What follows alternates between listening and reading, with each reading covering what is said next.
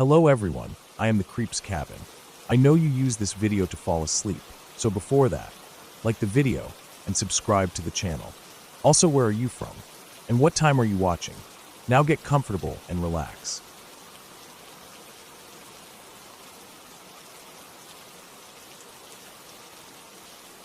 I never really liked hospitals or anything related to sickness.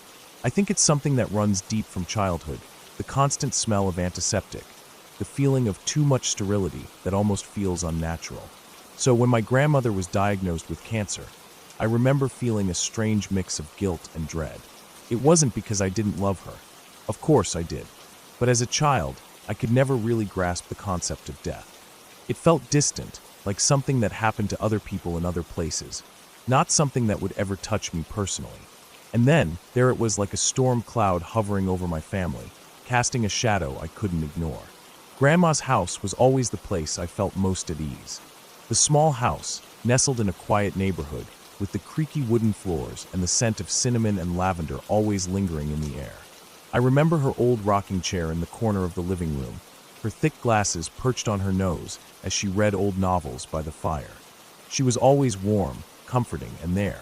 But when cancer found its way into her body, everything changed. The house felt different now, like the warmth had been replaced with something cold and heavy, something we could all feel, but no one knew how to talk about. I was 13 when it happened. My mother and I moved into Grandma's house to help care for her during the final weeks of her life. It was a strange experience, this feeling of being in limbo, watching someone you love slowly slip away, and yet feeling as though you weren't allowed to show too much emotion. My mom, who had always been strong, kept it together on the surface, though I could see the weariness in her eyes.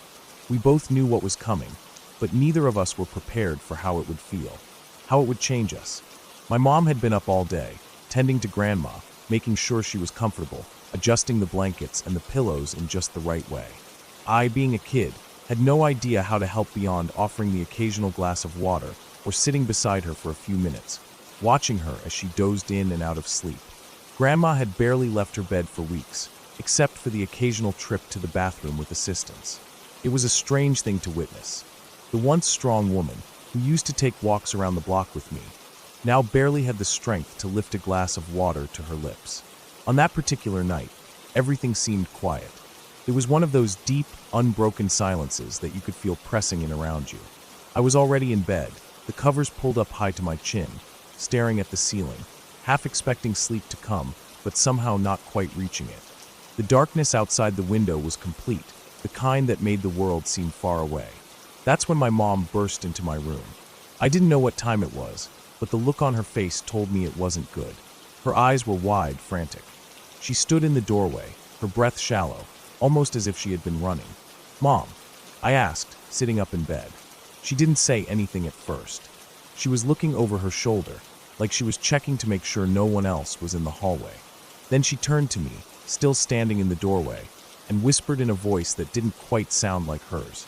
"Grandma was in my room just now. She woke me up, and then she just left. She was walking around the house." Her voice broke, but I could hear the fear in it. What the hell is going on? It didn't make sense. Grandma hadn't walked in days. She could barely move, let alone get out of bed and walk around the house at 3 in the morning. My first thought was that my mom was delirious, exhausted from all the stress, or maybe she had dreamt it.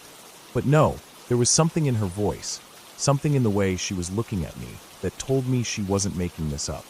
I jumped out of bed, not bothering with shoes, and followed her out into the hallway. I could hear my mom's footsteps quickening as she reached my grandmother's room, and I rushed to keep up. We both pushed open the door at almost the same time, and the moment I stepped into the room, I knew. Grandma was gone. There was no denying it. She lay there, still, her body cold. The quiet of the room felt suffocating. It was like the air had thickened around us, pressing down on my chest, and I had to fight to breathe. My mother froze, staring at her, not moving. Her face went pale, and she stumbled back into the wall, her breath catching in her throat. It wasn't until later that night, after we had called the hospice nurse and gone through all the necessary steps, that the full weight of what had happened began to sink in. We didn't sit and talk about how weird it was. We didn't discuss it at all. Instead, we went through the motions, making phone calls, telling family, dealing with the immediate shock. In a way, I think we were both too stunned to process anything fully. But months later, as the days turned into weeks and the weeks into months, I finally found the courage to ask my mom about it. I don't even know why I waited so long.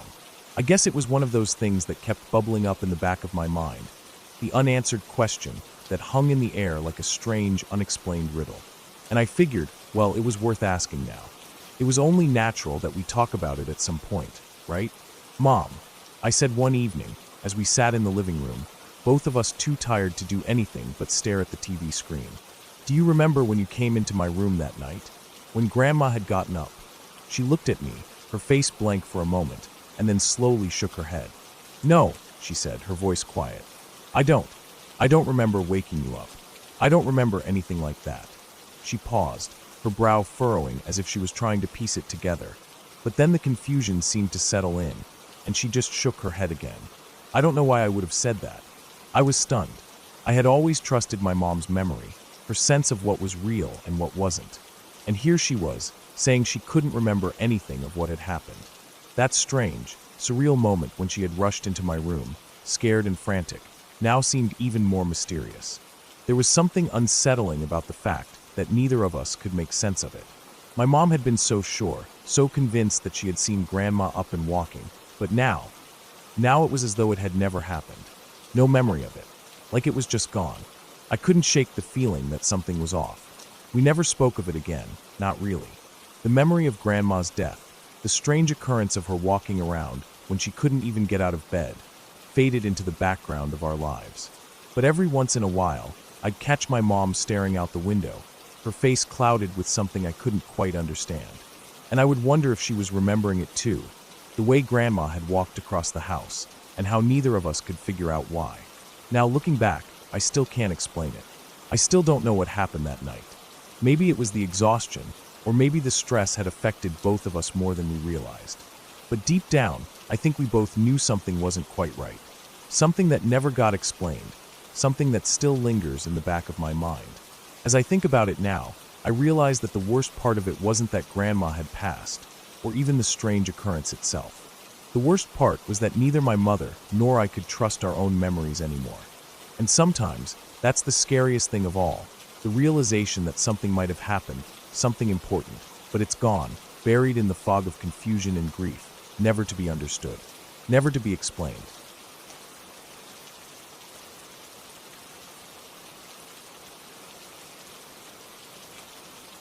When I was about 7 years old, my two older brothers and I decided to spend the afternoon at a place near our neighborhood that everybody just called the Jumps. It wasn't an official motocross track or anything. It was just a big patch of open dirt land on the edge of the woods where older kids would ride their dirt bikes and race around, building jumps and carving trails into the dusty ground. It was rough and torn up, with ruts and bumps and old pieces of wood scattered around. In the summer, the dirt would dry out and crack into hard, sharp plates, but that day it was late spring, after a week of light rain, so the ground was packed just soft enough to dig if you tried hard. It was the kind of place parents told you not to go, full of broken glass and rusty metal, and the smell of gasoline and old fires. But of course that only made it better.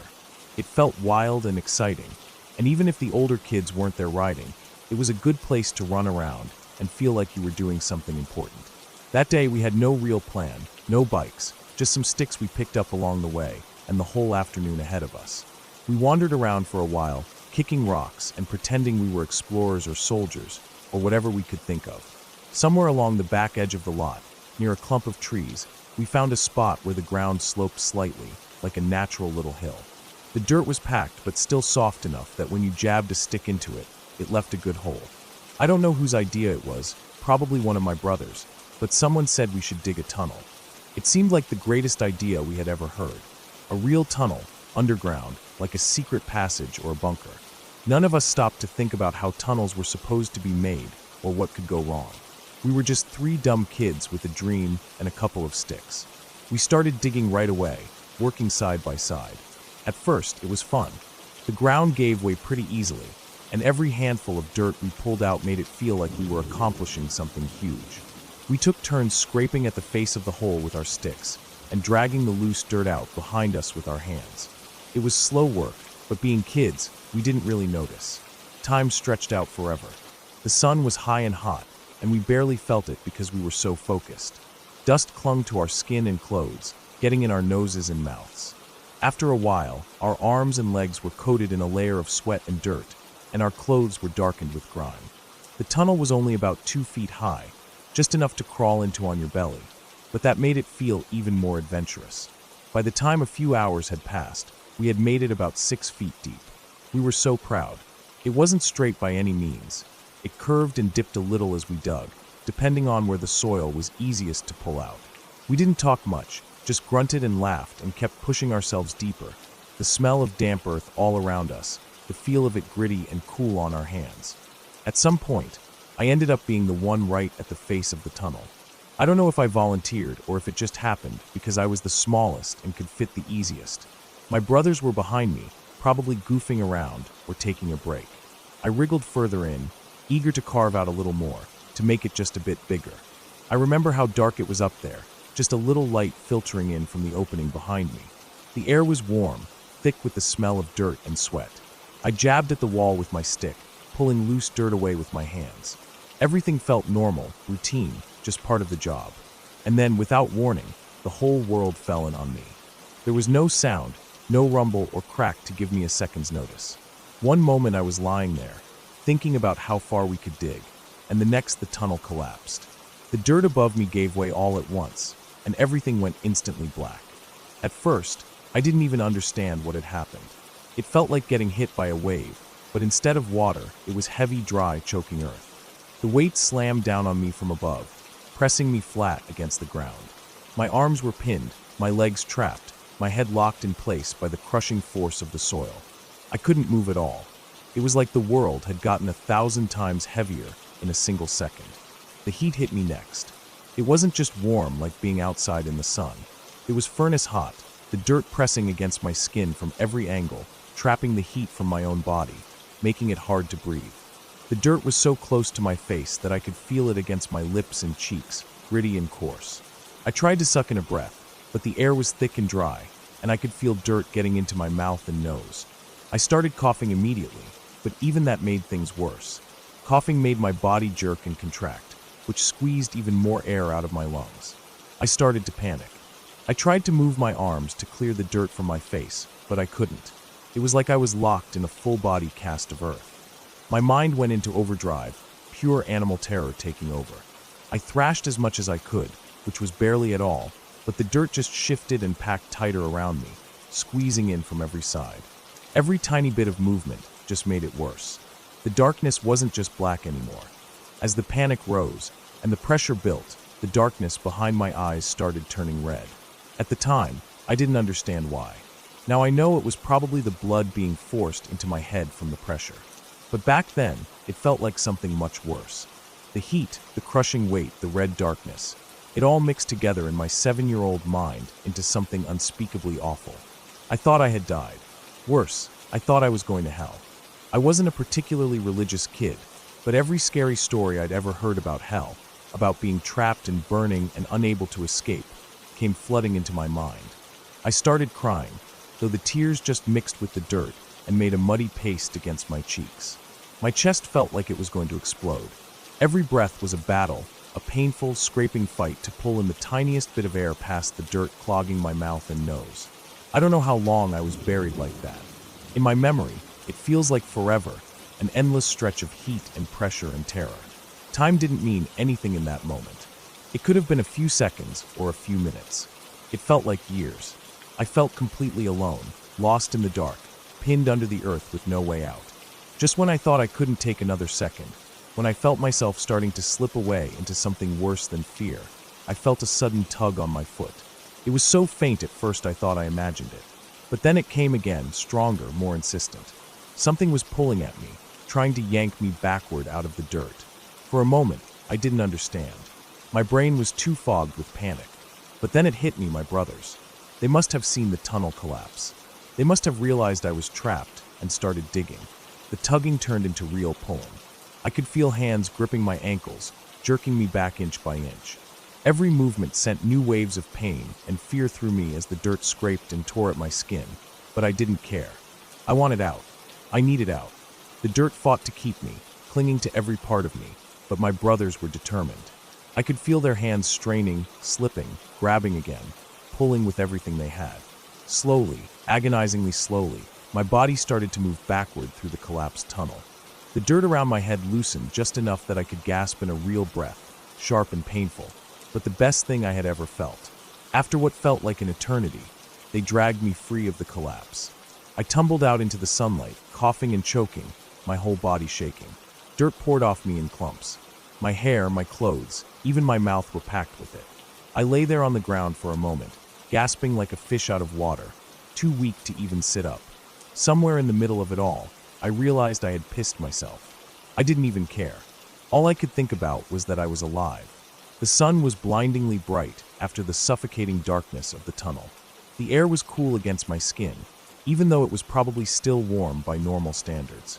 Everything smelled like dirt and sweat and something sharp, like fear made into a real smell. My brothers hovered around me, faces wide-eyed and pale, but we didn't say anything.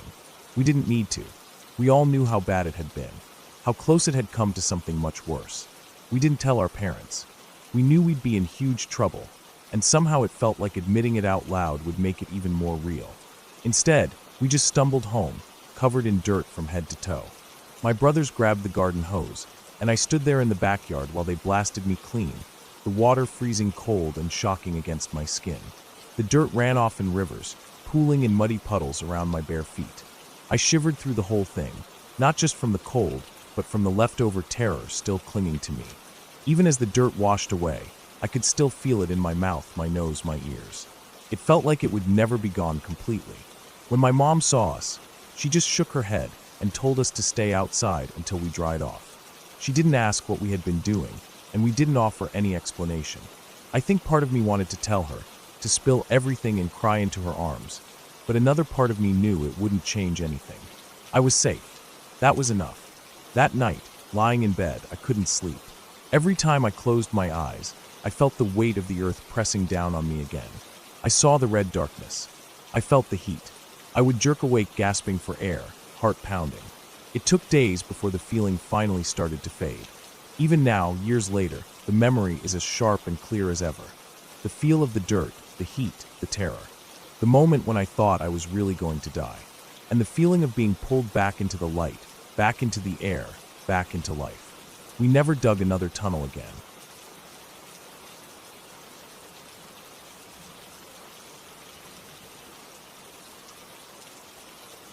I remember that day as if it were yesterday, even though it happened years ago.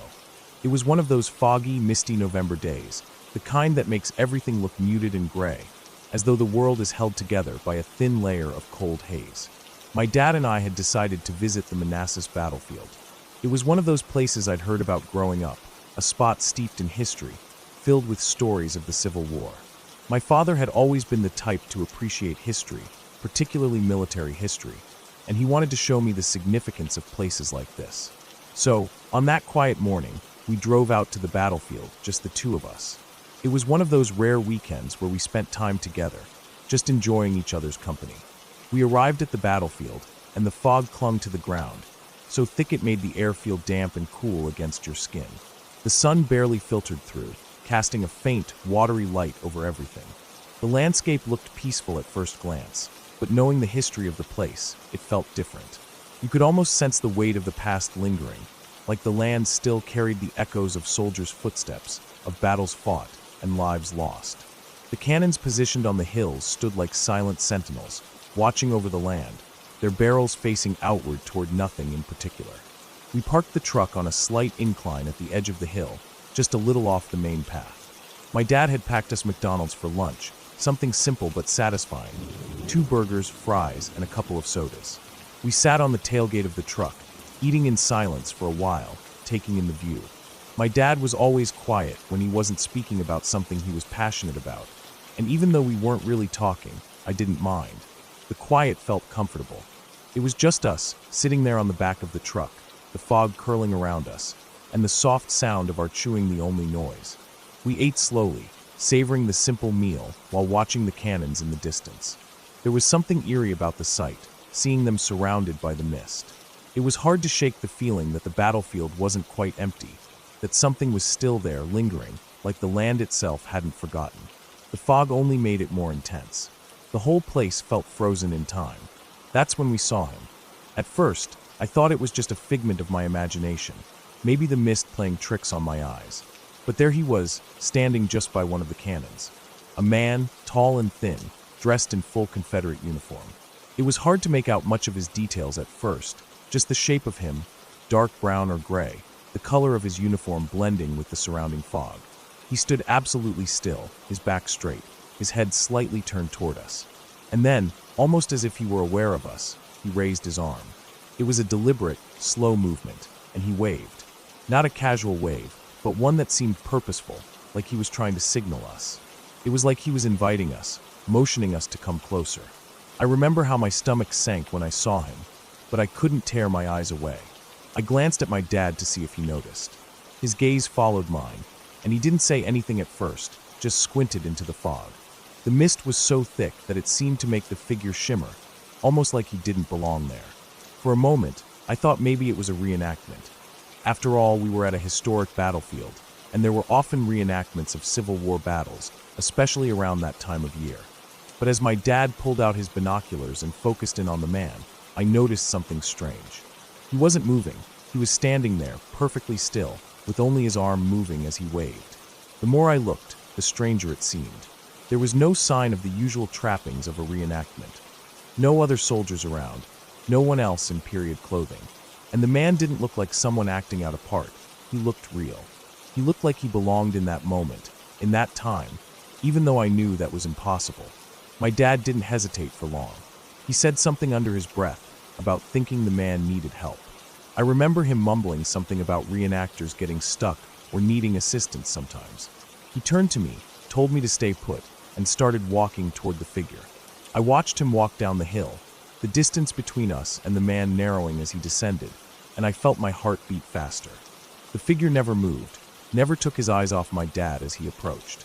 The closer my dad got, the more I could feel the air around me thickening, as if something in the world was waiting for something to happen. My dad was about halfway down the hill when something caught my attention. The man, the Confederate soldier, began to fade. It wasn't like he was disappearing. He was just losing his form, blurring at the edges, as if the mist was swallowing him whole. I couldn't quite wrap my head around it. It was like he wasn't solid anymore, like he was being absorbed into the fog. But I didn't say anything. I kept my eyes fixed on my dad, who was now only about 20 feet away from the figure. My dad wasn't acting nervous, which made me feel a little better. I thought maybe I was just imagining things. Then I saw it. The figure's form wavered, and my dad froze. He stopped walking and stood there for a second, looking at the man.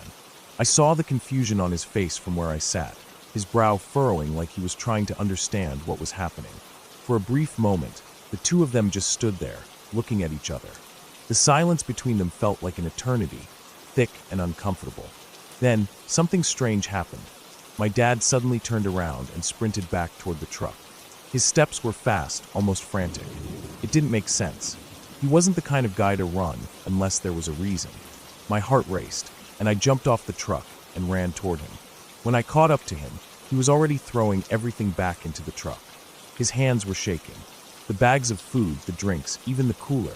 Everything was getting tossed in haphazardly.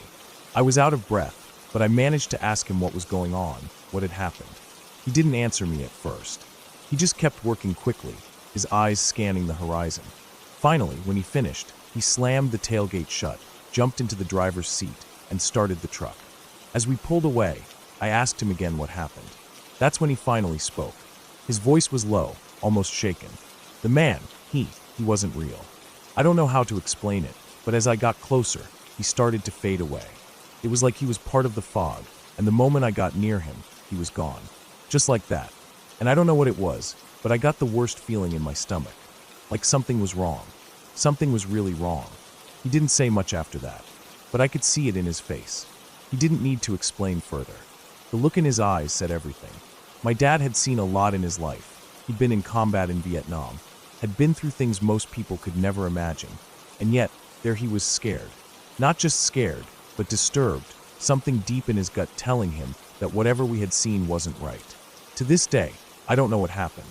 I don't know if we saw a ghost, or if we just both happened to see something that our brains couldn't fully comprehend. But there's one thing I know for sure. That feeling, the one in my dad's eyes when he told me what happened, was real. I can still see it when he talks about that day, his voice almost dropping an octave, his skin prickling with goosebumps as he remembers the fear. And now, every time he tells the story, I see the same unease in his eyes. I don't know what it was we saw that day, but I'll never forget it. Whatever it was, it stayed with both of us. And I'll never be able to shake the feeling that something on that battlefield, something from the past, was watching us that day, waiting.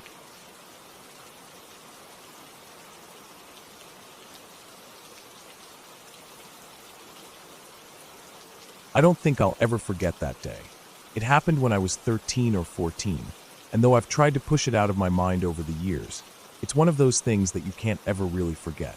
That day, I was skating with my two best friends, Tim and Brandon. We spent most of our weekends out on our boards, taking turns doing tricks in parking lots or hitting up our local skate spots. We were young, invincible, and had no real sense of danger. It was one of those regular, carefree summer afternoons that I'd always looked forward to. Little did I know, it was going to be a day that would haunt me for years to come. We just wrapped up our skating session at one of our usual spots and decided we were thirsty. We were all pretty parched, so we skated over to the 7-Eleven a few blocks away to grab some drinks. It wasn't far, just a quick ride through the streets of our small town. It was a Sunday, and the place was mostly quiet, like usual. I still remember how the sun was beginning to set, casting long shadows on the pavement as we rolled into the parking lot. Inside the store, we picked out our usual snacks and drinks. It was just an ordinary trip, nothing special. We go to 7-Eleven all the time. After paying, we walked back outside, my board under my arm and the others walking alongside me. We stopped for a moment at the edge of the parking lot, near the exit, waiting for the light to change so we could cross the street. It wasn't a busy highway, not by any means. Our town was small, just a handful of stoplights, a few businesses, and some residential areas. Nothing like the big city, but still, it was the kind of place where everyone knew everyone, or at least you thought you did. I remember looking over my shoulder at the gas pumps. There was a white truck parked at one of them, a middle-aged man pumping gas. He didn't stand out at first. Just another guy, doing what you'd expect, minding his business. But then he looked at me, just stared. At first, I didn't think much of it. But then it hit me. His gaze didn't move. He was staring right at me, like he was fixated on me. There was something off about it. I can't explain it, but it made me uneasy. My stomach twisted, and I turned my attention back to the light, hoping it would change soon. But then, without warning, the man dropped the gas pump. I didn't know what he was doing at first, but then it hit me. He was jumping into his truck. It happened so fast. One moment, he was standing there by his truck, and the next, he was slamming into the driver's seat, his tires screeching as he floored the gas pedal. Before any of us had a chance to react, the truck was coming at us. Fast. I could hear the engine roaring as it sped straight toward us. I felt the rush of adrenaline hit me hard, and for a split second, everything slowed down. The truck was coming at us so fast, I couldn't process it at first.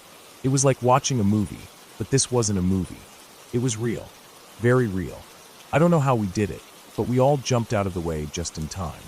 The truck grazed my arm as it barreled past, but I don't think it was intentional. It was like the guy didn't care where he was going or who he hit. He just wanted to run us over. I could hear Brandon screaming, "WTF, you fucking dick," as the man swerved, barely missing us. But he didn't stop there. No, that wasn't enough for him. I watched, frozen for a moment, as the man drove through a ditch, the kind that separated the 7-Eleven parking lot from the next one, and he turned his truck sharply toward us again. It wasn't just a random incident. It was clear now that he was coming for us. "Run!" Tim shouted, and that snapped me back into reality. We started running, full sprint, straight toward the local library. It was the closest place we could get to, and we figured we might be able to make it there before he could catch up. My legs felt like they were moving on their own, the panic and fear pushing me faster than I thought possible. As we ran, I looked back, and that's when I saw it. The truck wasn't slowing down. In fact, it was speeding up. The maniac was behind the wheel, his face twisted with rage. I could see him through the rear window of the truck, but it wasn't his face that I was focused on. It was the way he was driving, swerving around the street corners, cutting through the parking lots like he was hunting us down. We were about halfway to the library when I glanced over my shoulder again. The man was still on us. And this time, I saw him jump out of the truck, holding something. It looked like either a shotgun or a crowbar. I couldn't tell from where I was, but I knew it was something that could cause serious damage. My heart was racing, and my breath was shallow as I pushed myself harder. I was almost there, almost to the safety of the library doors. Tim and Brandon reached the doors and pushed them open, running inside, but I wasn't close enough. I wasn't going to make it. I knew I wasn't going to make it. I veered off to the side, toward the woods. The library was closed on Sundays, and I knew there was a trail that ran through the woods behind the library that led directly to my backyard. It was my only shot, my only chance to lose him. I could hear the man's footsteps behind me as I ran, but I didn't look back. I didn't dare. I pushed myself harder, my legs burning with every step. I wasn't even thinking anymore. It was just instinct. Get home and get safe. I made it into the woods. My heart was pounding so loud in my chest that I couldn't hear anything else. Not the man chasing me, not the sound of my footsteps on the dry leaves, nothing. I was almost there. My street was so close. I could see the lights from the houses in the distance. I had to keep going.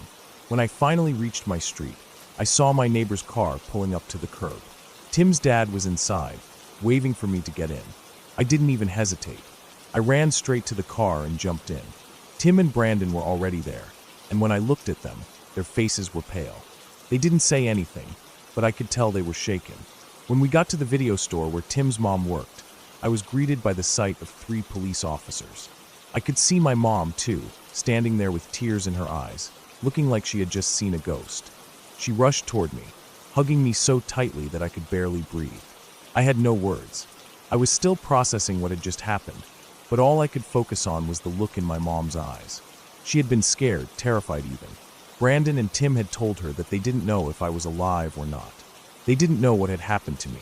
Tim later told me that he had seen the guy running after me, deep into the woods. That was the worst part. Tim and Brandon thought the maniac was after them. But he wasn't. He was after me. I didn't know that at the time. It makes my stomach turn to think about it. The police never caught the guy. They took our statements, but there was nothing they could do. I don't know why he did it. I don't know what he wanted. All I know is that he tried to run us over, and he didn't care who got hurt in the process. He didn't care that there were people all around, standing by watching. People saw what happened, but no one did a damn thing to stop it. That's what's haunting, the fact that nobody helped. They just stood there and watched. For years after that, I'd find myself looking at every white truck I saw, wondering if it was him. I'd get a sick feeling in my stomach whenever I passed a parking lot, my eyes scanning the cars for any sign of that truck. And even now, when I'm out on the streets, I can't shake that feeling, that fear, because I don't know why he tried to hurt us, and I don't know if he's still out there. That day changed me. It made me realize how fragile life is, how quickly things can go from ordinary to life-threatening. And no matter how much time passes, I'll never forget the terror of running for my life, not knowing if I'd make it out alive.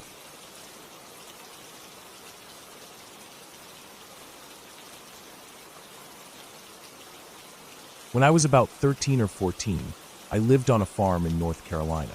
But it wasn't your typical farm with fields of beans or corn. No, this was a pine tree harvestery. Pine needles were a big deal for landscaping back then, so we lived in the woods and spent our days gathering and baling pine straw. I guess it wasn't a farm in the traditional sense, more like a patch of land dedicated to something much quieter. The trees stretched for what felt like forever, and you could hear the wind through the pines, but it was never the kind of peaceful you might imagine. It was always a little eerie, always isolated.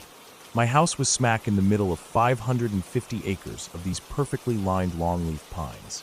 Our house was old, built in the 30s by some dentist who had a thing for weird, custom architecture. I don't really know why the house was built the way it was, but it was off. The living room had this huge picture window that stretched across nearly the whole length of the room, about 50 feet of glass. The house sat on a subtle hill, so the living room itself was about 5 or 6 feet off the ground. It was like sitting in a treehouse, but the trees weren't your friends. The view from that window was a solid mile of trees. Pine trees, all around, as far as you could see. The thing about the window, though, it was huge, and it gave you the feeling that everything outside was just waiting for you to notice. It wasn't comfortable. Winter was the worst. The little bit of snow we got would reflect the moonlight, just enough to make the world seem alive at night, especially when the dogs ran around.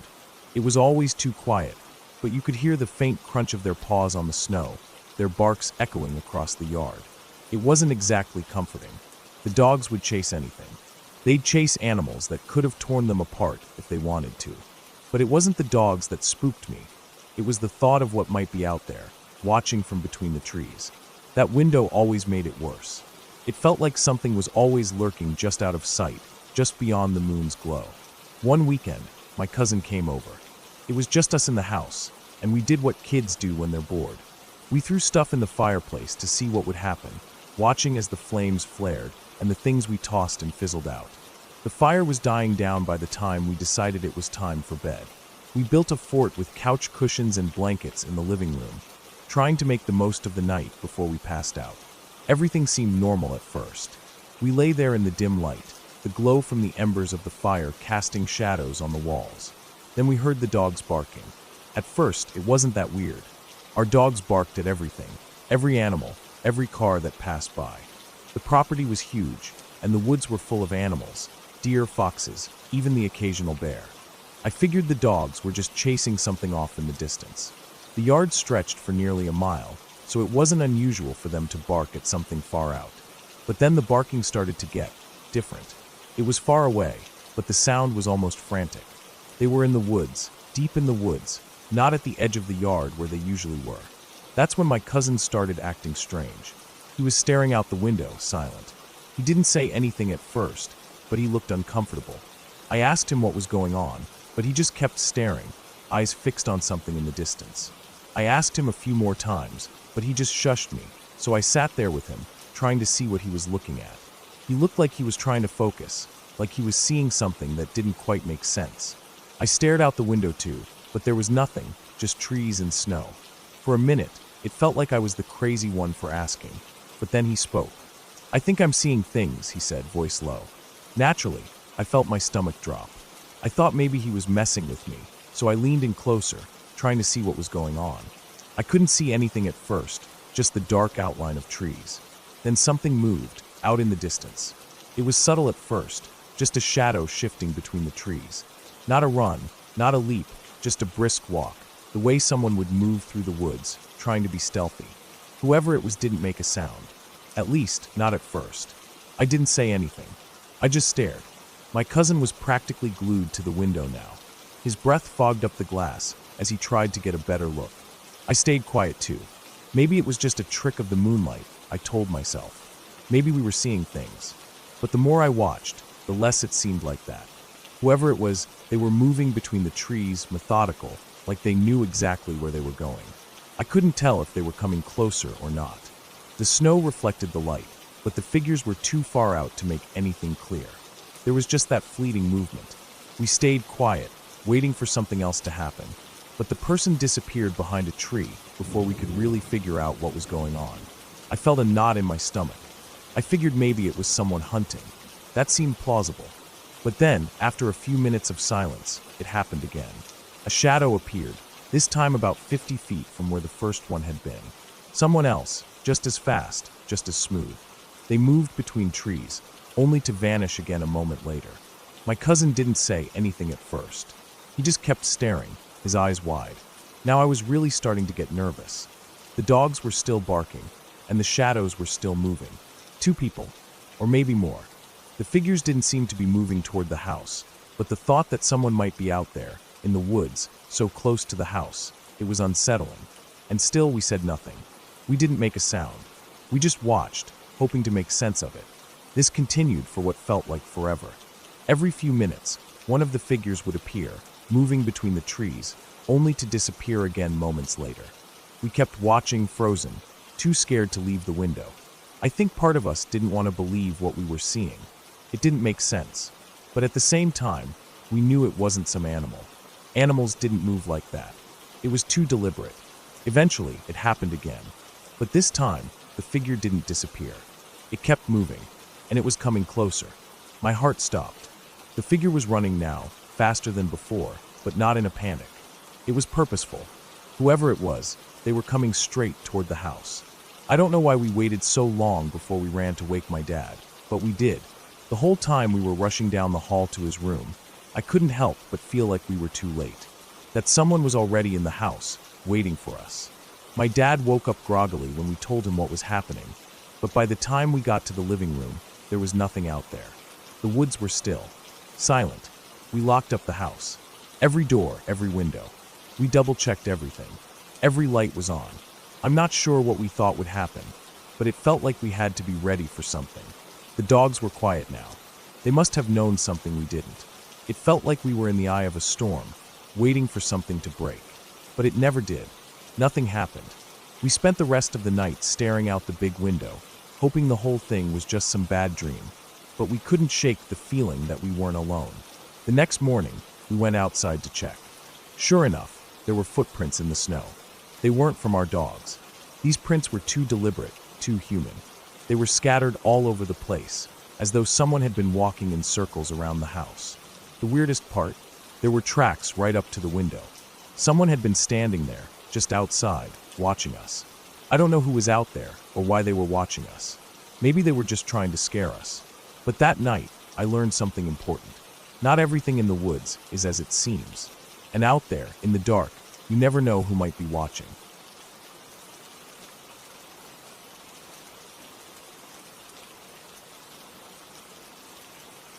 I was only a boy when I first heard the story, but it stayed with me all my life.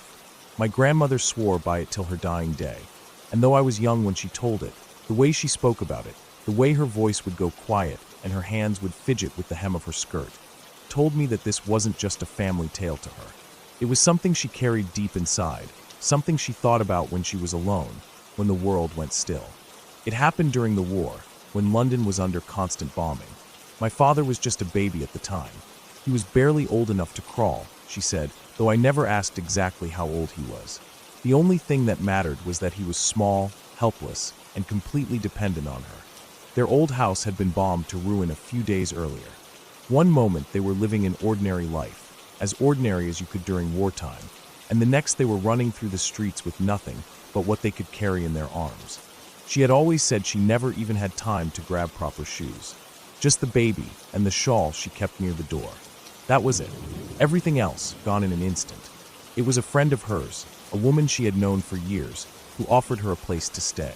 It wasn't much. Nobody had much of anything back then, but it was a roof and four walls, and after what they had been through, that was a miracle.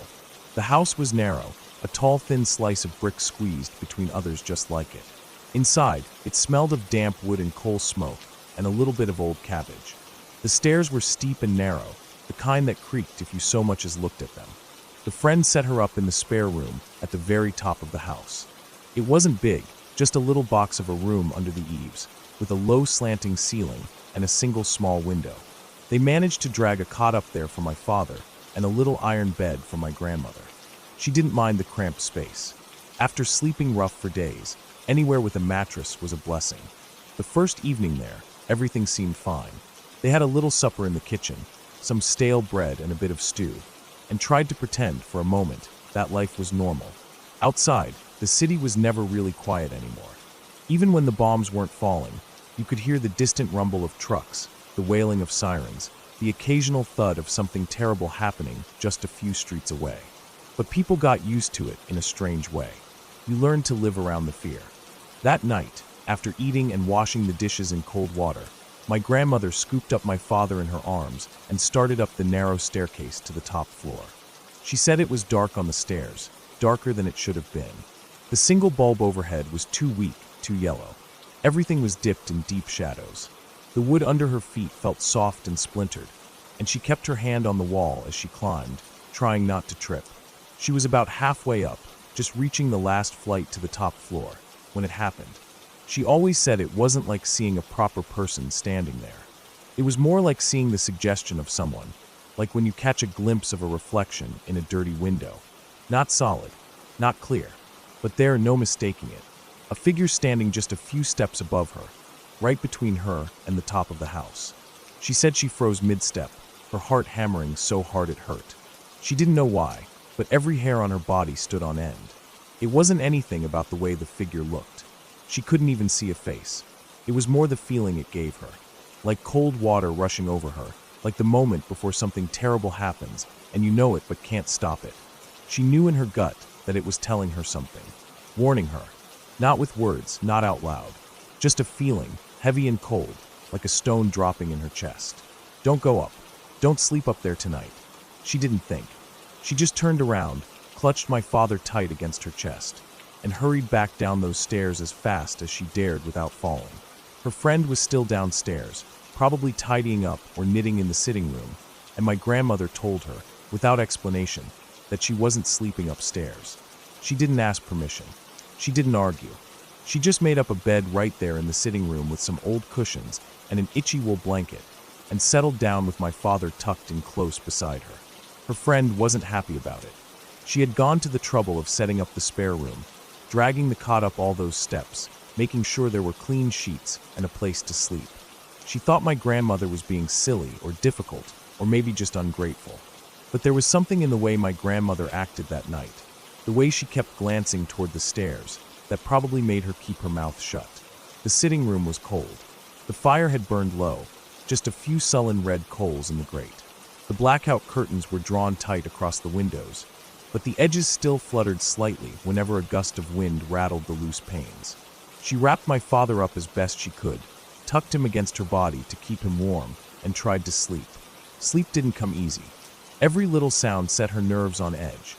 The creak of the house settling, the distant thump of bombs falling somewhere across the river, the scrape of tree branches against the glass.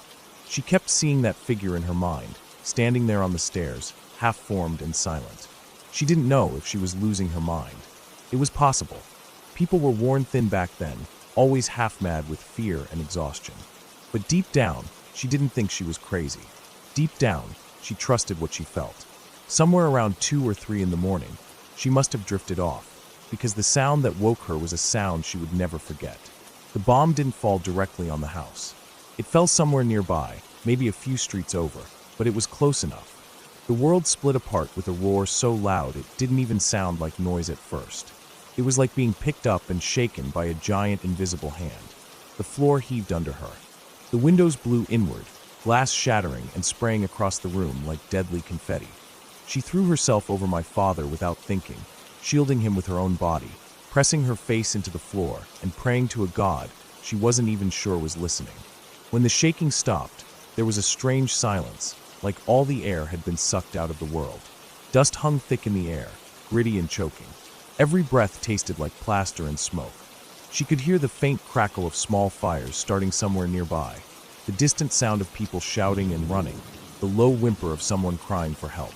Slowly, trembling, she sat up and checked my father. He was crying, his face scrunched up red with terror, but he was unharmed. Not a scratch on him. She hugged him to her chest and looked around the room. It was wrecked. Broken glass everywhere, the heavy blackout curtains torn from their rods, the walls cracked and sagging. The front door was hanging half off its hinges. And upstairs, the stairs themselves were partly collapsed, splintered and broken like matchsticks.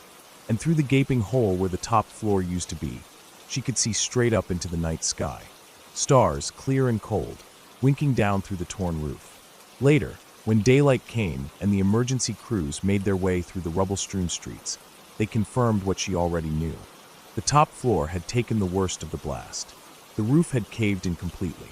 The little spare room where her friend had so carefully set up the cot for my father was nothing but a pile of broken beams and shattered bricks. The cot itself was crushed flat under a heavy beam, its metal sides twisted like paper. If they had been up there, if she had ignored that feeling and gone on up those stairs, they would have been right under it when the roof came down. There would have been no chance. No miracle. No second story to tell. My grandmother didn't like to talk about it much after that. She wasn't the sort of woman to dwell on things she couldn't explain. She had lived through enough horror in the war without needing to invent any. But every once in a while, when we sat together in the quiet of an afternoon, she would bring it up. Not in a spooky way, not to scare us, but more like she was reminding herself of something important. Trust your gut, she would say, even when it doesn't make sense. Especially when it doesn't make sense. She never claimed to understand what happened that night. Maybe it was just her own instincts, sharpened by fear and exhaustion. Maybe it was her mind playing tricks on her, pushing her to protect her child in the only way it knew how. Maybe it was something else entirely. She never said. All she knew was that she listened. She listened to that deep, wordless warning in her bones, and because of it, she and my father lived to see another morning. The house was repaired eventually. Life somehow went on. The friend she stayed with never spoke much about that night either. It was just one more story among thousands, one more scar laid over the city's battered skin. But for my grandmother, it was more than that. It was proof that sometimes, even when everything around you is falling apart, even when the world is too loud and too cruel to understand, there is a part of you that knows how to survive. She never forgot that night. Neither did I, and I never will.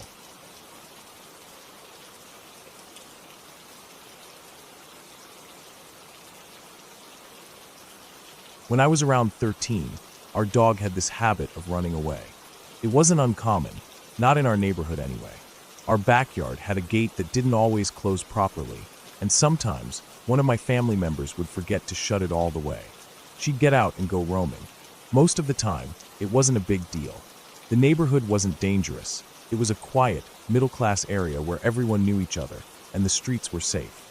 Plus, our dog wasn't the type to roam far. Usually, I could find her within a few blocks, sniffing around, checking out people's trash cans or sniffing at something interesting in the alleys between the houses. She wasn't the smartest dog in the world, but she was curious. The moment I'd show up to find her, she'd drop whatever she was sniffing at and trot right over to me, tail wagging, looking pleased as punch like she hadn't just spent the last hour wandering off. We'd walk back home together, and it was all forgotten until the next time. No harm, no foul. But there was this one time. This time, she didn't come when I called her. I remember it clearly. The weather had been decent, and I was in the house when I noticed she wasn't around. The gate was wide open again, swinging lightly in the wind. I grabbed my shoes and headed outside to look for her. No big deal. I had done it plenty of times before. I called her name and started walking down the block, expecting to find her just a few houses away, sniffing around someone's trash or chasing a squirrel in someone's yard. But after a while, I started to feel a little uneasy. She was nowhere to be found. No wagging tail appeared around any corner, and I couldn't hear her barking. I kept walking a little faster now, my footsteps becoming more purposeful, but I still couldn't find her. I headed toward the neighborhood's edge, past the houses and towards a stretch of townhomes and rental properties, places where I knew she'd never gone before. She'd never ventured that far before. My heart started to race a little. I called her name again, louder this time. Nothing. I walked for nearly an hour at that point, getting farther and farther from home, and I was starting to lose hope. I wasn't sure what I was going to do if I didn't find her soon. My thoughts started spiraling. What if she got hit by a car? Or worse, what if someone had taken her? My chest tightened with anxiety. I couldn't help it. I just wanted to find her and bring her home. That's when I saw some slight movement behind a wooden fence. A flash of white. My heart skipped. I thought maybe, just maybe, it was her. I heard a faint yip. Yes, it was her. I knew that sound. It was my dog. I ran toward the fence, calling her name again. I couldn't see her clearly yet, but the excitement in my chest was overwhelming. I was almost there when I spotted her, tied to a post in the yard behind the fence. She was dirty, covered in mud, and her fur was matted. She looked like she had been out in the rain or some kind of rough weather. But she was there, and I could see her collar. The tag on it clearly had our name and number on it. Relief flooded through me. She was okay. Except she wasn't. She was pulling desperately at the chain that tethered her to the post, barking and yipping. The sight of her, my dog, trapped like that hit me hard. She looked up at me, and I saw the panic in her eyes. She wasn't just curious anymore. She was scared. She knew I was there, but she couldn't get to me. I wasn't thinking straight at that point. I just had to get her out of there. I rushed to the front door and rang the doorbell. I waited a few moments, my mind racing. Nobody answered. I rang it again, giving it a good 20 seconds before trying again. Finally, the door creaked open. A man stood there, older, maybe in his 50s. He looked at me through the crack in the door. He was Asian, a little hunched over, wearing a t-shirt and sweatpants. "Yeah," he said, eyeing me suspiciously. I was so relieved to see someone finally answer that I almost didn't know what to say. "Hi, my name is Absolutely No Shame, and and I'm here about my dog. I'm so glad you found her. Thank you for getting her off the streets." He stared at me for a moment, clearly confused, and then asked in a thick accent, "What dog?" I blinked, stunned. My stomach twisted. "What? My dog. The little white dog in your backyard," I said, pointing back towards the yard where I had just seen her. He frowned, and I could feel the tension building in the air. "We have no dog here," he said, his voice flat and dismissive. He started to close the door. I froze. My heart skipped a beat, then pounded harder in my chest. I couldn't believe it. "What?" I said, trying to hold the door open with my foot. "The dog in your backyard. Right there." I was getting louder now, panic creeping into my voice. I could see her through the crack in the door, still tugging at the chain. She barked frantically, trying to get to me. He glanced at the direction I was pointing, then looked back at me, his expression hardening. It was like he hadn't seen her at all, like I was crazy. Then, without saying another word, he sighed and muttered something under his breath before closing the door all the way. He didn't even give me a chance to explain. I stood there, stunned, for a second. My dog was still barking, and I knew she could hear me. I had to get her back. I had no idea what was going on, but something didn't feel right. I walked around the side of the house to the back gate. I was about to climb over it when I saw him. He was coming out of the back door. He didn't say anything to me. He just walked into the yard. My dog, as soon as she saw him, cowered away from him, retreating to the farthest corner of the yard. He went up to her, and I could see him unchaining her. She cowered further from him, almost like she was scared of him. My heart broke. I watched as the man grabbed the chain and stepped over the fence with her, opening the gate. She didn't hesitate for a second. As soon as she was free, she bolted towards me, jumping into my arms as I knelt down to meet her. She was trembling, and I could feel the wetness of her fur against me as I held her tightly. Without a word, the man turned and walked back to his house, disappearing inside. I didn't know what to think. I didn't know what had just happened. He hadn't tried to return her to me, or even mention the collar with the owner's information. It was like he hadn't intended to give her back at all. But now she was here, in my arms, and I wasn't about to let her out of my sight again. I walked home with her, my arms still wrapped around her, and I couldn't stop looking over my shoulder. I didn't feel safe until we were back inside our house, the door locked behind us. I wanted to forget about what had just happened, but the feeling in my gut wouldn't go away. The man's strange attitude, the way he had denied having my dog, the way she had acted around him.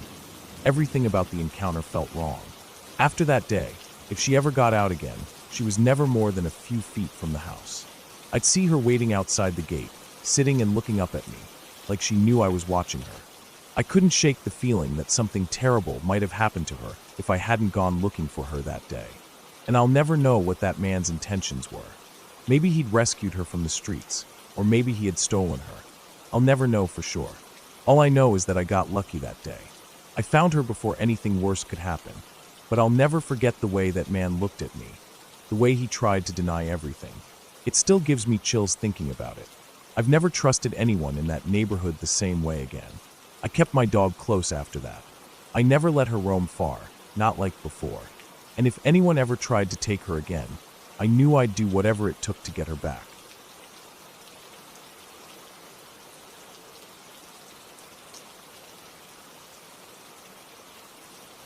Last summer, I was back at my parents' house for the holidays. It had been a while since I stayed there for more than a few days at a time. Life had gotten busy with work, and honestly, going back to the town I grew up in always made me feel a little strange. Everything was familiar, but not the same. Little things kept reminding me that time had passed, like the scratch marks on the wooden stairs that used to be fresh when we were kids, now worn smooth from years of people stepping over them. Or the garden, which my mom used to keep so neat, now a little overgrown at the edges. It was the small changes that made the biggest impression on me, that feeling that everything was both the same and different at once. It was comforting, but also made me feel slightly uneasy in ways I couldn't really explain. That night, I was in my old bedroom upstairs. It still had a lot of my stuff from when I was younger. Posters peeling off the walls, some old textbooks on the shelf, a few random items like a lamp that flickered if you touched it the wrong way. I had my laptop set up on the old desk by the window, the only real light in the room aside from the glow from the street lamp outside. I wasn't doing anything important, just mindlessly clicking around, maybe watching some videos or scrolling through stuff. I wasn't tired at all. I never slept easily when I stayed at my parents' place. The house made a lot of noises at night, wood shifting, pipes groaning, and even though I should have been used to it after growing up there, being away for a while made those sounds feel foreign again. It was just past 3 a.m. when my phone, sitting face up next to my laptop, lit up and buzzed. It was my sister calling. Now, that was already weird because her bedroom was just a few doors down the hallway. If she needed something, she could have just walked over. It's not like she was all the way across the house. I stared at the phone for a second, kind of frowning, and then reached over to pick it up. Right as my thumb brushed the screen to answer, the call ended. I sat there for a second, the glow from the phone's screen fading back to darkness. It left me feeling a little unsettled, but I tried to shake it off. Maybe she'd misdialed or changed her mind and hung up. Still, something about it bothered me. Without thinking too much about it, I stood up and padded barefoot across the old wooden floor, out into the hallway. The hallway was darker than my room had been, the only real light spilling out from my open door behind me. The floorboards under my feet were cold. As I moved toward my sister's room, I passed the old framed pictures that still lined the walls. School photos, family vacations, all those frozen little moments that didn't match the mood in the house right now. Everything was quiet except for the faint hum of the refrigerator downstairs and the occasional creak from the house settling. I reached my sister's door and lifted my hand to knock, but before I could even touch it, she started screaming from inside. It was sudden, loud, raw. Not a playful scream or a startled yelp, but real, heart-clenching fear. I didn't even think. I just shoved the door open with my shoulder and stumbled inside. The room was empty. She was sitting up in her bed, tangled in her sheets, still screaming for a second before it cut off into messy sobs. I rushed over to her without even looking around. My heart was pounding so hard I could barely hear anything over it. I kept glancing around the room, even as I tried to calm her down, but there was nothing. Nobody. Just the shadows shifting on the walls from the streetlight outside. Her closet door was half open, the old mirror leaning against the far wall, her desk piled up with clothes and books. The usual mess. Nothing out of place, but everything felt wrong somehow, like the air itself was heavier. It took a few minutes before she could really breathe properly again. She sat there clutching her sheets up to her chest, shaking so hard I could feel it from where I was standing a few feet away. After a while, she managed to tell me what happened. She said she woke up because she felt something, like a presence right in front of her. When she opened her eyes, there was a dark figure hovering just centimeters from her face. No features, no sounds. Just this overwhelming, suffocating feeling of someone being right there. That's when she screamed. I listened, trying to make sense of it. I was still wired from the sudden adrenaline rush of hearing her scream, so it took me a minute to really register what she was saying. I looked around her room again, slower this time, checking corners, under the bed, inside the closet. There was nothing. Nobody hiding. No signs that anyone had even been in there at all.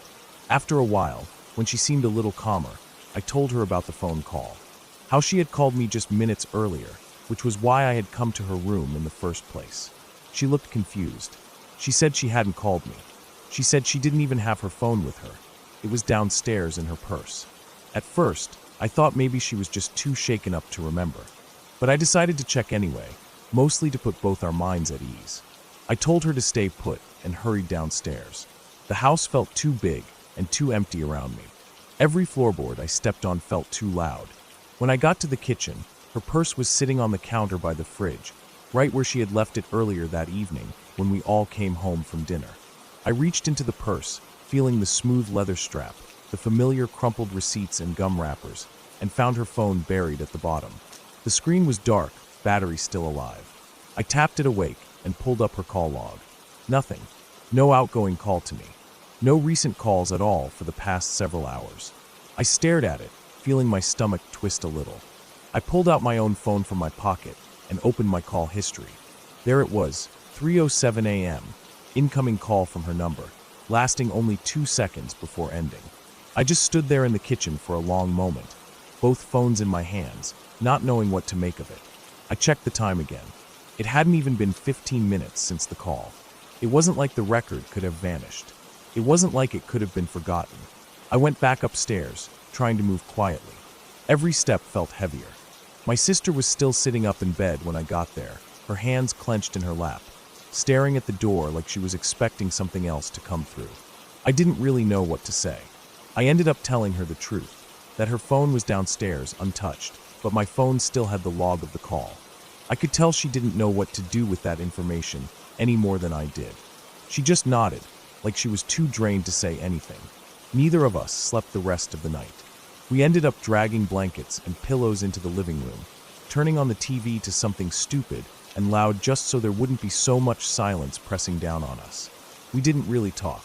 We just sat there, half watching the screen, half glancing at every window and door like we expected someone or something to be standing there.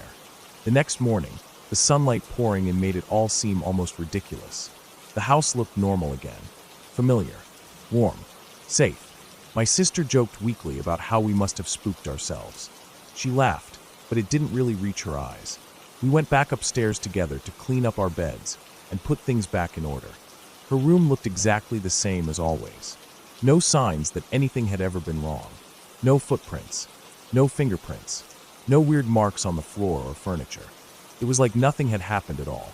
I checked both our phones again later that day. Same story. My call logs still showed the incoming call. Her phone still didn't show anything. We never figured it out. There wasn't some big dramatic twist after that. Nobody broke into the house. Nothing else weird happened that summer. Life just moved on. I went back to work. She went back to school. But every once in a while, usually late at night when I'm by myself, I think about it. How easily something slipped into our lives for just a moment. How it left no trace except for a single call log on a phone and a memory that won't go away. And it makes me wonder if there was ever really anything there at all, or if maybe that's what makes it so much worse. Because if you can't find the thing that scared you, if you can't name it or fight it or prove it was real, how do you ever know when it's really gone? Maybe you don't. Maybe it's still there, somewhere just out of sight waiting. Or maybe it's not. But either way, I still don't answer calls at 3 a.m. anymore. Not from anyone. And I never will again.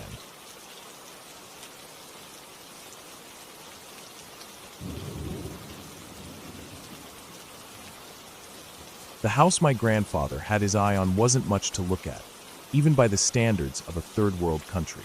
The village it sat in was small and isolated, one of those places that felt as though it had existed for centuries without much change. People lived in rough, weather-beaten houses, and the land was often covered in thick mud that swallowed up shoes. It wasn't the kind of place where people went for vacation or fun. It wasn't the kind of place that seemed welcoming. But the house? It was a deal, or so my grandfather thought. The company he worked for, something with timber and mining, was setting up a new office in this remote part of the world. They were trying to expand into markets where the costs were low and the resources were abundant. The location was perfect for their purposes. Isolated enough that they wouldn't have to worry about anyone interfering with their operations, yet close enough to the few roads that led to other parts of the country. The land itself was untapped, wild, and ripe for exploitation. But there was one problem: finding a place to set up an office. The search had been long, tedious, and difficult. My grandfather and his colleagues had scoured the area for months before coming across this old house. The price was too good to pass up. It was far cheaper than anything else in the region, and it had everything they needed. Enough space for an office downstairs and a living area upstairs for the man who would run the project.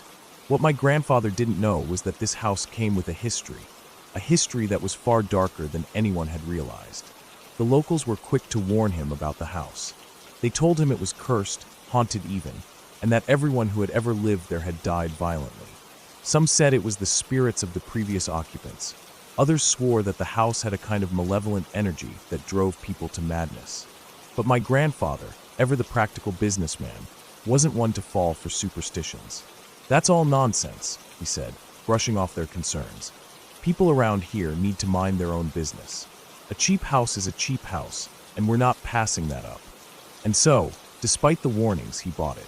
The man who was supposed to run the office was a seasoned worker, an older fellow with a wife and 3 kids. He moved in with his family, settling into the top floor of the house. The lower floor would be used for the office. Things were quiet for a while. Too quiet, maybe, but my grandfather didn't think much of it. After all, it was a remote part of the country. Power outages and communication issues weren't uncommon. For weeks, he heard nothing from the family. No updates. No reports. Nothing. At first, he wasn't too worried. It was the kind of place where life moved slowly, where time didn't always follow the same rules. But after several weeks without so much as a word, my grandfather started to get concerned. He'd sent emails, left messages, nothing. So he did what anyone would do when they're trying to get answers in a place like this. He called the local police. The police weren't much help at first. They told him it was a bit too far out of their way and that they had other things to worry about. But after some back and forth, they agreed to check on the family. They made their way out there, not really expecting anything out of the ordinary. What they found, however, would change everything. When the police arrived at the house, they found the door barricaded. A heavy old bed had been shoved in front of it, jammed tight enough that it would have been nearly impossible to move without a considerable amount of force. At first, the officers thought it was just a case of a simple domestic dispute. Perhaps the man had snapped and locked himself away from the rest of his family. But when they finally managed to break through, they found the scene that would haunt them for the rest of their lives. The family was dead. Every single one of them. The man, his wife, and their 3 children had been brutally murdered. But what was even worse was the manner in which they had died. It wasn't just some simple shooting. No, this was far worse. The man had killed his wife and children with a machete, hacked them to pieces, each blow leaving deep, savage cuts. He hadn't stopped there, though. He had turned the blade on himself, hacking at his own flesh until he died in the same violent way. The police reports were chilling. They described how the entire room had been covered in blood, walls, floor, and even the ceiling. The blood splatters were so extensive that some of the officers swore it looked like the bodies had been thrown around by an unseen force, leaving bloody marks everywhere. The description of the scene was enough to make even the toughest of men feel their stomach turn. But what struck the police most was the barricade.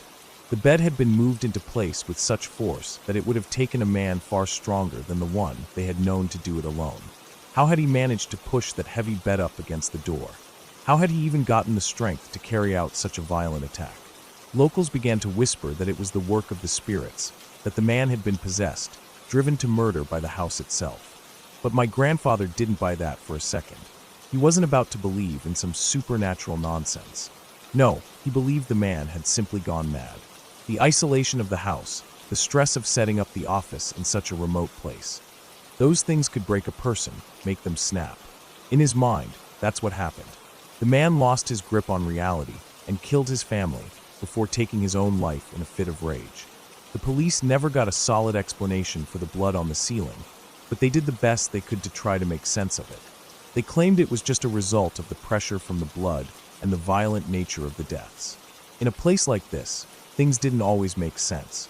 People talked about spirits, about magic, but none of it could explain the brutality of what had happened. They didn't have the resources or the will to investigate further. My grandfather, ever the businessman, didn't waste any time. He bribed the police to keep the whole thing quiet. In that part of the world, it wasn't hard to do. A few handshakes, some cash, and a promise of silence. Nothing ever made it to the press. He had the deaths classified as natural, which was absurd given the nature of the crime, but in that corner of the world, anything was possible. Everyone who had any knowledge of the deaths was forced to sign non-disclosure agreements. Silence was key. After that, my grandfather tried to keep things moving forward. He needed people to take on the office, to set up shop in that cursed house. But the stories had already begun to spread, even if most of the details were kept under wraps. No one wanted to take on the job. It wasn't just the fact that the family had died there. It was the violence, the brutality. No one wanted to step foot in a place like that. Even those who hadn't heard the full details knew something was wrong. So, my grandfather offered the job to someone else. He made the man a deal, gave him a fancy title, told him he was in charge of setting up the office. But the man didn't last long. He quit just a few weeks into the job. He couldn't handle it. The pressure, the rumors, the weight of what had happened. He couldn't stay. And that was the end of it. My grandfather eventually gave up on that location. He moved the office to a safer, more populated area. The house? It stood empty for years, a relic of a past no one wanted to acknowledge. People still talked about it, still whispered about the deaths, but no one dared go near it. Some might say the house was cursed, that it was haunted by the spirits of the family who died there. But in my mind, it wasn't anything supernatural. It was just a man who had lost his mind, driven to madness by isolation and stress. He didn't need spirits to make him do what he did. The house was just the place where it all fell apart, where a man's sanity broke, and everything he had built came crashing down. In the end, that's all it really was, just a man pushed too far, and the consequences of what happened when he snapped.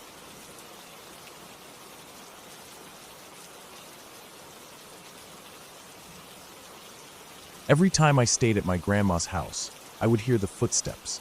It didn't happen right away when I was little, or if it did, I was too young to notice, too easily distracted by cartoons and running around outside. It wasn't until I was about 14 that I really started hearing it. That was when things changed in the house. My grandparents started sleeping in separate bedrooms, both on the first floor, and they moved me to a different room to stay in when I visited. It wasn't the room I had always slept in as a kid. This one was right underneath the room I had always been the most scared of. For as long as I could remember, the upstairs of their house had scared me. I couldn't explain it. No one had to tell me anything. There wasn't some creepy story passed down or anything like that when I was little. It was just the feeling. I hated going up there. Even if someone else was with me, even if it was bright in the middle of the day, there was this heavy, cold feeling that settled on me the second I put my foot on the stairs. I would avoid it unless I absolutely had to, and even now, at 23 years old, I refuse to go up there alone. I would rather make up an excuse than walk up those stairs by myself. The upstairs had a few rooms, but there was one that stood out the most. A long, narrow bedroom at the end of the hall. When you opened the door, there were closets immediately to your left and right, almost like it was funneling you down the middle. The bed sat square in the center of the room, and directly opposite the door was a window that looked out over the front yard. When I was a kid, my grandparents told me, almost casually, that the sons of the previous owners used to claim they saw a gorilla come out of the closet at night, dance around the room, and go back into the closet. It sounded ridiculous. It sounded like something you tell a kid to spook them, something you laugh about later. I never thought much about it. It was just a silly story, until they moved me into the room right underneath it. The first night I slept there, everything seemed normal at first. We had the usual family dinner. The TV played the same shows it always did in the background, and the house smelled like it always did. Old wood, faint coffee, a bit of soap. When it got late, my grandparents went to their separate rooms. I turned off the light, got into bed, and tried to fall asleep. The house was dead silent. There were no cars outside, no neighbors close enough to make noise, just crickets and the occasional creak of the house settling.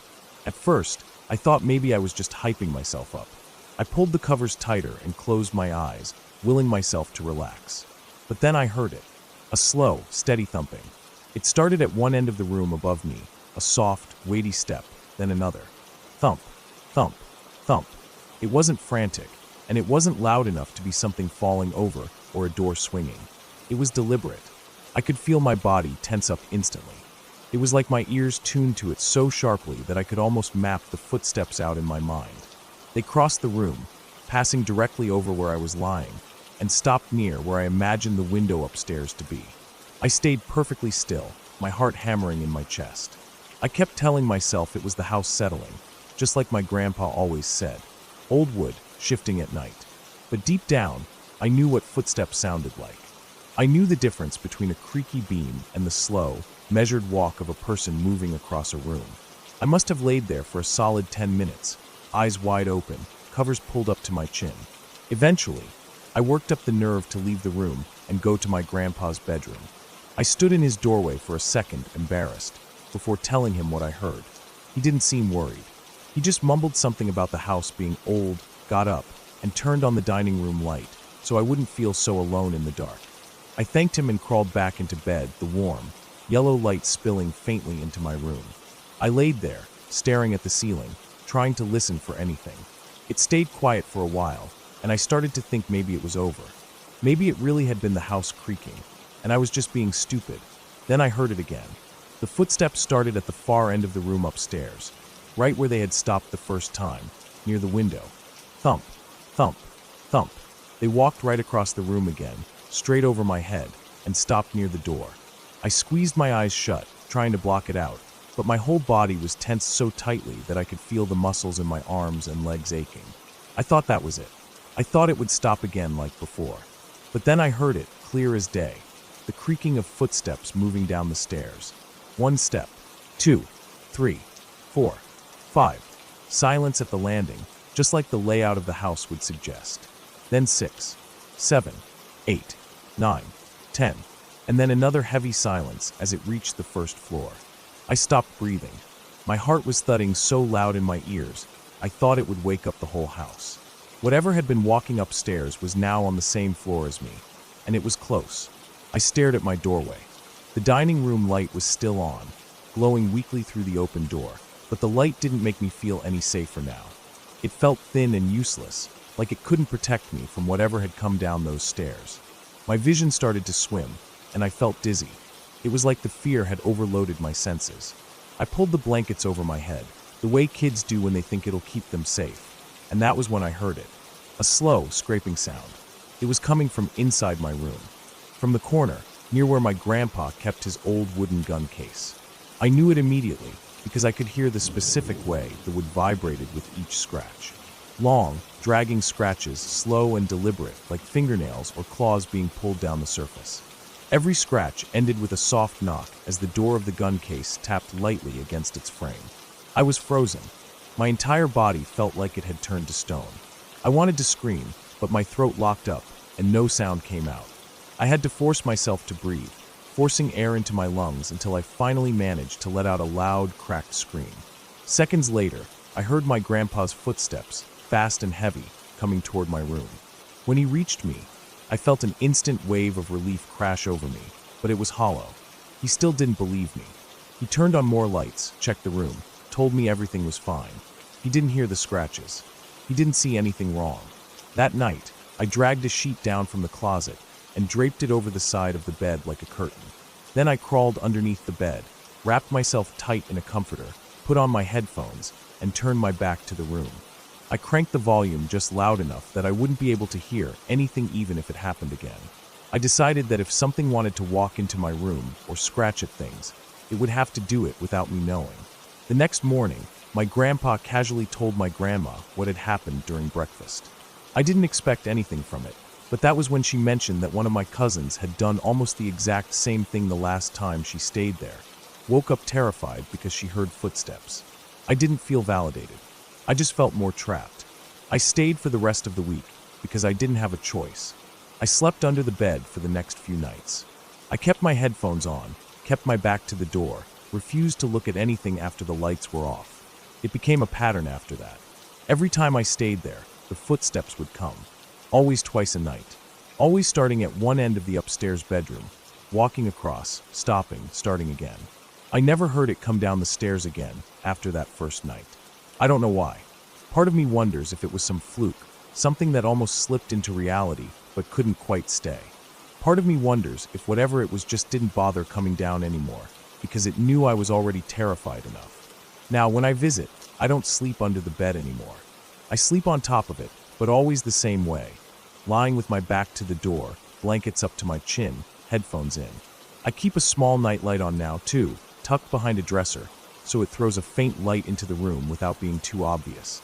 I don't try to listen for the footsteps anymore, but sometimes, even over my music, I think I can still hear them. A soft vibration through the floorboards, a shift in the air. I know the pattern so well now that I can map it out in my head without even thinking about it. I haven't asked my grandparents if they ever hear it. I don't think I want to know. I don't know if they just accept it as part of living in an old house, or if they know exactly what it is and have just decided to live around it. The house hasn't changed. Neither have I. I still get that same heavy frozen feeling every time I pull into the driveway. Still feel that tightening in my chest when I walk past the stairs. Still feel my skin crawl when I look at the upstairs hallway. I don't try to explain it anymore. I don't think about it too hard. I just turn my back to the door, press my headphones tighter against my ears, and pretend that the house is as quiet as it looks. And if the footsteps ever start coming down the stairs again, I don't want to be awake to hear them.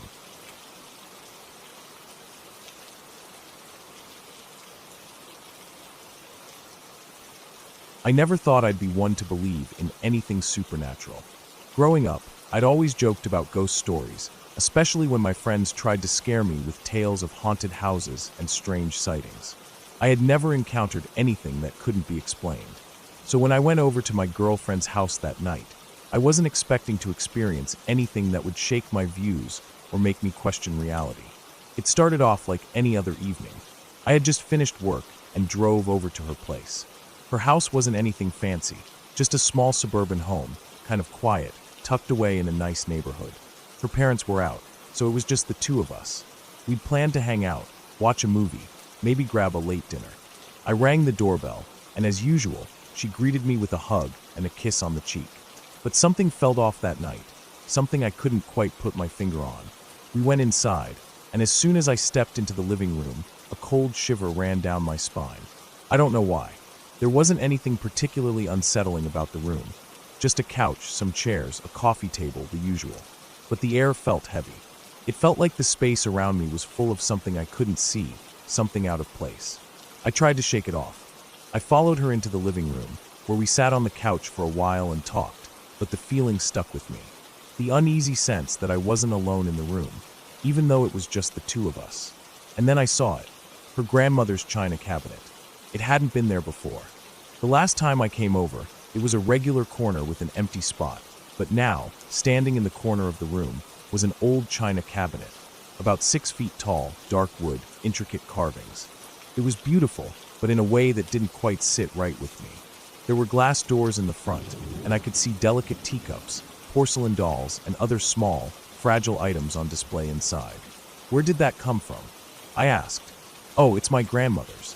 We just brought it over, she said casually, as if it was nothing. But something about her voice didn't sound normal, like she was trying to convince herself it was no big deal. She passed away a few months ago, and we didn't want to get rid of it. Mom thought it would be nice to keep it in here. I nodded, but my mind was already swimming in discomfort. I didn't know her grandmother. She had been bedridden in the hospital the entire time we'd been together. I had never even gotten the chance to meet her. But there was something about that cabinet, about the furniture that had belonged to someone who had passed, that made the room feel different. It was like the air itself grew thicker, and the weight of the cabinet seemed to press down on me, making everything feel heavy, out of place. I had never been superstitious, but that night, I started to question whether there was something to those ghost stories people liked to tell. I tried not to show it. I wasn't going to let something so trivial ruin the night. So, we continued talking, but my eyes kept drifting to the cabinet. It wasn't until she excused herself to go to the bathroom that I found myself drawn to it. I stood up, almost against my own will, and walked over to the cabinet. It was even more imposing up close. The dark wood, the fine detail of the carvings, the old, polished brass handles. I looked at the porcelain teacups, the delicate figurines, the small dolls. None of them were particularly creepy on their own, but together, in that cabinet, under the dim lighting, they gave off an odd vibe. I ran my fingers along the glass, careful not to touch anything inside. And that's when I saw it. A shadow. It wasn't just the reflection of me in the mirror inside the cabinet. This was different. The figure in the mirror didn't look like me at all. It was tall, thin, with a vaguely human shape, but I couldn't make out any details. It wasn't clear enough to distinguish, but I knew it wasn't just a trick of the light or a distortion of the glass. It felt wrong. I froze. My heart started to race as my eyes locked on the shadow in the mirror. It didn't move at first, just stood there behind me, as though watching. Is someone in here? I called out, my voice trembling. I wasn't sure if I was speaking to myself, or if I was hoping someone, anyone, would come in and tell me it was just my imagination. But as soon as I called out, I heard it. A loud, shrill screech, coming from the bathroom. Without thinking, I sprinted toward the bathroom door. I pounded on it with my fists, my anxiety rising by the second. What's wrong? I shouted. The door flew open, and there she was, my girlfriend, sitting on the floor, tears streaming down her face. She looked terrified, her eyes wide, as if she'd seen something truly horrifying. She was breathing heavily, and her hands were shaking. I saw it, she gasped between sobs. In the mirror, in the bathroom. It was standing right behind me. I didn't know what to say. I just pulled her up, and together, we bolted out of the bathroom. My heart was pounding in my chest as I grabbed her hand, pulling her towards the front door. We weren't even thinking about shoes or jackets. We just needed to get out of there. We rushed to my car, not looking back. I slammed the door shut behind us, and I started the engine with shaking hands. I didn't know where to go. I didn't care. I just drove fast. For about an hour, I drove aimlessly, my mind reeling. I had never been scared like this before. When I finally returned her to her house, it was late, and the streets were eerily quiet. As I pulled into the driveway, I saw her mom sitting on the doorstep, her expression tense. She looked up at us as we got out of the car. "I've been seeing things," she said softly. "Shadows moving in the windows." At that moment, something clicked in my mind. It wasn't just the cabinet. It wasn't just the bathroom mirror. It wasn't just the shadow I saw. It was all of it. The unease in the air, the panic in her mom's voice, the way the room seemed to change when we brought in that piece of furniture. I couldn't explain it, but whatever was happening, it wasn't normal. It wasn't just some trick of the mind or a bad coincidence. There was something about that cabinet, something about her grandmother's things, that was making the house feel wrong, like it was carrying something with it. I don't know if it was the furniture itself or if something else was going on, but that night, something shifted in me. It wasn't just a matter of seeing things or hearing things. It was a deep, visceral feeling of unease that I couldn't shake. I never went back to that house after that night. It's been a month now, and every time I think about it, my stomach tightens. My girlfriend says everything's fine, that I was just overreacting. But I don't think I was. I don't know what I felt that night, but it was real, and I haven't been able to forget it. Sometimes, I wonder if it was just the old furniture, or if something more was attached to it, something that couldn't be explained. I'm not one to believe in ghosts or spirits, but I can't deny that feeling I had. That unease that didn't leave me until I was far away from that house. Maybe some things just aren't meant to be understood. Maybe there are forces at play that we can't see, things that don't follow the rules we're used to. I don't know, but I'll tell you this. I'll never look at old furniture the same way again.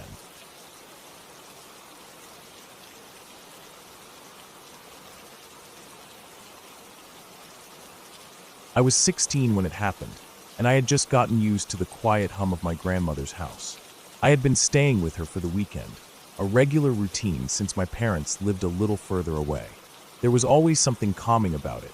Her house, the smell of old wood and lavender, the creaky floorboards, and the hum of the old fridge. It wasn't a big place, but it was cozy, and she always made it feel like home. That night, I had washed my clothes earlier and hung them on the door frame of the room I was staying in, just like I always did. It was a habit I'd picked up years ago, ever since my room in our house had started getting stuffy. I never trusted dryers, and I liked the way my clothes smelled after drying naturally. That's what I thought I saw first, the clothes moving, gently rustling as if a breeze had come through the room. But it wasn't the breeze, it was something else. At first, my eyes were blurry from just waking up, still half-dazed from sleep. But there it was again, this sound, a soft swishing, the fabric of my clothes shifting in the doorway. I froze. I thought it might have been the wind again, but the air was still. I blinked, trying to focus, and that's when I noticed something that didn't belong. There were legs, really gray and veiny, like they were wrapped in some sick, decaying skin. The legs were thin, unnaturally thin. They moved in jerking motions, dragging along the ground, like they didn't belong to a person. At first, I couldn't comprehend it. My mind was slow to catch up to what I was seeing. But then, the shadow of something tall loomed in the doorway, blocking the dim light from the hallway. I tried to blink the grogginess away. I had to be imagining it. The legs shifted, pulling back into the doorway, and I realized that it wasn't just legs. There was something else, something bigger. Something talle. Something wrong. It didn't take long for my sleep-addled eyes to adjust. The figure in the doorway became clearer, and I realized that what I was seeing was a man, a creature, really a man of sorts. The first thing I noticed was his skin. It was gray, like stone, with veins protruding from beneath it, almost as though he hadn't eaten in years. The skin looked unhealthy, like it was hanging loosely off of bones that were too large for his emaciated body. His stomach was distended, as though he hadn't eaten in months, maybe even longer. The ribs jutted out from his chest in a way that made me feel sick to my stomach. But what really made me freeze wasn't his stomach, or the veins, or his thin arms. It was his hands, or rather, what he was doing with them. His fingers, long, unnaturally long, reached out, and they were twisting through the fabric of my clothes. The fingers were like sticks, covered in dried, cracked skin. They moved through my shirts, stretching and pulling the fabric, as if they were searching for something. His movements were slow, deliberate, and it felt like he was aware of me watching him, but he didn't care. I wasn't sure if he was trying to find something in my clothes, or if he was just enjoying the moment. It was as if he were trying to touch everything, to feel everything in the room. I felt my heart beat louder in my chest. I couldn't move. I couldn't scream. I just stared. I was paralyzed. My mind raced, trying to make sense of what I was seeing. Was this a dream? No. This was real. This thing, this man, was real, and I could see him. He wasn't hiding in the shadows, waiting to pounce. He wasn't afraid of me. He was surprised that I could see him. His face, oh God, his face was what really got me. It was like something from a nightmare, stretched out and wrong. His chin was so long it almost looked like it was going to touch the floor, and his eyes were huge, way too big for his face. There were no eyelids, just these massive, round eyes that didn't blink. His mouth was tiny, puckered, like he was pretending to suck on a lollipop that wasn't there, and his lips twisted in an almost mechanical way, like his mouth couldn't move properly. His head, oh God, his head, was cone-shaped, like it had been stretched out of proportion, and I could see the wrinkled skin stretching over the bone, too tight, too thin. I couldn't breathe. I couldn't blink. I couldn't move. He just stared at me, unmoving, but I could feel him. His presence, it was all-consuming. I wanted to scream. I wanted to shout, but no sound came out. I opened my mouth, desperate to get some kind of sound, but I was paralyzed. I tried to reach out, to touch my grandmother, to wake her up, to make her see what I was seeing. I needed help. I needed her. But I couldn't speak, couldn't move. It felt like hours had passed, but it was only seconds. I kept trying to scream. My throat was dry, but my body just wouldn't cooperate. I started shaking, trying to nudge my grandmother awake, but she didn't stir. She was just lying there, oblivious to what was happening. I don't know how long I sat there, just staring back at the creature. I noticed more things as time went on. His hairless body, the way his spine curved unnaturally, like he had been hunched over for centuries. The gown he wore, it wasn't even a gown. It looked like a hospital gown, but it was torn in places, like it had been worn for years, maybe even decades. The fabric clung to his body, stretching over his bony frame, but it didn't seem to fit him right. It looked like it had been hastily thrown over his shoulders, as if he had put it on in a hurry, but had no need for it. He didn't care about clothes. He didn't care about anything, except for the fact that I could see him. And that realization, just the simple knowledge that I could see him, filled me with a sense of dread, like I had crossed some unseen line. Suddenly, my grandmother stirred beside me, her body shifting as she slowly woke up. She turned her head toward the door, her eyes blinking in the dim light. And then, just like that, the thing in the doorway was gone. Vanished. Like it had never been there. I don't know what happened after that. My mind was too scrambled, too terrified. I could feel my heart pounding in my chest as I sat there, still in shock. My grandmother looked at me, confused, and asked me what was wrong. I couldn't answer. I couldn't even look at her. I was afraid if I spoke, I'd somehow break the fragile reality I was clinging to. But I didn't need to say anything. She saw my face. She knew something was wrong. The rest of that night is a blur. I remember crying, but I'm not sure if I even made a sound. My grandmother comforted me, but I don't know if it helped. It didn't matter. I couldn't shake the image of that thing in the doorway. I couldn't stop seeing those huge eyes, that twisted, gaunt body, those fingers that moved through my clothes like they were alive. In the weeks that followed, things only got worse. The strange occurrences didn't stop. At night, I'd hear my bedroom door slam shut, the lock clicking into place on its own, like something was shutting me in. I'd wake up to the sensation of hands on my legs, touching my feet, crawling up my body, and I'd be paralyzed in fear, unable to move. The nightmares were relentless, too. They were worse than anything I had ever experienced before. I couldn't sleep without feeling like something was watching me, waiting for me to fall asleep again, to make me an easy target. Finally, I couldn't take it anymore. I told my parents everything, the creature, the nightmares, the doors locking, the hands on my legs. They listened, even though they didn't believe me. But I knew something had to be done. It wasn't just my imagination. I wasn't just stressed out from school or being a teenager. Something was wrong, and I couldn't fix it on my own. That's when they had my room exorcised. I don't know if the exorcism worked. I don't know if it was the rituals, the prayers, the incense, or something else that made everything stop. But after that night, the nightmares stopped. The doors stopped locking on their own. I didn't feel the hands on my legs anymore. And for the first time in weeks, I was able to sleep without feeling like I was being watched. But the experience changed me. I still don't know if it was real, or if I had just manifested it in my stressed out teenage brain. Maybe it was a combination of both. Maybe the fear and the pressure of everything just made me see things that weren't really there. But I'll never know for sure. All I know is that I'll never sleep with the door open again.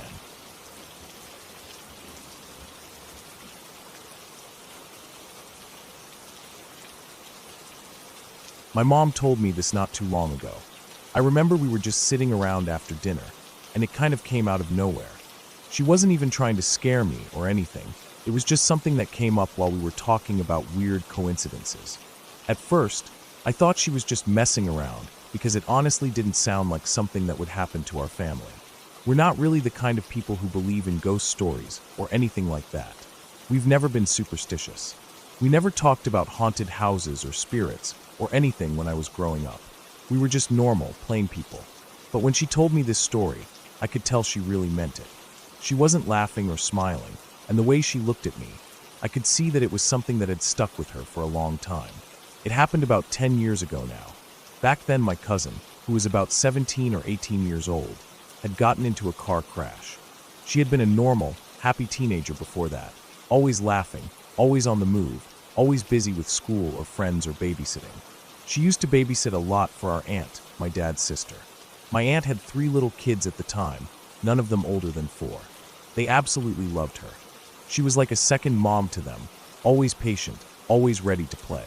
My aunt relied on her a lot, especially with the house being a mess because of the construction that was going on.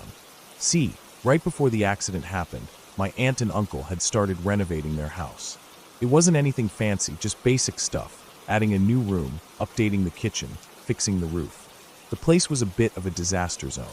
Piles of wood everywhere, tarps covering half the furniture, dust hanging in the air, even when you just walked through the hallway. Construction workers were coming in and out every day, hammering and drilling and yelling back and forth to each other. It wasn't the kind of place you wanted to spend a lot of time in, but it didn't seem to bother my cousin. She still came over to help out whenever she could, watching the kids while the workers did their thing. Then came the accident. It was one of those things where you don't even believe it when you first hear about it. One minute everything is fine, and the next everything just stops. I wasn't there when it happened, but my mom said she got the phone call late one night. My cousin had been driving back from a friend's house. It wasn't even that far, maybe 10 or 15 minutes away. Somewhere along the way, she lost control of the car. Maybe it was the rain, maybe she swerved to miss something in the road. Nobody really knows. She crashed hard. They rushed her to the hospital, and for a while there was still hope. She was alive, hooked up to machines, and everyone was praying and visiting and just trying to keep it together. But after a couple of weeks, she just slipped away. It broke everyone, my aunt especially. She cried for months. She wasn't even herself for the longest time. She'd just sit on the porch and stare out into the yard while the kids played, not even noticing when they called for her. She still had the construction going on through all of this, which just made it worse. There was no peace, no time to heal, just noise and strangers walking through the house all day. And that's when it started. A few weeks after the funeral, my aunt got a phone call while she was at work. It was one of the construction workers. He sounded annoyed. He told her there was this teenage girl who kept showing up at the house. Not just once or twice, but pretty regularly. He said he and some of the other guys had seen her walking around the property, checking out the construction, slipping in and out of the unfinished rooms. It wasn't like she was causing any damage or messing with their stuff. She was just there, watching. At first, my aunt didn't think much of it. Maybe it was a neighborhood kid. Maybe somebody who was just curious. Construction sites are like magnets for nosy kids. She asked him what the girl looked like, just in case she could figure out who it was and tell her to stay away before she got hurt. The worker described her in detail. He said she had long brown hair, wore a red baseball cap, denim overalls, and a white jacket. And just like that, everything stopped for my aunt. Because that was exactly what my cousin used to wear. Not sometimes.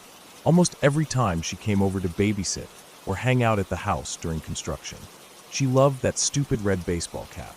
She'd gotten it at some fair or festival a few summers before and never took it off after that. The overalls were her favorite thing to wear when she knew she was going to get messy, and the white jacket was one of those puffy ones that made her look even smaller than she already was. My aunt couldn't even speak for a second. She just hung up and sat there at her desk, staring at the wall. She knew. She just knew. When she got home that night, she didn't say anything right away. She waited until the workers were packing up for the day. Then she went out to the garage, dug through an old box of photos, and found a picture of my cousin from just a few months before she died. In the photo, she was wearing the red cap, the overalls, and the white jacket. It wasn't a formal picture or anything, just one of those random snapshots somebody takes at a barbecue or a birthday party. She wasn't even posing, just laughing at something off camera. My aunt brought the photo out the next morning and showed it to the construction crew when they showed up. Not all of them had seen the girl up close, but a couple of the guys recognized her right away. They said it was definitely her. No doubt about it. They swore up and down that was the girl they'd been seeing wandering around the construction site. None of them knew what to say after that. Some of the guys looked kind of uncomfortable, like they were trying to think of some other explanation, but couldn't. A few of them just got really quiet and didn't say much for the rest of the day. But here's the thing that stuck with me when my mom told me this. It wasn't just a one-time thing. It wasn't like someone had seen a girl once and gotten confused. They'd been seeing her for weeks, over and over, always around the same time of day, late afternoon when the light was starting to change, but before it got dark. Always just walking slowly around the house, like she was checking on the place, like she still had a reason to be there. And there wasn't anyone in the neighborhood who matched that description. No teenagers with long brown hair and a red cap. No girls who dressed like that. Nobody coming forward to say it was them. After my aunt showed them the photo, the sighting stopped. Just like that. Nobody saw her again after that day. It was like whatever had been happening had run its course. The construction finished a few months later. My aunt got her new kitchen. The new room was added on. The house finally looked the way she had always dreamed it would. But she never really loved it after that. Not the way she had before. She stayed there for a few more years because it was home and because the kids were still little. But eventually she and my uncle sold the house and moved somewhere new. Somewhere fresh, where there weren't any old memories hiding in the corners. I think about that story sometimes when I'm driving through neighborhoods where there's construction going on. I'll see half-finished houses, tools lying around, men shouting to each other, and I'll wonder who might be hanging around just out of sight. My mom told me that when she heard about what happened, she didn't really know what to think. Part of her wanted to believe there was some normal explanation, some random kid, some weird trick of the light. But deep down, she said she knew it didn't add up. Our family never made a big deal about it. They didn't turn it into some huge story that they told at every holiday or anything like that. It was just something that happened, something that none of them could explain. It wasn't about ghosts or spirits or anything like that. It wasn't about horror or scaring people. It was just about loss. About how sometimes the people we love don't let go of the places they cared about so easily. About how sometimes, even when they're gone, it feels like they're still trying to finish what they started. And that's the part that stays with me the most. Not the fear, not the mystery, just the sadness of it all. Because when I picture my cousin, I don't see something scary or strange. I just see her in her red cap and her denim overalls, walking around the half-built house, making sure everything was okay. Making sure the place where she had spent so much time and had so many happy memories was still standing. And when I think about it like that, it doesn't scare me anymore. It just makes me miss her, even though I never knew her the way my aunt and my dad did. It just makes me think that maybe love doesn't just disappear, even when people do. Maybe it sticks around, quietly, just like she did, until the ones we leave behind are ready to move on too.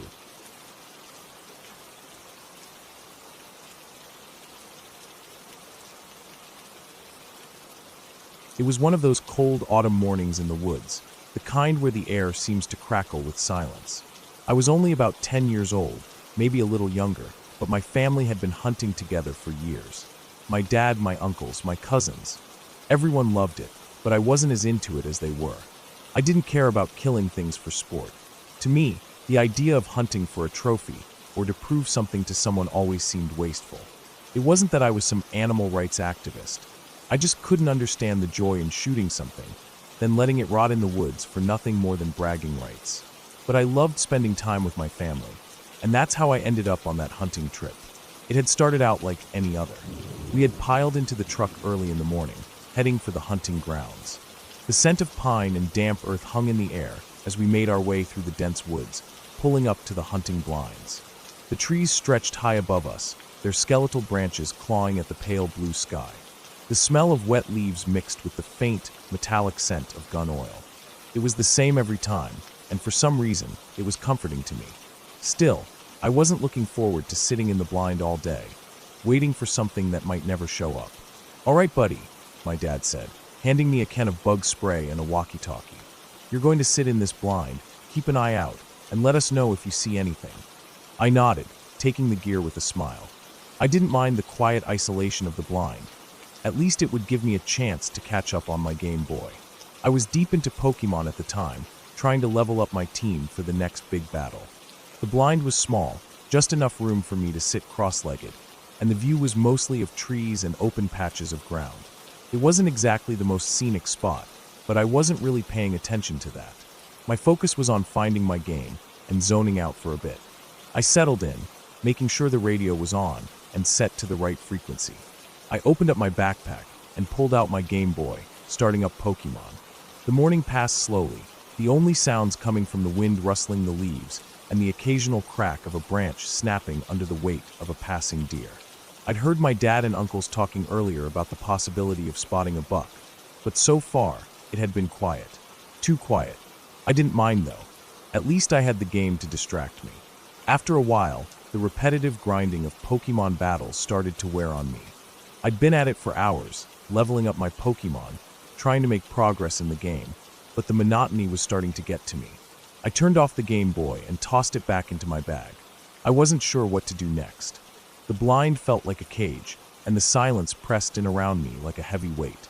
I stared at the radio, thinking I could call my dad and check in, but it seemed unnecessary. He told me to just keep watch. That's when I heard it, a strange whooshing sound. At first, I thought it was the wind, but it didn't sound like the wind at all.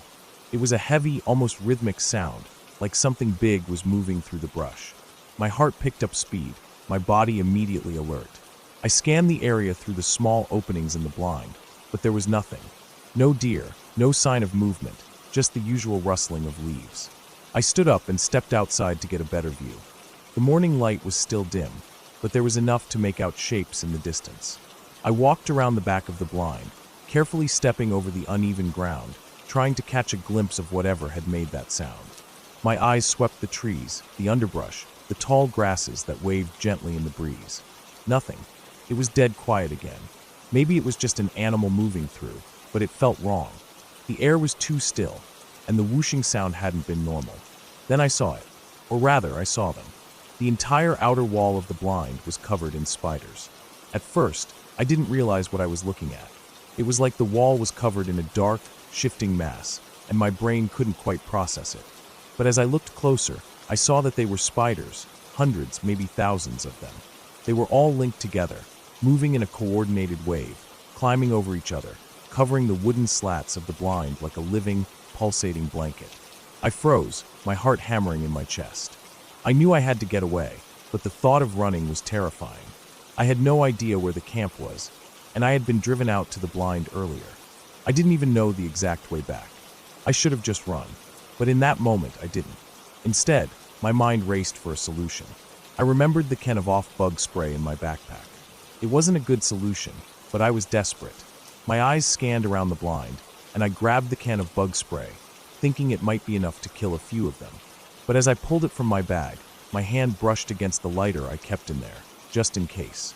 A stupid idea sparked in my mind. Why not use the spray and fire to burn them off? The flames would surely kill them, right? I didn't think it through. My mind was clouded by panic, and I acted without fully considering the consequences. I stood downwind of the spiders, holding the lighter in one hand and the bug spray in the other. My hand shook as I flicked the lighter, the small flame catching. Then, I aimed the can at the mass of spiders and pressed the nozzle. The fire shot out immediately, and the moment it hit the spiders, all hell broke loose. The spiders exploded into motion. They didn't scatter like I thought they would. They flew. Flaming spiders, their tiny legs still wriggling, shot through the air toward me. I screamed, the sound of my voice piercing the still air like a sharp, high-pitched cry. I tried to run, but it was too late. The burning mass was all around me, sticking to my skin, my clothes, my hair. They didn't stop. They came from every direction, crawling over me, burning as they landed, biting as they went. I felt them crawling inside my clothes, under my shirt, down my pants. I rolled on the ground, frantic, tearing off my clothes, trying to get away, but it was like they were everywhere. My skin felt like it was on fire. Every time I thought I had gotten one off, another would land on me. My heart raced in a panic I had never known before. I couldn't breathe, couldn't think clearly. I was in full-blown survival mode, but there was no escaping it. The fire from the lighter was still crackling in the distance, but it was the spiders that had taken over, and they wouldn't stop. In a blind panic, I grabbed the radio and screamed into it. "Dad! Dad! Come get me! I want to go home. Please now. Right now." I was crying by then, not even caring that I sounded like a child. The desperation was so raw, so primal, that I didn't care how pathetic I sounded. I just needed to get out of there. My hands were trembling as I clutched the radio, hearing my dad's voice crackle through. But I couldn't wait. The spiders were still everywhere, and the terror was suffocating. I managed to stumble to my feet, still tearing at my clothes, but there was no relief. The spiders were relentless, burning and crawling and biting. They were everywhere. I heard my dad's voice again, faint but clear this time. He was coming, I knew it. He had to. I sat there, shaking uncontrollably, covered in sweat and dirt, my heart still pounding in my chest. I could still feel them crawling over me, even though most of them were gone. I didn't care about the hunting trip anymore. I didn't care about anything. All I wanted was to get away from the nightmare I had created. Eventually, my dad found me. I could hear his heavy footsteps crunching through the leaves as he reached the blind. He must have seen the look on my face, because he didn't ask questions. He just helped me up and wrapped me in a jacket. I couldn't stop shaking. My entire body felt like it had been set on fire, and I couldn't calm down. The relief of seeing him was overwhelming, but it didn't change the fact that I would never be the same after that. We didn't hunt that day. We didn't even stay the night.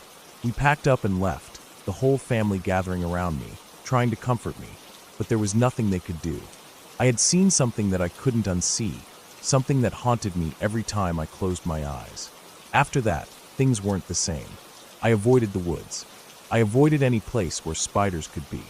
I could still feel them on me, crawling through my hair, under my skin. I had nightmares for weeks, waking up drenched in sweat, unable to breathe. My dad tried to reassure me, but nothing helped. Eventually, I went through therapy. My fear of spiders became more than just a fear, it was a full-blown phobia. I couldn't look at pictures of them. I couldn't watch TV shows or movies with them in it. I avoided forests, parks, or anywhere I might encounter them. Every time I saw one, my heart would race, my hands would tremble, and I would feel the panic rising in my chest. I couldn't explain it, couldn't make anyone understand the depth of it, but I knew what I'd seen. I knew what had happened to me. The day I learned what true terror was, what it felt like to lose control of everything. And that's how it stayed. A phobia, a constant reminder of a childhood experience I couldn't erase. I never went hunting again.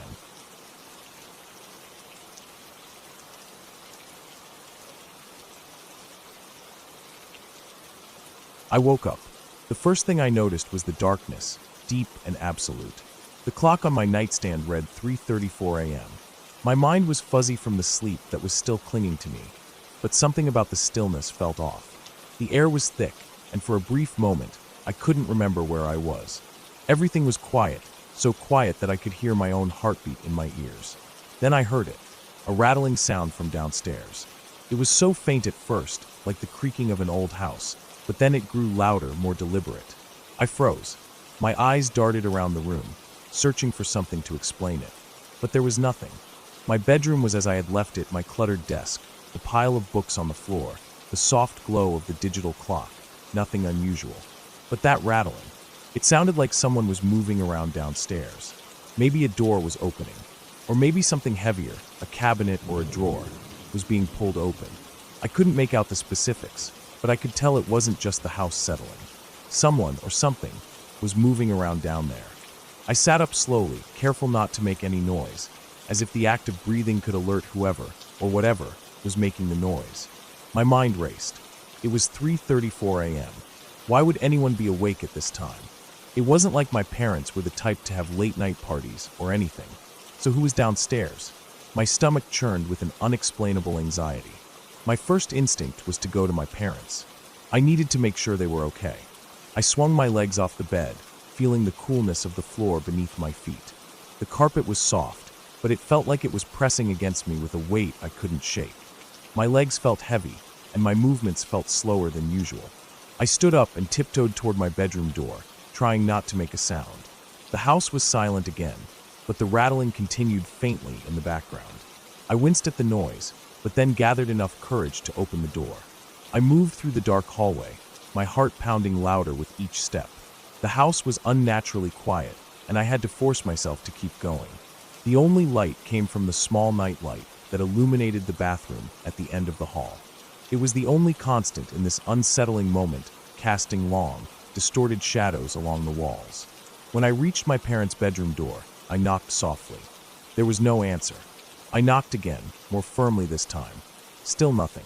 The door was slightly ajar, but the room was dark. I pushed it open gently, hoping to see the faint glow of the television or my parents asleep in their bed. But when I stepped inside, I felt a chill in the air. The room was empty. Where were they? I stood there for a moment, my eyes adjusting to the darkness, trying to piece together what was happening. Maybe they were downstairs too. I don't know why I didn't think of it earlier. Maybe the rattling downstairs wasn't some intruder. It could just be them, moving around for some reason. Still, I couldn't shake the feeling that something was wrong. The air seemed heavier now, colder, and the silence stretched on in a way that made my skin crawl. I turned and headed for my brother's room. He was the only one who stayed up all night. Whether it was studying, playing games, or just messing around, he was always awake at 3:34 a.m. I figured he'd be in his room, maybe watching TV or on his computer. I crept toward the stairs, the dark feeling in my chest growing with each step I took. When I reached the top of the stairs, I noticed the light in my brother's room was on. That was strange. Usually, he kept it off to save power, and besides, he didn't need a light to see anything. His eyes were used to the dark. I approached his door and pushed it open, expecting to find him sitting there, eyes glued to a screen, or maybe lying on his bed in a deep, comfortable sleep. But the room was empty. I stood frozen in the doorway. The light cast harsh shadows across the room, making it look even emptier. The bed was made, the desk untouched, no sign of him anywhere. It didn't make sense. He was never asleep at 3:34 a.m., especially not with the light on. My stomach twisted into knots, and a cold sweat broke out across my back. Where the hell was everyone? I couldn't stay in the hallway, so I turned and quickly descended the stairs. Every step seemed to echo louder than the last, adding to the growing sense of dread. By the time I reached the bottom, the rattling from earlier had stopped, replaced by the soft thuds of footsteps. They were faint but growing louder. I moved toward the living room, my legs shaking, unsure if I was even breathing properly. Then I saw them. Two men, standing in the middle of the living room, in front of the TV. They were tall and thin, moving around like they were rummaging through things. At first, I thought maybe it was my parents, but they looked wrong. Their bodies were stiff, like they were moving with too much deliberation, too much purpose. They weren't wearing normal clothes, just dark, nondescript outfits that blended into the shadows. The light from the street lamp outside spilled into the room through the curtains, just enough to make their faces stand out. They didn't seem to notice me at first. They were focused on the TV, their hands fumbling with the wires, pulling it from its stand. I wanted to scream, to call out, to do something, but my voice was stuck in my throat. I could barely move. My brain was stuck in a loop of disbelief, telling me that this was real, that these men weren't supposed to be here. I turned and ran. As quietly as I could, I bolted up the stairs, my heart pounding in my chest. My breath was coming in short, frantic bursts, and my footsteps seemed so loud in the dead silence. I slammed my bedroom door shut and locked it. I stood there for a moment, trying to steady myself, listening for any sounds. I had to know if they were following me. I couldn't hear anything. No footsteps, no movement. Just silence. Then came the banging. It was loud, aggressive, and so sudden that it startled me to the point where I thought I might faint. Someone was at my door. The banging came again, harder this time, as if the person was trying to break it down. I backed away, my mind racing. My hands were trembling as I clutched the door handle. That's when I woke up. I gasped for air, my body jerking upright in bed. I was drenched in sweat, heart still pounding, my mind disoriented. I glanced at the clock. 3:34 a.m. I blinked and rubbed my eyes. It was all a dream, a nightmare. The relief washed over me like a cold wave. I was still here, in my bed, in the safety of my room. But something didn't feel right. I had to prove it to myself, had to check. I couldn't just lie there and hope it was all in my head. I threw the covers off and stood up shakily. My legs were weak beneath me as I walked down the hallway. My footsteps seemed so loud in the silence of the house, like they echoed through the walls. I reached the stairs, looking down into the living room below. There was nothing unusual. The house was quiet. Still, I felt that weight in my chest, the same one I'd felt in the dream. I went downstairs. I stopped dead in my tracks when I reached the bottom. The two men were there. In the kitchen, standing in front of my parents and my brother. They were shouting at them, though I couldn't make out what they were saying. My parents were frozen, their faces pale, their bodies tense with fear. My brother's hands were raised, trying to defend himself, but he didn't stand a chance. Everything that had happened in my dream was happening again, right in front of me. I turned and ran upstairs, slamming the door behind me.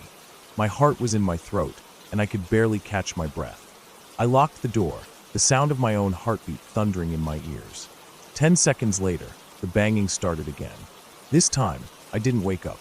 I sat there in the dark, my body trembling uncontrollably, and realized the nightmare wasn't over. This was real. The fear had seeped into my bones, and I knew there was no escaping it now. I didn't manage to fall back asleep for the next 36 hours. Every time I closed my eyes, I saw their faces, the men who had been in my house, who had been terrorizing my family. And every time I heard the faintest sound at night, I would freeze, heart racing, waiting for them to come back. I'm still not sure if it was a lucid dream, sleep paralysis, or something else entirely. But I know one thing for sure. It felt too real. Too real to be anything other than a nightmare that never really ended.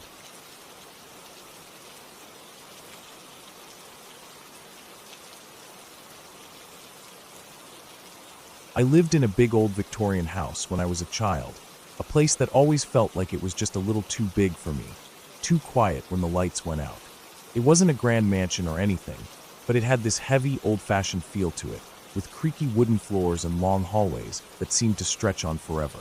The wallpaper was a faded floral pattern, the kind that looked too cheerful for such a gloomy house, as though it was trying to cover up something beneath. There were thick carpets in the living room, but the bedrooms were mostly just bare wood floors, creaky and cold at night.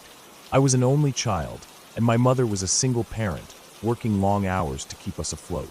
She was always tired, always looking for ways to keep me entertained, and I think, in some ways, she relied on me to be quiet and well-behaved.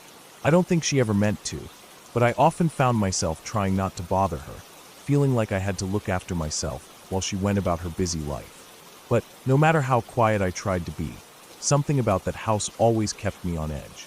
It was hard to explain, but I could feel it in the stillness of the air, in the way the house seemed to watch you. The most unsettling thing, though, was the laughter. It started when I was around 5 or 6, waking up in the middle of the night to the sound of laughter in the hallway. It wasn't loud, but it was unmistakable, high-pitched, almost mocking, like someone was enjoying a joke I didn't understand. Sometimes it sounded like a group of people. Other times it was just one voice, echoing through the halls. At first, I thought it was the TV. Maybe my mom had left it on too late, but the laughter never seemed to fit. The timing was off, like it was waiting for me to hear it, to wake up in the dark and feel it crawl under my skin. It never sounded like it came from a specific room, but just from the hallway outside my bedroom door. I told my mom about it the next day, but she didn't take me seriously. She shrugged it off, saying maybe I had just been dreaming, or that it was probably the TV playing something strange. But it didn't feel like a dream. I could still hear the faint traces of it, echoing in my mind long after I'd tried to sleep again. And it wasn't the TV. I knew it wasn't. It was something else. The nights started to get harder to sleep through. I'd stay awake in bed, listening to the sounds of the house settling, the creaks of the wood shifting under the weight of time. But no matter how still I lay, I'd hear that laughter again.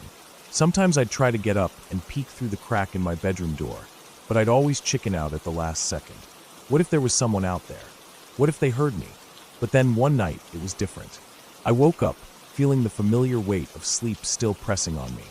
It was dark, really dark, and I could hear that laughter, but this time it was much closer. It was in my room. I could hear it echoing in the corners of my mind, making the hairs on the back of my neck stand up. The sound was hollow, almost like it was coming from inside my own head. But at the same time, I could feel it coming from the air around me. I tried to sit up, thinking maybe I'd had a bad dream, but when I tried to move, I couldn't. My shoulders felt heavy, like someone was holding me down. I couldn't see them, but I could feel invisible hands pressing into my shoulders, pushing me back into the mattress. I couldn't scream. I couldn't move. I was frozen, unable to do anything but hear that laughter swirling around me, getting louder, almost like it was mocking me for being so helpless. It was cold too, like the air in the room had dropped several degrees. I tried to scream, to call out for my mom, but my throat wouldn't work. My chest was tight, and all I could do was lie there, feeling the pressure on my shoulders, feeling the laughter wrap itself around me like a blanket. Finally, I found my voice and I screamed. I screamed as loud as I could, my heart pounding in my chest, desperate for it to stop. That was when my mom burst into the room, flicking on the bedside lamp. The light burned my eyes, and for a moment, everything was blurry and disoriented. She rushed to my side, pulling me into her arms, trying to comfort me as she assured me that it was just a bad dream. "You're okay, sweetheart, it's okay," she repeated over and over. But I couldn't shake the feeling of the invisible hands still pressing into my shoulders. I couldn't forget the laughter. My mom stayed with me for a while, sitting on the edge of the bed, gently brushing my hair away from my face, convincing me to close my eyes and go back to sleep. But I couldn't. I kept thinking about the laughter, about the feeling of someone holding me down, and most of all, about the pain in my shoulders. I didn't know if it was from the pressure of being held down or if it was something else, but it hurt. It hurt in a way I couldn't explain. Finally, after a few minutes, I pulled away from her, sitting up. "My shoulders hurt," I said quietly. I don't think I even meant to say it, but the words just came out, like my body was trying to make sense of what had just happened. My mom looked at me, her face softening with concern. "What do you mean?" she asked, lifting up the hem of my t-shirt. I don't know what I expected to see, but what she found made her stop dead in her tracks. There were 2 handprints on my shoulders. They weren't bruises, but they were unmistakable, large, adult-sized handprints, like someone had gripped me tightly enough to leave a mark. They were red and raw, as if I had been held down with force. My mom's face went pale, and I could see her hands shaking as she looked at them. She didn't say anything for a moment, just staring at the marks on my skin, and then she pulled me into her arms again. It's okay," she repeated, but I could feel the tremor in her voice now. I had never seen her look so scared before. It was like she was trying to convince both of us that everything was fine, but deep down, I could tell she was just as shaken as I was. She stayed with me for the rest of the night, holding me close, but the laughter never came back. It never returned in the same way, not that night, or any night after that. The house was quiet again, but something had shifted. That night, I thought I would never forget the sound of the laughter, the feeling of being held down. It was like something had been trying to get to me, but I didn't know what. As I grew older, I convinced myself it had been a bad dream, a product of my overactive imagination. I didn't want to remember the handprints on my shoulders, the way they felt so real, so undeniable. It was easier to just forget about it, easier to let it fade into the background, buried beneath the layers of time. But the other day, I mentioned it to my mom. I was just talking casually, not expecting anything from her, and I brought up the strange things that used to happen in that old house. I remember her face going blank, her eyes wide with shock, like she hadn't thought about it in years. And then, without a word, she said, "I don't want to remember that." I didn't push her to explain. I could tell it made her uncomfortable. I could tell that whatever had happened in that house wasn't something she wanted to face. And I didn't need to ask her to know that she was just as haunted by those memories as I was. It wasn't just a bad dream. It wasn't something we could explain away. Something had happened, and it was real. I don't think I'll ever truly understand what it was.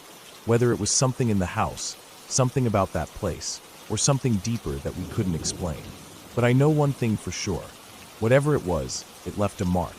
On me, on my mother, and on that house. And it's something neither of us will ever forget.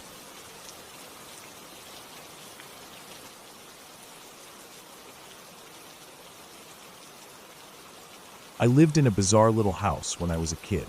It wasn't like the normal houses you see in suburban neighborhoods. This one was tall and thin, like something out of a storybook, but more on the side of strange than magical. It looked like a house that was too shy to spread out, so it just kept stretching up, filling the space with narrow, cramped rooms. 3 floors, a basement, and an attic, all stacked on top of each other in a way that didn't make much sense.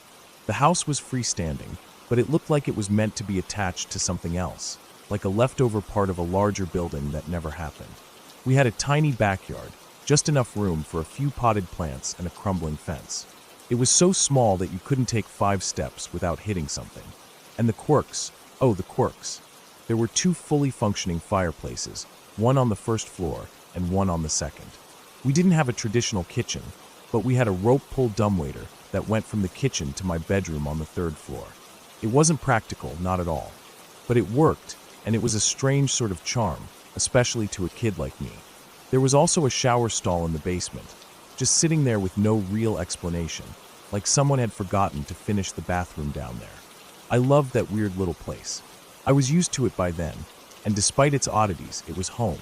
But the house was old, so old, and no matter how much we patched up the cracks or repainted the walls, the repairs just kept piling up. Eventually, the cost of trying to keep it standing was more than my parents were willing to deal with, and so we started getting ready to move. Packing for the move was a chore, as it always is. I tried to do as much as I could myself. I didn't mind the work. I shoved clothes into drawers and boxes, clearing out little pieces of my childhood one by one. Most of my stuff I dumped down the dumbwaiter: books, toys, old mementos, whatever I didn't need anymore. The rope-pull dumbwaiter became a kind of storage system for me as I packed up my room, and I became an expert at sending things up and down, especially when I was too lazy to run them down the stairs. One day, while clearing out my closet, I came across something I'd never seen before. It wasn't obvious at first. The attic entrance was hidden in the roof, just above the closet door. It was one of those pull-down ladders, the kind that you yank on, and the rungs unfold like some kind of secret pathway into the unknown. It took me a while to notice it. I guess I never had a reason to. My parents had always told me not to go up there, so I hadn't given it much thought. But that day, with the house being slowly emptied out, it felt like I was exploring the place for the first time. I climbed up, stepping onto the stack of clothes I had piled high in the closet. They had formed a solid mass, like a brick wall of fabric. The attic entrance creaked as I pulled it down, and I hesitated for a moment, standing there in the dim light of my room. My heart was pounding, not because I was scared, but because it felt like I was about to discover something important, something hidden away for far too long. The attic was surprisingly well lit. It wasn't completely dark like I expected it to be. Red Christmas lights were strung across the beams, still flickering faintly, their incandescent glow casting a soft, eerie light across everything. The lights weren't even plugged in. They had been left up there, tangled and forgotten. It was as though they had been left on, even after all these years, just waiting for someone to come across them. The first thing I noticed was the strange setup. It wasn't just a typical attic filled with old boxes and forgotten furniture. No, this place was different. The insulation was ripped away, and the exposed walls were covered in old, cracked plaster. The floor was cluttered with things: furniture, sheets, random items that looked like they hadn't been touched in decades. Among them was an old, rusted mint green refrigerator. It stood there in the middle of the room, out of place and eerie. I couldn't believe it still worked, but when I opened it, I found it still cold inside. Old food wrappers, yellowed and dusty, lined the shelves. I shuddered but didn't shut the door. And then I saw the bones. They were scattered across the attic, piled in clumps all around the room. There were bones of every size, every shape. Some were small and delicate, maybe the bones of animals. Others were large, broken, jagged, and splintered. I didn't understand what I was looking at first. I wasn't old enough to know much about anatomy, but I could tell these were real bones. Not plastic, not fake. They were clean, bleached white, like they'd been left out in the sun for years, but still sharp and unnerving to look at. There were so many of them. Too many for any single person to ever need. I didn't know what to think, but my feet felt stuck to the floor. I didn't want to step any closer, but something about it called me forward. I moved toward the center of the room, where the piles seemed to gather most heavily. They were not organized at all. They were haphazardly stacked, thrown together with no sense of pattern, as if someone had just dumped them there. I looked closer, my mind racing, trying to make sense of it all. 2 of the piles were blackened, burned, as if someone had tried to set them alight. The bones in those piles had dark scorch marks on them, charred edges that made the whole scene feel even more sinister.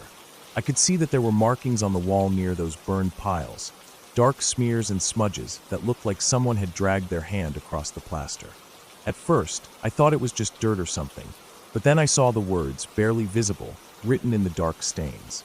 They were hard to make out, but I saw the word sorry more than once. It was smeared in a frantic, sloppy way, like someone had been in a hurry or in distress. I stepped back, my heart hammering in my chest.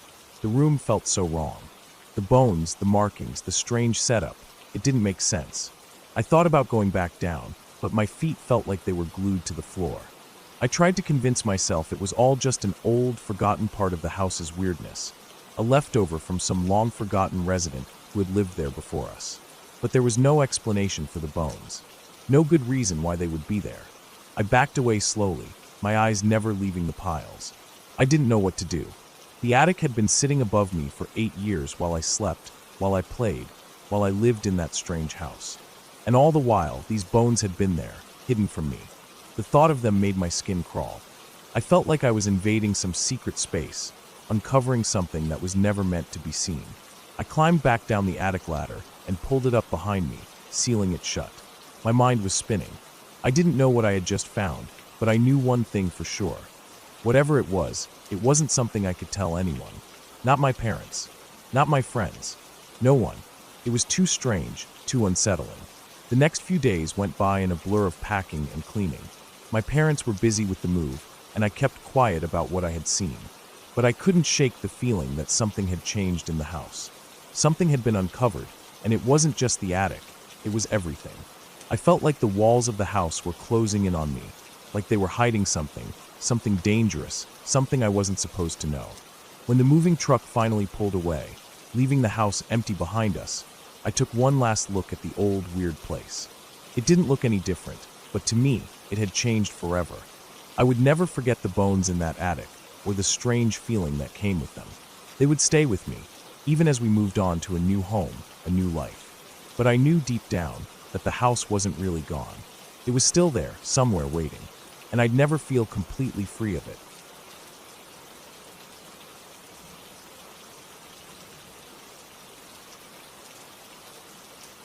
Back in 2004, I was 17 years old and thought I knew everything.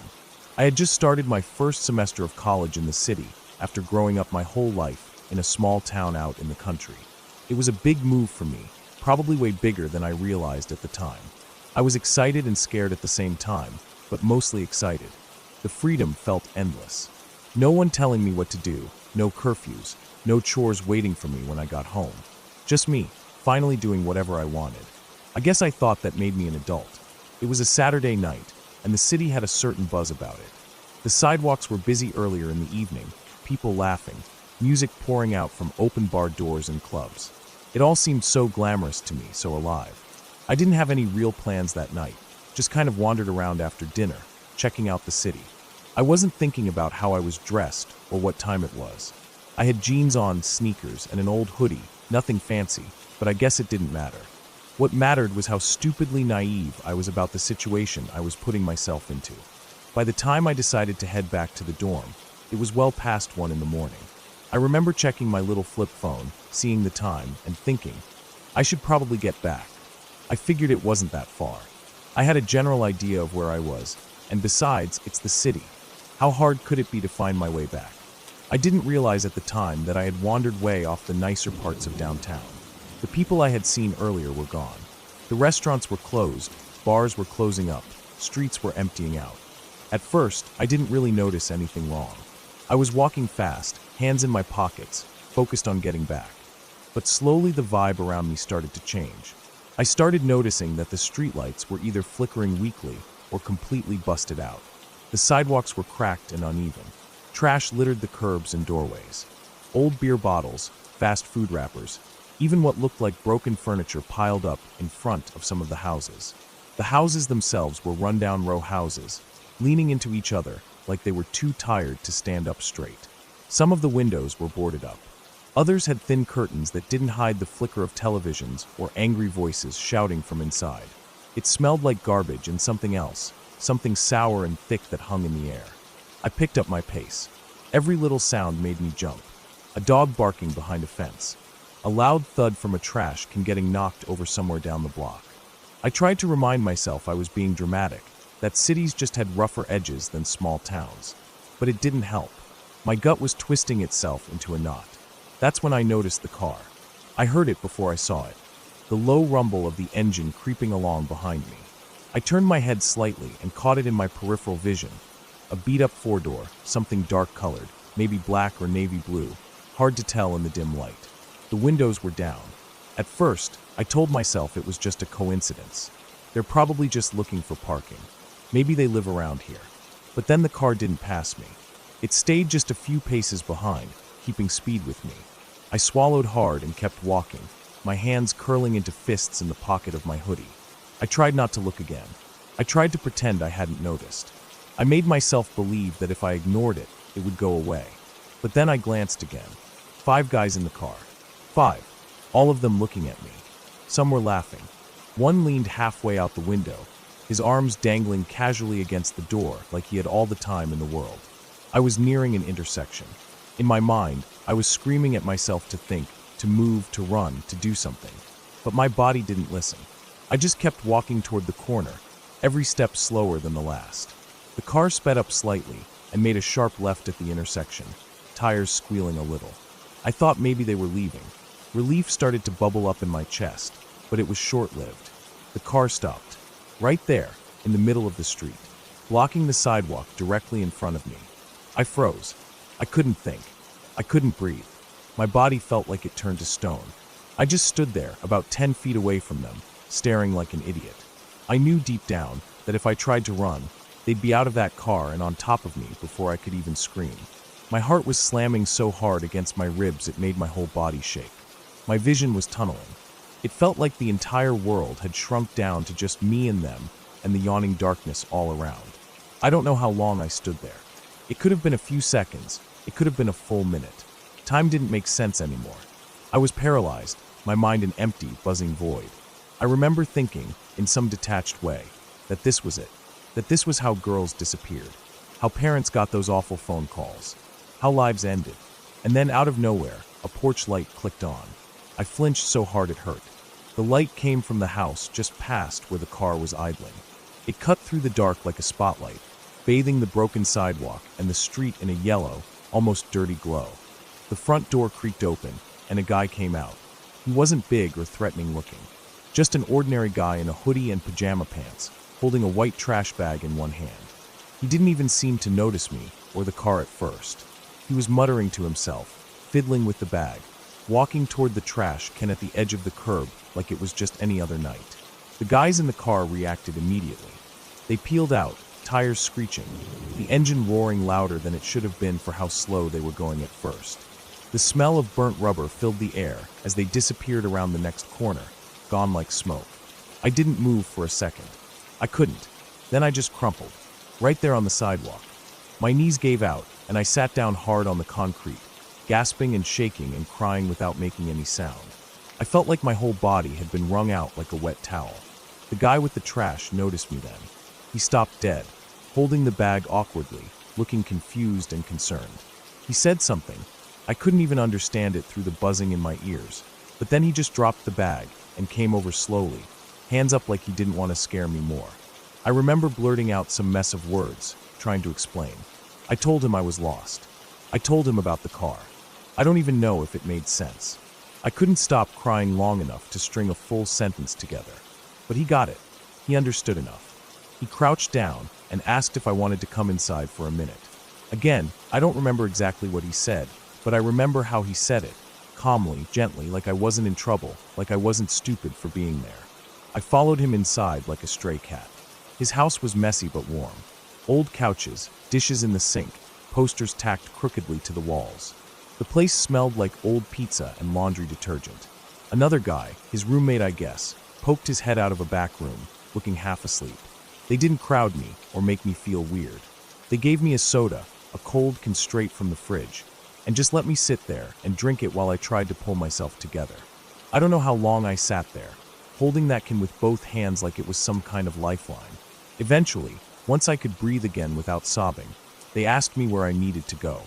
I gave them the name of my dorm, still hiccuping through my words. They both looked at each other and nodded without a second thought. They grabbed their jackets, found a working flashlight, and told me they'd walk me back. No hesitation. No making me feel like a burden. They acted like it was the most normal thing in the world. The walk back was still terrifying. Every shadow looked like it was hiding someone. Every noise made me jump, but having them with me made it bearable. They didn't crowd me or try to talk too much. They just walked a little ahead and behind me, like a human shield, keeping a lookout. When we finally got close enough to my dorm that I could see the front lights and the security guard at the door, I almost cried again from sheer relief. I thanked them over and over. They just smiled and waved it off. They mentioned they did stand-up comedy at some local bars and invited me to come check it out sometime. I remember laughing a little, still shaky, and telling them I was only 17. They laughed too, not in a mean way, just kind of surprised. I guess they thought I was older. I never saw them again after that. I don't even remember their names now. It's been so long.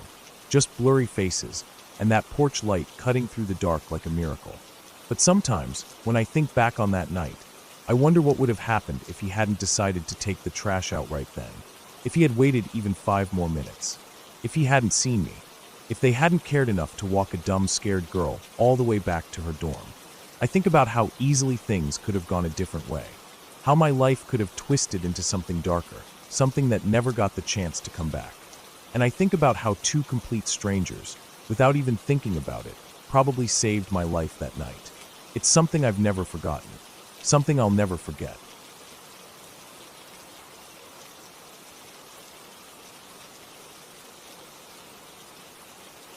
When I was 8 years old, my family packed up everything we had and moved from the bustling urban sprawl of South Florida to a small, quiet town in northern Florida. The kind of place where everyone knows everyone, and things feel a little too still sometimes, like the air is always waiting for something to break the silence. It was the kind of move you read about in those old Goosebumps books. The feeling that something was wrong with the place from the start, even if you couldn't quite put your finger on it. I remember how different everything was. The thick trees, the smell of the woods, and how dark it would get out there at night. The roads felt endless, and the houses were far apart. It didn't take long before the weird stuff started happening. Small things at first, things I couldn't explain, but they were enough to make me feel like I was always looking over my shoulder. Little things you'd dismiss if you were trying to convince yourself everything was normal. But when I was 23 and my sister moved back into our parents' house, things got a whole lot worse. At the time, my sister had a young son, a baby, and her husband was overseas in Afghanistan. It was one of those situations where, after months of being alone in a trailer, she couldn't take the loneliness anymore. The isolation was overwhelming. Raising a newborn alone in the middle of nowhere isn't something anyone should have to do, especially when you're as young as she was. So, she moved in with our parents. It was only supposed to be temporary, but it quickly became clear that things weren't quite right in that house anymore. It started slow. Little noises here and there that she didn't think much of at first. The first thing she noticed was the headboard of her bed. Sometimes, when she'd wake up in the middle of the night, she'd hear it slam against the wall. It wasn't loud enough to be truly alarming, but it was enough to make her raise an eyebrow. The first couple of times, she thought maybe it was just the house settling. But after a while, it happened more often, and it got harder to brush off. Then one night, she woke up because someone was tickling her. She thought it was just her son, maybe his little hand brushing against her in the dark. But when she opened her eyes, no one was there. And her baby was still fast asleep, completely unaware of what had just happened. That's when the feelings started to creep in. She didn't talk about it much at first, but it was clear she was uneasy. It wasn't something she'd say out loud, but you could tell. The house felt off. But it wasn't until one night, a few weeks later, that things escalated in a way that no one could ignore. My sister woke up screaming. It wasn't the kind of scream you'd expect from a nightmare, either. It was the kind of scream that felt real. My mom rushed into the room, and what she saw left her frozen. The bed was rocking. Not like it was shaking from the wind, or anything like that. This wasn't some gentle swaying. It was violent up and down, side to side, like something was underneath the bed, throwing it around. My sister wasn't just scared, she was terrified. And it wasn't the kind of thing you can just explain away. The bed was moving, and my sister was alone in the room, holding her baby. My mom tried to calm her down, but she could see it in my sister's eyes. She wasn't imagining this. I wasn't in the room, but I could hear the panic in their voices. My mom was trying to console her, trying to make her feel safe, but something in that room just felt wrong. That was the moment when things became undeniable.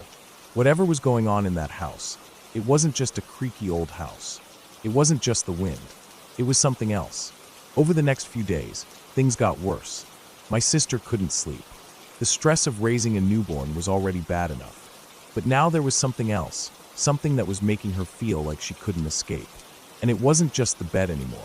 One night, while she was nursing her son, something grabbed her ponytail. It wasn't like a gust of wind.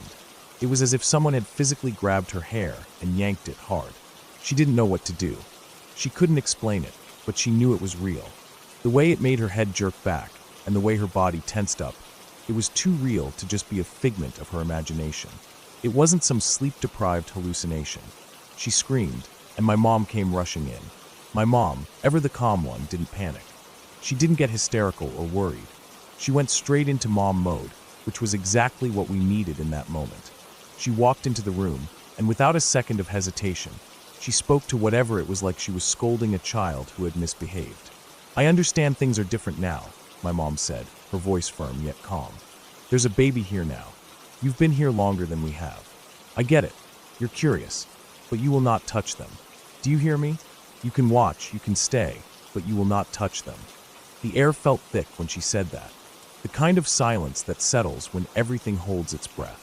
We all held our breath, waiting for something to happen, for a sign that this would stop or that it would escalate. But it did stop. It wasn't like some immediate, dramatic change. It just stopped. No more bed shaking. No more hair pulling. No more mysterious noises. Whatever had been there, whatever was making my sister's life hell, it was gone. After that, everything seemed to settle down. The house wasn't perfect, and there were still those little strange moments that happened from time to time, but it wasn't the same. Things didn't get worse. The house didn't feel like it was closing in on us anymore. My sister stayed for a few more months before she moved out, back to her own place. And that was it. It felt like we had made some sort of unspoken truce with whatever had been there. It had watched us, it had tested us, but we hadn't given in. Years passed, and life moved on. But I can still remember that time like it was yesterday. How the air in that house would change when things happened, how the tension would rise, and how it felt like you were never alone, even when you were. There's a part of me that still wonders what it was. Was it something in the house, some weird shift in energy or the land? Or was it something else entirely? Whatever it was, it stopped after my mom spoke to it. She wasn't scared. She didn't let it have power over her. And for whatever reason, that was enough. The house still stands, but we've never had anything like that happen again. Maybe it's because we're all more aware of the place now, or maybe we just learned to live with the quiet hum of something strange always lingering in the background. But I know one thing for sure. That thing, whatever it was, had no power over us after that night. And as weird as it sounds, I'm thankful for that.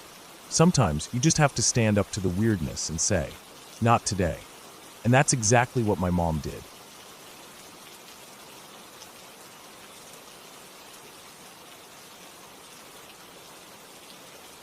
We had lived in our house for a long time. It was an old colonial home, built back in the 1800s, and it had that historical charm that people in our neighborhood admired. My parents had worked hard to buy it, and they took great pride in the fact that it was still standing after so many years. The floors creaked underfoot, the windows rattled in the wind, and the walls had a certain age to them that spoke of generations long past. It was an old house, full of character and history, and that was something my parents really loved about it. When I was in elementary school, my family decided it was time to add on to our house. It wasn't just a simple extension. We wanted it to blend in with the old part of the house, so my parents hired an architect and a contractor who specialized in restoring historic homes. They wanted the addition to match the existing structure, down to the smallest detail. The contractor seemed enthusiastic about the idea at first, but soon things started to fall apart. The issue began with the trim. The contractor didn't think it was necessary to paint all the wood trim in the addition. He argued that the wood was of such high quality that it should be left natural, as it would look better over time. My parents disagreed. They wanted everything to match, to keep the same aesthetic throughout. They insisted on having all the wood trim painted, just like the original part of the house. This led to a year of heated arguments between my parents and the contractor. My dad would spend hours on the phone with the guy, trying to get him to understand, while my mom would call around to other contractors, looking for someone who would do the job the way they wanted. At one point, my parents even asked the contractor if he could provide any evidence or reasons why it was better to leave the wood trim unpainted. He didn't have much to say about that, and his reluctance to work with them just made everything worse. They were paying him, but the work wasn't getting done. No progress was made for months, and our house was in disarray. The addition was still just a shell of unfinished walls and half-done trim. It felt like nothing was happening, even though we were still writing checks every month. After a year of back and forth, my parents had had enough. They fired the original contractor and found someone else to take over. The new contractor was someone my parents' lawyer had met through church. He came highly recommended, and most of his team was from that same church. They were all local guys, and some of them had worked on other homes in the area. My parents felt confident that this new team would get the job done properly. From the moment they started working on the house, they made more progress in a month than the other contractor had in a whole year. The team was efficient, and my parents were finally happy with the direction things were going. The new contractor and his crew were easy to talk to, polite, and respectful. They were good at their jobs, and my parents were relieved to see things moving forward. The weather during the summer in our town was brutal. It was hot and humid, and most of the guys working on the addition would break a sweat within minutes of starting their work. It was unbearable, and my mom would send me outside with lemonade or iced tea to give them a break from the heat. They would always thank me, and I'd chat with them while they took their short breaks. I was 9 years old at the time, and I found it interesting to talk to the workers, asking them about their jobs or what they liked to do in their spare time. One of the guys, Kenny, stood out to me. He was probably in his late 30s, tall and broad-shouldered, with dark brown hair and a rough, weathered look to him. He was in charge of most of the work on the site, though the actual contractor was often nowhere to be found. Kenny was always around, and I remember how nice he was to me. He'd give me a friendly smile and talk to me about the house or the work they were doing. He didn't mind that I asked questions, and he always seemed patient, explaining things in a way I could understand. As the months went by, the house slowly started to take shape. The addition looked great, and my parents were thrilled to see everything finally coming together. Kenny seemed to be the one overseeing everything, making sure that things went according to plan. But despite all the work that was being done, there was something off about him. Looking back, I'm not sure exactly what it was. Maybe it was the way he seemed just a little too friendly, a little too willing to chat, but there was always something that made me uneasy around him. It wasn't anything specific. It was just a feeling I had whenever he was around. But I didn't think much of it at the time. After all, he was just another worker, and everyone else seemed to trust him. Eventually, the work on the house was finished. It had taken about 2.5 years, far longer than anyone had expected, but the addition looked beautiful. The new trim was painted exactly the way my parents wanted it, and the new rooms blended perfectly with the old ones. It was a huge relief, and my parents were finally able to breathe easy. The house was exactly how they had envisioned it. But then, a few months later, something happened that would change everything. One afternoon, I was sitting at the kitchen table, doing my homework when my mom came in with a newspaper. She looked at me with a mixture of confusion and concern. The headline of the local paper was about a man who had been arrested and put in prison. His name was Kenny. At first, I didn't understand what that meant. My mom explained that Kenny, the man who had worked on our house, had been charged with something terrible. He had been arrested for pedophilia, and he was now in prison. I was shocked. I had no idea what to say. How could this be the same person I had talked to so many times over the past couple of years? The man who had smiled at me and made small talk while working on our house? The man who had been so friendly? It didn't make any sense. But as my mom continued to explain, it became clear that this wasn't just some random arrest. Kenny had been on a list of sex offenders. He had a past that no one knew about, and the contractor had never mentioned it to my parents. In fact, the contractor had gone out of his way to keep that information hidden. It seemed like everyone had trusted him, but in reality, he had a dark history. The more I thought about it, the worse it made me feel. Kenny had been around us for so long, and my parents had trusted him with us, my brother and I. They had left us home alone with him and the other workers on more than one occasion while they ran errands or went to work. I could hardly believe it. All those times I had been outside, handing him lemonade, talking to him about the house, and not once had I suspected anything was wrong. He had been so nice, so friendly, that it felt impossible to imagine him being capable of something so awful. I tried not to dwell on it too much. After all, nothing had happened to me or my brother. We were safe. But the fact that someone like Kenny could have been around us for so long without anyone knowing the truth left a bad taste in my mouth. I couldn't help but wonder if something could have happened. I didn't want to think about it, but the thought kept creeping into my mind. It wasn't just Kenny. The more I heard from other people, the more I realized that a lot of people had similar experiences.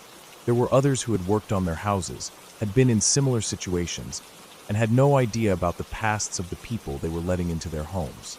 I wasn't the only one who had been left in the care of someone with a dark secret. As time went on, the fear and unease lingered. My parents were understandably upset when they found out the truth about Kenny.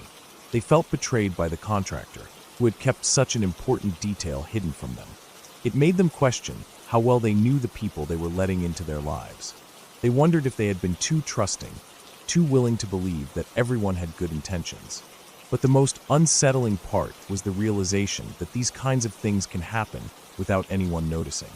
We had been so careful, so hospitable, and yet we had allowed someone with a dangerous past into our home. We had trusted him because he seemed harmless, because he had been nice. And that made me realize just how easy it is to miss the signs of something darker beneath the surface. I can't forget about Kenny. I can't forget how it felt to know that someone who had been so close to us was hiding such a horrifying secret. Even now, I can't help but feel a sense of unease whenever I think back to those days. It makes me wonder how many other people out there are hiding things we'll never know about. How many others have crossed our paths without us ever realizing the danger they posed. The fact that so many people have similar stories to tell only makes it worse. It's terrifying to think that, even now, there could be someone close by, hiding in plain sight. I can't shake the feeling that, if we had known the truth about Kenny, things would have been different. Maybe we would have been more cautious. Maybe we wouldn't have trusted him as much. But what's done is done, and all we can do now is move forward, knowing that sometimes things aren't always what they seem.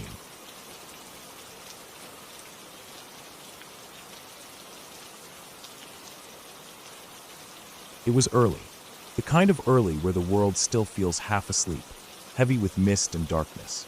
I remember how quiet everything was, like the air itself was pressing down, muffling the few sounds that stirred.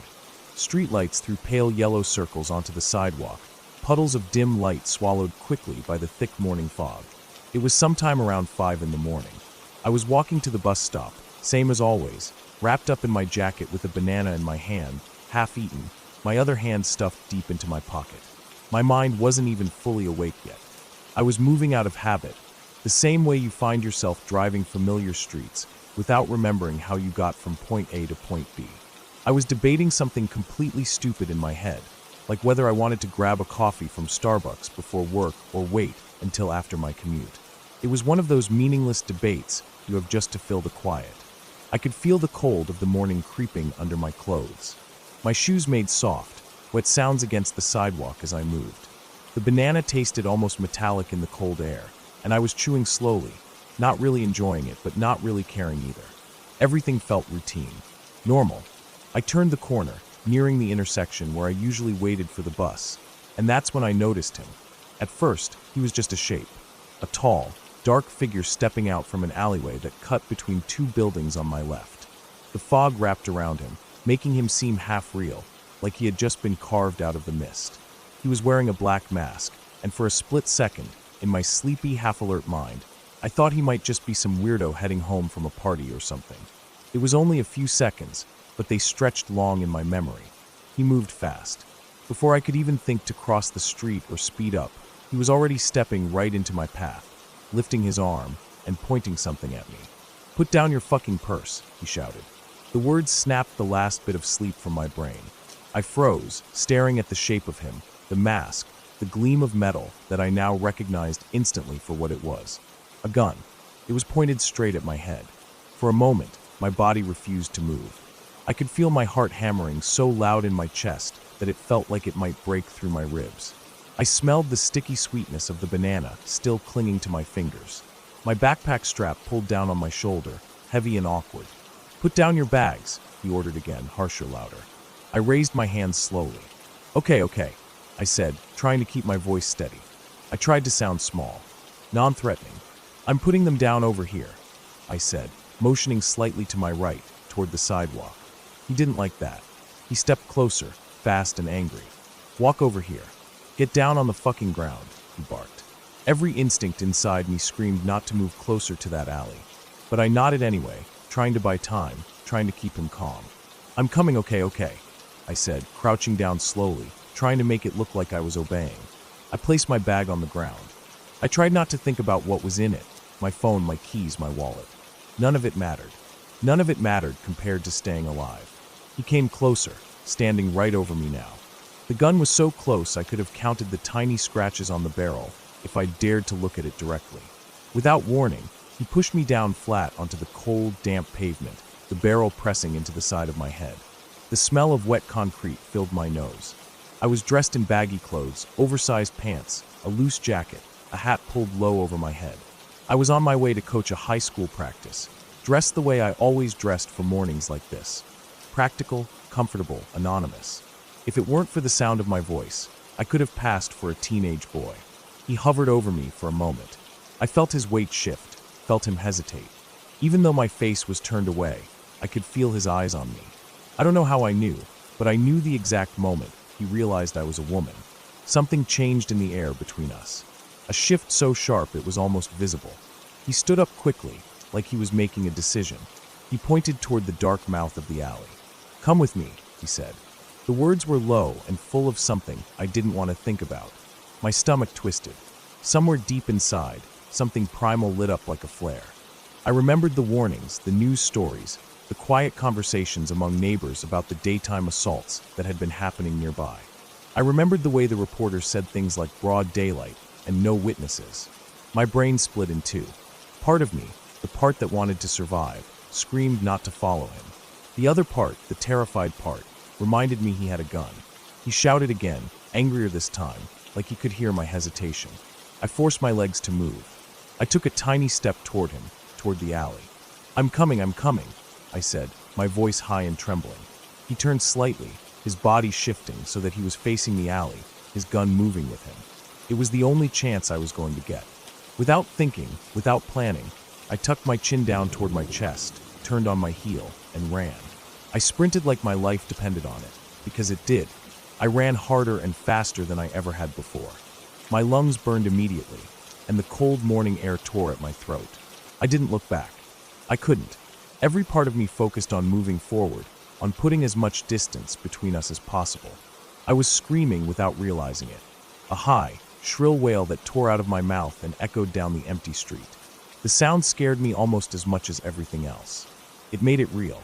My shoes slapped the pavement, slipping a little on patches of slick concrete. I ran past dark storefronts and shuttered windows, past parked cars that seemed like useless statues. I didn't even know where I was running. I just knew that every step away from that alley was a step toward surviving. I counted blocks without meaning to. 1 block, 2 blocks, 3. My legs were shaking, my arms pumping uselessly at my sides, my heart trying to explode out of my chest. 4 blocks. 5. I risked a glance over my shoulder. The street was empty behind me, swallowed by mist and shadows. No movement. No figure chasing after me. 6 blocks. 7.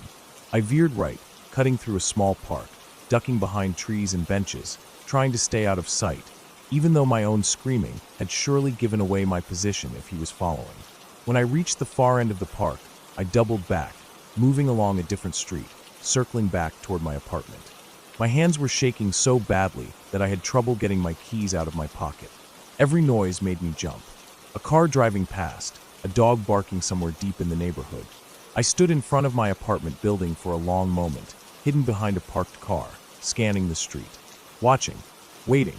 I was terrified that he had somehow followed me, that he was lurking somewhere, watching me, waiting for me to show him where I lived. Only when I was absolutely sure that no one was there did I cross the street and unlock the door. Inside, the building was too quiet. My breathing echoed in the stairwell as I climbed the steps to my apartment. My hands fumbled the key again, my fingers numb with cold and fear. I slipped inside, slammed the door behind me, and locked every single lock I had. I didn't realize I was crying until I leaned back against the door, and felt the wetness on my cheeks. The police came about an hour later. I sat stiffly on my couch, wrapped in a blanket, still wearing my damp, dirty clothes. My hands wouldn't stop shaking. I told them everything, every detail I could remember. They were kind but brisk, asking questions in calm, steady voices. They checked out the alleyway, found my banana peels still lying there, browning and slimy on the pavement. They took my statement, made some notes, promised they would look into it. But there wasn't much to go on. No security cameras in that part of the neighborhood. No witnesses. No real description, just a tall man in a mask, dressed in black. Days passed, but the adrenaline didn't leave my body. I couldn't sleep. Every creak of the apartment made my heart leap into my throat. Every shadow outside my window made me flinch. I stopped walking to the bus stop. I started driving everywhere, even if it was just a few blocks. I couldn't stop replaying it in my head. The feel of the gun against my head. The way he shifted when he realized I was a woman. The way he pointed into the alley and told me to come with him. The way my body moved without thinking. The way I ran and didn't stop. And the what-ifs. They ate at me the worst. What if I hadn't run? What if I had frozen up? What if he had fired? What if he had caught me? There were nights where I lay awake staring at the ceiling, unable to push those thoughts away. They piled up in my mind, thick and suffocating. But at the same time, there was a strange kind of peace buried underneath the fear. A small, stubborn voice that said I had survived. I had listened to my gut when it mattered. I had moved when I needed to. I had gotten away. Eventually, life moved on. I changed my routines. I stopped walking alone in the dark. I got a new job that didn't require me to leave the house before sunrise. I learned to carry myself differently, to always be aware, to always be ready. But some mornings, when the world is dark and misty and still, and the air feels heavy and quiet, I find myself back there in my mind. I remember the fog, the wet pavement, the sticky smell of banana on my fingers, the cold, hard press of the gun against my head. And I remember running, not because I wanted to, but because I had to, and somehow that was enough.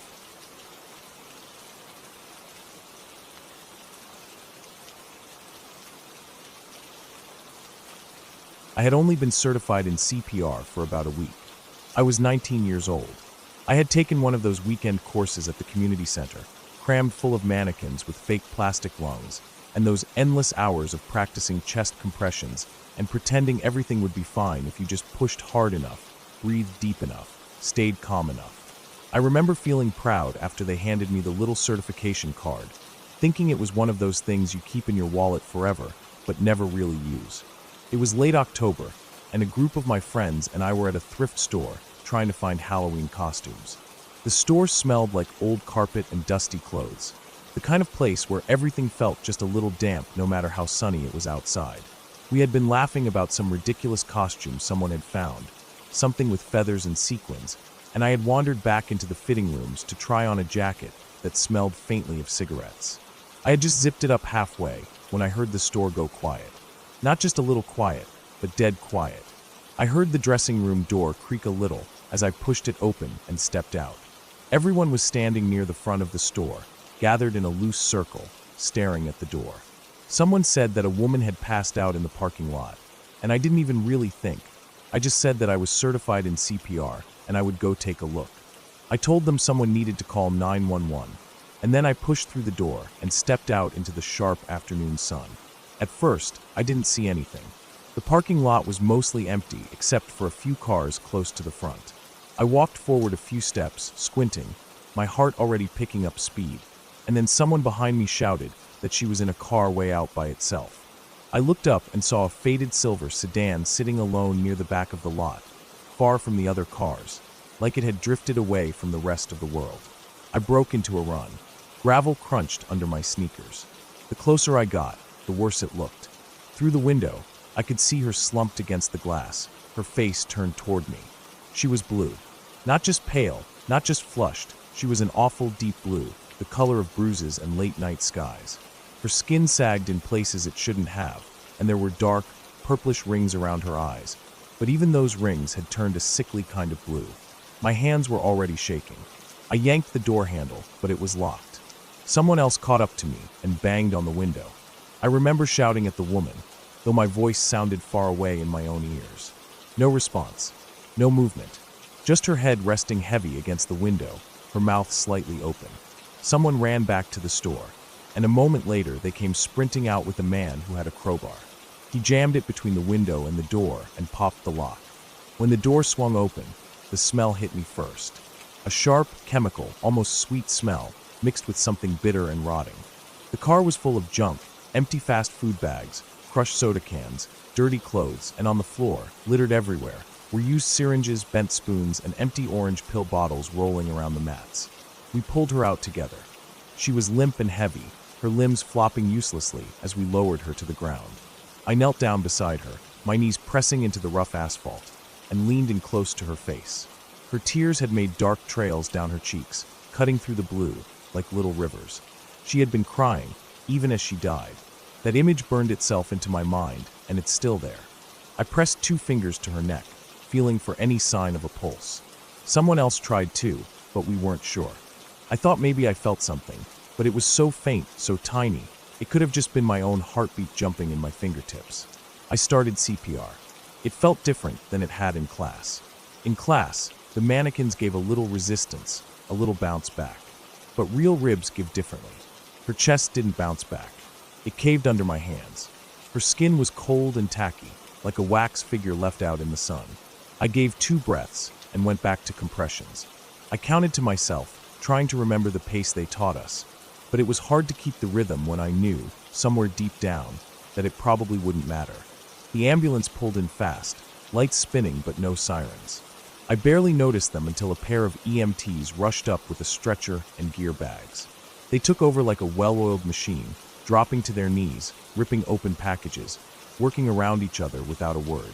I backed up, wiping my mouth with the back of my hand, feeling useless and shaking all over. They pulled a vial from one of the kits and jabbed it into her leg. I knew what it was, Narcan. The drug they said could pull someone back from an overdose if you got to them in time. I watched them work, slamming oxygen into her lungs, jabbing her with needles, pumping on her chest even harder than I had. Another ambulance arrived, and more EMTs piled out. For a few minutes, there were 6 or 7 people all around her, shouting medical terms I didn't understand, trading places at the head and chest. One of the cops who had pulled up stood off to the side with me. I must have looked bad, because he put a hand on my shoulder and told me, quietly, that they were going to do everything they could until they got her to the hospital, but she was probably gone already. He said they had protocols, keep trying, keep the body going, but most of the time when it got this bad, it was just a formality. I stood there in the parking lot, shaking, while they loaded her into the back of the ambulance. Her arm flopped off the side of the stretcher as they lifted her, the same way my little sister's dolls used to when she pretended they were sick. I remember thinking that she wasn't much older than me, maybe late 20s at most. Her hair was tangled and dirty, but underneath it you could see that she had probably been beautiful once. After they drove off, the parking lot felt huge and empty. A few people who had wandered out from the thrift store stood around, looking at the ground, not saying anything. Someone had tossed a jacket over the pile of drug paraphernalia, still lying in her car, but you could still see the bright orange of the pill bottles poking out underneath. There was a car seat in the back seat, and some cheap plastic toys scattered on the floor. One of them was a little pink stuffed bear, stained and missing an eye. I noticed the tattoos on her arms then, faint under her skin. 2 names, written in loopy cursive, one on each wrist. Probably her kids. They looked recent. The ink was still sharp and dark, not yet faded by sun and time. Eventually, the police took our statements. I don't even remember what I said. I think I just repeated what happened, how I found her, how I tried CPR. They asked if I had touched anything in the car. I told them I only opened the door and helped move her out. My friends stayed close. They didn't say much. It was like none of us could find the right words for what we had just seen. We hadn't been prepared for something like this. We had just been looking for stupid Halloween costumes. After the police let us go, we piled back into our car. The inside of the thrift store still smelled like old fabric and mildew, but it felt different now. Colder, like the whole place had shifted in some way. We didn't buy anything. We just left. The drive home was quiet. I stared out the window, watching the trees blur past in the fading light. My chest hurt from where I had been doing compressions. My arms felt like they had been filled with wet sand. I kept seeing her face every time I blinked. The blue of it, the tears. That night, I couldn't sleep. Every time I closed my eyes, I felt like I was back there again, kneeling on the hard parking lot, pressing down on her chest, listening for a breath that would never come. I kept wondering if we had gotten there a few minutes earlier, if the ambulance had been faster, if maybe the Narcan could have worked. I knew deep down that there probably wasn't anything we could have done, but it didn't make it any easier. Over the next few days, I kept thinking about her car. The junk everywhere, the syringes, the toys. I wondered what had brought her there, alone, parked far from everyone else. I wondered if she had been trying to get clean and had relapsed. If she had anyone who cared. If someone was sitting at home waiting for her, not knowing she was gone. I kept thinking about those names tattooed on her arms. In the weeks that followed, I found myself checking on people more often. If I saw someone slumped over in a bus stop, if someone looked too still, too pale, I watched them until I saw them breathe. I couldn't help it.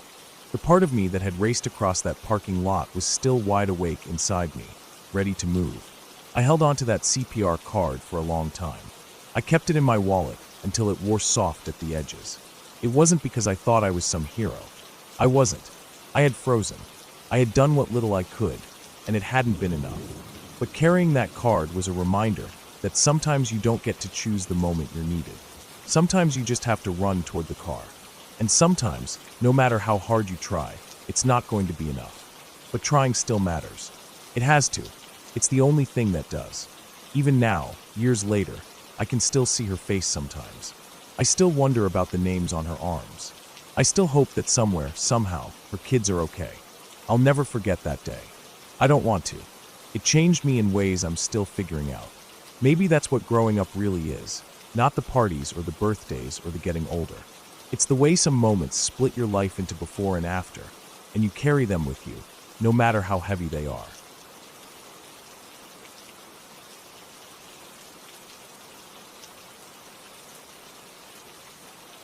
When I was in nursing school long ago, I encountered an experience that left me shaken and uneasy.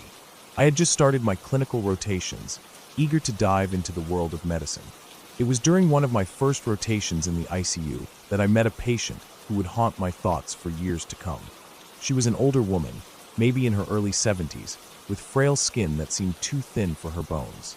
She had been admitted with a severe case of pneumonia, but her medical history was much more complicated.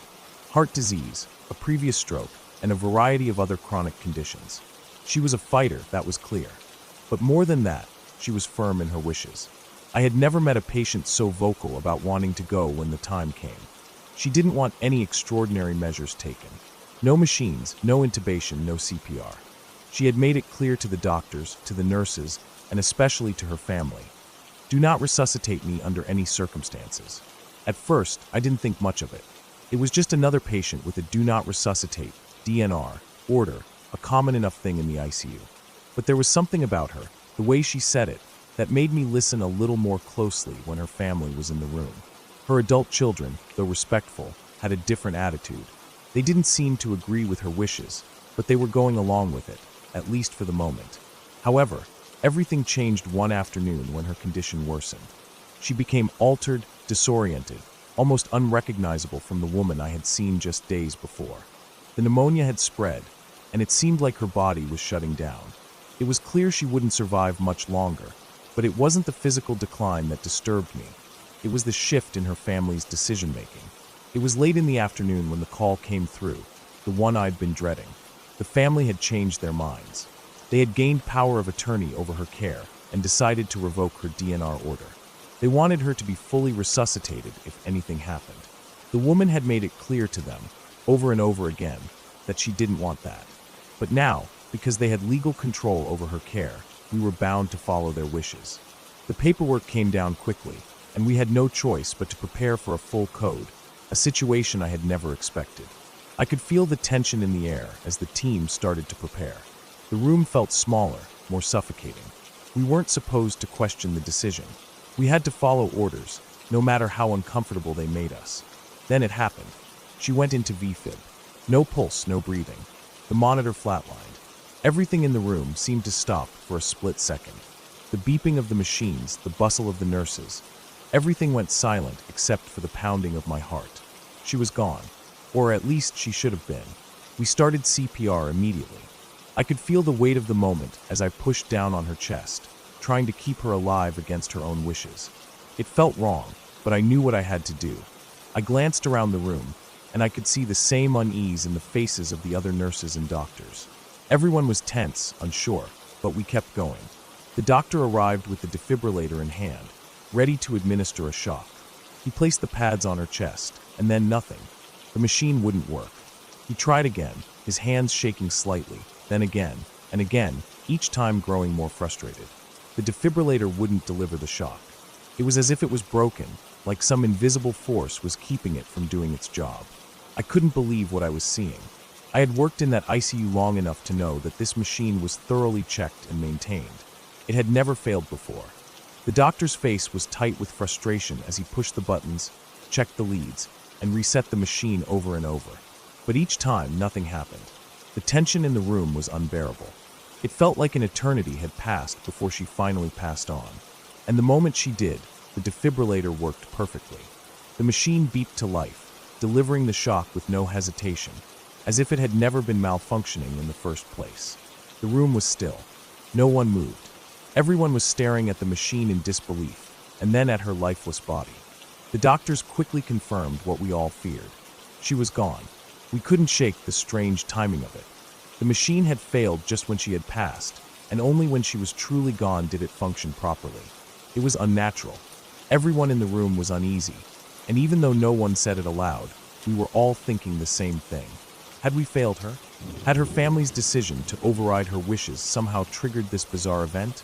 The hospital had the defibrillator checked the very next morning, but it worked perfectly. It had never malfunctioned before, and it never did again. The doctors couldn't explain what had happened, and neither could I. In the days that followed, the weight of that moment settled on me like a fog I couldn't shake. I tried to push it out of my mind, but I couldn't.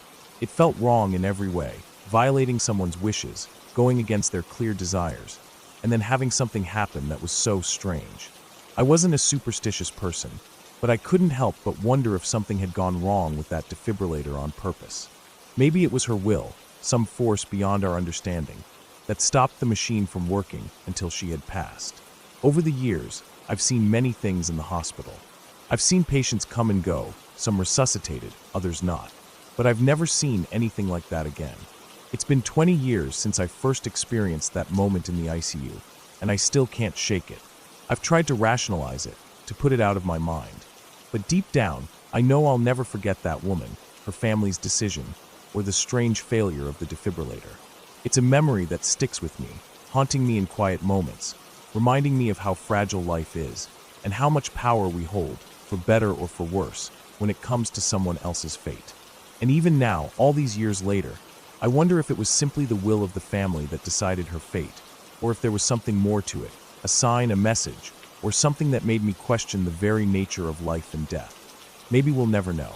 But one thing is for sure, that moment has stayed with me, and I'll never forget the woman who, in the end, got her wish for no resuscitation.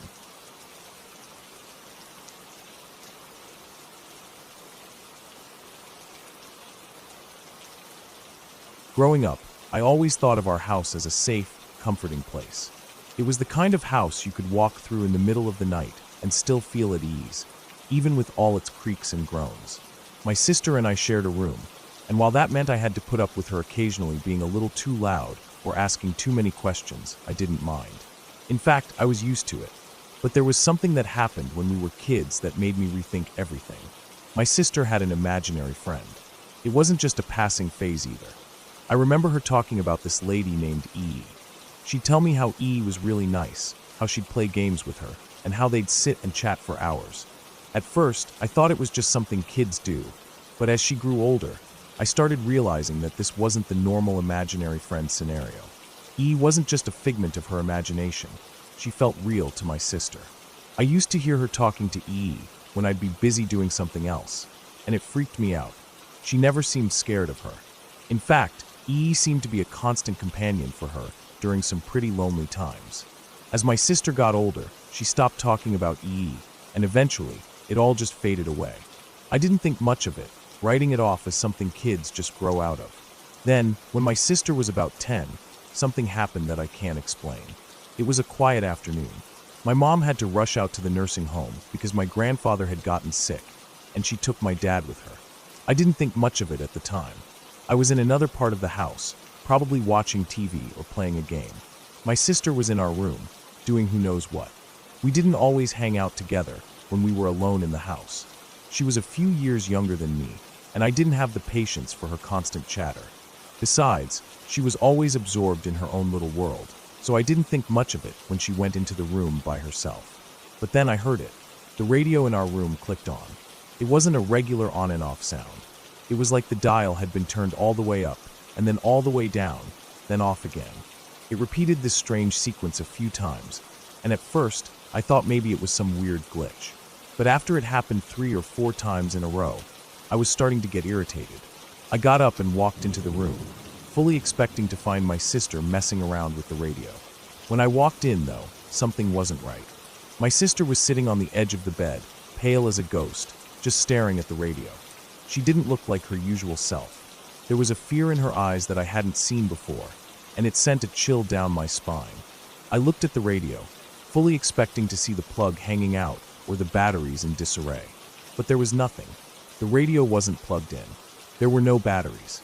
And there was no other explanation for how it had turned on and off like that. I couldn't make sense of it. I walked over to her, trying to calm her down, but I couldn't get a word out of her. She just kept staring at the radio, saying, "It was EE. I saw her. It was EE." She repeated this over and over again, her voice trembling. I didn't know what to make of it. At first, I thought she was just spooked by the strange radio behavior, but there was something more to her words that made my skin crawl. I felt like I was missing something big. I didn't know what else to do, so I called my mom. I was panicking at this point.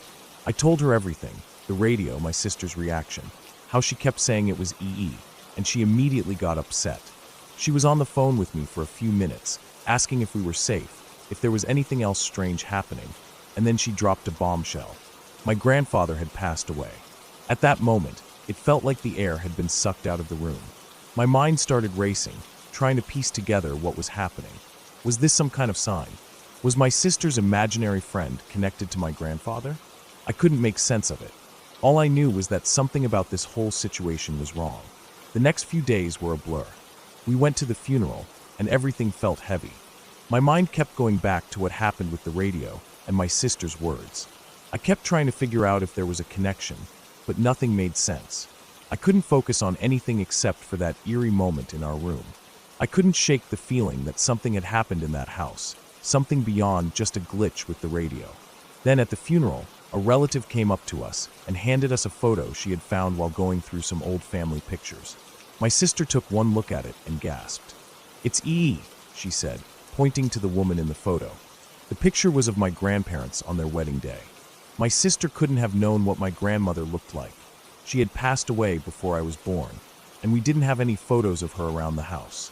My mom had kept most of the photos from her childhood tucked away, and when my step-grandmother moved in, she'd gotten rid of many of them. It didn't make sense. How could my sister recognize a woman she'd never met, a woman she couldn't have known about? My mom was just as confused as we were, but there was no denying it. The photo was of my grandmother, the woman my sister had been referring to as EE. The realization hit us all at once. It wasn't just an odd coincidence. It wasn't just an imaginary friend. It was something far stranger than that. The woman my sister had been talking to all those years ago, the one who seemed to watch over her and play with her, looked just like my grandmother.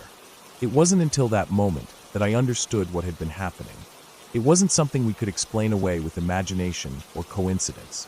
Looking back, it was like everything lined up perfectly, in ways I couldn't see at the time. My sister had been talking to a woman who, in some way, seemed to know things she couldn't possibly have known. How could she have known my grandmother? How could she have recognized her face in a photograph, when my sister had no memory of ever meeting her or seeing her before? Over the years, we came to terms with what happened, but the questions still linger.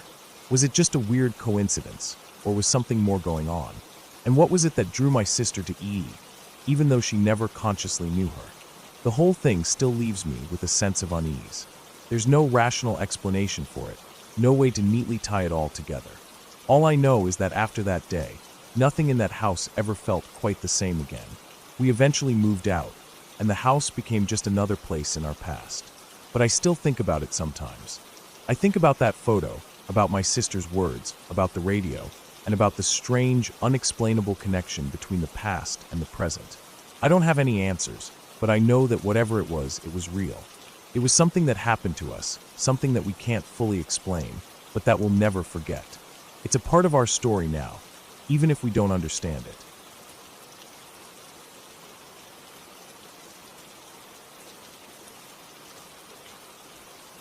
The first job I ever helped my uncle with was a simple one, painting houses. It was one of those summer gigs that paid well enough for a teenager like me to keep my pockets full of cash. My uncle had been painting houses for years, and it was pretty much his primary business, especially when the weather was warm.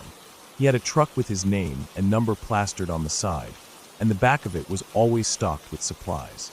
Paint cans, brushes, rollers, drop cloths, all the essentials. I'd work for him whenever he needed help, mostly for the extra cash, but also because, well, he was my uncle, and I was glad to spend time with him. He wasn't like the other uncles you might hear about. He was calm, a little gruff, but kind-hearted when you got to know him. We worked well together, and I enjoyed the days where I didn't have to worry about school or anything else.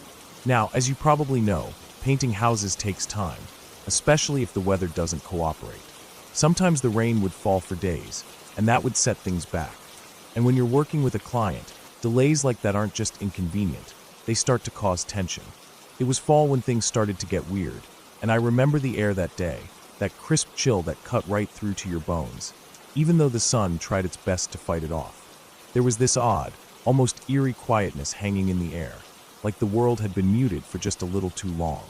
My uncle had been juggling multiple jobs that fall, and with the rain pouring down so frequently, he got behind. So, on one particular afternoon, he got a call from this lady who lived in a big Victorian house. She explained that her husband, an author, was getting distracted by the scaffolding outside the house. She was polite, but insistent that the job needed to be finished soon, so her husband could focus on his writing. My uncle told her they'd get out there as soon as possible, and that's how we ended up driving out there that afternoon. When we arrived, the weather was still cool, the sky an overcast gray.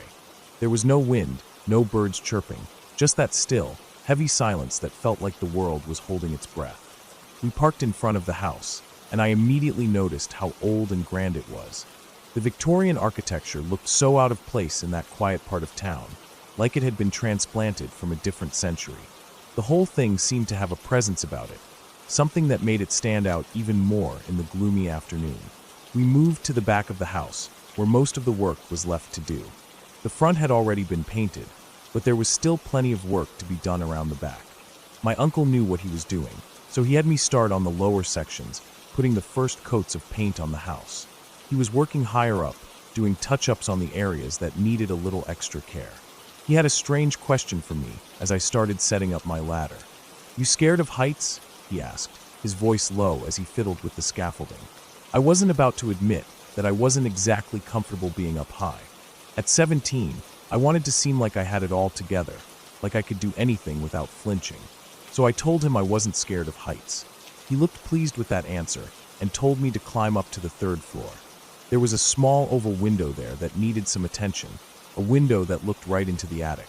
The attic was where the husband did his writing.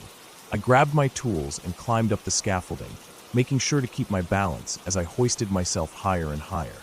The cans of paint dangled behind me, swinging slightly as I moved, my utility belt heavy with brushes and rollers. As I reached the top, I set everything down, took a deep breath, and cracked open the first can of paint. The whole process felt routine. I had painted before, lots of times, and the job wasn't hard. But that day, something about the air, the stillness, made everything feel different. It was like time itself had slowed down, and I was just another figure in a strange, almost surreal scene. I worked my way across the top of the house, painting the sections above the window. It was when I reached the oval window that things started to get weird. I remember dipping my paintbrush into the can and glancing up for just a second. That's when I saw him. The man, the husband. He was standing inside the attic, right behind the window, and he was staring directly at me. The expression on his face, God, I've never seen anything like it. His face was totally blank, devoid of any emotion, like a mannequin. His eyes were wide open, but there was nothing in them. No anger, no sadness, no joy. Just emptiness. For For a split second, I thought I might have imagined it. But then, as I stood up, he didn't break eye contact.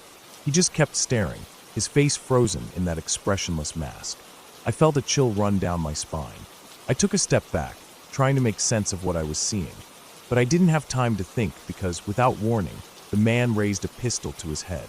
I watched in complete disbelief as he put the barrel against his temple, his eyes still locked on mine, and then he pulled the trigger. The sound of the gunshot was deafening. It rang in my ears, and everything went silent afterward, as if the world itself had momentarily stopped spinning. I froze, unable to process what had just happened. I felt my stomach drop, my heart pounding in my chest as I stepped backward in shock. I wasn't sure if I had actually seen what I thought I saw, but I did. He had just killed himself right in front of me, without any emotion at all. I didn't know what to do. I couldn't think. My head was spinning, and my body was moving before I even realized it. I took a step back too far, too quickly. The scaffolding beneath me shifted, and before I could catch my balance, I fell. The ground came at me faster than I could comprehend. I remember the sensation of falling, the panic rising in my chest, and then the sudden impact with something soft. My body crashed into the bushes below, the branches and leaves breaking my fall. But I still felt the sharp jolt in my bones as I hit the ground.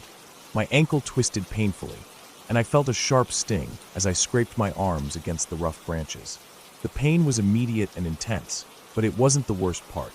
No, the worst part was the image of that man's face, the emptiness in his eyes, and the way he had just taken his life like it was nothing.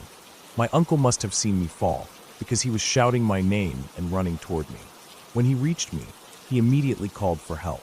His face was pale, his voice shaking as he tried to help me sit up. I could barely stand, and when I tried, the pain in my ankle was unbearable. It wasn't broken, but it was definitely sprained, and I had a few scratches on my arms and legs from the bushes. My head was buzzing, and I felt dizzy from the fall. The paramedics arrived soon after, and I was taken to the hospital to get checked out. My uncle stayed with me the entire time, but I don't remember much of what happened after that. I don't think I said anything. How could I? What was there to say? That image of the man's face, staring at me without any expression at all, haunted me. I couldn't shake it. Every time I closed my eyes, I saw his face. It wasn't just the horror of what had happened. It was the fact that he didn't care. He didn't care about anything. He was so far gone that his death felt like nothing. Just another thing to check off a list of things he didn't feel anymore. The next few weeks were a blur. I had to go to counseling to deal with what happened. My uncle didn't speak much about it either. I don't think he knew how to. We never finished the job at that house. As far as I know, the house was abandoned after that. The wife left, and the man was never spoken of again. I don't know if his books ever sold, or if anyone ever tried to find out more about him. All I know is that house was left standing in that quiet part of town, and no one touched it. To this day, I try not to drive past that street. I'm scared that if I do, I'll catch a glimpse of that window. And even though I know it's just a house, just an old building left to rot, I can't shake the feeling that if I look up, I'll see that man's face again, staring at me from that attic window, cold and emotionless, just like before.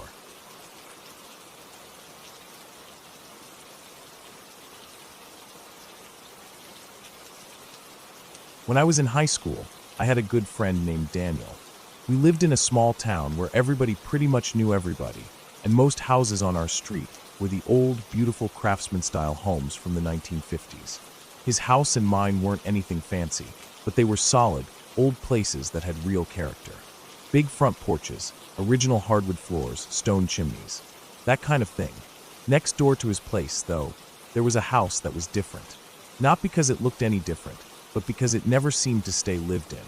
For a couple of years, that house just churned through owners. One family would move in, all bright-eyed and cheerful, talking about fixing up the garden and painting the shutters, and then within 6 months, sometimes even less, they'd be gone. No big moving trucks, no goodbye parties, no garage sales. Just empty. People would leave in the middle of the night. Daniel and I joked about it at first, saying the house must be cursed or something stupid like that. But after the 4th or 5th time it happened, the jokes stopped. Nobody likes to admit they're uneasy, especially when you're a teenager and you're supposed to be tough, but we both felt it. That December night was cold. It wasn't snowing or anything, but it was that kind of bone-deep chill that settles in once the sun goes down and just hangs in the air. We had been hanging out at Daniel's house, just doing nothing really, trying to figure out what to do with ourselves. His parents were gone for the weekend, and after a while, we got bored enough that dumb ideas started to sound like good ones. Daniel brought it up. He said the house next door had been empty for a while, and maybe we should go check it out. I wasn't super into the idea, but I didn't want to be the one to chicken out.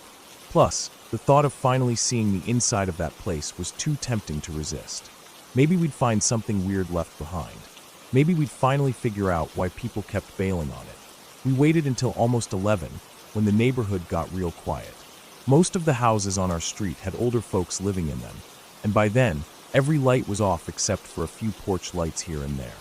We slipped out Daniel's back door and crossed into the neighbor's yard. The grass was brittle and patchy, the ground uneven under our sneakers. The house looked bigger up close, the windows black and empty like open mouths. There was a side gate, but it was chained shut, so we had to go around to the back. The backyard was worse. Overgrown bushes crowded the sides, and old garden tools rusted in a heap near the back fence. A torn-up tarp flapped weakly in the wind. We tried the back door, but it was locked. Daniel poked around a bit and found a dog door, one of those old-fashioned ones with a heavy plastic flap. He crouched down, looked at me, grinned, and wiggled through it. I stood there for a second-guessing every decision that had led me to that moment. But then I heard the back door click open and Daniel's head popped out. He waved me inside. The house smelled stale, like old dust and dry wood. I stepped in and felt the floor creak a little under my weight. It wasn't trashed or anything. It was just empty. The walls were bare, the floors scuffed. The air felt still, heavy in a way that made it hard to take a deep breath. We didn't bring flashlights, but the house had enough windows that the streetlights outside gave just enough light to see by. Everything looked washed out and gray. We wandered through the first floor, poking our heads into the living room, the dining room, a little office space off to the side. The kitchen was at the back, and it was actually kind of nice. A big old picture window overlooked the backyard, and there was a built-in breakfast nook tucked underneath it with a wooden bench on either side. The kind of spot where you could imagine sitting with a cup of coffee on a quiet morning. It didn't match the rest of the house's feeling. It was almost cozy. We sat down on the floor across from the breakfast nook, just talking about stupid stuff. School, our other friends, random gossip. I remember feeling weird about sitting there, like we were trespassing even more by being so casual about it. But nothing bad had happened. The house was just a house. Cold, empty, nothing more. The floor was dusty but otherwise clean, and I leaned back against the wall, feeling a little more relaxed. I don't know how long we sat there. Maybe 10 minutes. Maybe longer.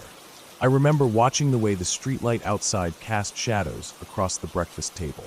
Long, soft-edged shapes that moved a little when the wind blew the trees. It was kind of hypnotic. I must have looked away for a second, because the next thing I knew, Daniel let out this sharp, panic scream. Before I could even process what was happening, my vision snapped to black. It wasn't like closing your eyes. It wasn't darkness. It was like something had wrapped itself around me, like stepping into freezing water, but worse. The cold wasn't just outside my body. It was inside me too, in my lungs, my gut, my bones. I couldn't see. I couldn't hear anything but my own breathing, which sounded ragged and too loud. My hands shot out blindly, grabbing at empty air, trying to find something, anything. I started yelling. I don't even know what I was yelling, just pure panic pouring out of me. Then I felt a hand clamp down on my wrist, Daniel's hand, and he yanked me hard in some direction. I stumbled after him, still blind, still frozen inside and out. We must have crashed into a couple of walls or door frames, because I remember sharp pain flaring in my shoulder and hip. Then suddenly, the cold started to lift, and the blackness pulled away like a heavy curtain. The first thing I saw was the yellow glow of the streetlight. We were outside, standing in the middle of the neighbor's backyard. My heart was pounding so hard it made my vision blur at the edges. My knees felt like they were about to buckle. The December air hit my skin, but somehow it felt warmer than the inside of that house. Daniel was still clutching my arm, his eyes wide and wild. He let go slowly, and we both just stood there, breathing hard. I tried to ask him what had happened, but my throat felt dry, my voice thin and shaky. I remember wiping my face with my sleeve and feeling how clammy my skin was, how I was sweating even though it was freezing outside. Finally, once we were both a little more steady, Daniel managed to tell me. He said that while I had been talking, something had come out from under the breakfast table. Not something. Someone. A figure, shaped roughly like a girl, but all wrong. Like it wasn't really a person, just the idea of one. Blacker than black, like it ate up the light around it. He said it crawled out, real slow, and climbed up onto me, sitting on my chest like it weighed 1,000 pounds.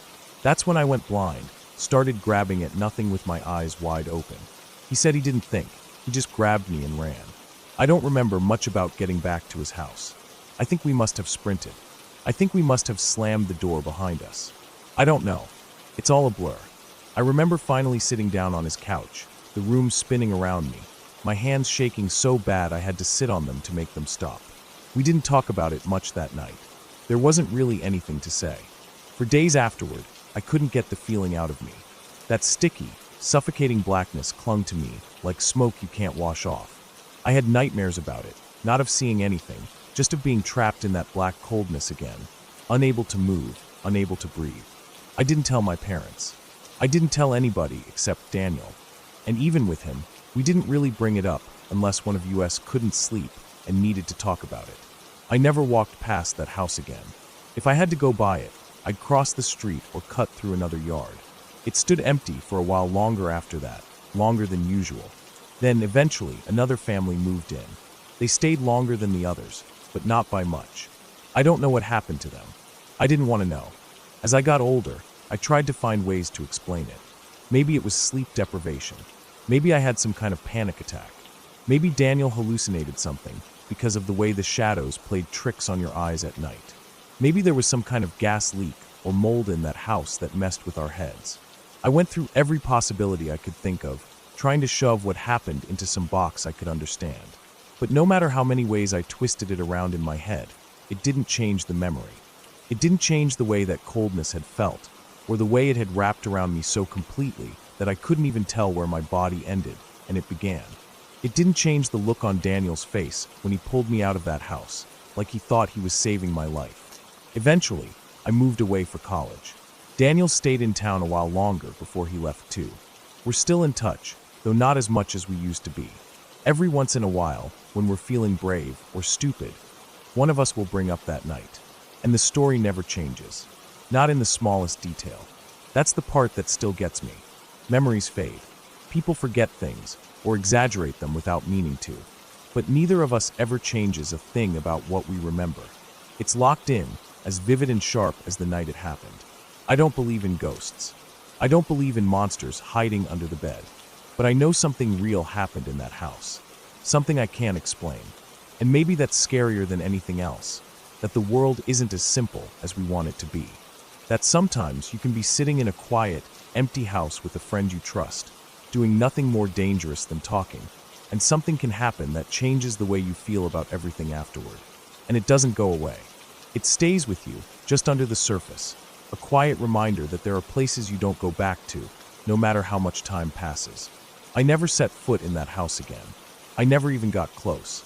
And even now, thinking about it, I feel that same coldness curling around the edges of my memory, and I have to turn on another light, or pull the blanket a little tighter around me, just to shake the feeling.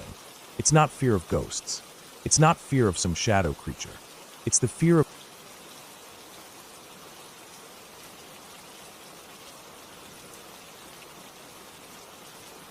When I think back on it now, it feels almost like another life. I was 13 years old when it happened. A quiet, awkward kid who preferred to spend my time reading in corners or lying in bed staring at the ceiling, thinking about everything and nothing at the same time. It had been a strange day already. I had gotten my first period that afternoon. It wasn't anything dramatic like they show in movies. It was quiet, almost anticlimactic, but it still made me feel different. Like a line had been crossed without any fanfare. My mom hugged me, said something about womanhood, and then I spent the rest of the day feeling like a stranger inside my own body. That night, I just wanted to go to bed and forget about it. I usually slept curled up tight on my side, sometimes with my knees tucked close to my chest if it was a bad day. But that night, for some reason, I lay on my back. I remember how weird it felt, like lying down in a way I wasn't supposed to. The bed felt too big, too open, and the ceiling seemed so much farther away than usual. I kept shifting around, trying to get comfortable, but it was useless. Eventually, I fell into a weird, uneasy sleep. The dream started slow. I was sitting in a wooden chair, the kind we had at our kitchen table, with the paint worn off the arms and a slight wobble when you rocked back and forth. I leaned back, balancing it on the two back legs, the way my mom always scolded me not to do. For a moment it was fine, but then it started tipping back farther and farther, way beyond what should have been possible. It was slow at first, then faster, until I was falling backward into a bottomless void. There was no ground, no walls, no sky, just endless nothing. It wasn't like a roller coaster or those falling dreams that jerk you awake. It was smooth, cold, and absolutely empty. I felt like I was being swallowed. Panic rose up inside me, and I jerked awake with a gasp, like breaking the surface of cold water. My eyes flew open, and that's when I saw it. Hovering directly above me was a figure.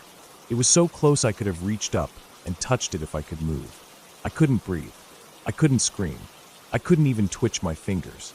It was like the air itself had turned into thick, invisible concrete around me. The figure had a face, if you could call it that. It was flat and white, almost ovular in shape, and so featureless it looked two-dimensional, like a mask pressed against glass. The skin, if that's what it was pale like old paper. It had two huge, glossy black eyes, like the eyes of a deer right before it bolts. They were so dark and glassy that they reflected the faint light from the street lamp outside my window. There were two small holes where the nose should have been, and a thin, trembling line of a mouth that looked more like a gash than lips. The mouth twitched slightly, as if it were trying to open but couldn't. Its eyebrows were drawn high up, almost to the top of its forehead, giving it a look of agonized rage. But the worst part wasn't how it looked. It was what it made me feel. I could feel its hatred pouring off of it in waves, thick and suffocating. It wasn't like anger from a person, or even the anger you feel towards someone who's wronged you. It was bigger than that. It was hatred for my existence. Hatred that felt ancient and endless, as though this thing had waited 1,000 years just to find me and destroy me in the worst way possible. It wasn't just my life that felt threatened. It was my soul, my very being. I knew without a doubt that if it could, it would have ripped something out of me that I didn't even fully understand. I tried to move. I tried so hard. Every muscle in my body strained, but it was like my brain was sending signals into a void. My arms wouldn't lift. My legs wouldn't kick. My mouth wouldn't even twitch. The only thing that seemed to work were my eyes, wide open and locked onto that terrible face inches from mine. A tiny, broken sound escaped me, a whimper, no louder than the squeak of a mouse. As soon as that tiny sound left my lips, the thing reacted. It pulled back, not with a jolt or a startle, but like something rewinding a videotape. Smooth, precise, fast. It straightened up to its full height, towering over the bed. It was tall, absurdly tall, almost brushing the ceiling. Its long black cloak, which I hadn't even noticed before, unfurled around it, swallowing up the space at the foot of my bed. It started pacing, back and forth, back and forth. Each step was slow, deliberate, measured, like it was trying to keep itself under control. The entire time, it never broke eye contact with me. I could feel its frustration, like a caged animal desperate to tear me apart, but blocked by something unseen. It radiated off of it like heat from an oven, making the air shimmer. The barrier between us felt almost physical. I couldn't see it, but I could sense it, a bubble, a wall, something that kept it from reaching me. Every time it passed the foot of my bed and turned back, I could feel the rage building, vibrating through the room, growing hotter and thicker like smoke. I sat up, still frozen in place, my breath coming in shallow, rapid gasps. I couldn't make sense of it. None of it felt like a dream. I could feel the texture of my blanket under my hands, the faint draft from the cracked window, the tight, painful thudding of my heart against my ribs. I could smell the faint metallic scent of blood from my period. It was real. It was happening. Then, without warning, it stopped pacing. It turned sharply toward my closet. The door was cracked open just a few inches, an old habit of mine, because for some reason, I always felt less scared if the closet wasn't fully closed. I regretted that decision immediately. In one smooth, horrifying motion, it swooped into the closet, folding its impossibly tall frame down without even bending at the knees. Its body disappeared into the darkness behind the door, but its face lingered, still watching me, still quivering with that unbearable hatred. The closet door didn't move.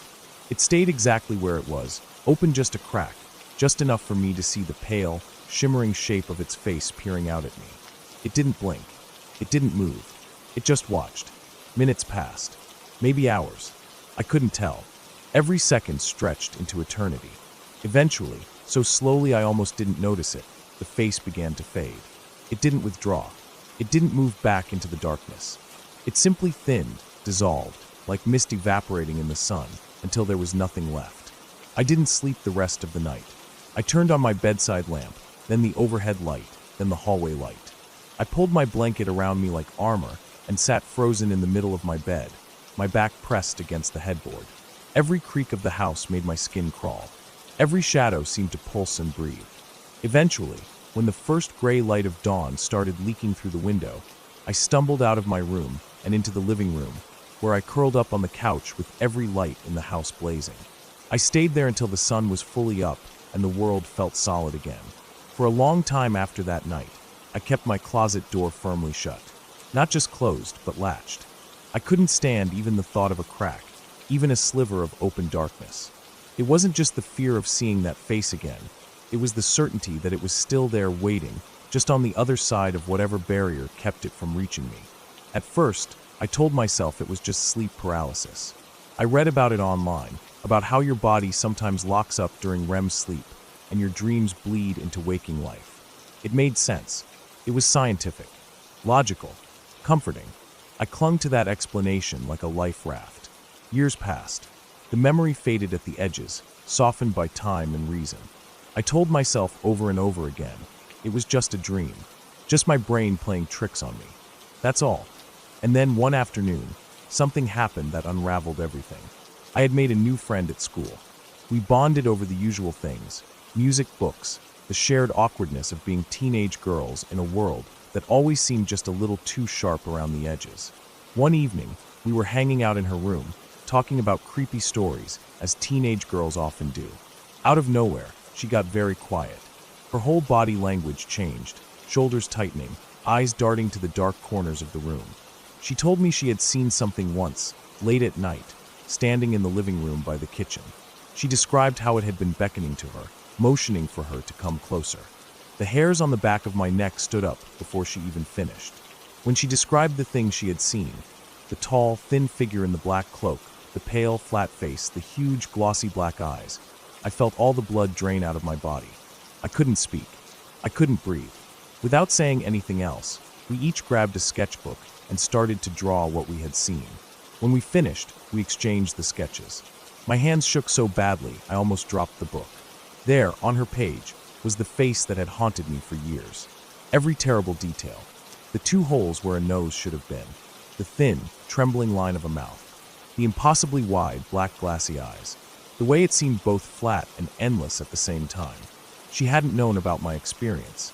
I had never told anyone. Not my parents, not my friends. No one. We sat there in silence for a long time, the 2 drawings side by side on the bed, the room heavy with a shared fear we couldn't explain away. To this day, I don't know what it was. I don't pretend to. I never saw it again, though the memory of it has never really left me. I still sleep with my closet door shut tight, latched and double-checked every night. I still avoid sleeping on my back if I can help it. I still wake up sometimes with my heart hammering for no reason, gasping for air, certain that if I open my eyes I'll see that pale, hateful face leaning over me once again. Maybe it was sleep paralysis. Maybe it was a shared hallucination.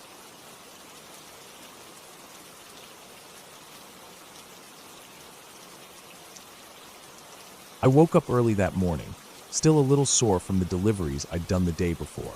My back was stiff, my arms ached, and the last thing I really wanted to do was load up another hot tub. But that's the job.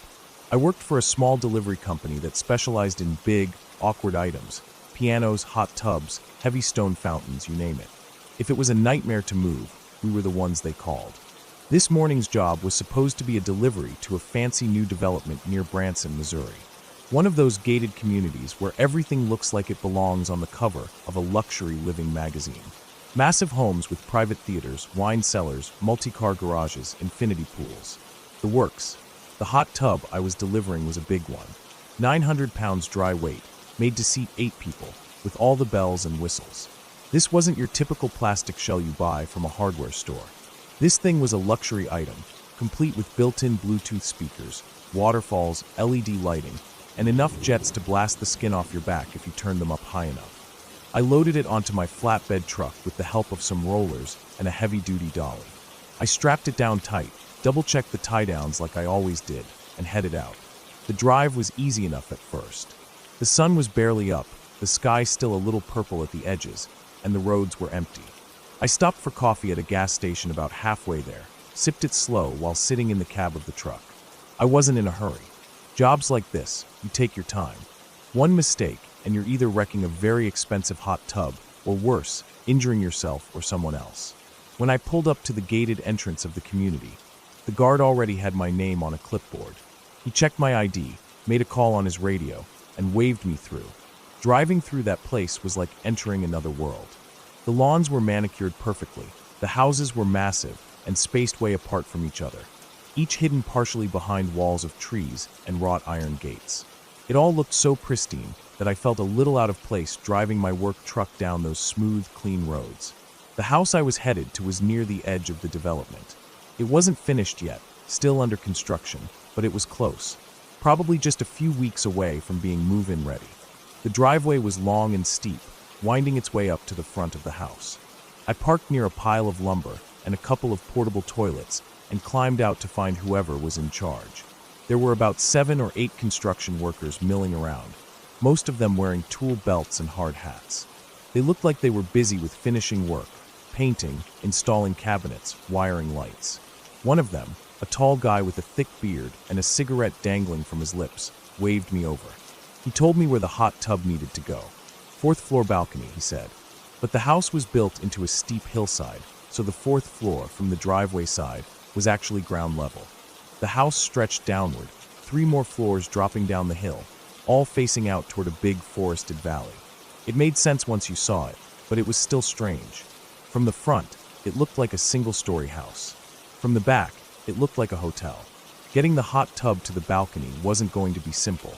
I had to unload it onto a makeshift ramp that led down into the yard, then push it up another ramp to the porch, through a set of double doors into the living room, across the living room, and out the back patio doors onto the deck where it would finally sit. Just hearing the plan made my stomach tighten a little. Moving a 900-pound tub across that many obstacles wasn't ideal. The bigger issue, though, was the deck. It wasn't finished. Only a narrow path of decking had been installed, just wide enough to get from the patio doors to the corner where the hot tub was supposed to go. Beyond that narrow strip, there was nothing but open beams and empty air. Narration.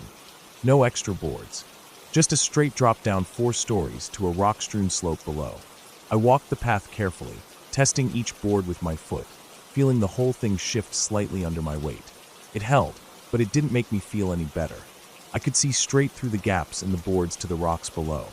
Falling would mean certain death, or worse, being crushed and broken on the stones. But the job had to get done.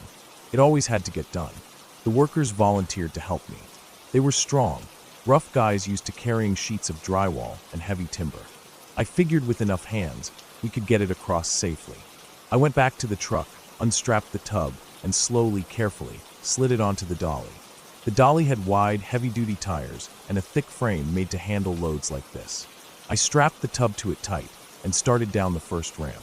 The yard was uneven and full of holes where sprinkler systems were being installed. We moved slow, careful not to let the dolly tip or roll too fast. A couple of the workers steadied the tub while I steered from the front. Getting it up onto the porch was the first real challenge. We had to lift it up a makeshift plywood ramp that creaked and sagged under the weight. Every step was nerve-wracking, but we managed. Once inside, we had to maneuver the thing across a floor that was still being finished. Drop cloths, tools, and scraps of wood were scattered everywhere. It felt like navigating a minefield. Finally, we made it to the patio doors. The workers swung them open wide, and I stepped out onto the deck, my heart pounding in my ears. The decking felt even more unstable with the weight of the tub on it. It groaned under the pressure, and I had a constant fear that the whole thing was just going to collapse and send me and the tub plummeting into the rocks below. I focused all my attention on the path ahead, inching along with the dolly.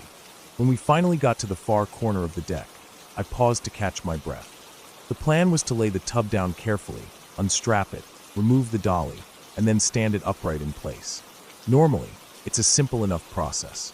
You tilt the tub slightly, brace it against your lap, pull the strap free, and lower it under control. But the contractor didn't want that. He wanted it left standing on its side, so they could easily install the connections and wiring without having to lift it again. That complicated things a lot. Removing the dolly while the tub was still vertical was harder, riskier, and in this case, borderline suicidal because the deck wasn't wide enough. I explained what needed to happen. We had to block up one side of the dolly, tilt the tub just enough to pop the straps, remove the dolly, and then gently tilt the tub back against the house where it would be secured. The workers nodded and started grabbing blocks of wood. We got everything into place, and I moved to the backside of the tub to support it while the guys worked on freeing the dolly. I had maybe 4 inches between my heels and the edge of the deck. Beyond that was nothing but empty air and sharp rocks far, far below. My whole body tensed. I leaned forward into the tub, feeling the cold of the plastic shell against my chest, trying to keep my center of gravity low. We managed to free one side of the dolly pretty easily, but the other side was stubborn. The weight of the tub was pressing down hard, and the angle wasn't right. The workers wrestled with it, trying to free it without disturbing the tub's balance. I told everyone to freeze. I could feel the tub wanting to shift. I had to move my feet back, my heels hanging off the very edge of the deck. One wrong move, and I was going to fall. I could see the rocks below in my peripheral vision, flashes of sunlight reflecting off their jagged edges. I tried not to think about it, focused only on the tub. My arms were shaking from the effort. We were so close to freeing the dolly when one of the guys decided to get impatient. Instead of waiting, he gave the corner of the tub a solid kick to dislodge it. That was all it took. I felt the balance shift immediately. I shouted that I was falling, but there was nothing anyone could do. The 2 workers beside me tried to grab the tub to keep it steady, but no one could get to me in time. I windmilled my arms, desperately trying to find something to grab onto. My body tilted backward, my feet sliding out from under me. I could see the sky above, the rocky slope below. I knew I was about to die. There wasn't even time for a real thought to form, just pure, blinding fear. And then, just as my body tipped over the edge, something caught me across the small of my back. It stopped me mid-fall, jerking me forward so hard that it knocked the air out of my lungs. I slammed chest first into the side of the hot tub, clinging to it like a lifeline. My heart was hammering in my ears, so loud I couldn't hear anything else. It took a few seconds for me to realize what had happened. The worker who had been messing with the strap earlier, the one who seemed like he wasn't doing much at all, had already secured one end of it to a heavy anchor point on the house. The other end had been dangling off the deck, hanging uselessly behind me. When I fell, he saw what was happening and grabbed the strap. With everything he had, he pulled it tight, arresting my fall. If that strap hadn't been there, or if he hadn't reacted as fast as he did, I would have fallen straight off the deck and died on the rocks below. The workers finished freeing the dolly. They stood the tub up, and I just stayed there for a minute, hugging it, shaking, not caring about anything else. I wasn't hurt, just scared out of my mind. Afterward, once the tub was secure and I was sitting on a pile of lumber, trying to catch my breath, I kept looking at that worker. I couldn't stop thinking about what would have happened if he hadn't been there. I would have been dead. There was no doubt in my mind. A few weeks later, after the shock wore off, I decided to do something to thank him. I had been saving up for a Christmas trip for my wife and daughter, a surprise trip to Breckenridge, Colorado. I had everything lined up. Plane tickets, hotel reservations, even lift tickets for skiing. They didn't know anything about it yet, but it didn't feel right keeping it. That man had saved my life. No hesitation, no reward expected. Just pure, good-hearted.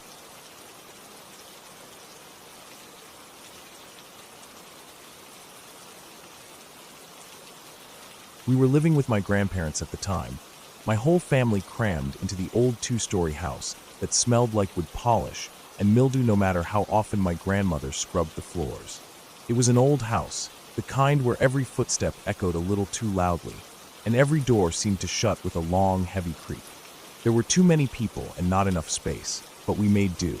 My aunt had moved out years before, but her bedroom stayed mostly the same flower-patterned wallpaper, same heavy oak furniture, same dusty porcelain trinkets lined up on her dresser like a bunch of tiny people frozen in place. And then there was the doll.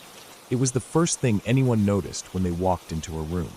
Standing tall on a nightstand right next to her bed, staring straight at the door like it had been assigned the job of greeting anyone foolish enough to walk in. It was about 2 feet tall, maybe a little less, dressed in a frilly Victorian-style dress, the lace yellowed with age. Underneath the wide skirt were skinny plastic legs ending in black painted shoes, and tiny gloved hands that stuck stiffly out from its sides. The face was the worst part, pale, almost gray, with huge glass eyes that seemed a little too real, like they were holding onto some kind of secret. And the mouth was stuck in this tiny, tight-lipped smile that somehow made it look angry and sad at the same time. The doll had been turned into a lamp years ago.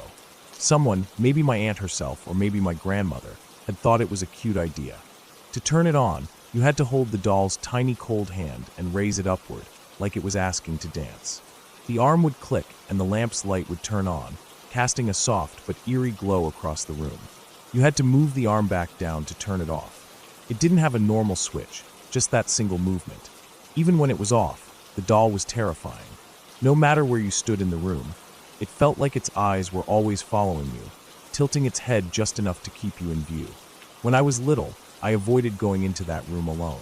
If I had to, I'd practically sprint in and out, holding my breath until I was safely back in the hallway. But that day, I didn't really have a choice. I was about 13, awkward and skinny, all long legs and bony arms, still at the age where being home alone felt less like freedom and more like a slow-building dread.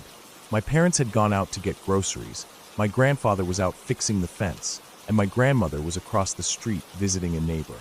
I had stayed behind, stretched out on the couch watching TV, trying to pretend the house didn't feel way too big and way too empty when everyone else was gone. It was one of those late afternoons when the sun was still bright, but already starting to tilt toward evening, throwing long shadows across the floor. I was comfortable enough, flipping through channels, when I remembered that my favorite blanket, a big thick one with blue and white stripes, had been tossed into my aunt's old closet. I guess my mom had thrown it in there while cleaning. For a few minutes, I debated just toughing it out without the blanket. I really didn't want to go into that room alone. But it was still daylight, and the closet was right next to the door, practically an arm's reach from the hallway. I figured if I moved quickly enough, I wouldn't even have to look at the doll. So I got up, wiping chip crumbs off my shirt, and made my way down the hallway. Each step made the old floorboards squeak under my sneakers. The house was so quiet, I could hear the faint ticking of the kitchen clock, even from where I stood. I reached the doorway of my aunt's room and paused. The door was half open, the room inside dim, but lit enough from the afternoon light that I didn't need to mess with the lamp. The doll stood right there on the nightstand, frozen in its eternal vigil.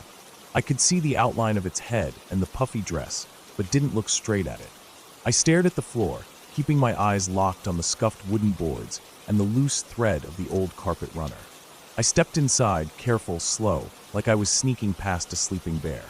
Turning 180 degrees, so my back was to the doll, I opened the closet door with my left hand and crouched down, feeling around the bottom for the blanket.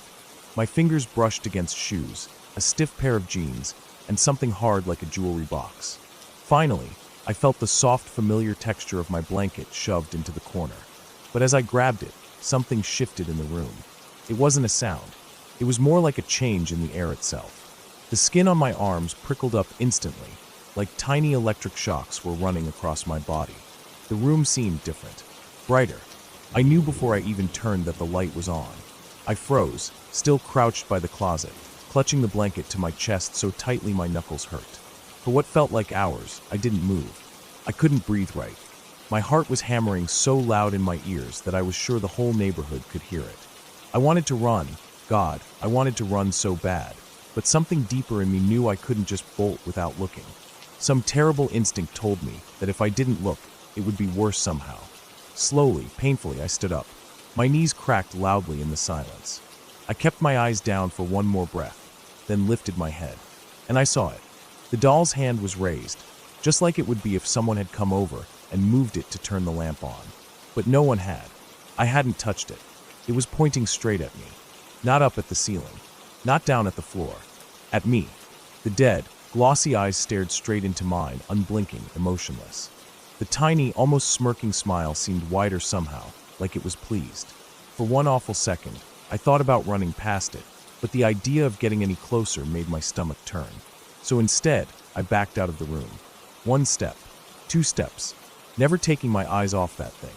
My back hit the hallway wall, and only then did I turn and bolt, flying down the hallway like something was chasing me.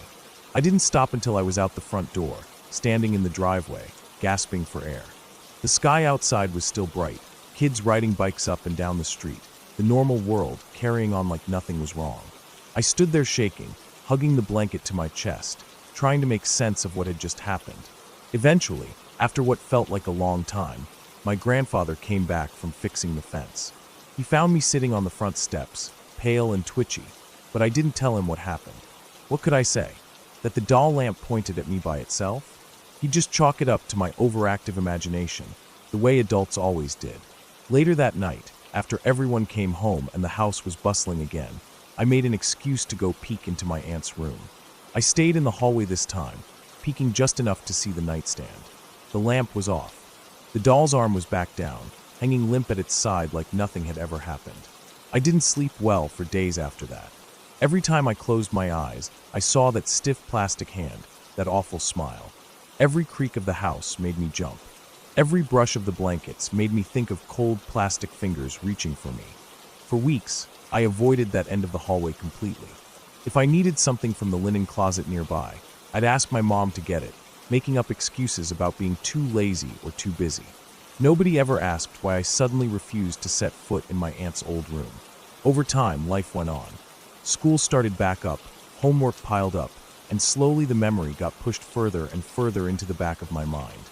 I told myself it was nothing. Maybe a draft had shifted the doll's arm somehow. Maybe the old wiring had flicked the lamp on by itself. Maybe I had bumped something without realizing it. But deep down, I didn't believe any of that. There was no draft, no open windows, no reason for the arm to be lifted like that, no reason for the lamp to suddenly shine. Even now, years later, I can still see it perfectly. That peach-colored glow filling the room. The lifeless plastic hand, frozen mid-gesture. The blank, endless stare from behind cracked glassy eyes. It burned itself into my brain that day. I don't know what really happened. I probably never will. Maybe it was all in my head. Maybe it wasn't. But I do know one thing. After that, I never touched that doll again. And no matter how much time passes, no matter how many logical explanations I tell myself, I still remember how it felt. How the air got heavy. How my skin crawled. How every part of me screamed that something wasn't right. Some memories, no matter how much you try to bury them, don't ever really go away. They just wait, patient and silent, like a doll on a nightstand.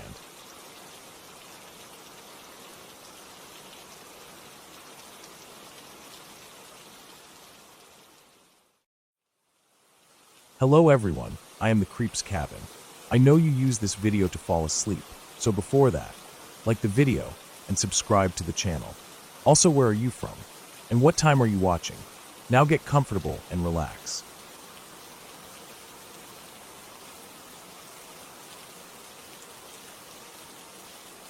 It was one of those late nights when the air feels a bit too cool and the darkness seems to swallow everything around you. I was 17 or 18 at the time, living in Shipton Bellinger, a small village in Hampshire, England. The village is nestled between two towns that nearly form an oval, and there's something strange about the way it sits on the map. Isolated yet connected, like a hidden thread that connects everything in a way you wouldn't expect. I'd always struggled with sleep. It was something I'd dealt with since I was a kid, always lying awake long after everyone else had drifted off into their dreams. But it wasn't just the insomnia that kept me up. Around this time, I'd started getting into fitness. My head was constantly buzzing with the need to move, to burn off the energy that wouldn't seem to settle no matter how much I tried to rest. I'd started running late at night, after everyone had gone to bed, and the quiet of the village at 12 or 1 a.m. felt like the perfect escape. It was a route I'd come to know well, the oval-shaped circuit that took me through the village, around Tidworth, and back up towards Ludgershall. A couple of miles, just enough to tire me out. It became a habit, a routine I looked forward to, even though I always felt that creeping tension in the back of my mind whenever I ran those roads alone in the dark. There was something about the silence, the way the night felt like it was holding its breath, waiting for something to happen. That night was no different. I remember it was one of those nights where the wind wasn't quite strong enough to rattle the trees, but you could still hear it stirring through the branches. I just passed through Tidworth, making my way back toward Luggershall when I came upon the secondary school Castle Down. I always slowed down when I got there, mostly because I was tired and had to stop to tie my laces or catch my breath. It was a place that felt eerily quiet at night, too quiet, like something was off about it. The school sat near a back road that led towards my village, completely unlit and flanked by trees on either side. It wasn't a place anyone would want to hang out at night, but it wasn't exactly dangerous either, just isolated. I remember bending down by the street lamp outside the school, tightening my laces. The light from the street lamp made the night around me feel sharper, more intense. And then out of nowhere, there was this noise. At first, it sounded distant, like rustling, maybe some branches moving in the wind. But then it came again, louder this time. A crash, followed by a series of thumps that sounded like something heavy was moving through the woods. The trees on either side of the road were thick, so I couldn't see anything, but the noise was unmistakable. It wasn't the soft shuffle of a deer or some small animal moving through the underbrush. No, this sounded much heavier. The kind of sound that makes your heart rate pick up because you know something's not right. I stood there for a second, frozen, trying to convince myself it was nothing. Just some deer or maybe a fox. Nothing to worry about, right? But the longer I stood there, the more I realized that it didn't sound like anything I'd ever heard before. I finished tying my laces quickly, my hands moving faster than normal. The rustling grew louder, and the noise seemed to be getting closer. I stood up, taking a few cautious steps forward, my jog turning into a slow run. I told myself it was fine. I'd hear animals in the woods all the time. I'd run this route before and nothing had ever happened. But this time felt different. I tried to shake it off, but there was this gnawing feeling in the pit of my stomach, this uneasy sense that something wasn't right. My feet moved faster as the noise continued to grow. And then, just as I was about to pass the line of trees, it happened. I heard the sound of metal. A sharp, grating noise, like a fence rattling as if something was climbing it. My heart lurched into my throat. I know the area well enough to know there was a metal fence that ran along the edge of the road, separating the school grounds from the woods. I'd passed it dozens of times before, but this time something was on the other side of it. The noise didn't stop. It kept getting louder, the sound of something, or someone, scrambling up the metal fence. I could hear it clearly now, the scrape of hands or claws against metal. And that's when my brain completely flipped. I didn't know what it was, but whatever it was coming for me. I froze. I couldn't think. My instincts screamed at me to get the hell out of there, but I couldn't move for a moment. And then, like a switch had been flipped in my brain, my legs moved before my brain could catch up. I turned and bolted. I sprinted down the road with everything I had in me, my feet pounding the pavement in a desperate, blind dash. I didn't dare look back. I knew if I did, I wouldn't be able to stop myself from panicking even more. Instead, I just repeated the same mantra over and over in my head. Asterisk, if it can catch me, it deserves me. Just don't waste time looking. You know it's there. Just run, asterisk. The words felt stupid, but they kept me going. I wasn't going to stop. I couldn't stop. Every part of me screamed to keep running, to not look back. I heard the sound of something behind me, the scraping noise, the heavy footsteps getting closer. I didn't dare risk a glance, but my brain was telling me that whatever it wasn't human. The way it moved was too fast, too erratic, like an animal on the hunt, or worse, something bigger. I turned the corner into the village, my legs burning with the effort of the sprint.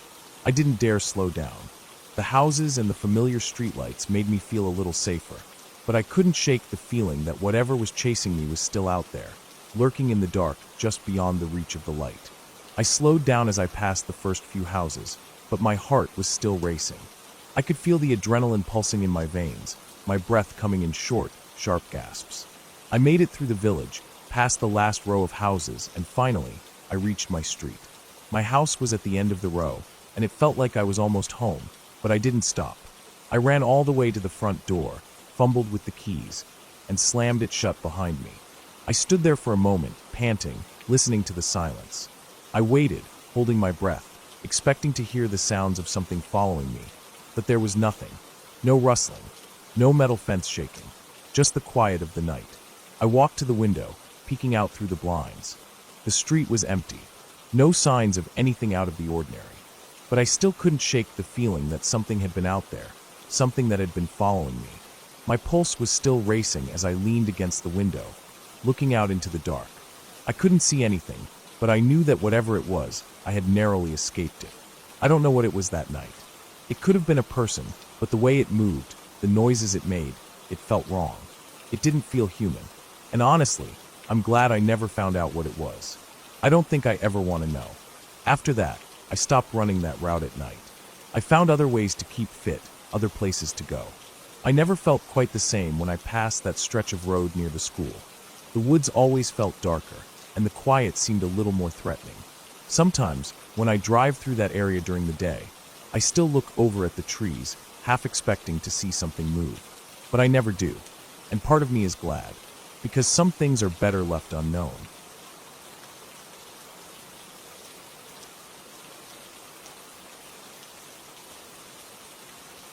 It was a typical summer evening, and my mom and I decided to take a walk around the neighborhood. The sky was a muted orange as the sun set, and there was a warm breeze that tugged at my hair. It was one of those peaceful nights, the kind that make you feel calm and at ease, like time had slowed down. The air was thick with the sounds of frogs croaking from nearby ponds, all of them calling out, hoping to attract mates. The noise was almost deafening, but it had a kind of rhythm to it, one that felt familiar, like nature's soundtrack for the summer. I remember the warmth of the pavement beneath my shoes and the slight hum of distant traffic as we made our way down the quiet street. There was a soft rustling of leaves in the trees, and the smell of freshly cut grass hung in the air. We passed a few neighbors walking their dogs, and the occasional car drove by, but for the most part, the neighborhood was peaceful. My mom and I didn't usually walk this late in the evening, but something about that night felt different. I remember her chatting about something, work, maybe, or an old friend of hers, but I was only half listening. My attention was more on the sounds around us, mostly the frogs. They were so loud that it almost felt like they were in our heads, their croaks vibrating in our bones. It didn't take long before we passed a house that made us stop. There was a house a few blocks away from ours that had an old man living in it. He was a widower, a man in his late 80s, and his name was Mr. Daniels. He lived alone, but some of our neighbors had keys to his house. They would go over there occasionally to help him with housework, stuff that he couldn't manage on his own anymore. We didn't know him well, but we often waved when we passed by his house, and he always smiled back. But that night, as we were walking past his house, we heard something strange. At first, it was just a faint sound, like a woman's voice, but it wasn't quite clear. It was a high-pitched scream, the kind that makes your stomach twist. It seemed to echo out of the house, lingering in the air. I thought it might have been a prank, or maybe some kind of audio playing on a loop, like a TV or a radio. It wasn't just one scream either. It kept going, over and over, like a broken record. The same 3 seconds of a woman screaming, again and again, without any pause. I glanced at my mom, and she looked at me, her brow furrowing. We both stopped walking for a second. What the hell was that? I whispered. She shrugged, looking uneasy. Maybe he left the TV on or something. But there was something about the sound that didn't sit right with me.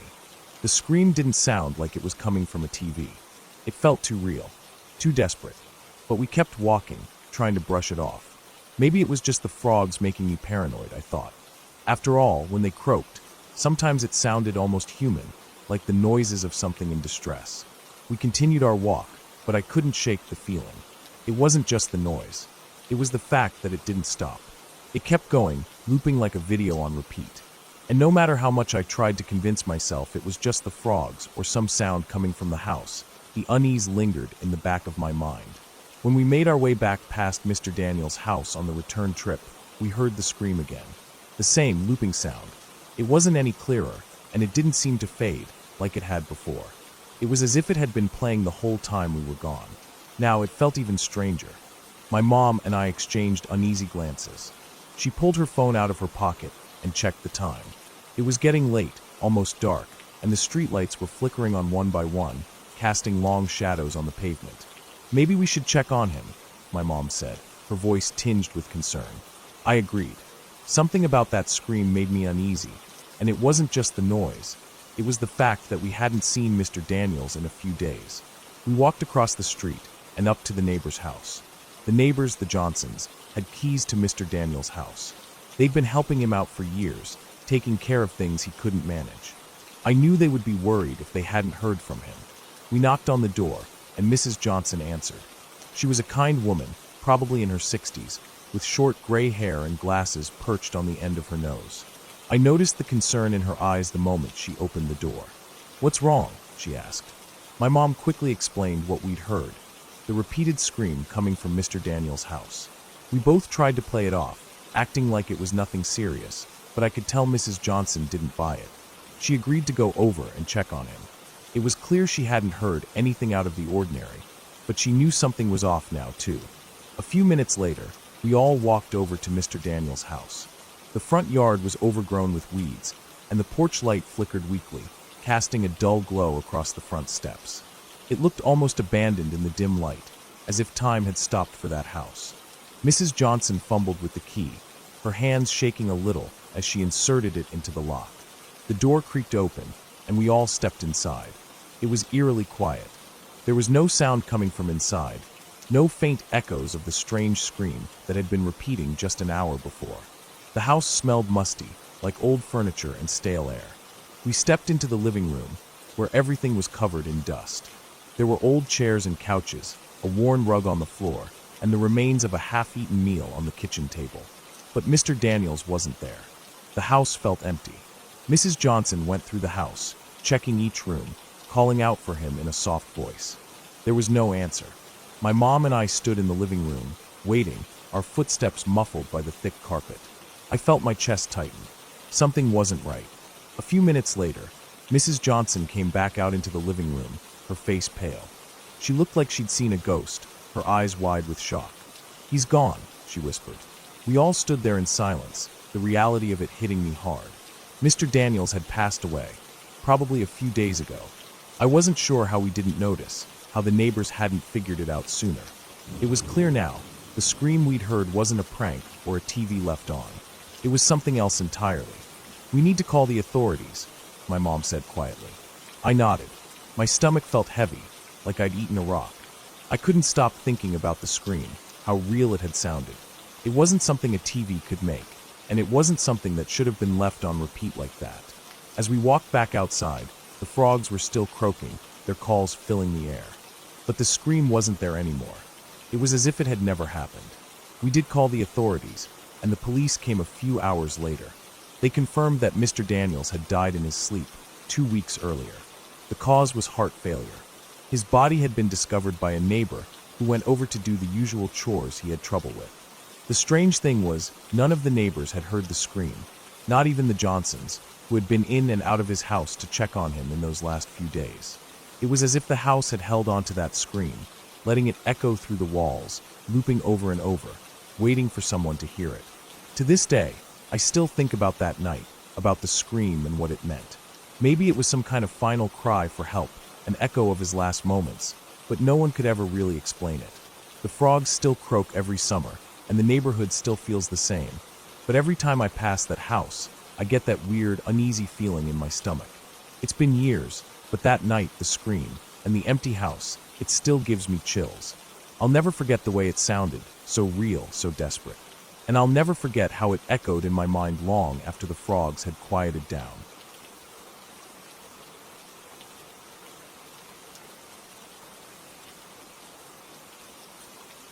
I may be a little too late to this, but I will never forget that night.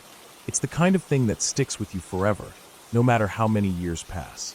I was probably in the 7th grade at the time, staying over at my best friend's house. He lived on a piece of land in a rural area, right outside of a tiny town, where the closest neighbor was more than a mile away. It was one of those places where, at night, everything felt incredibly still and quiet. Like the kind of quiet that makes your ears ring after a while, and you start to wonder if something's wrong with you. The perfect setting for a stupid idea. We'd been talking about doing something crazy for a while, something we'd seen older kids do, and tonight was going to be the night. "Let's wrap some houses," he said. He was always the one pushing things, dragging me along with him. At that age, it didn't matter how bad an idea sounded. If it was something we weren't supposed to do, it just made it more tempting.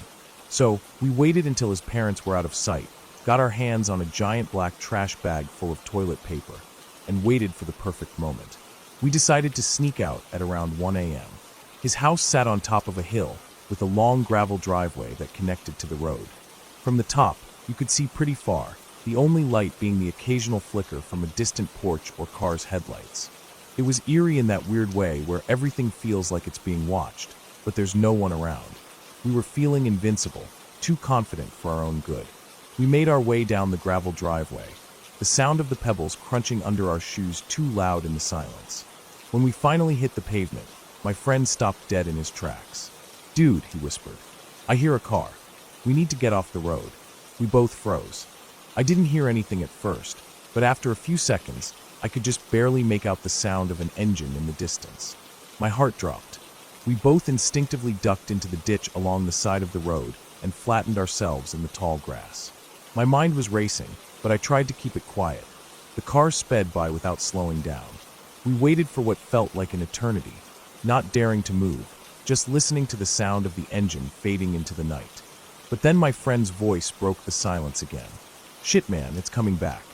I hadn't noticed at first, but when I looked up, way down the road, I saw the taillights of the car turning around. It was too far to see what kind of car it was, but I could tell it wasn't slowing down. My stomach twisted. We both dove back down into the ditch. I had no idea what was going on, but my friend was obviously panicking. The car wasn't like a regular one. It was dark, no headlights blaring, no markings, and definitely not a cop car. I tried to keep my breath steady, feeling the weight of the cold grass pressing against my face, trying not to move a muscle. The car came back, rolling slowly this time. It was eerie, like it knew exactly where we were, but somehow it didn't see us. We waited, holding our breaths as the car rolled past, the engine's growl growing quieter. But just when I thought it was finally gone, I heard my friend's voice again. "It's coming back." I wasn't sure if I was hearing things, or if maybe the fear was messing with my head, but when I peeked out, I saw the car. This time it was much closer, creeping past, slow and deliberate. And then it stopped, right over us. We lay there, hardly able to breathe, hearts pounding in our chests. I didn't know what the hell was going on, but this wasn't normal. Not at all. I wanted to scream, to run, but I knew we'd get caught. My friend kept his hand on my shoulder, a reminder to stay down, to not make a sound. The car just sat there, engine idling, for what felt like hours. And then finally it drove off. But it didn't leave. It turned around again and started creeping back up the road. I swear I could feel my heart beating in my ears. We didn't move. I wanted to look, to see what was going on, but I was too scared to risk it. And then just like before, it stopped. Right above us. I could see the dark shape of the car through the grass, and I could feel my friend's fingers tightening on my arm. The car started moving again, slowly this time, down the road. It went farther down before stopping again. My mind was racing, trying to figure out what this was. It was like it was waiting for something, or maybe it was looking for us. My thoughts were interrupted when my friend finally pulled me up. "Let's go. We have to go now." We didn't stop to grab the toilet paper. We didn't think about anything except getting back to the house. We ran up the hill as fast as we could, our legs burning, but we couldn't stop, not until we were safely inside. We slammed the door behind us and locked it. I don't even remember checking if anyone was awake, but we made sure to set the alarm as soon as we could. My friend's parents would never know we snuck out, not unless we told them, and we weren't about to do that. We crouched low by the window, our eyes glued to the driveway. I could feel the sweat on my palms. I didn't know if I was afraid of the car or of what might happen next, but I didn't dare look away. We waited, breath held, and then, just as I thought we were safe, I saw the headlights again. The car had stopped at the end of the driveway, idling there, barely visible from the angle we were at. It was hard to tell if it was the same car from before, but I had a sinking feeling in my gut that it was. It just sat there, not moving, not leaving. My friend's grip on the plastic bat tightened, and I could feel my own hands shaking. We spent the next couple of hours huddled together in the living room, watching the driveway in silence. I don't know what we thought would happen, but neither of us was brave enough to check again. We just waited, knowing that if we went outside, if we got caught, there was no telling what would happen. It wasn't until the sun started to rise that the car finally disappeared.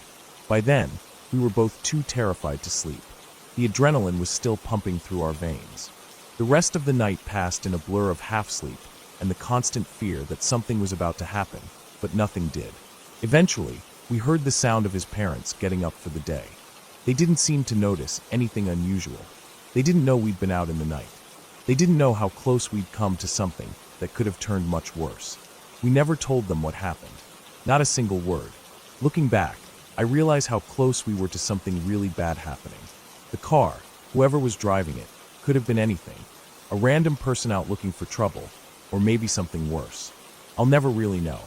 But I do know this, that feeling of being watched, of being hunted, was something I'll never forget.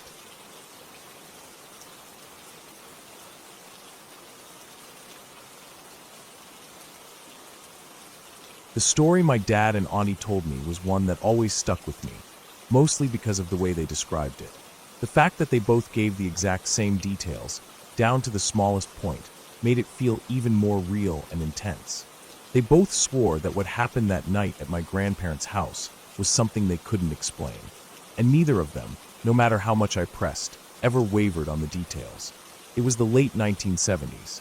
My dad was about 16, and my auntie was only a few years older than him. They were both sitting in the waiting room at my grandparents' house. The room was small, tucked just outside my grandparents' bedroom. The door that separated the waiting room from the bedroom was always left open because at that point, my great-grandfather was dying in there. The air was heavy, not with sadness so much as a feeling that something important was unfolding. The kind of quiet that only happens when the house is filled with people waiting for something, waiting for the end. My great-grandfather, my dad's grandfather, had been sick for a long time. He'd been in and out of hospitals, and this time it was clear there would be no coming back. Everyone knew it was just a matter of time. And this night, it was happening. My dad and auntie were sitting across from each other, trying to distract themselves. There was nothing to do. They couldn't leave because my grandmother had insisted they stay close, especially with her husband in his final hours. The house felt still, too still. It was the kind of house where every little sound seemed to carry. From where they were sitting, they could hear the muffled sounds of my grandmother's soft talking to my great-grandfather, though nothing really made it through the thick walls. There was a clock on the wall, ticking away the minutes, and it was almost unnerving how loud it sounded in the silence. My auntie was the first to notice the cold. She pulled her cardigan tighter around her and glanced over at the door to my grandparents' bedroom. She said she felt a chill, like a sudden drop in temperature that had come out of nowhere. The rest of the house was warm, almost too warm for that time of year. There was no breeze, not a single movement in the air.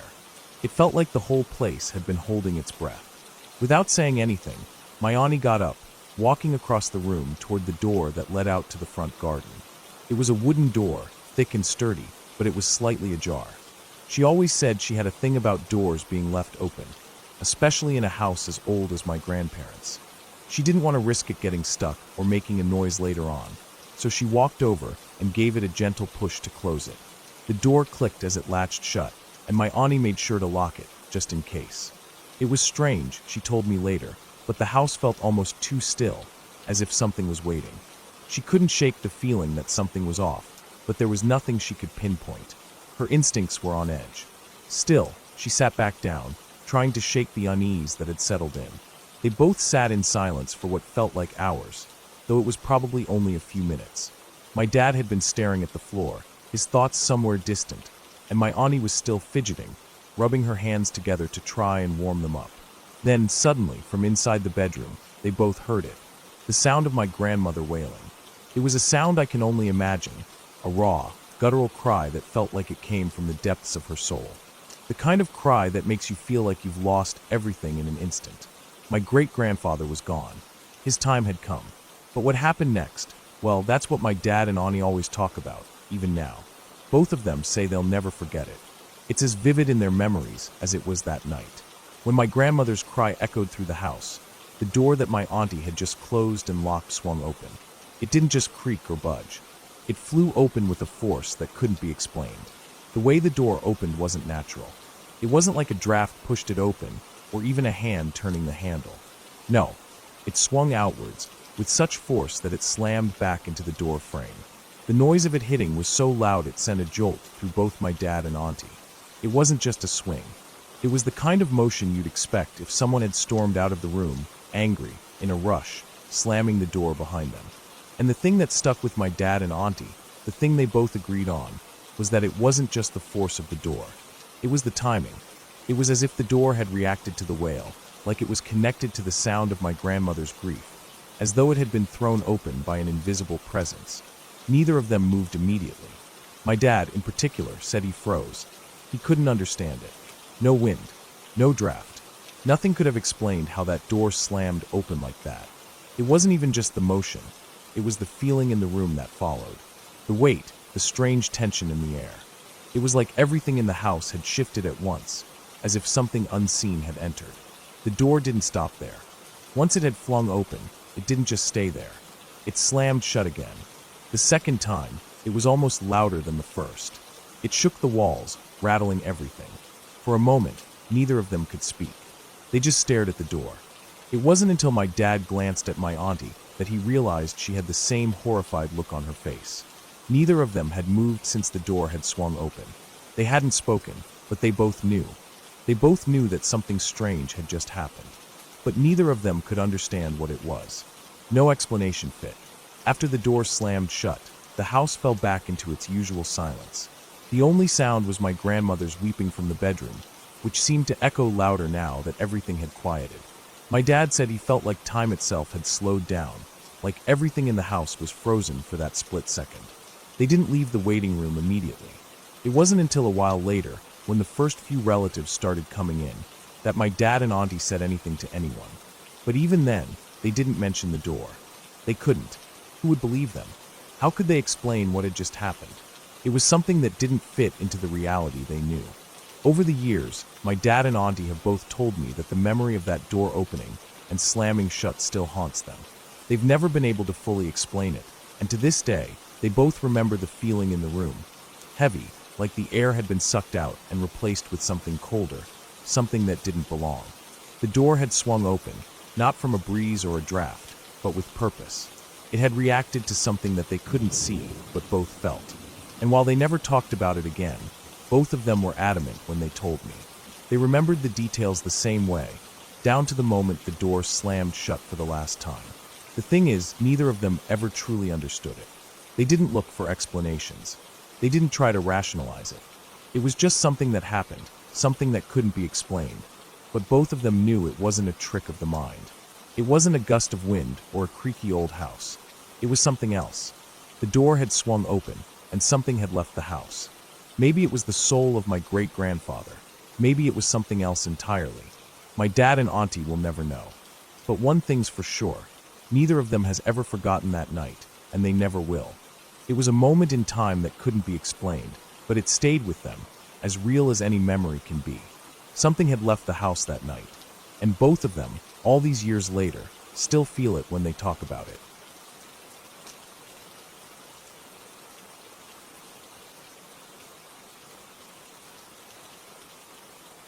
It was one of those nights at my grandma's house, the kind where you're just trying to fall asleep, but your body won't let you settle in. I remember feeling restless, tossing and turning under the thick blankets. The room felt heavy, the air dense with the smell of old wood and dust. There was nothing out of the ordinary about the room.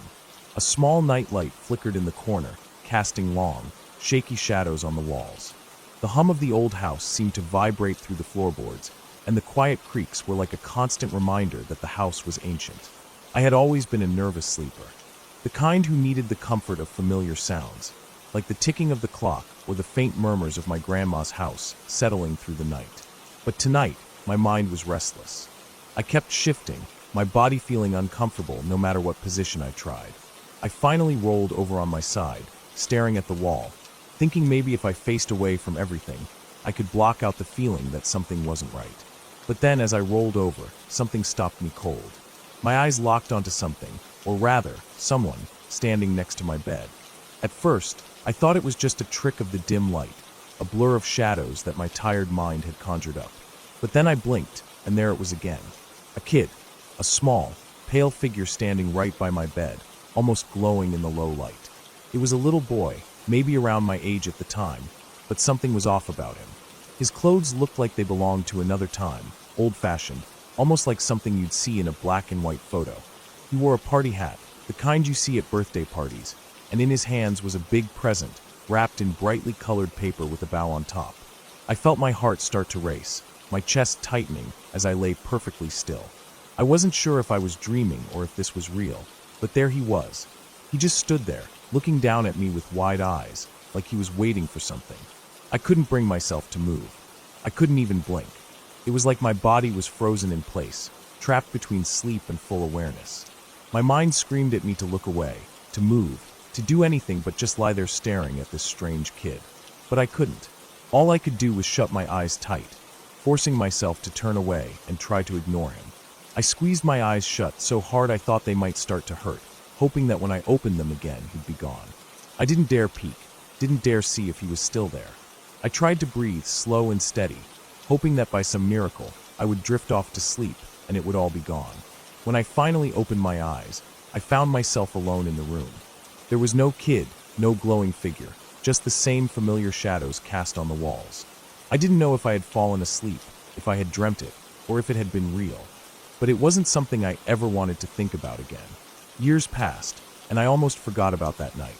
I grew older, moved into different rooms, had different experiences. But the memory of that kid, that strange, glowing presence, lingered in the back of my mind, like a weird dream I couldn't quite shake. I tried to convince myself that it had been just that, a dream, a childish figment of my imagination. That was until the night I moved into our new house. I was a little older now, maybe around 15 or 16, and I was just trying to get comfortable in my new room.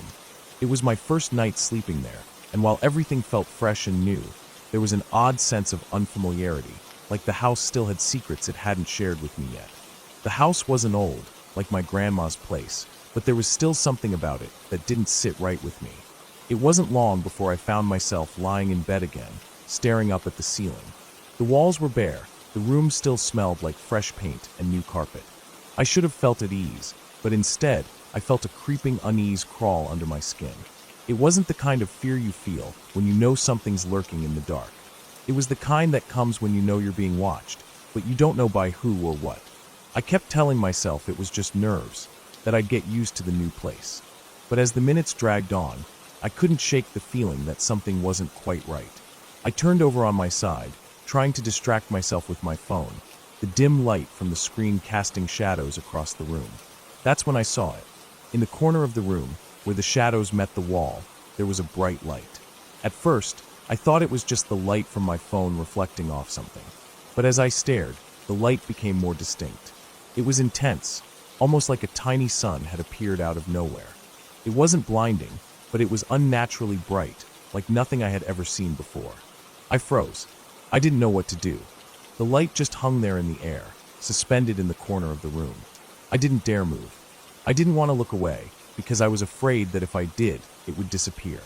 But then, just as quickly as it had appeared, the light swooped down, moving fast, almost too fast for my eyes to follow.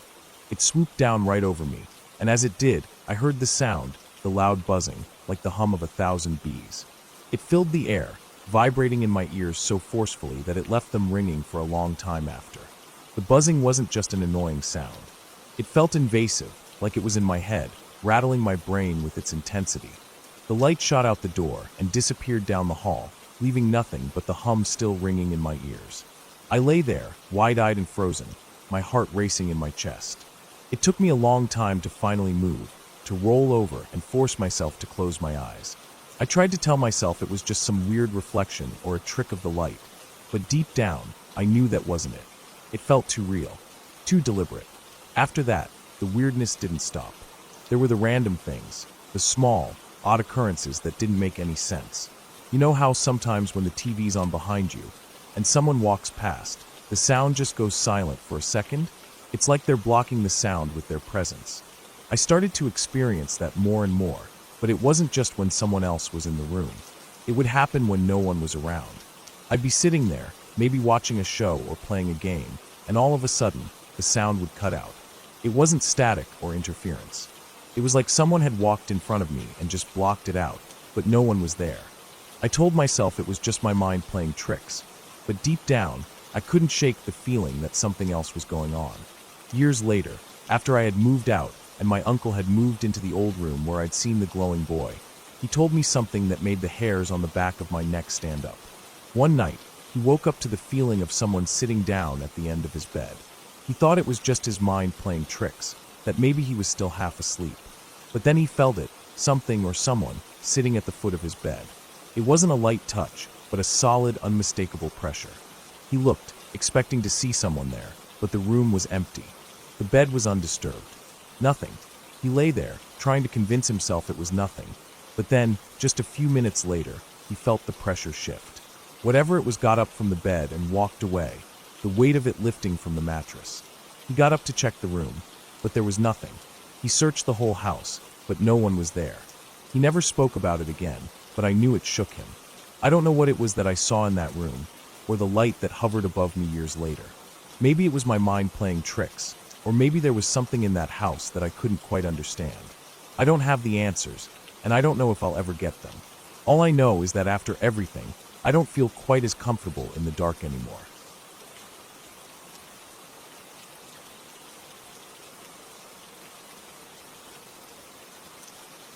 It was late last year when everything happened, but it feels like it was just yesterday.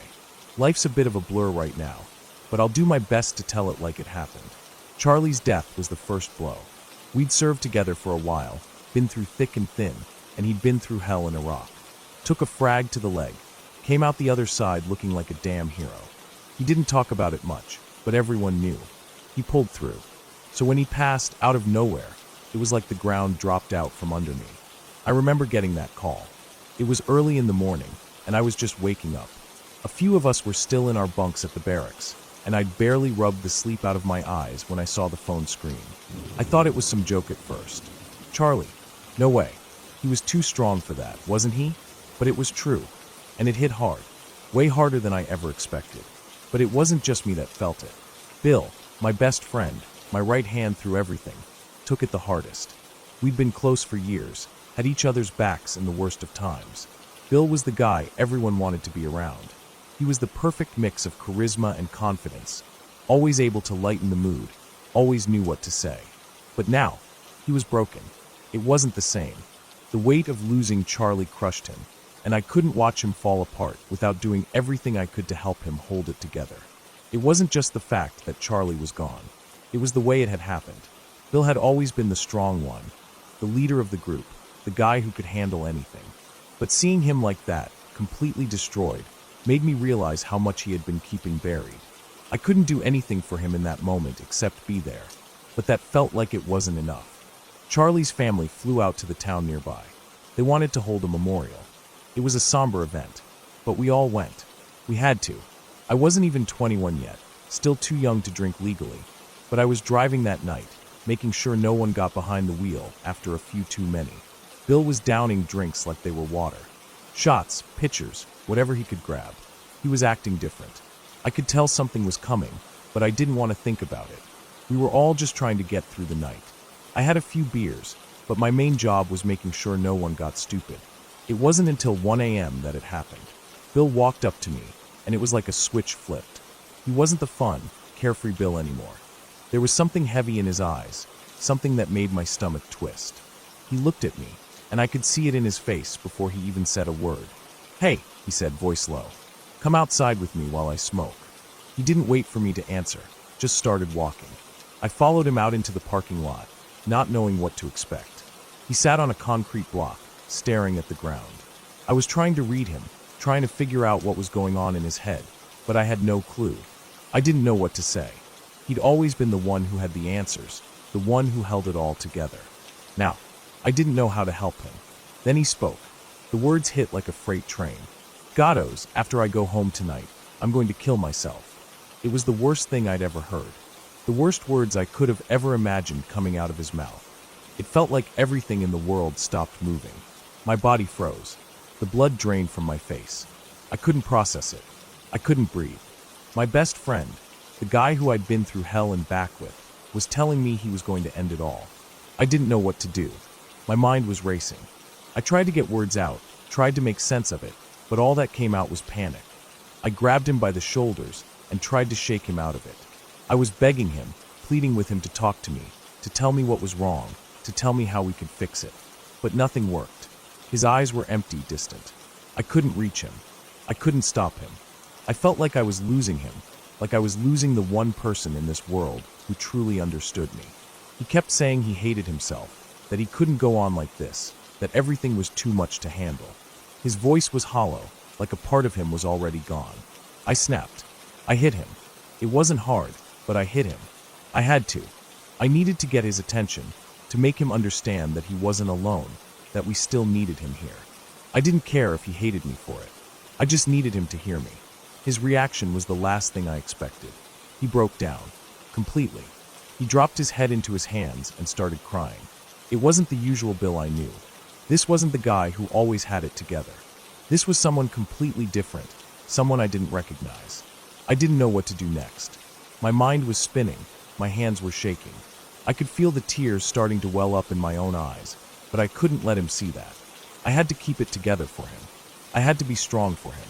That's when my squad leader showed up. He saw what was going on and walked up to us, like everything was fine.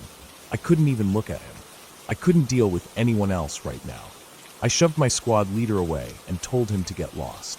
I didn't care if I got in trouble. I wasn't leaving Bill alone, not now. Eventually, a few other guys came over.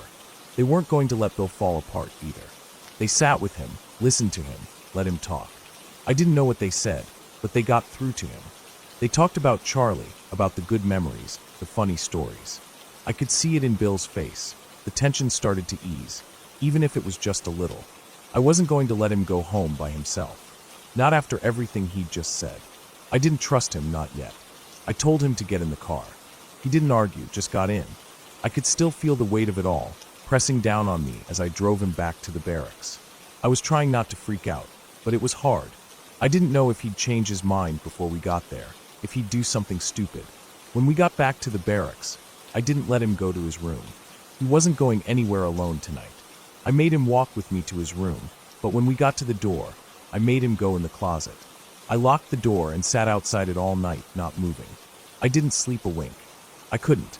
My mind was racing, thinking about everything that could have gone wrong, thinking about how close I'd come to losing him. The next morning, Bill woke up and didn't know what had happened. He asked me why he was in the closet. I told him everything. I told him that he wasn't going to drink again, not for a long time. He didn't argue. He didn't fight me on it. He just looked at me, his eyes empty for a moment before nodding. I wasn't sure if he understood just how serious it all was, but I knew he would remember that night. That was the scariest moment of my life. Not just because I thought I might lose Bill, but because I couldn't imagine what it would be like if he was gone. Losing Charlie had already shattered me, but losing Bill? That would have been more than I could handle. It's not about fearing for yourself. It's about fearing for the ones you love. That's where the real terror lies. I'm just glad Bill's still here. He's still my best friend, and I still look out for him. But that night changed something in me. I learned what it really means to care for someone. I learned what it really means to be there for someone, even when it feels like you're losing them. Life's fragile. You don't know what's going to happen tomorrow, and you don't know who you'll lose next. All you can do is hold on, keep fighting, and make sure the people you care about know you're there for them. I've never been more afraid than I was that night. But it wasn't just the fear of losing someone. It was the fear of being too late.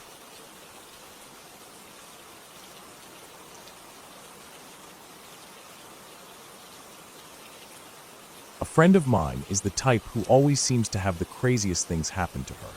The kind of person who just attracts weird stories like a magnet. I always joked that she was like living entertainment, that no matter how dull your own life was, if you spent enough time around her, something wild would eventually happen. She was always telling stories about getting her car stuck in a random parade, accidentally joining a bachelorette party for someone she didn't know, or getting chased by a goose through a public park while people watched and laughed. It was just how things were with her. Funny, harmless stuff. It was part of why I liked being around her. You never knew what was coming next. But this time, it wasn't funny. It's still the most horrifying thing that's ever happened to someone I know personally. She was about 20 years old when it happened. Legal drinking age here is 19, so she was already going out to bars now, and then with her friends. Nothing crazy. She wasn't a heavy drinker or anything like that. She just liked the social part of it, hanging out, meeting people, dancing sometimes. It was just another night for her. A regular Friday night. She had gone out with a group of friends to a bar that wasn't known for trouble. It wasn't one of those dark, grimy places tucked away in some alley either. It was actually pretty nice. It was in a busier part of town, lots of shops and restaurants nearby, good lighting on the streets, lots of people around even late at night. The kind of place where you felt pretty safe walking alone, if you had to. Not the sort of place where you'd expect anything bad to happen. And that's probably why what happened shook her, and me so badly. It wasn't supposed to be a dangerous night. Nothing about it had felt dangerous until it was too late. She was standing outside the bar with her friends, saying their goodbyes. You know how it goes. You don't just leave immediately. Everyone's lingering. Half the group is trying to plan where to go next. Someone's looking for their jacket. Someone else is laughing too hard at something that wasn't even that funny. Normal, drunk kid behavior. The street was alive with people. Other groups were coming and going from the bar, the restaurant across the street, walking toward their cars or the bus stop. Nothing seemed out of the ordinary. That's when it happened. Out of nowhere, a fight broke out a few feet away from them. Two guys, maybe mid-20s, average looking. Not huge tough guys or anything. They didn't stand out at all until they started shouting. It happened so fast that at first, no one even knew what they were shouting about. Something stupid. One of them accusing the other of looking at his girlfriend or something like that. It wasn't clear, and honestly, it didn't matter. It was the kind of petty argument you hear at bars all the time, and most people just expect it to fizzle out after a few curse words. But this time, one of them pulled out a knife. Not waving it around, not making a show of it. He just lunged forward, fast, and stabbed the other guy right in the gut. And then he ran. Just took off into the night like a shadow slipping between the people who didn't even know yet what had happened. At first, nobody reacted. It was that kind of moment where your brain refuses to believe what you just saw. My friend told me later that it was like her mind just couldn't process it. Like it wasn't real. She stood there frozen for what felt like minutes, but was probably just a second or two, watching the stabbed guy stagger back, clutch his stomach, and collapse onto the sidewalk. The screaming started a heartbeat later. People scrambling back, someone dropping their drink, others backing up in a panic. The normal night had snapped into chaos, so fast it didn't feel real. Some people ran. Others just stood there, staring. My friend didn't even remember making a decision, but somehow she was moving toward him. She had done some first aid training a few years earlier. Basic stuff. CPR, wound care, what to do if someone is bleeding badly. It wasn't the kind of thing she thought she'd ever actually have to use. She said it always felt like something you learn about but never need, like how you might know how to change a flat tire, but still call roadside assistance when it actually happens.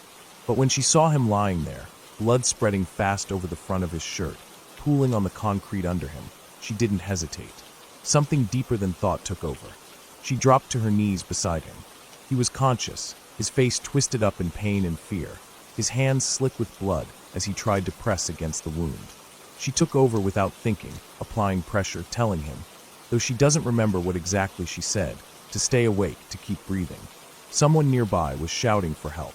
Someone else was calling 911. It was all a blur around her.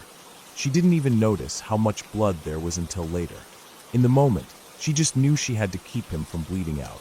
That was the single thought running through her mind. Keep the blood inside him. Keep him awake. Don't let him die. She ripped off her jacket and pressed it against the wound, leaning into it with all her weight. He made a sound, half moan, half whimper, but she didn't let up. She couldn't afford to be gentle. His shirt was soaked through almost immediately. The warmth of his blood was startling, soaking into her hands, her jeans where she knelt on the ground. Minutes passed, though she couldn't have said how many. Time stopped meaning anything. It might have been 3 minutes, it might have been 20. All she knew was the blood, and the way his breathing hitched and shuddered under her hands, and the sick fear clawing at her chest that she wasn't doing enough, that he was slipping away anyway. The sirens came eventually. Distant at first, then louder, and then they were there. A flurry of paramedics and police. Strong hands pulling her back, taking over. Someone took her arms and lifted her off the ground. She stood up on shaking legs and backed away without a word. She stumbled over to a bench a little ways down the street and sat heavily. That's when the shock really hit her. She sat there, hunched over, her hands and arms streaked with blood, her jeans soaked. She stared at the ground, seeing nothing, hearing nothing. People moved around her, police interviewing witnesses, paramedics shouting orders, flashing lights washing the street in red and blue, but she stayed frozen. She felt detached, like her body was somewhere else, her mind floating above it all. She didn't cry. She didn't shiver. She just sat there, blank and numb, her heart pounding in her ears. She didn't even notice the paramedic approach her until he gently placed a blanket over her shoulders. She flinched at the touch, blinking up at him like she was waking up from a deep sleep. He said something to her, calm, careful words, but she couldn't process them. She just nodded because it felt like the right thing to do. They didn't pressure her to move. They just let her sit there, wrapped in the blanket, while they finished stabilizing the guy she'd helped. They loaded him into the ambulance and drove off, sirens wailing into the night. She stayed sitting there long after the noise had faded. At some point, one of the paramedics came back and crouched beside her. He talked to her for a few minutes, not trying to make her talk, just making sure she wasn't alone in that moment, asking if she had someone who could take her home. She nodded again. Her friends, who had been hovering nearby, came over, and the paramedic made sure they understood how shaken up she was, told them to keep an eye on her. They took her home, still mostly silent. She changed out of her blood-soaked clothes in a daze, bundling them up and stuffing them into a garbage bag because she couldn't stand to look at them. She showered for a long time, scrubbing her skin raw, but it felt like she couldn't get the smell out of her nose, the sharp, metallic scent of blood. Even when she climbed into bed, freshly washed, she could still smell it somehow. Sleep didn't come easily. Every time she closed her eyes, she saw flashes, the knife, the blood, the look on the guy's face. She lay there in the dark for hours, staring at the ceiling, trying to tell herself it was over, that she had done everything she could, that he was in a hospital now with real doctors, getting real help. In the days that followed, she found out that the guy survived. Barely, but he made it. She never met him. Never wanted to. It wasn't about recognition or thanks. She didn't want to relive that night more than she already was in her head every day. But knowing he lived helped. It made the whole thing feel slightly less helpless, slightly less like she was trapped in some nightmare loop. She got checked out by a counselor a few weeks later, encouraged by her family and friends. It helped, even if she didn't think it would at first. Just talking about it in a space where she didn't have to be okay helped her unpack the fear and guilt and anger she didn't even realize she was carrying. It changed her. That night left a scar, even if you couldn't see it. She still went out with friends, but she was different now. More cautious, always aware of her surroundings. She carried a little first aid kit in her bag after that, too, just in case. I still think about it sometimes when I'm out late, or when I'm with her and we're laughing about something dumb like old times. How fragile everything is. How quickly a normal night can become something you carry with you for the rest of your life. It all turned out okay in the end. The guy lived. My friend recovered, even if she was never quite the same. Life moved on. But the memory of that night, the blood on her hands, the sirens, the way the world shifted in an instant, that's something that stays. Not in a way that ruins you, but in a way that changes the way you see the world forever. She's still the friend who brings crazy stories into my life, still the magnet for the bizarre and unexpected. But every time she laughs about some wild thing that happened to her, I remember that not all of her stories end with laughter. Some of them end with a silence so deep it hums in your bones. And sometimes being brave doesn't look like what you think it does. It looks like a 20-year-old girl pressing her jacket into a stranger's wound while the world falls apart around her.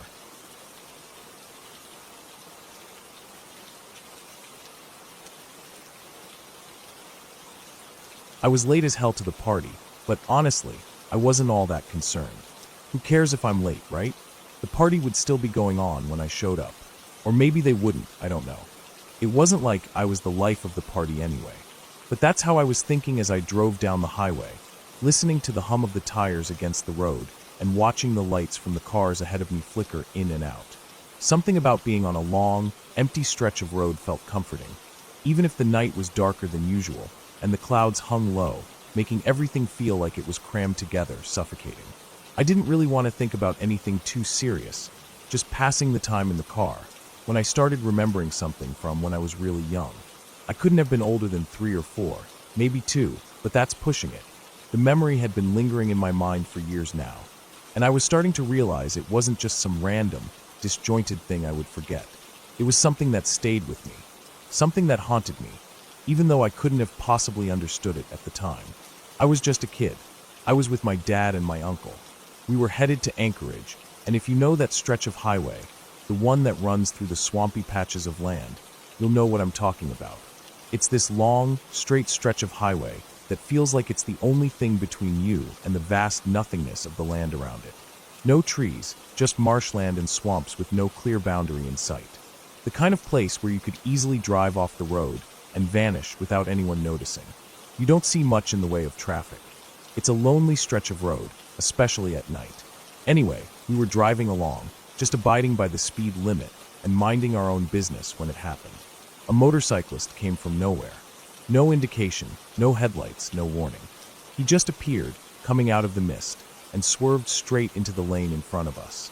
It happened so fast, I didn't even have time to react, but I could feel the car's brakes screeching as my dad tried to slow us down. It wasn't enough. The motorcycle slammed into the front of our car, and the impact felt like the world had just exploded. I remember the whole car jerking forward with a violent force, my tiny body being pushed into the seatbelt, my little head jerking back into the harness. I was in one of those baby harness things at the time, so I was strapped to my dad's chest, but it didn't protect me from the chaos of the moment. The motorcycle hit so hard that the rider was thrown from his bike, and I watched wide-eyed as he flew through the air. His bike ended up in a swampy patch just about 20 feet off the road. Everything went silent for a second, but it was a silence that made my heart race. My dad's hands were trembling, and my uncle cursed under his breath as he got out of the car. They both ran towards the man who just collided with us, and I could see them from where I was sitting, walking cautiously over to the biker.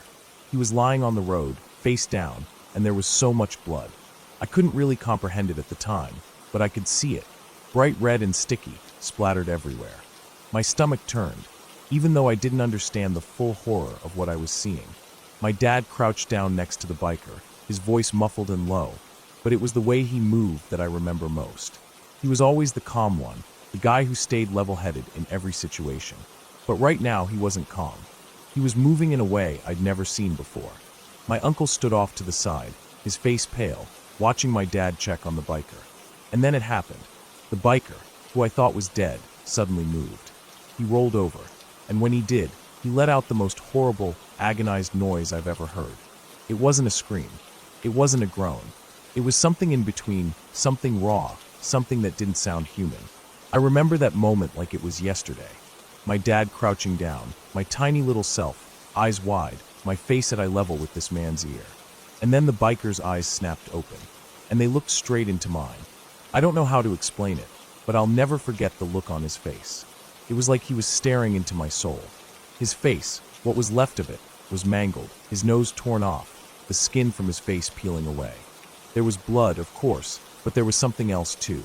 It was like his whole face was gone, and what was left behind was just a mess of muscle, bone, and pain. His eyes, though, they were wide open, locked onto mine, like he was trying to communicate something to me. But what? Was he begging for help? Or was he just trying to make sense of his own agony before it ended? And then he made that noise again, that horrible, inhuman sound. It rattled in the back of his throat, and I watched as the breath left his body. He stopped breathing just like that, and I swear to God, it felt like everything in the world came to a halt for a moment. My dad and my uncle didn't seem to notice the way the air changed, the way the whole moment seemed to stretch on for eternity. They kept moving, checking for a pulse, trying to do something. But I knew even then that there was nothing that could be done for this guy. I didn't understand death, not fully, but I could feel it in that moment. The stillness that followed that final breath was chilling. It was the kind of stillness that creeps into your bones and never lets go. I don't know how much time passed after that. It could have been minutes or hours. My dad and uncle finally came back to the car, and we drove off, leaving the biker behind. I remember feeling a little numb, not fully understanding what had just happened, but knowing something had changed in me. I didn't want to think about it, didn't want to process it. I was just a kid after all, but I couldn't forget.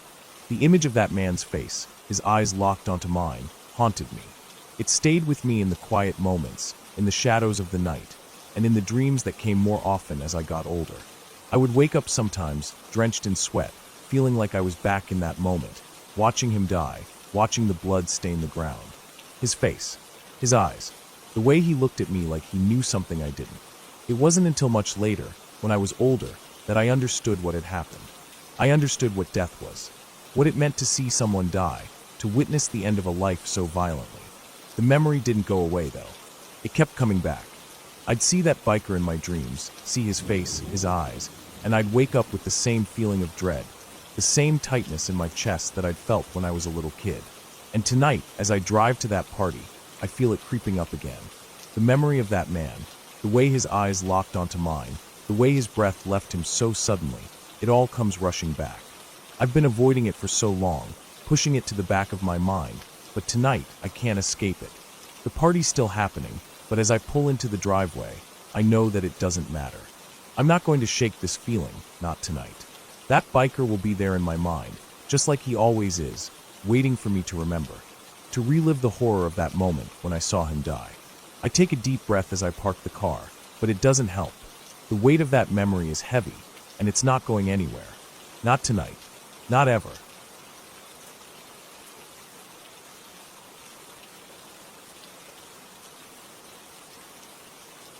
When I was a kid, my bedtime was always 8 o'clock sharp, whether it was a school night or not.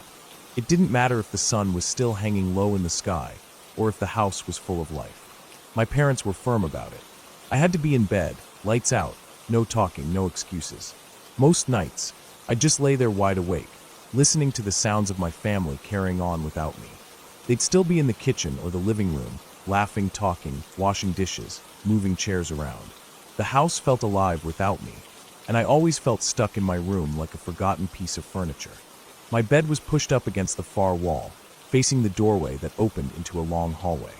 The hallway light was always left on, probably so I wouldn't get scared, but honestly, it made it worse sometimes. The bright, buzzing yellow light spilled into my dark room, casting long, weird shadows across the floor. Sometimes the shapes would stretch and move if someone passed by in the hallway, and I'd imagine all kinds of things creeping around. But most nights, it was just empty. One of the ways I passed the time was by squinting my eyes almost closed and looking at the hallway light. If I squeezed them just right, the light would flare into long beams, stretching across my vision like little starbursts. I used to think it was kind of magical. I'd lie there under my blanket, blinking slowly, trying to see how long I could stretch the light rays before my eyes started to water. That night was like every other. I was lying there on my back, staring at the light, listening to my family laughing and talking in the kitchen. Someone was running the faucet, plates were clattering together, and once in a while I'd catch a word or two floating down the hallway. It made me feel a little less alone, hearing them so close, but just out of reach. I shifted under my blanket, trying to get comfortable, but the sheets were warm and stuck to my legs, and the pillow felt too hard under my head.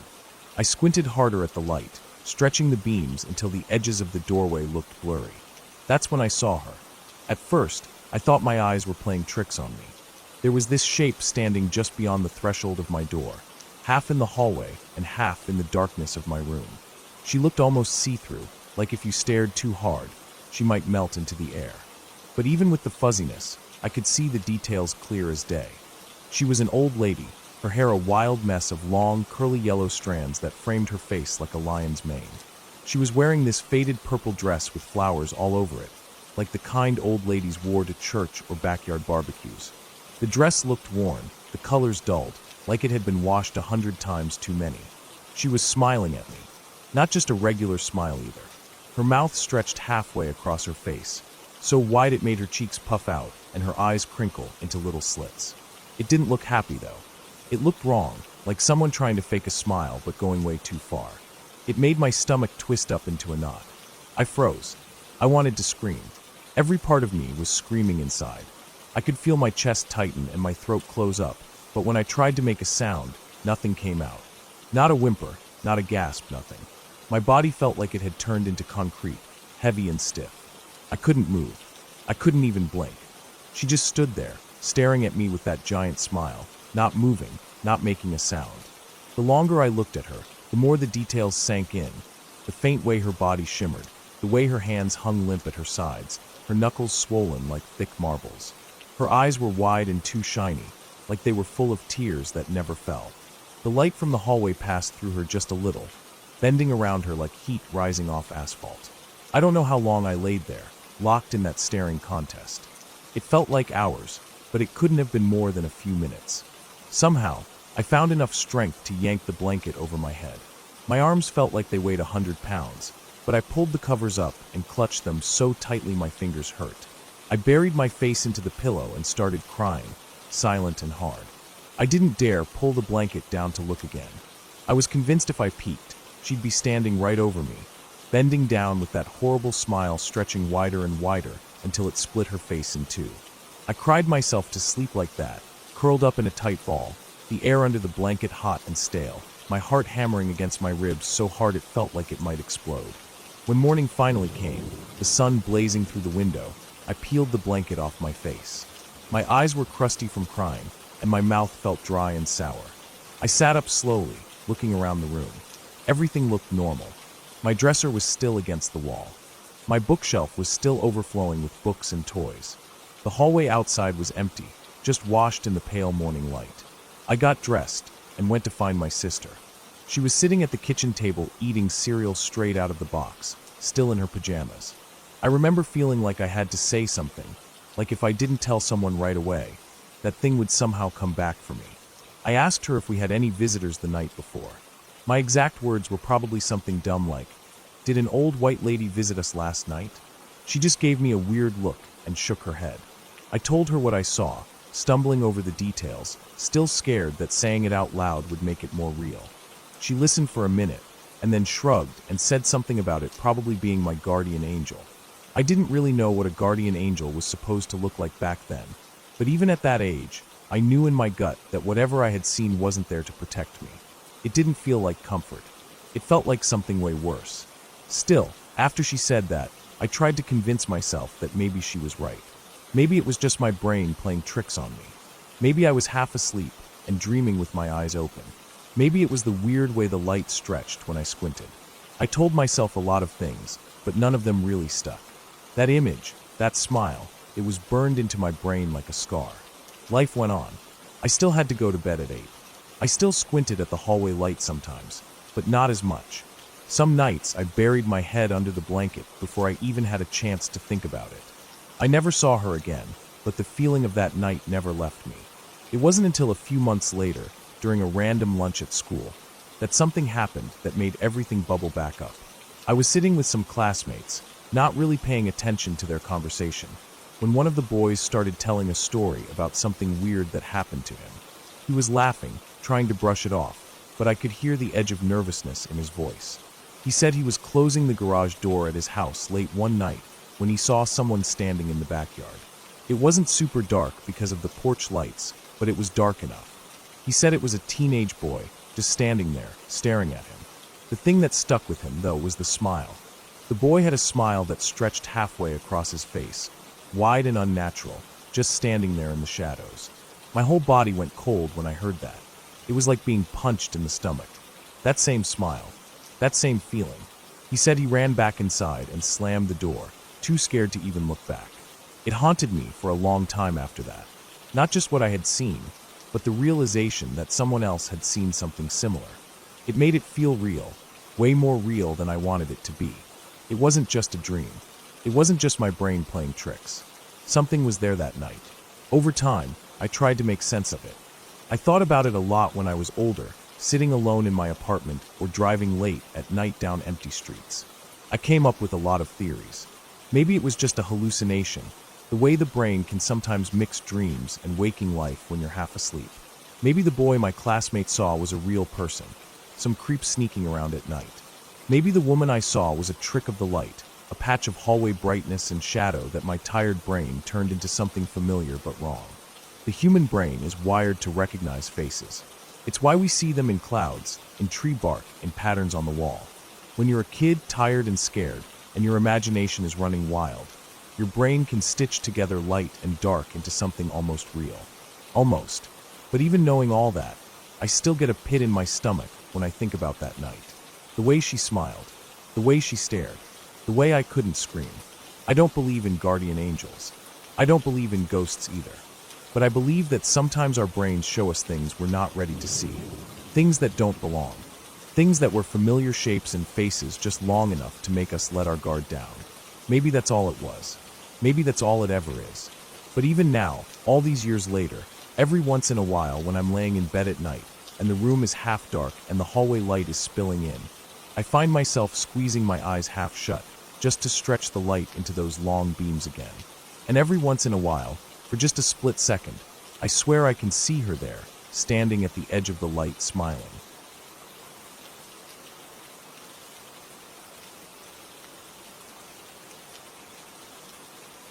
I was 13 years old when I lived in a small town in rural Zimbabwe. It wasn't much, just a quiet, out-of-the-way place surrounded by vast stretches of bush, old farms, and the occasional dirt road that led to nowhere in particular.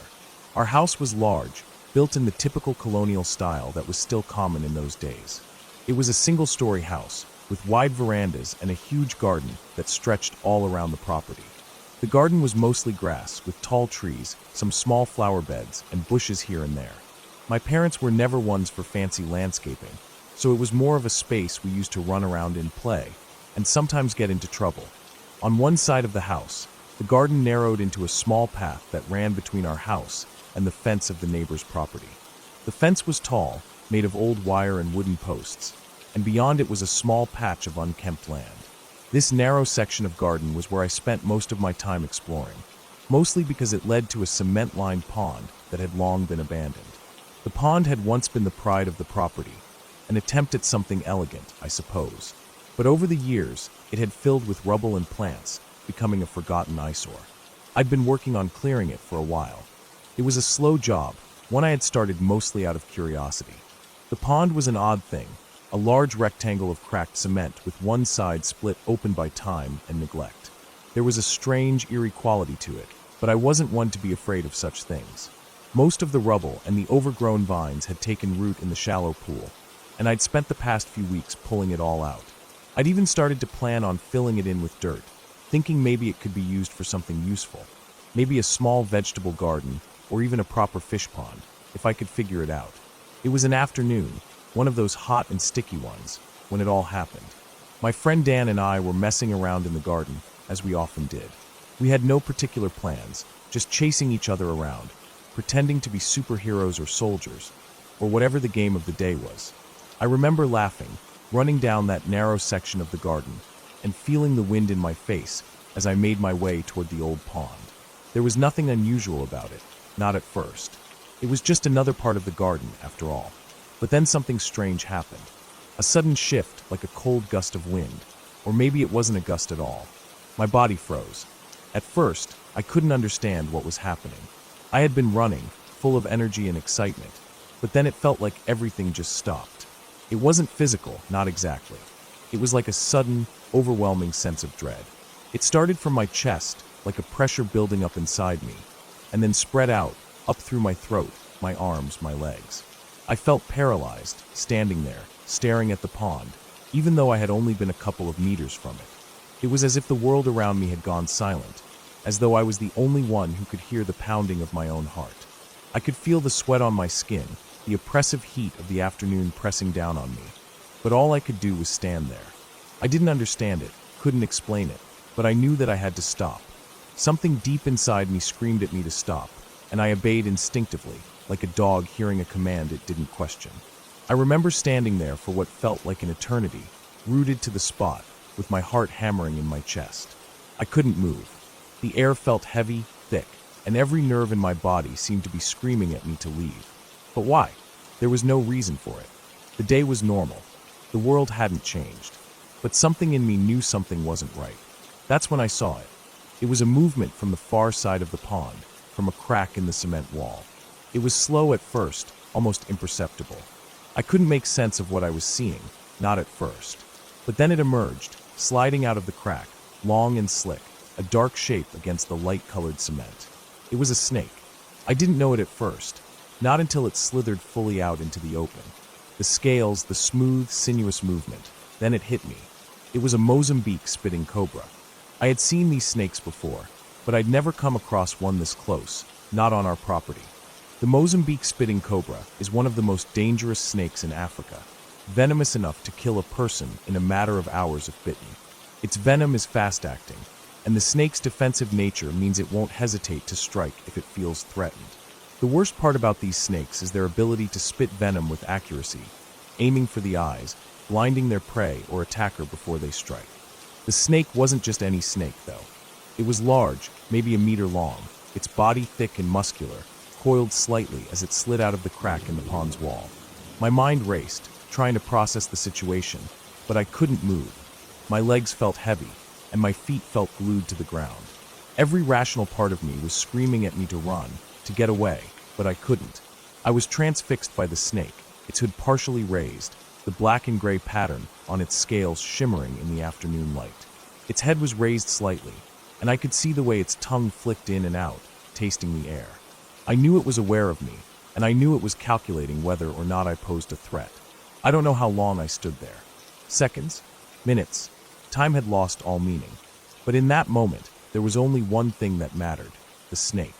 I had heard stories of these snakes, how quickly they could strike, how deadly their venom was, and how even a small mistake could lead to disaster. And yet, I couldn't bring myself to move. I was frozen, not just physically, but mentally as well. My body was telling me to run, but my mind was too overwhelmed to act. Then, just as suddenly as it had appeared, the snake slid back into the crack in the pond's wall. The tension in the air seemed to dissipate, but I didn't move. I didn't even breathe. It was like everything had stopped, like the snake had put a spell on me that I couldn't break. Only after a few moments did I slowly, cautiously, begin to back away from the pond. I didn't turn my back to it, not once. I kept my eyes fixed on the place where it had disappeared, and I backed up, step by slow step, until I was far enough away to feel like I could finally breathe again. When I finally got back to the main part of the garden, my legs still felt like jelly. I didn't speak. I couldn't. Dan had been watching, but he didn't say anything either. He knew something had happened, something I couldn't explain. We both just stood there, in the heat of the afternoon, trying to process what had just occurred. The next day, the pond was filled in. My father had insisted on it. I didn't ask questions. I didn't even tell him about the snake. He didn't need to know. All I knew was that I didn't want to risk going anywhere near that pond again. And honestly, I didn't care what they filled it with, sand, dirt, whatever. It didn't matter. The fear, that overwhelming sense of dread, had been enough to convince me that the pond had been a dangerous place, one I should have never gone near. Even now, years later, I can't explain what happened that day. It wasn't just fear, not in the way you'd expect.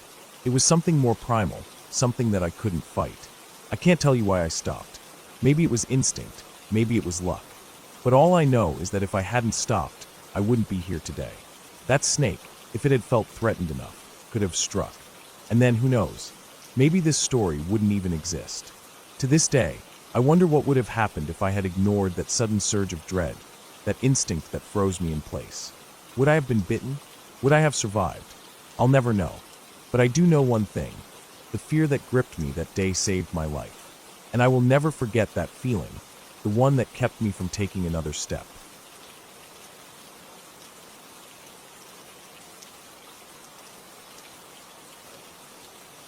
It was a quiet afternoon when I decided to lay down on my bed and read. I was about 16 at the time, and my room was the perfect escape. It was small, but it had a comfortable bed with soft pillows that always made me feel at ease. The sun was streaming through the window, casting a warm glow across the room, and I had a book in my hands that was so captivating that I barely noticed the time passing. But as I reached a certain point in the book, I felt that familiar hunger tugging at my stomach. I was halfway through a chapter, but I couldn't ignore the growing emptiness inside me anymore. So, I placed the book down on the bed beside me and sat up, stretching my arms over my head to release the tension that had built up in my back. The hunger was stronger than the pull of the story, and I thought about getting up to grab a snack. But then, for some strange reason, I decided to lie back down. It wasn't that I was exhausted, or that I wanted to take a nap. It was just this odd, sudden decision. Maybe I was just comfortable in that moment, the bed feeling like the perfect place to let my mind wander. So I closed my eyes and let myself sink back into the softness of the mattress. As soon as I did, something unexpected happened. I didn't feel the weight of my body pressing down against the bed, as I had anticipated. Instead, I felt lighter, much lighter. It wasn't a sharp, sudden sensation, but more like a gradual shift, as if I were slowly lifting off the surface, like some unseen force was gently pulling me upward. My stomach tightened with a strange kind of unease, and yet there was something peaceful about it. I opened my eyes. The room was still the same. My dresser sat against the far wall, clothes draped over the chair by the window. The sunlight was still pouring in, and everything looked as it always had. but I wasn't on the bed anymore. I was hovering, floating. I could see my own bed beneath me, the crumpled sheets where I had just been lying. And as I looked down, I saw myself there, still fully reclined, eyes closed, but still, I was no longer there. Not in the same way. I was standing or floating, several inches above the bed, my body slightly tilted to the right. I wasn't sure if it was the weightlessness that made me feel so off balance, but I slowly started to rotate. The spinning was so slow at first that I couldn't even tell if it was happening at all. My body gently tilted to the right, and it felt like I was caught in some kind of drift.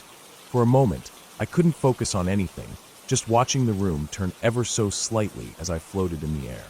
I couldn't move, couldn't reach out to steady myself. I just watched. And then, it was as though something shifted inside me, like a click in my brain, and I realized where I was. I was upside down, no longer hovering straight above the bed, but completely inverted, suspended by something I couldn't comprehend. I tried to focus, to understand what was happening to me, but all I could see now was the bed beneath me. My heart skipped a beat. I could see myself, my own body, lying perfectly still on the bed, with my eyes closed. But in that moment, I couldn't feel my body. I wasn't there. I wasn't connected to that physical form anymore. It was like I was looking at someone else who looked exactly like me. But I wasn't just observing. I was floating in the doorway. I could see my own body from a different perspective, as if I were standing there in the room, outside of myself, watching. Time seemed to stretch in that moment. The floating me, the body on the bed, and the version of me standing at the doorway. It was all happening in one singular, chaotic second, and yet it felt like eternity. I felt removed from everything, as if I were just an observer in this strange, disjointed experience. Then something unexpected happened. The me that was still lying on the bed, eyes closed, unaware, suddenly opened them. In that moment, in that fraction of a second, the me in the doorway and the me on the bed locked eyes. It wasn't a dreamlike gaze, no soft fuzziness or lack of clarity. No, it was clear, sharp, as if both of us were fully aware of the other's existence for just the briefest, most unsettling moment. I froze. I couldn't move. It was a connection I had never felt before, one that sent a chill crawling up my spine. I didn't know how to explain it. I wasn't scared, but I wasn't calm either. It was just this eerie feeling of watching myself in the same space. No separation between who I was and who I was supposed to be.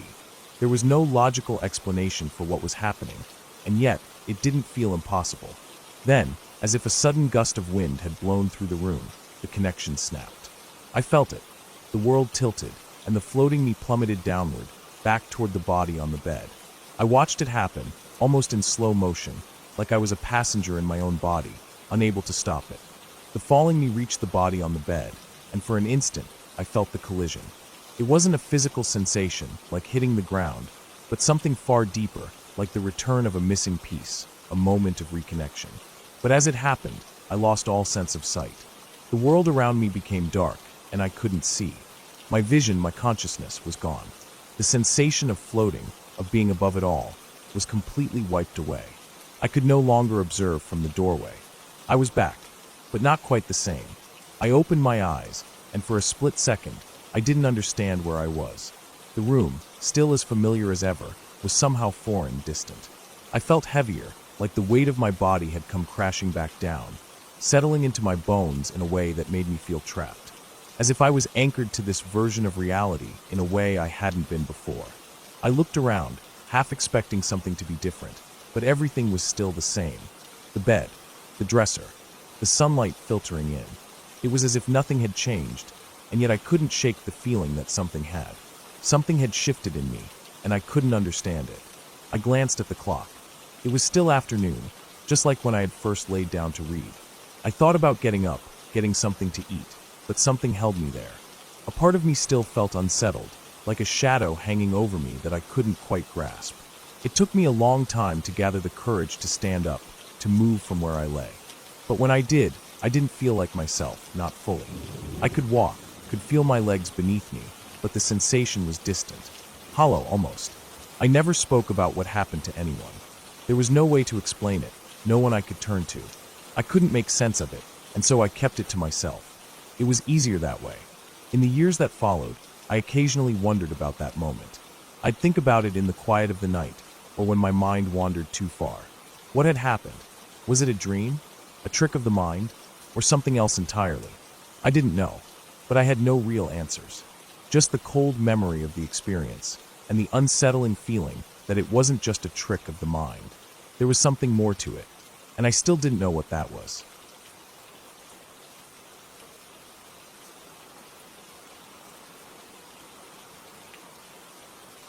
I was never one to get overly emotional. I've always been a bit reserved, keeping my feelings in check. Not because I didn't care, but because I didn't see the point of unnecessary fuss. So when we got the call about the new job in Pennsylvania, I didn't think much of it at first. My fiancé and I had been moving around the country for work for a while, living in Texas at the time, bouncing from state to state, settling into places for a few months before packing up again. It was just our routine, the life we had chosen, and honestly, I loved it. We were doing well, our son was happy, and we were comfortable in our own little world. But something was different this time. We had decided to visit our families in California before heading out to PA. It seemed like the perfect opportunity to catch up with everyone since we hadn't been back in a while. His family lived about 6 hours away from mine, so the plan was to visit them first, then head over to my parents' place the next day. I remember feeling an inexplicable dread building up in the pit of my stomach as we were planning. I tried to shake it off, but the feeling kept gnawing at me. I couldn't explain it, couldn't pinpoint why I felt so uneasy, but it was there lurking. We were packing our bags when I finally blurted out to him, "I don't know, I just don't feel right about this." He paused, raising an eyebrow. He was the more laid-back one, always trying to keep the peace. I'm sure he thought I was being silly, but it didn't stop the knot that twisted tighter in my gut every time I thought about going to visit our families. He tried to brush it off, giving me a reassuring smile.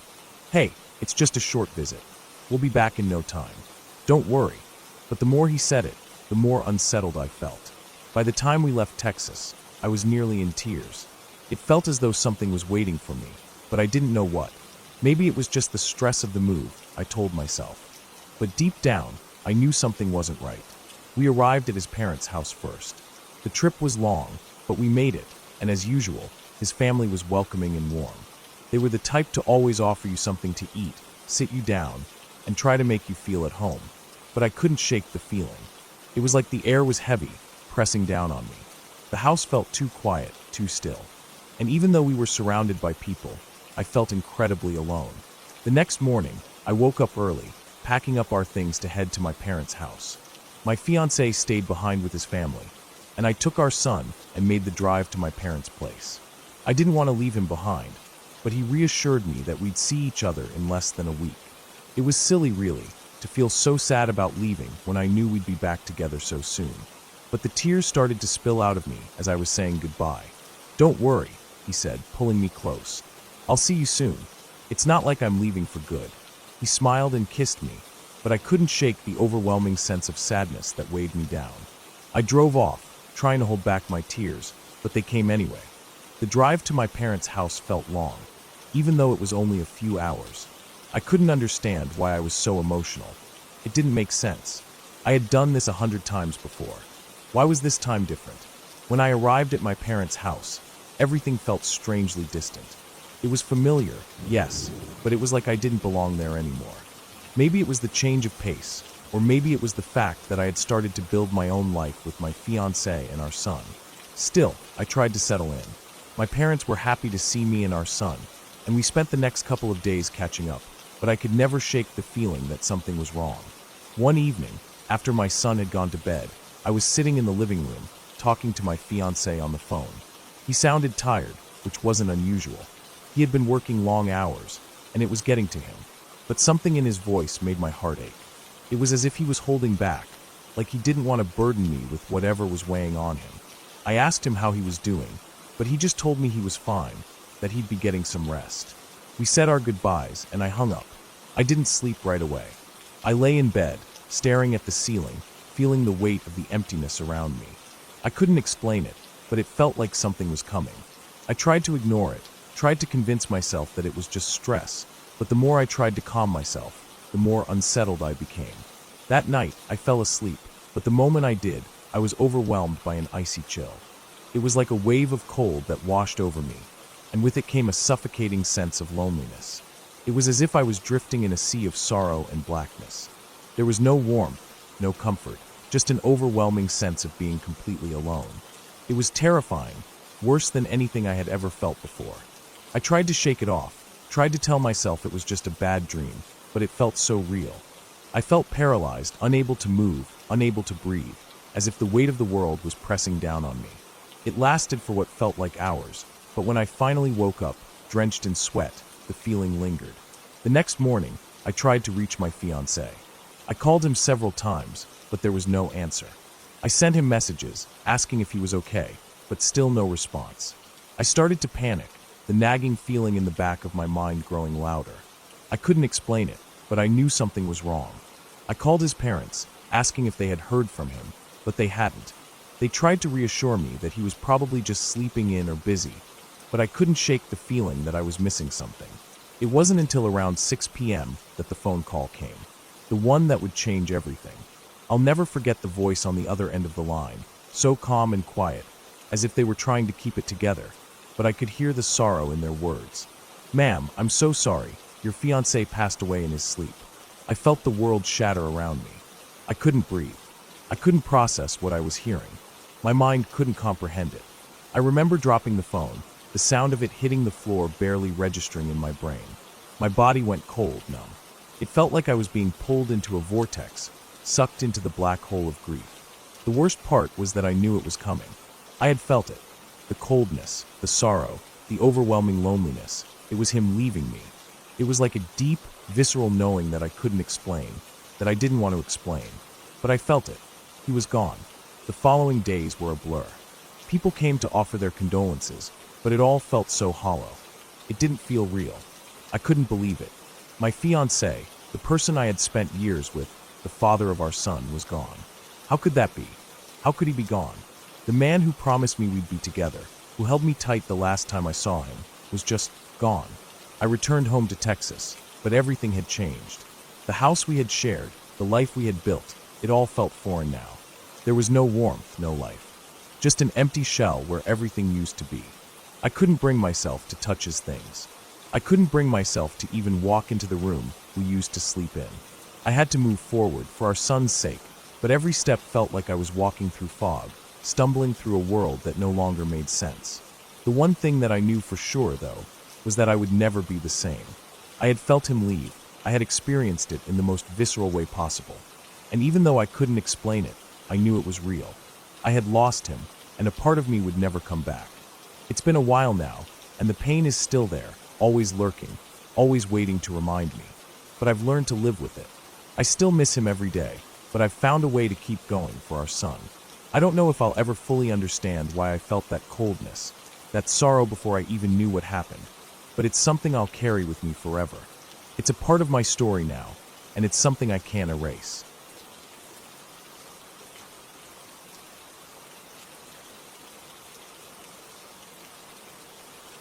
I remember the neighborhood across from my mom's house well. It was a quiet, comfortable area, with big trees lining the streets and well-kept homes that had manicured lawns. It was the kind of place where you could sit outside in the evening, have a barbecue, and not worry about much. My mom had been living there for a few years, and I'd often visit her on weekends. The people around here were friendly, and though I didn't know all of them well, the neighbors across the street stood out to me, especially their son. He was a 12-year-old boy with autism, tall and lanky for his age, with long arms and legs that made him seem out of place for someone his age. I'd see him out in the front yard when I came to visit, either playing with a ball or running around under the watchful eye of his caregiver. He was quiet, withdrawn, but harmless, or so I thought. Most of the time, he kept to himself, absorbed in whatever activity he was doing, and I'd wave or nod when I saw him. One afternoon about a year ago, I had just parked in front of my mom's house, about to walk inside when I noticed him standing by the edge of the curb. His face was turned down, and he was pacing slowly around the bottom of my car, looking underneath it with focus. I could see his ball had rolled under there. It wasn't a big deal, so I bent down and grabbed it for him, handing it to him with a quick smile. The boy looked up at me slowly, his gaze empty, distant. His head cocked to one side, as if he was trying to figure something out, and his mouth hung slightly open, just enough to be unsettling. His eyes, though, that was what got me. There was nothing in them, no life, no spark, just emptiness. It was like he was looking right through me. I smiled awkwardly, unsure of how to respond to the moment, but he didn't react. He just stared at me silently, his long fingers curling around the ball, holding it like a baby might hold a stuffed animal. I felt a chill that I couldn't shake as I turned to walk back inside. I glanced over my shoulder, and he was still standing there, unmoving, just staring. My heart skipped a beat, but I told myself it was nothing, just a kid being a kid. Still, the image of him lingering there stuck with me, and I couldn't shake the feeling of unease that settled in my chest. I dealt with kids who didn't understand social cues before, and I knew that sometimes they just didn't know how to react. But there was something about the way he looked at me that felt off, like something was wrong. When I got inside, I mentioned it casually to my then girlfriend. She didn't seem as troubled by it as I was. She gave me that comforting smile she always did when I was overthinking something. He probably wanted to say thank you, but was just confused about what to do, she said, dismissing my concerns. I tried to forget about it. After all, he was just a kid. But the next night, when I decided to stay over at my mom's, things took a turn. It was late autumn, and the Santa Ana winds were howling, sending leaves tumbling across the street and making the trees shake in a restless, eerie way. The wind sounded almost like a distant growl, and it was so strong that it rattled the windows in my mom's house. I was sitting in my old room upstairs, browsing the internet on my laptop, when I heard a loud crash from outside. It sounded like something had blown over in the street. I glanced out the window to see a trash can tumbling along the curb, pushed by the wind. I chuckled to myself and went back to my screen. But that was when I heard the sound that froze me. Beep, beep, beep. Front door open. The house alarm was going off. I knew the wind could blow the door open if it wasn't closed tightly enough. But hearing the alarm at that hour sent a spike of anxiety straight through me. My first instinct was to get up and check, but I froze for a moment, the cold air of the house suddenly feeling heavy against my skin. The hallway outside my room was dark, and I stumbled halfway to the light switch before finding it. I flicked the light on and froze, my blood turning to ice. Standing at the top of the stairs was the autistic boy from across the street. My stomach dropped. His figure was standing perfectly still, his head hanging loosely to one side, just like before.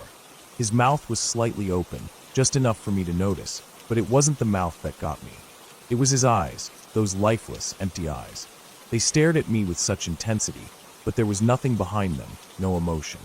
The room around me seemed to grow colder, and I could barely catch my breath. I stood there for what felt like an eternity, my heart thudding in my chest. My first thought was to call out to my mom or someone, but I couldn't seem to make a sound.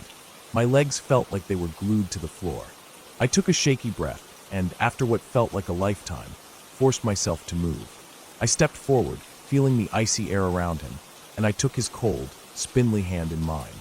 His fingers felt wrong, too long, too cold. I tried not to flinch at the sensation, but I couldn't help it. His skin was as cold as ice, and his grip was unnaturally tight. I didn't know what was going through his mind, but something in me told me to get him out of there, to get him back across the street where he belonged. I led him down the stairs, my heart still racing, every part of me screaming that this wasn't right. The house felt suffocating, like it was closing in on me. His steps were silent, and he followed me without a word, still staring at me with those vacant eyes. We reached the front door, and I opened it slowly, glancing out into the street to make sure no one else was around. The air was thick with the wind, and the streetlights flickered in the distance. I looked back at the boy, whose gaze had never wavered. I couldn't get the door shut fast enough. I walked him across the street, keeping a tight hold on his hand. When we reached his front porch, I pushed open the door. It was unlocked. The light inside the house was dim, and the air smelled stale, like it hadn't been used in a while. I walked him inside, unsure of what to do, but knowing I couldn't leave him out there. His caregiver had to be around here somewhere, right?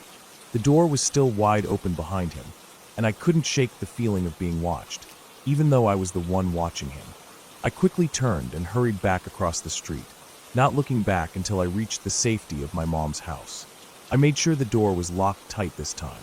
I double-checked, triple-checked the locks, and even moved a chair in front of it just to be sure. My mind was racing, and I couldn't shake the cold feeling that had settled deep in my bones. Something wasn't right, and I couldn't put my finger on it. The next morning, the house felt normal again, as if nothing had happened. The sun was up, the winds had died down, and everything seemed just as it should be.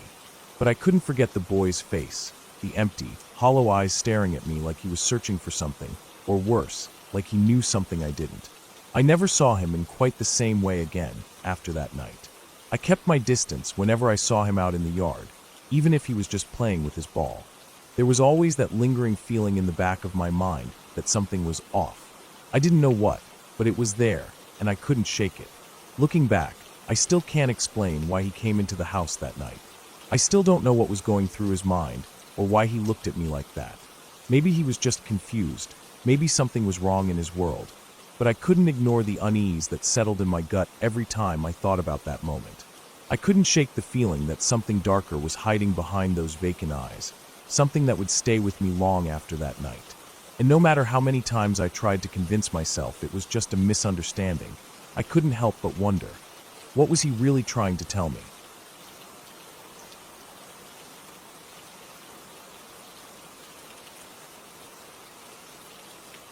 I remember that December like it was yesterday. It was a few days before Christmas, and my friend and I were finally free from our exams. We were headed home, trying to shake off the stress from a long semester.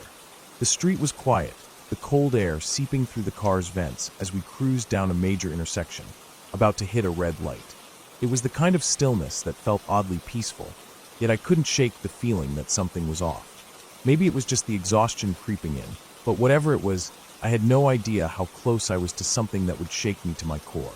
The light turned red, and I slowed down, coming to a complete stop in the right lane, the sidewalk beside me just a few feet away. There were 6 cars in front of me, all of us waiting for the light to change, with a side street branching off to my right. I was keeping my distance, ensuring I had a good few meters between me and the other vehicles. My friend was on his phone, probably trying to distract himself from the stress of finals, while I stared ahead at the red light, zoning out a little, watching the soft glow of the traffic signal. Then, out of nowhere, I heard tires screeching, a loud, violent sound that sent a jolt through me. My heart skipped a beat before the crash hit. There was a sickening thud, followed by the sound of metal scraping against metal. My car jerked forward with a force that caught me off guard, and I immediately checked my rearview mirror. I was hit. I glanced out the side window and saw the vehicle behind me had slammed into the back right side of my car. I could feel the panic creeping up my throat, but I forced myself to stay calm.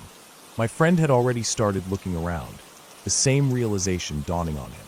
I quickly put the car in park and turned off the engine, telling him we needed to exchange information. We got out of the car, our movements sharp and methodical, trying to keep it together. The other driver, a man probably in his 40s, seemed just as rattled as I was. He apologized repeatedly. I took a deep breath and gave him my details while he did the same.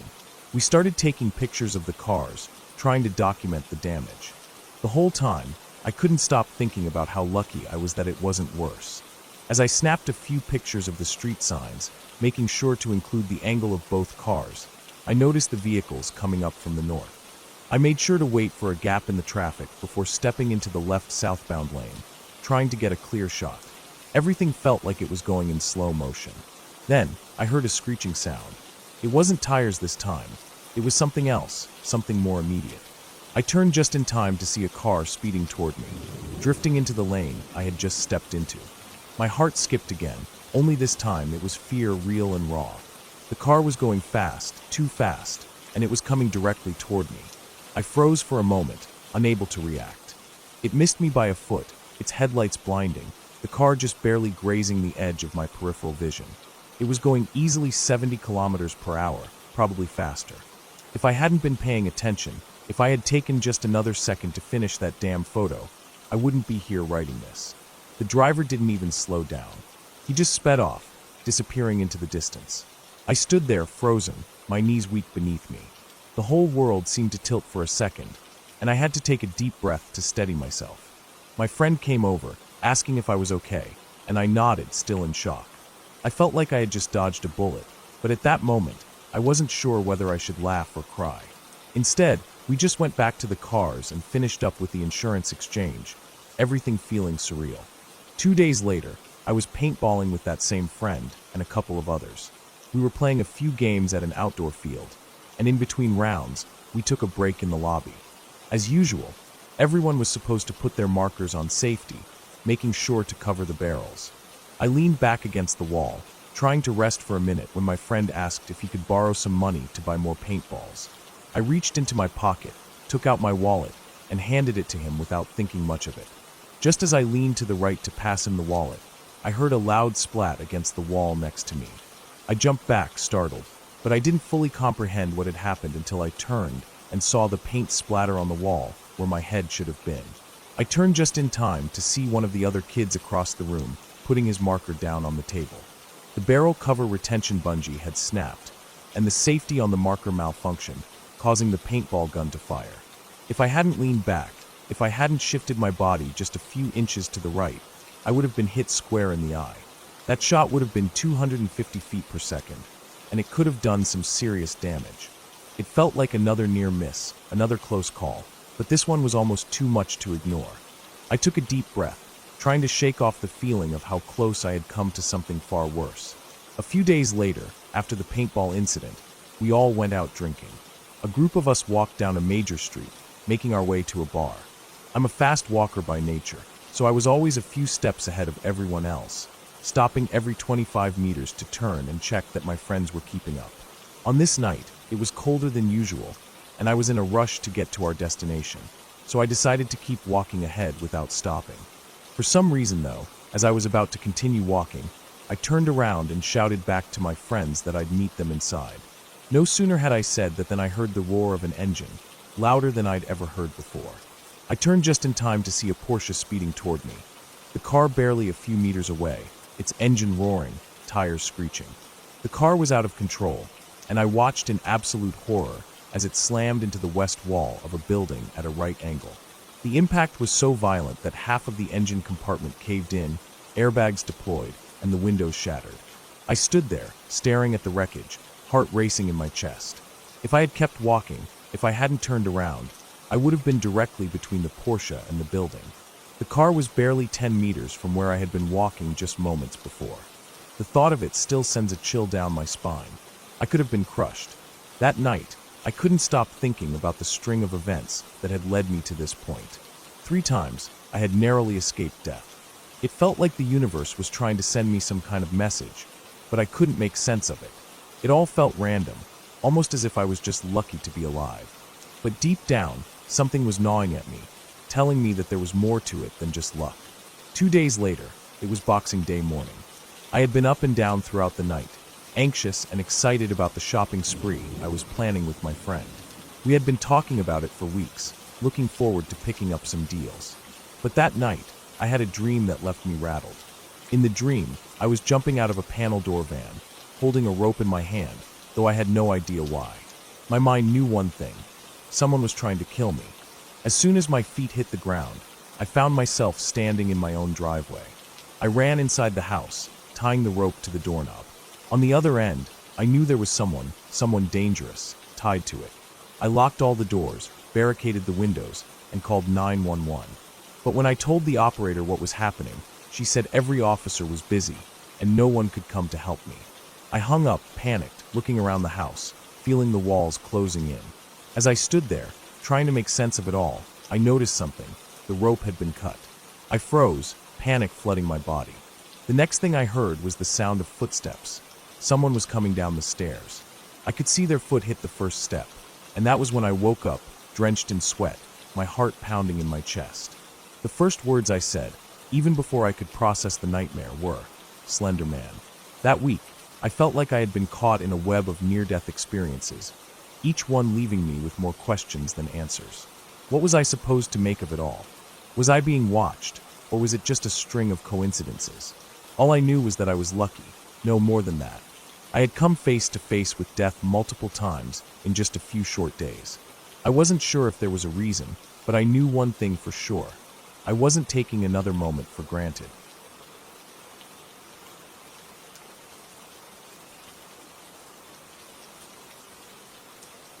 I never thought a day would come when I'd wake up and find out my uncle was gone. I still can't believe it. It feels like I'm walking through a fog when I think about it. But I suppose it's what happens when someone you love slips away so quickly, so suddenly, without warning. It all started when I got that call. It was my mom on the other end, her voice shaky, and I could hear the fear in her tone. "Sweetheart, your uncle's in the hospital," she said. "His heart's giving out again. You know he's had those problems for years, but it's worse now." I immediately sat up. My mind raced as I thought of all the memories I had with him. Uncle Dennis had always been larger than life to me. He wasn't just my uncle. He was like the older brother I never had. His humor could light up any room, and his laugh, oh, his laugh, was something I could never forget. It was deep like a belly laugh, the kind that made everyone around him laugh, too, even if they didn't understand why. He was always quick with a joke, a sarcastic quip, or a well-timed pun that would leave you in stitches. Even when things weren't going well, Uncle Dennis knew how to make you smile. That night, we got through to him at the hospital.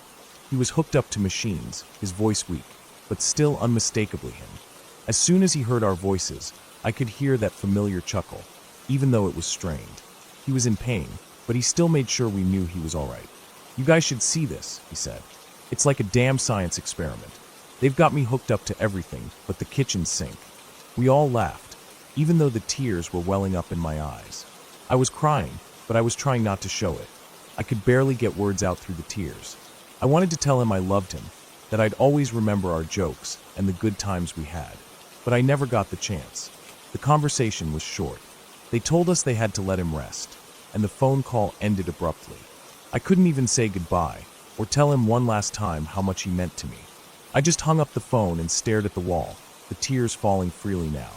The next day, the call came that I had been dreading. "He's gone," my mom said, her voice trembling. "He passed away this morning." I could feel my heart drop into my stomach. How could he be gone? Just yesterday, he was cracking jokes on the phone. I didn't know how to process it, didn't know what to feel. It didn't seem real. The hardest part was knowing I hadn't gotten to say those words I needed to say. But my mom said something that made the tiniest bit of sense in all the confusion. He wanted us to know first. He wanted you to know how much he loved you before anything else. The next morning, I woke up with a start.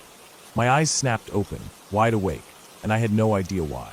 It wasn't like I had set an alarm or anything, but there I was fully awake, staring at the ceiling, heart pounding a little faster than usual. I just had a strange feeling, like something was off. I looked around the room. Everything was the same as it always had been. My walls, the pictures of my family, the old clock on my dresser ticking away. But there was something about the air that felt different. My breath felt shallow, like I wasn't alone. I glanced to the side, and my eyes froze. There, hovering in the corner of the room near the door, was an orb. It was small, a faint glow, like a speck of light. At first, I thought it was just a trick of the light, maybe a dust particle catching the rays from the window. But then it moved. Slowly, almost as if it was floating on its own, it drifted from one wall to the other, like it had purpose. It wasn't just a random speck of light. It had a direction, a movement that seemed deliberate. I didn't know what to think. I wasn't someone who believed in things like spirits or ghosts. And yet, in that moment, I couldn't shake the feeling that this was different. That orb seemed so familiar, so purposeful. It wasn't random. I sat up in bed, my eyes locked on the orb as it moved from one side of the room to the other. My heart beat a little faster as I whispered, barely above a breath. Are you my Uncle Dennis?" The orb stopped. Just stopped midair. I blinked, and it lingered there for a moment. It felt like time slowed down in that moment, like everything else had disappeared, and it was just me and the orb. Then, without warning, it moved. It flew straight over to the picture I had of Uncle Dennis on the wall. The picture was one of the many memories I had of him. Us at a family picnic, him grinning wide, a beer in hand, the kind of carefree smile that seemed like he had no worries in the world. And now, here was this orb, floating right over it, as if it were pointing to him. A chill ran down my spine, and I swear, in that moment, I felt a presence. Not something eerie or unsettling, but something comforting, familiar. It wasn't like anything I had experienced before. It didn't feel like a ghost or anything supernatural. It just felt like him. Like my uncle was there, somehow, still checking in on me. And then I heard it. A voice, soft but clear, whispering right in my ear. It was his voice. I could hear it so clearly, as though he was standing right beside me.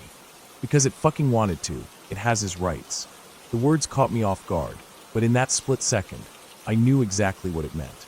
That was the ending to one of our favorite jokes, one that I had heard him tell 100 times. It was a joke that always made me laugh, even when things weren't going well. Even now, I couldn't help but smile through the tears that welled up in my eyes. The orb floated away, slowly disappearing as if it had done what it came to do. My heart didn't feel as heavy anymore. I wasn't scared. I was at peace. I laid back down, my hands trembling slightly, and I closed my eyes. I could still hear his voice in my mind, still feel that comfort that only Uncle Dennis could give.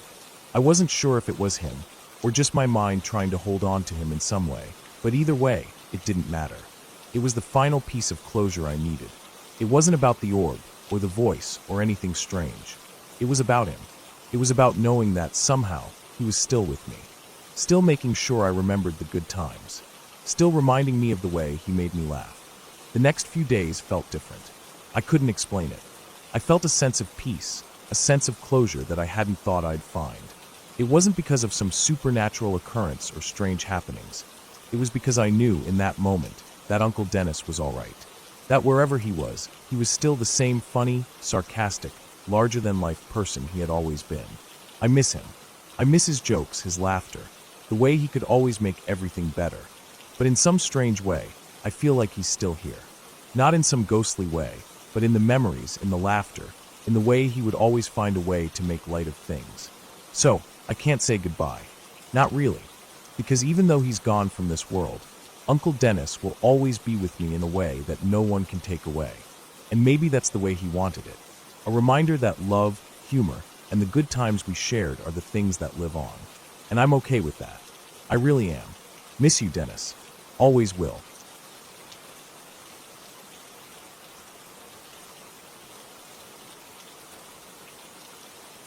We had been planning this trip for months, ever since we had finally wrapped up our final exams and completed our college degrees. My friend, Kyle, and I decided we'd celebrate by taking a road trip from our home state in the Midwest all the way down to Florida. Neither of us had been to Florida before, and we figured this would be the perfect way to cap off our time as students. We made a plan to take our time, stop in a few places along the way, and just enjoy the freedom before we started worrying about jobs and real-world responsibilities. The first night of our trip, we decided to stay in Atlanta, Georgia. After a long day on the road, we were eager to stretch our legs and find somewhere to have a few drinks. We weren't really familiar with the city, but after a quick search on Yelp, we found a dive bar called the Highlander that seemed pretty chill. It had the sort of low-key vibe that felt right for us. Nothing too fancy, just a spot to relax and take a load off. When we got there, the place was packed with people, mostly locals. We grabbed a couple of beers and found a small table near the back, just trying to unwind. It wasn't long before a couple came up to us. They looked about our age, maybe a year or two older, and they were friendly enough. The guy had a strong handshake, with one of those confident grins that made you feel like he could be a friend within minutes. His girlfriend was a bit quieter, but just as friendly. They asked where we were from, and after a bit of small talk, we learned that they were from Rockford, Illinois. We'd grown up just a couple of hours away from each other, so it was funny that we had ended up in the same bar all the way down in Atlanta. They told us they had just graduated too, and they were taking a road trip of their own, headed down south for some fun. We spent the next couple of hours chatting about college life, shared experiences, and the excitement of being out of school. The conversation was easy, natural. We shared a few laughs and swapped stories, and it honestly felt like we'd known them for years. We didn't get into anything too deep, just a lot of surface-level stuff. The kind of talking you do when you meet people and want to pass the time. Eventually, the time came to leave. They mentioned that they were heading back to their hotel, but Kyle and I were planning to check out another bar, so we said our goodbyes. As we stood outside, the guy gave us a wave, and we walked in the opposite direction. He and his girlfriend got into their black 2005 BMW Z4 convertible. The top was down, and as they pulled away, I noticed the Chicago Bears decal on the back of the car. I remember thinking it was a little odd, but I didn't think much of it. We didn't know each other well enough to exchange phone numbers or anything like that. We were just two pairs of strangers passing through the same place at the same time. It was one of those things that would be forgotten by most people the next day, and I never thought about it again, not really. Kyle and I stayed out a little longer before heading back to the hotel ourselves, tired but happy with how the night had gone. We slept in late the next morning, hungover as hell, and when we finally managed to drag ourselves out of bed, we knew we had to keep moving. We had a long way to go, and we had to get on the road if we were going to make it to Florida. We grabbed some fast food on the way out of Atlanta and got onto Route 75, the highway that would take us south. But of course, like all long road trips, things didn't go smoothly. We ran into horrible traffic just outside of Atlanta. The cars were barely moving. We sat there for over an hour, inching along, cursing at our bad luck. It felt like it was going to last forever, and in the midst of our frustration, I remember wondering how bad the accident ahead must have been to cause this kind of delay. When we finally reached the source of the traffic, it didn't take long to see why everything had slowed to a crawl. The accident was bad, really bad. There were blue tarps spread out on the road, covering something or someone. People were standing by the side of the highway, gawking at the scene, taking it all in. It was the kind of thing you don't want to look at, but at the same time, you couldn't look away. I could see a wrecked black BMW Z4, the top down, just like the one from the night before. It was upside down, its wheels pointing to the sky. The car was mangled beyond recognition. The first thing I noticed was the Chicago Bears decal on the back, the same one I'd seen last night, and a cold shiver ran down my spine. I didn't want to look, but I couldn't stop myself. My eyes moved to the tarps. The blue fabric was wrinkled and stiff in the heat of the day, and it was obvious that something was underneath. At first, I thought it was just the wrecked car that was the main part of the accident. But no, there were bodies under those tarps. I could feel my stomach turn as the reality set in. This wasn't just a fender bender or a mild crash. This was something far worse. I didn't want to think about it, but my mind kept wandering back to the couple we had met the night before. The black BMW, the couple from Rockford. They were the same age as Kyle and me. We had just been talking to them, laughing, making plans for our own futures. And now, here they were, dead in an accident. I couldn't help but think how absurd it all was. It didn't make sense. They had seemed so full of life, so full of plans, just like us. As we drove slowly past the scene, I couldn't help but notice something that would stay with me forever. Just to the side of the tarps, near the wrecked car, was a severed arm. It was still uncovered, lying there in the road like it didn't belong to anyone anymore. It was right next to one of the tarps, and the sight of it hit me hard. It looked so unnatural. A part of someone's body, discarded and forgotten. It was as if their life had been ripped away, leaving nothing but a mangled car and a body part on the ground.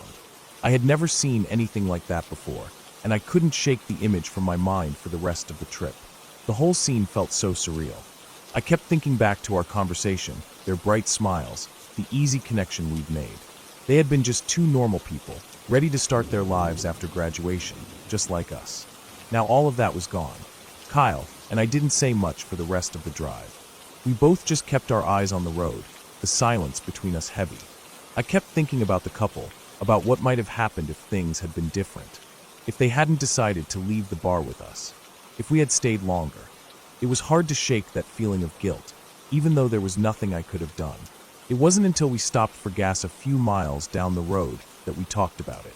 We were both still quiet, but Kyle finally spoke up. "You think it was them?" he asked, his voice low. I nodded, not sure what to say. "Yeah, I think it was. We didn't know their names. We didn't even exchange anything other than small talk, but somehow, the whole situation haunted me. I thought about them a lot during the rest of the trip, and even afterward. What would they have been doing now? They were probably planning on getting married soon, from what they'd said. Maybe they'd have kids by now. Maybe they would have built a life together. The whole thing felt so unfair. It was a harsh reminder of how fragile life really is, how quickly everything can change. And even though I didn't know them, I couldn't help but feel their absence, like a hole where there used to be a possibility, a future that would never come to be. By the time we made it to Florida, I had mostly pushed the incident to the back of my mind, but it still lingered. Every time I passed a black BMW, every time I saw a Chicago Bears decal, I thought about them. And sometimes, when I was alone, I'd find myself wondering how their families were holding up, what their friends were doing. What would their lives have been like if they had just gotten to the place they were going? It wasn't fair.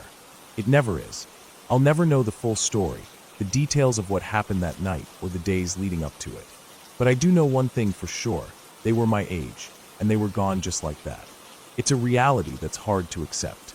And as much as I wish I could forget it, I don't think I ever will.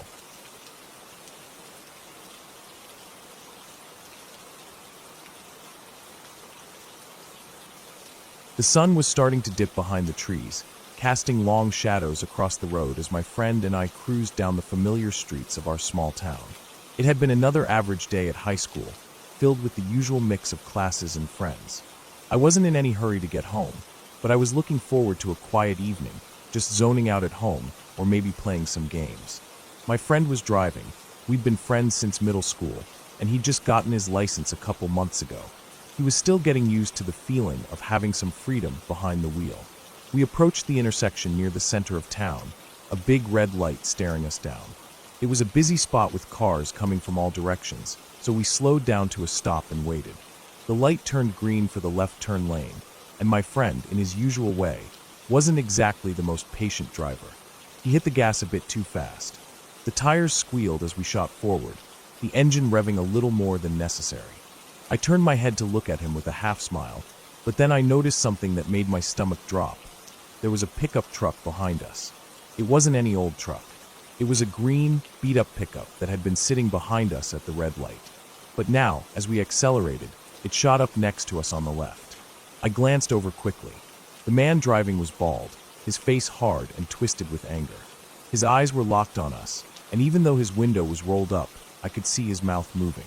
He was clearly yelling something, but all I could make out was the shape of his lips and the intensity in his expression. It made my skin crawl. I didn't know what to do. My friend, who hadn't even noticed, kept his foot on the gas, cruising through the intersection.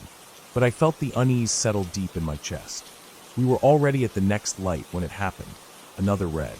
I looked over again, and sure enough, the truck had pulled up right next to us again, this time on the left side, as we waited for the light to change. I wasn't sure what to expect. Maybe the guy was just angry about us cutting him off a little with the acceleration, but something about his face told me that wasn't it. He was unpredictable. I could feel my heart racing in my chest as I watched him. And then, without warning, he raised his hand. Not to wave or gesture, but to make a motion with his fingers. He shaped them into a gun. His finger pointed directly at us, then at his own head. He made a pulling motion with his hand, mimicking the trigger. I froze. My friend, who had been blissfully unaware until that moment, now turned his head too, and his face drained of color as he saw what was happening. I watched in horror as the man slowly started reaching for something inside his truck. His movements were slow, deliberate. My pulse shot through the roof. The light turned green. I could see my friend's knuckles turning white on the steering wheel. He glanced at me, and without saying a word, we both knew what we had to do. My mind raced with a million thoughts. The last thing I wanted was to escalate things further, but that guy was definitely not just angry about a quick start. I didn't want to take any chances.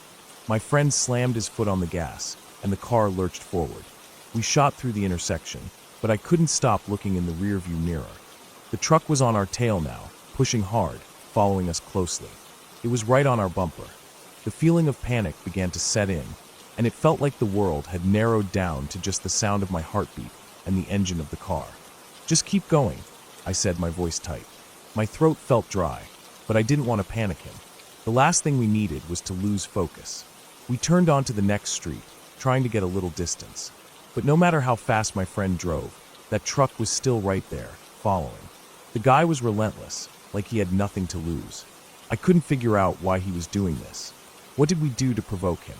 It didn't make sense. I knew the area pretty well, so I started thinking of a way to shake him off. We were getting close to my neighborhood, and I figured that maybe, just maybe, I could lead him there and lose him in the maze of streets. I told my friend to take the next turn quickly, hoping that the familiarity of the roads might help us. We sped into my neighborhood, taking sharp turns, hoping to get far enough ahead of him. I kept glancing back, and sure enough, the truck was still there, just as close as before. The adrenaline surged, and I could feel my hands clammy on my lap. When we hit the next corner, I had an idea. Take a hard left up ahead, into the subdivision. Go fast, I urged him. We shot down the street, tires screeching as we raced around the curve. The truck was still following, but it felt like we were getting further ahead. We finally pulled into a cul-de-sac. My heart was pounding in my chest. The plan was simple. Park behind a car in a driveway and lay low. Maybe, just maybe, the guy would pass us by without realizing we were there. We parked, shut off the lights, and held our breath. We sat in complete silence, listening to the sound of the truck's engine rumbling down the road. My stomach twisted in knots. My hands were shaking, and I couldn't stop glancing nervously out of the window. I tried to tell myself it would be okay, but the thought of that man, of what he had been willing to do, was stuck in my head. Finally, after what felt like an eternity, we saw the green truck drive past the entrance to the cul-de-sac. The tension in my chest melted away. I let out a breath I didn't even realize I was holding. He didn't turn down our street. He kept going. It was like a weight lifted off of me. We were safe. We sat there for a few more minutes, trying to calm down. It felt surreal, like it hadn't actually happened. My friend looked over at me, his eyes wide, and I could see the shock on his face. We were both breathing hard, trying to process what had just happened. "I don't even know what to say," he finally muttered. His voice was shaky, just like mine. I nodded, still trying to wrap my head around everything. It was like some kind of nightmare, but it had been real.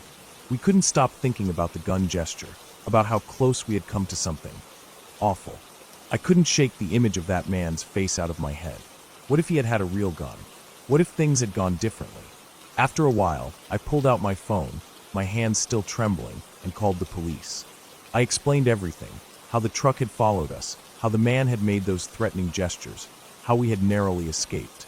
The dispatcher was calm but took it seriously, saying they'd send an officer over to take a report. We waited in silence until the officer arrived, and we gave him the details. The officer asked a few questions, and then assured us that we had done the right thing by getting away and calling for help. "It's good you were able to get out of there," he said. "You don't know what people like that are capable of." Eventually, the officer left, and we decided to take a moment before heading home. My friend and I still hadn't fully processed what had happened, but we were both relieved that we had managed to get away. It felt like a weight was lifted, but the fear lingered. I couldn't stop thinking about what could have happened if we hadn't been able to lose him. The days that followed felt odd. I kept checking my rearview mirror, half expecting that truck to be there, but it never came. I never saw that man again, but the memory of his face, of the gun gesture, stayed with me. It was a reminder of how quickly things could turn dangerous, how quickly the situation could escalate. You never know what someone else is capable of. I was grateful for the officer's help, for the way we managed to stay calm enough to figure things out. We made it out of that mess safely, but I never forgot that feeling of terror, of not knowing what was going to happen next. The whole experience made me more aware of the world around me, more cautious, and more thankful for the small things, like the security of knowing I made it home that night.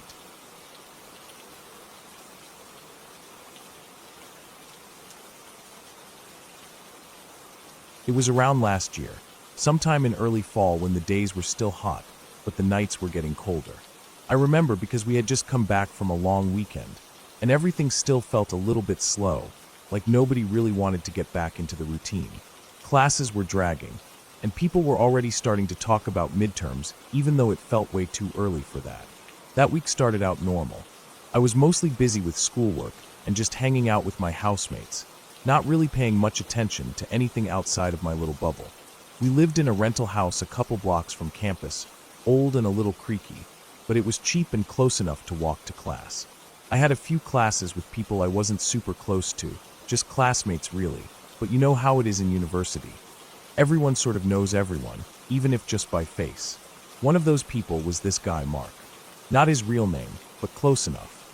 We weren't really friends, more like people who said hi when we crossed paths. He lived in one of the dorms that were closer to the base of the mountain, where the campus sort of just faded into woods and wild land. I didn't really keep tabs on him or anything. He was just another face in the crowd most of the time. It wasn't until that Thursday night that I even realized something was wrong. I was lying on the couch, scrolling through my phone while my housemates were making noise in the kitchen, trying to figure out what to cook for dinner. One of them, Ryan, shouted from across the house for all of us to come over. I figured he just wanted help deciding on pizza toppings or something stupid, so I got up kind of annoyed and walked into the kitchen. Everyone was gathered around Ryan's laptop. I could hear the faint buzz of a live stream or a news report, but it wasn't until I got closer that I saw what they were watching. It was the university's official Facebook page, and there was a breaking news alert flashing at the top of the feed. 2 bodies found at Pine Springs, it said. Pine Springs was a small spring-fed pond tucked way back at the far end of campus, almost at the foot of the mountain. It wasn't a place students usually went, except maybe for the occasional party or hike. It wasn't maintained by the school, and it always had this sort of forgotten, overgrown look to it whenever you passed by. At first, I didn't connect it to anything. I just felt that cold, prickling feeling that you get when something bad has happened near where you live. We watched the report in silence. There weren't a lot of details, just that 2 bodies had been found floating in the water earlier that afternoon by a groundskeeper. The police were investigating, but no foul play was suspected yet. Ryan clicked into the comments, and that's when the unease really started to sink in. People were already speculating. Some said it was drugs, others said it was a suicide pact, a few said maybe it was a murder after all.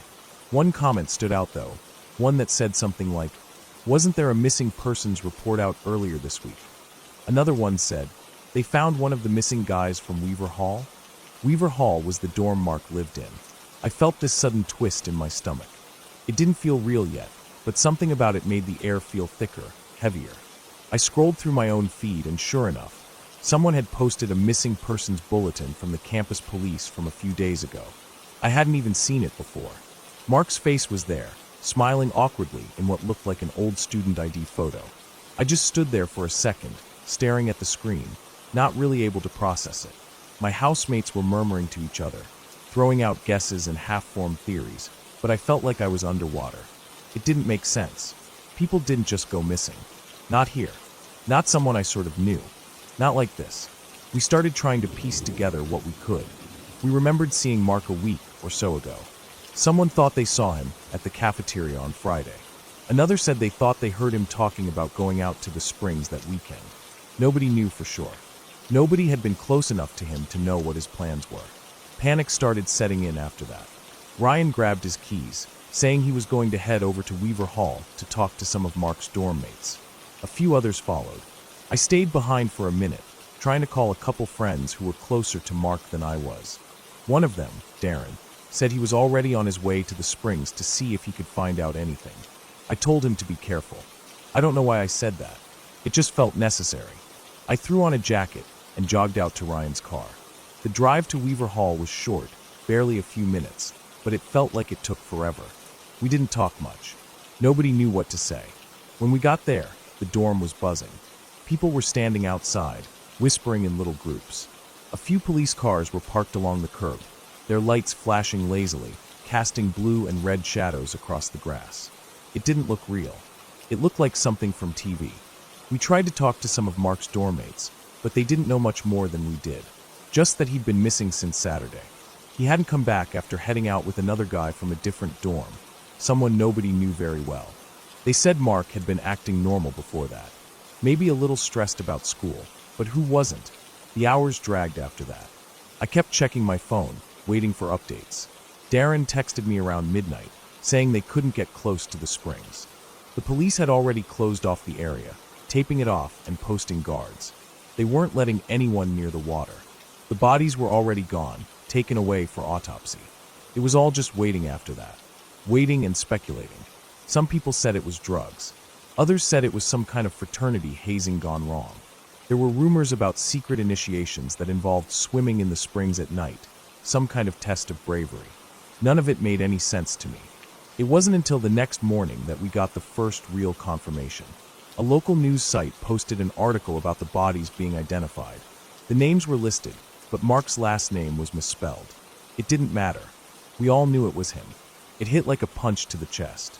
I sat on the floor of our living room, staring at my phone, reading the article over and over. It said the 2 of them had drowned. That was the official cause of death. No signs of foul play. Just a tragic accident. It should have felt final. But it didn't. It felt messy and wrong and unfinished.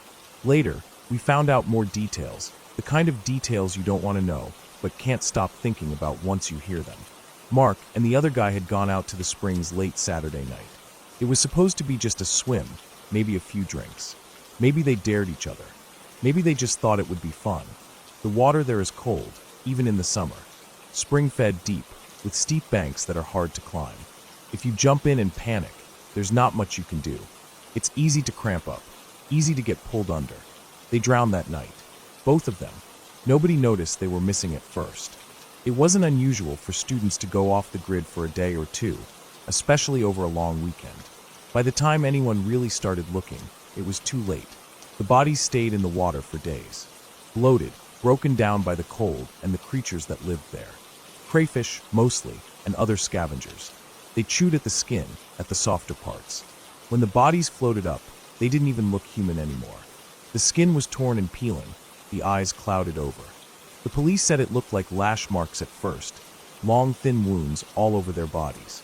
That's why some people thought it was a beating or an initiation gone wrong. But it wasn't. It was just nature doing what it does. Slow, cruel, and methodical. I couldn't stop picturing it. Mark, trapped underwater, struggling, gasping. The cold closing in. His body sinking down into that black water. His last moments, alone and terrified. It haunted me for weeks after. Every time I closed my eyes, I saw it.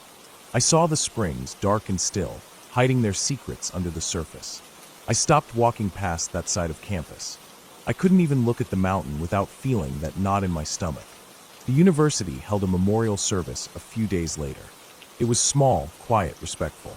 They set up a little shrine near the student union, with pictures of Mark and the other guy, and people left flowers and notes. I stood there for a long time, not really sure what to feel. Grief, guilt, fear. It all got mixed together into something heavy that sat on my chest. I didn't know Mark well, but I kept thinking about how easy it would have been for it to be any of us. A stupid decision, a dare, a moment of bad luck. That's all it takes sometimes. The spring was closed off after that. Fenced in, warning signs posted everywhere. The administration said it was too dangerous, that it had been a liability for years. They should have done it sooner, but like a lot of things, it took something tragic to finally make them act. Life moved on eventually. People stopped talking about it. The new semester came, and the freshmen who arrived didn't even know about what happened. The grass grew back around the fence, and the signs faded in the sun. But I still remember. I remember how small and helpless it made me feel. How easy it is to disappear. How the world keeps spinning, even after something terrible happens. How silence can swallow you whole if you let it. It didn't make me stronger. It didn't teach me some big important lesson.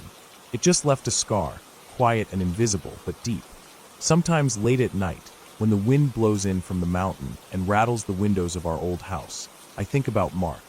I think about that night and the black water, and how sometimes the scariest things aren't the monsters in the woods or the ghosts in old buildings. Sometimes it's just bad luck, a bad decision, a quiet mistake that nobody sees until it's too late. And there's nothing you can do but remember.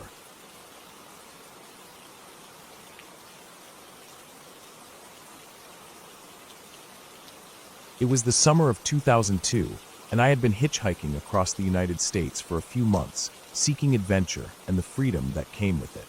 I didn't have a clear destination, just a general sense of wanting to explore the unknown. That was how I found myself on a two-lane highway, late one evening, heading into the Mark Twain National Forest near Ironton, Missouri. I had been on the road for hours, getting lifts from kind strangers, and talking to people who seemed to have no idea how lost I was in my own mind. By the time the sun had dipped below the horizon, I was miles from the nearest town, with only a faint outline of trees against the night sky. It was about 11 p.m. when we reached the state road that led into the forest, and I realized we were too late to navigate the area. The moon was barely a sliver, and the stars were few, obscured by the heavy canopy of trees. I had been traveling with a couple of other folks for the past few days, and we were on our way to a rainbow gathering, something I had only heard whispers about. There had been talk of people coming together, setting up a temporary village, living off the land, and celebrating a shared sense of community. I had no idea what I was getting myself into, but it felt like the perfect place to spend some time. Our destination was supposed to be the Seed Camp, a small, early arrival location where people gathered to set things up for the larger event. But with it being so late, we didn't want to risk wandering in the dark. We decided to pull over on the side of the road and wait until morning. It wasn't exactly a comfortable stop. The road was narrow, the trees thick and pressing in on us, and the night air had a damp chill to it. Still, we decided to sleep in the van and wait for dawn. I laid back on the seat, trying to make the best of it, but it wasn't long before something started bothering me. At first, I thought it was just my mind playing tricks on me after a long day of travel. The night was alive with sounds, the occasional rustle of leaves, the distant call of owls, and the subtle hum of insects. But there was something else, something strange. It started faintly at first, what sounded like children's laughter. high-pitched, playful, but distant. I didn't think much of it at first. I figured maybe it was just someone out there, camping or doing something in the forest. But then it continued. It wasn't a few giggles here and there, but something that went on for hours. It sounded like an entire playground of kids, laughter, shouting, even the occasional scream. It was so vivid, so real, that at times it felt like we were parked right next to a crowded schoolyard. The weird thing, there was no one else around. We were miles from any public road, let alone a school or neighborhood. The closest town was probably 10 miles away, and it was the middle of the night. No one would be out here, especially not a group of children. Still, the sounds persisted, growing louder and then softer, never quite fading away. It was disorienting and unsettling. I tossed and turned in the back of the van, trying to ignore it, but sleep wouldn't come. The others were awake too, staring out into the dark. One of them, a guy named Jake, finally spoke up. "You guys hear that?" he asked, his voice tight. "It's like kids. It's gotta be." "It's too late for that," I muttered. "There's no one out here." Jake didn't reply. We all just lay there in silence, listening to the distant sounds of children playing in the woods. The night stretched on, and the sounds never stopped. It was like the forest was alive with them, an endless game of tag that seemed to echo around us. At some point, I must have drifted off, because when I woke, the first light of dawn was just starting to creep over the horizon. The forest around us was still and quiet now, the playful noises from the night before completely gone. We got out of the van, stiff from a night of poor sleep, and stretched our legs. The morning light revealed the winding road we had pulled off, leading deeper into the woods. We packed up our things, and with the sounds of the forest gradually waking up around us, we set off toward the seed camp. The landscape was beautiful, but there was something eerie about it too. The air was thick with the smell of pine and damp earth, and the trees seemed to stand watch over everything, silent and imposing. We followed the road, trying to stay on track. There were no signs, no markers, but we knew we were heading in the right direction. We passed a few other early arrivals who were gathering around campfires, but there was no real community yet, just scattered groups of people. We eventually found the seed camp location, and as the sun climbed higher in the sky, we set up our camp. At its peak, there were maybe 150 people in the area, but in the early days, it was just a handful of us. A small group, just enough to get things started. We spent the morning setting up tents, gathering firewood, and preparing the site for when more people would arrive in the coming days. The air was warm and dry now, and the strange events of the night before seemed to fade into the back of my mind. But that afternoon, a few of us decided to take a walk. We were looking for firewood and perhaps a fresh spring to get water from.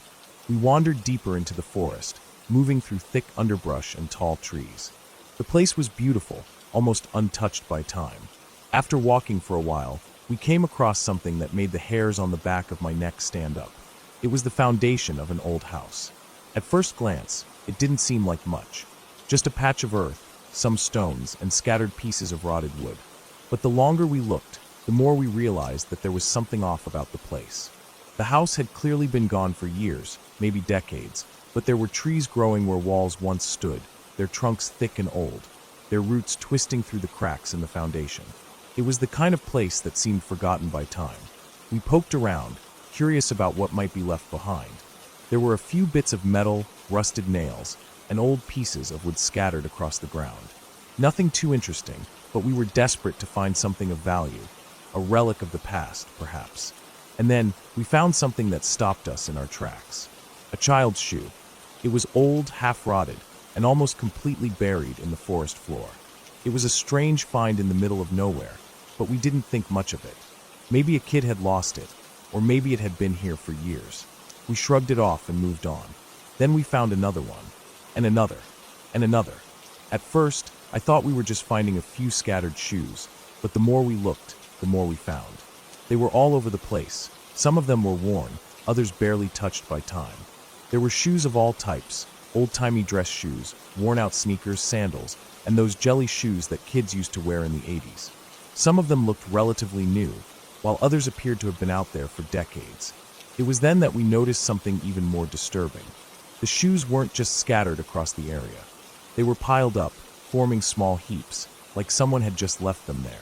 In one spot, we found a pile of them, dozens, maybe hundreds, stuffed into large, decaying garbage bags that had been left to rot in the earth.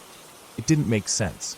Why would there be so many shoes in one place, buried out here in the middle of the forest? The area around the foundation was littered with them. Dozens of shoes, some intact, others falling apart, but all of them children's shoes. And there was nothing else. No furniture, no toys, no personal belongings. Just shoes. It was as if someone had taken every child's shoe in the area and dumped them here. But there was no explanation for it. We stood there, staring at the piles of shoes, trying to make sense of it. It was impossible to ignore the unsettling feeling creeping up my spine. The forest seemed to close in around us, the silence becoming more oppressive. What was this place? What had happened here? Eventually, we left. We didn't speak much on the way back to camp, each of us lost in our thoughts. As the days went by and more people arrived at the seed camp, the memory of the shoes faded into the background. But every so often, I would catch myself thinking about them, the strange, unsettling piles of children's shoes scattered around the old foundation. It didn't make sense. No one ever spoke about it, and eventually, the event was swallowed by the larger, more chaotic energy of the gathering. But I couldn't shake the feeling that something was wrong, deep down in that forest. Something that I couldn't quite put into words, something that had been left behind and forgotten. To this day, I can't explain what happened out there, why there were so many shoes, or what happened to the people who had once lived in that house. All I know is that I've never been able to forget it, and every time I hear a child laughing in the distance, I wonder if it's a memory of that place, still echoing through the trees.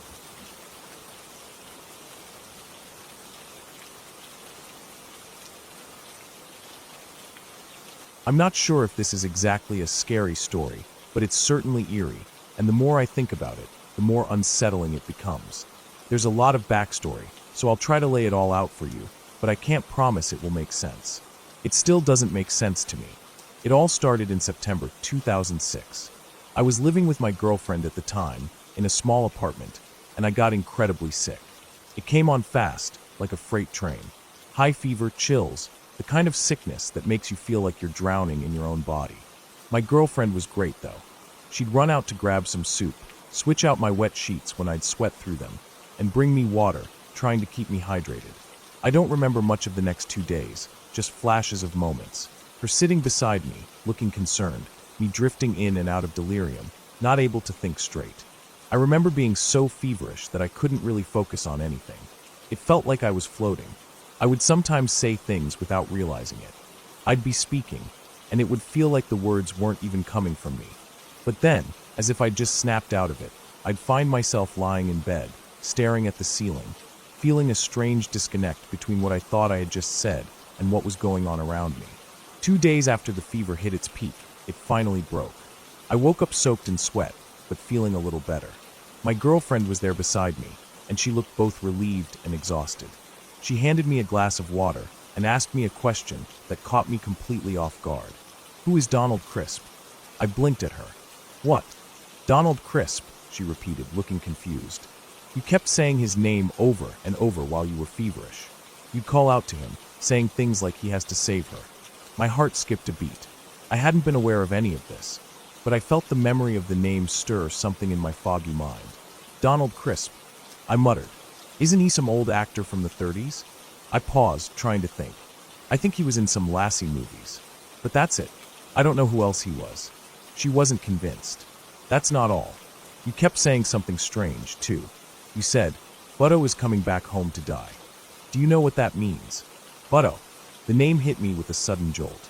It was like something cracked open in my mind. I didn't know how, but I felt certain I'd heard the name before, though I couldn't quite place why. I couldn't recall the full context of what I had said. Fever dreams. Random words that meant nothing. Or maybe they meant something more. I shook my head, trying to dismiss the feeling. "I don't know. It's just fever nonsense. I probably dreamt something weird." That was the end of it, or so I thought. I tried to go back to my normal routine after I recovered, though my thoughts were still stuck on that strange fever dream. It bugged me, the things I'd said.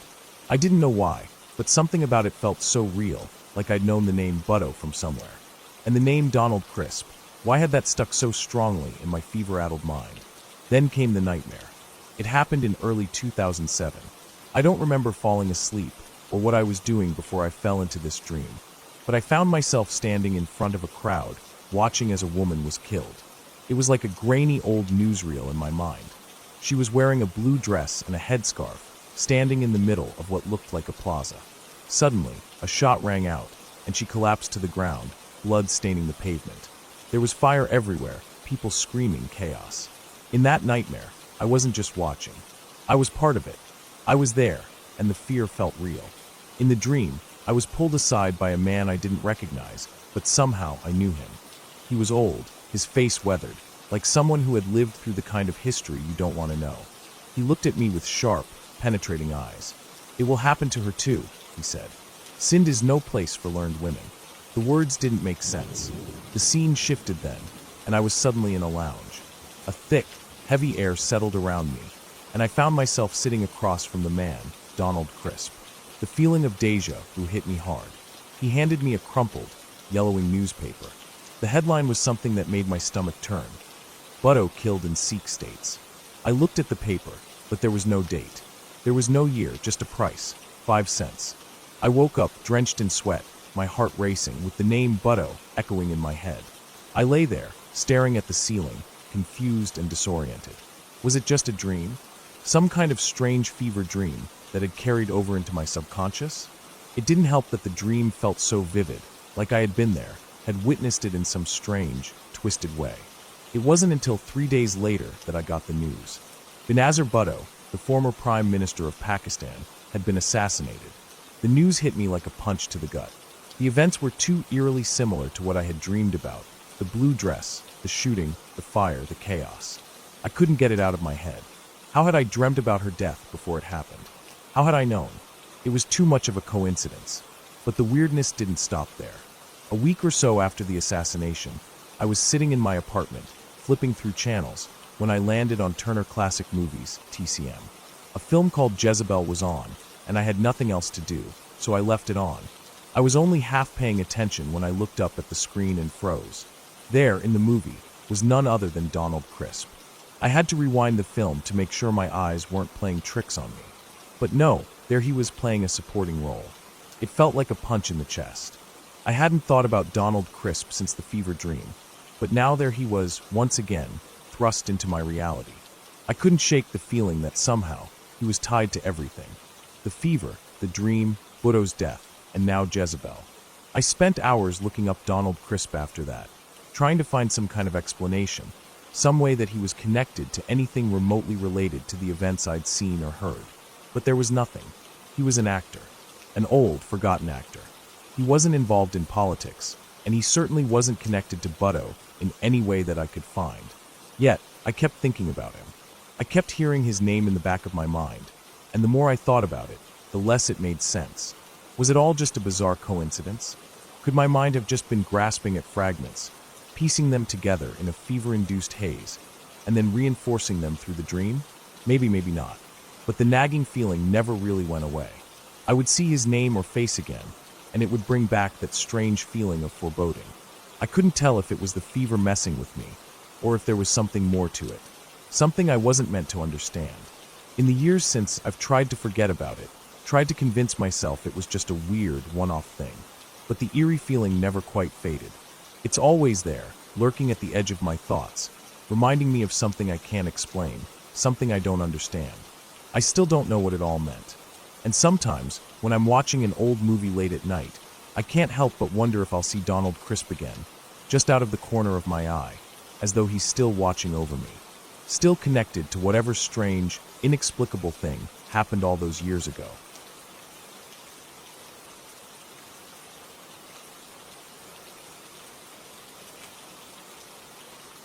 When I was deployed in Kosovo, my team spent most nights out on missions. A lot of them were recon runs, some supply observation, some intel gathering. They usually involved us getting dropped way out in some remote location and moving across a lot of ground fast, all while trying to stay invisible. Moving through fields, woods, scrubby hills, sometimes villages, and all of it without being seen, heard, or leaving anything behind that said we were ever there. We'd always spot weird stuff during these missions. Lights way out in the fields where no one should have been. Dogs that seemed to follow us for miles, but never made a sound. Shapes in the tree lines. Once we thought we saw an entire patrol of people moving parallel to us about 400 meters off. But when we tried to track them, they disappeared like smoke. Most of the time you shrugged it off and kept going. You couldn't afford to let your mind mess with you out there. People got hurt when that happened. One mission, though, it stayed with me in a way nothing else did. Even now, after all these years, I still think about it when the air is cold and the trees are bare and the world feels a little too quiet. It started off the same as any other. We got dropped off in a remote area at around 2,200 hours. It was an in-and-out job. Gather intel on whether mortar rounds and mines were being moved through this region. The whole area was rough open land, scattered trees and brush, patches of old farmland abandoned long before we ever got there. Nothing too thick to move through, and the terrain was laid out well enough that we could plan good cover routes. The moon was either full or damn near it that night, so we had better visibility than usual, which made me feel better about our chances. We needed to cover just over 17 kilometers before dawn and get to the extraction point. Normally, our recon team was tight, just 4 men. We all knew each other inside and out, how we moved, how we reacted. No surprises. But this time, Command had decided to send 3 new guys along with us for experience. They wanted them to get a real taste of what a deep recon mission felt like in a live environment. I wasn't thrilled about it, but what could you do? It was important they learned. I got rear security, like usual. I always liked taking rear. You had the space to move a little differently, to take an extra second to scan behind you, to make sure you weren't leaving a trail. Plus, I worked well with L, the guy ahead of me. We trusted each other, didn't need to say much, just hand signals and the occasional glance. It was enough. The first 10 kilometers were boring, which was exactly what you wanted. We moved smooth and steady, breaking up our silhouettes when we crossed open areas, hugging brush lines, sticking to ditches when we could. Every 15 or 20 minutes, we'd do a short halt, check on the new guys, make sure they weren't dragging or forgetting to check their flanks. They were green, but they were doing all right.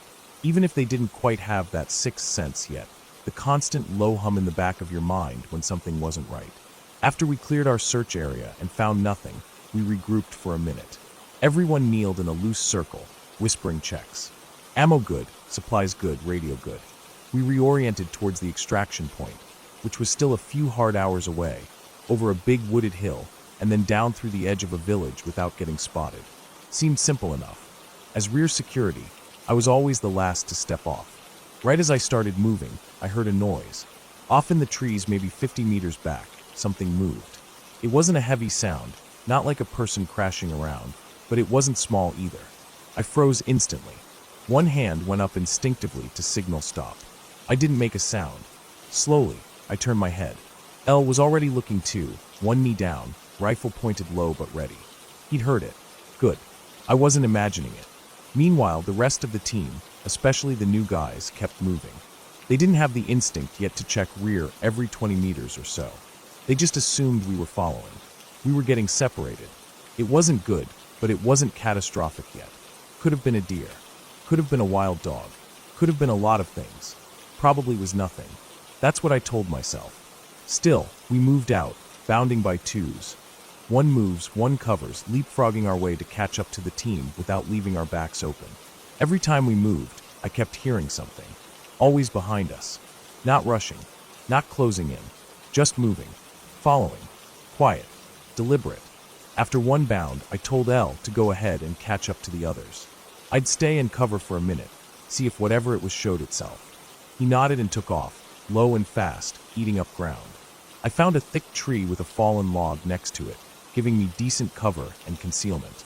I settled in, watching the tree line, keeping my breathing low and even. Minutes passed. Silence. No movement. No sound. No change in the wind. The world felt flat and dead around me, like holding your breath underwater and waiting for something to reach out and grab your ankle. The team circled back toward me, moving through the woods in a wide arc to box in whatever might have been following. Good discipline, good instinct. They didn't yell. They didn't stumble. They just moved like shadows.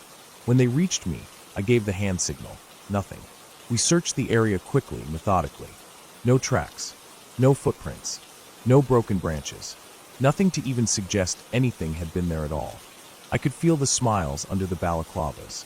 A few pats on the back, the kind that said, "You spooked yourself, good job." I took it in stride. Better to be cautious than dead. We set off again. I kept to the rear, Elle a few meters ahead of me. No noises this time, just the steady crunch of boots over dry leaves and the soft rustle of gear shifting against bodies. We crossed another 2 kilometers without issue before we came to an orchard. It was old and rough, probably abandoned for years.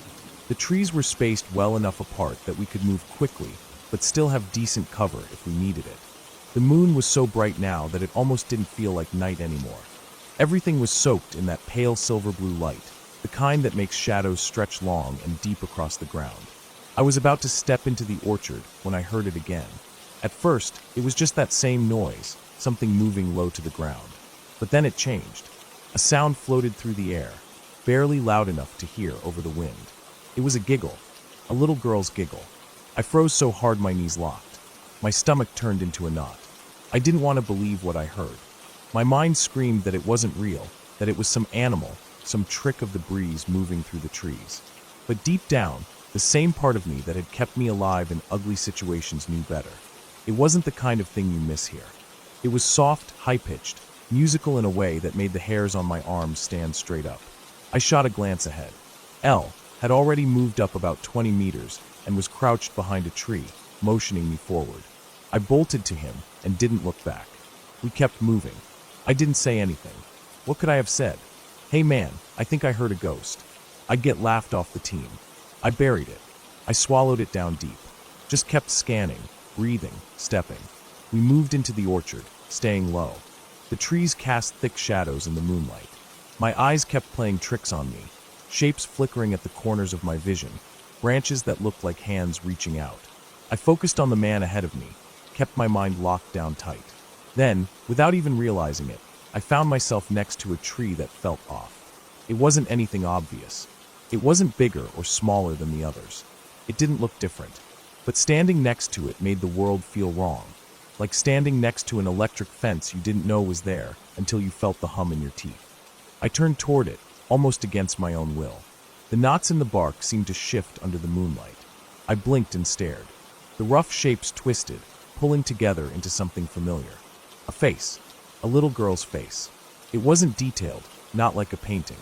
More like something you glimpse in a crowd and then lose track of. But the impression was there, strong and unmistakable. She smiled at me. A wide, innocent smile. One little hand raised up out of the bark, tiny fingers wiggling in a small wave. Then she giggled again, soft, sweet, and disappeared back into the wood like she had never been there at all. I couldn't move for a full 3 seconds. I just knelt there, heart hammering so hard I thought it might punch through my chest. My mind was racing, trying to logic its way out of what I had seen, but there was no explanation that fit. Nothing made sense. I hadn't slept in over 30 hours, sure, but I'd gone longer without sleep before and never hallucinated. I forced my legs to move, forced myself to catch up to Elle. I didn't say a word. I wasn't about to tell the team that I had just seen a little girl smiling at me from inside a tree. Not a chance. We made it to the extraction point without further issues, boarded the truck, and left. Over the next couple of weeks, I didn't think about it much. I forced it out of my mind. Told myself it was stress, exhaustion, maybe the way the moonlight hit the tree. Nothing more. Then came another mission. I got assigned to provide security for a combat engineer team clearing mines. Good work, important work, but boring compared to recon. Meanwhile, my old team, including Elle, and the new guys, got sent back through the same area we'd crossed that night. When I got back to base after a few days out, I felt good. Tired, filthy, but good. I dropped my gear in my barracks room, finally peeled off my boots, and sat on my bunk to breathe for a minute. That's when the door slammed open and the guys burst in, laughing their asses off. Everyone except Elle. He wasn't smiling. Wasn't.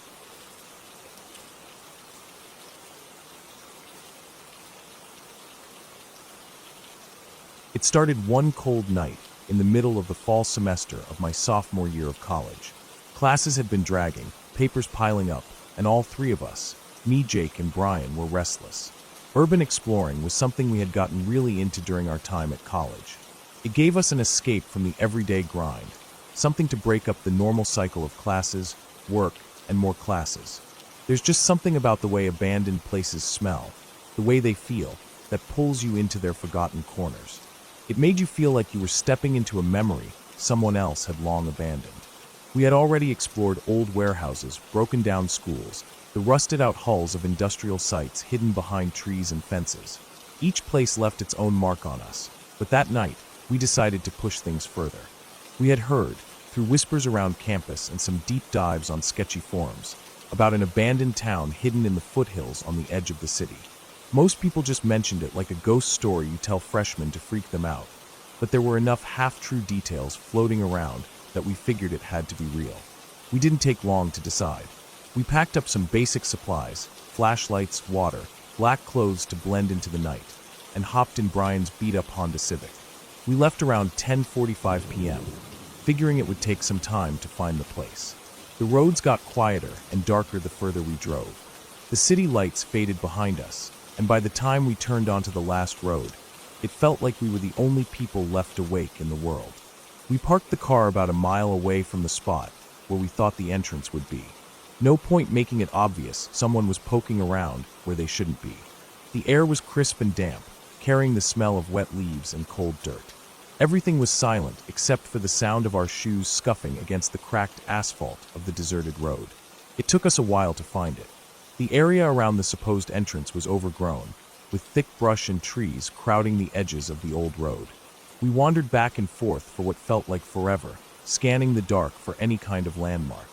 Finally, after about 20 minutes, we spotted a sagging red house set back from the road. The paint was faded and peeling, but it still held that unmistakable deep red color. Across from it, a thin path led into the thick brush. We took it without hesitation, pushing through tangled branches and stepping over broken bits of old fence and trash. The ground was uneven and soft underfoot, and the further we climbed, the steeper it got. Tree roots grabbed at our ankles, and the brush clawed at our arms and faces. It was slow going, and every step had to be careful. One slip, and you'd tumble back down into the darkness. Finally, we found it. A small, jagged hole had been cut into the iron fence that surrounded the town. It was barely big enough to squeeze through, and you had to cling to branches and saplings to hold yourself up while you slid in. I scraped my hands and knees pulling myself through, dirt and bits of broken leaves sticking to my jeans. I remember standing up, brushing myself off, and then looking up and feeling my stomach flip. In front of us stretched an entire town.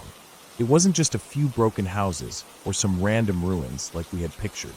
It was full streets, neighborhoods, an old market square, rows of houses, an apartment complex looming on one side. Streetlights, broken and twisted, lined the cracked pavement. We stood there for a long moment, just taking it all in. It felt almost impossible that something this big could just sit here, forgotten and abandoned. We didn't speak. There wasn't any need. We started walking toward the apartment complex first. It looked like it had once been the heart of the town, a big, squat building with cracked windows and graffiti splashed across the walls. We stuck close together, our flashlights off for now, only using the dim, cloud-filtered moonlight to see. As we approached the building, I heard it, a soft, sharp beep. It was faint, barely noticeable. I stopped, thinking maybe it was my imagination, but then there it was again. Beep. I looked at Jake and Brian, but we just kept moving. Weird noises were normal for abandoned places. Pipes shifting, metal settling, old alarms losing their minds. We had heard it all before. We slipped inside through a broken doorway, the air stale and cold. The smell hit us immediately. Mold, old wood, rotting insulation. Inside, the walls were peeling, the floor scattered with trash and broken glass. In one corner of the main lobby, an old mattress lay slumped over itself, stained and sagging. Someone had clearly been here before us, and not that long ago. We moved from room to room, careful with our steps. The whole time, the beeping continued. Sometimes it was close, sometimes far. I tried not to let it get to me, but something about it wormed into my nerves. It wasn't random. It was steady, intentional. We made our way upstairs, our boots thudding softly against the sagging steps. Halfway down the hall, we found a door completely locked, while the others swung open with a simple push. Something about that locked door made my skin crawl. We didn't try to force it. None of us wanted to know what was behind it. We left the building and stood outside in the dead silence. That's when we noticed the beeping wasn't coming from just one spot anymore. It was scattered, popping up all around us from different directions. It would speed up the closer we got to certain buildings, slow down if we backed away. It was subtle at first, easy to ignore if you wanted to. But once you noticed, it became impossible to forget. We decided to push deeper into the town. We passed old houses, their windows like blank eyes staring at us. The air felt heavier now, like something unseen was pressing down on our shoulders. Every cracked sidewalk, every creaking sign in the breeze, felt like it was watching us. Then we found the White House. It sat off by itself near the edge of a small cul-de-sac, away from the rest of the buildings. The paint was chipped and faded, and the roof sagged in the middle. But what stopped us wasn't the house itself, it was the yard. Leading from the crumbling sidewalk to the front door were neat, almost perfect squares made of shattered glass, stacked and arranged like stepping stones. It didn't make any sense. Someone had spent time on this, made it deliberate. We stood there staring at it for what felt like forever. That's when the first beam of light hit us. It came from the second floor of the White House, blasting out through a broken window. It was so sudden and bright that it froze me where I stood. The beeping, all around us, instantly grew louder, faster. In the next second, other beams lit up, from other houses, from the apartment building, from the market square. One after another, like someone flipping switches across the town. Without thinking, we ran. I barely remember my feet hitting the ground. I could feel the lights tracking us, beams cutting through the dark, making our shadows dance crazily against the ruined buildings. My lungs burned, my heart hammering against my ribs. Brian stumbled at one point, crashing to the ground hard enough that I thought he wasn't getting up. But he scrambled up, blood on his hands from scraping the pavement, and we kept going. We didn't know where we were running, just that we had to get out. Somehow, through blind luck or instinct, we found our way back to the fence. I saw Jake go through first, almost falling down the hill on the other side. I grabbed Brian and shoved him toward the hole, barely giving him enough time to squeeze through. I didn't look back. I didn't want to see who, or what, might be behind us. I dropped to the ground and scrambled through the hole, branches snapping and scratching at my face and arms. I lost my footing halfway down and slid most of the way, hitting rocks and roots hard enough to bruise. But I didn't stop. We hit the old road at a dead sprint, running so hard it felt like my lungs were going to burst. Behind us, the beeping slowed, then faded. The lights disappeared one by one, swallowed back up by the night. We reached the car and piled in, slamming the doors shut with shaking hands. Brian fumbled with the keys, cursing under his breath, and finally the engine roared to life. We sped away, not stopping, not talking, not even looking in the rearview mirror. We didn't talk about it for a long time. Not really. Every time someone brought it up, there was this heavy feeling, like the memory was a wound that hadn't fully healed yet. None of us could explain what happened, and none of us wanted to go back and find out. 3 months later, during the winter break, curiosity got the better of us. We decided to drive by, just to see. The fence was gone. The gate had been torn down, and most of the buildings had already been reduced to piles of broken concrete and twisted metal. Construction equipment sat parked near the edge of the ruins, and workers in bright vests moved through the rubble like ants. We parked a little ways off and walked up to the edge. It didn't even look like the same place anymore. Just a dead, gray wasteland. We flagged down one of the construction workers, an older guy with a thick beard and a weary face.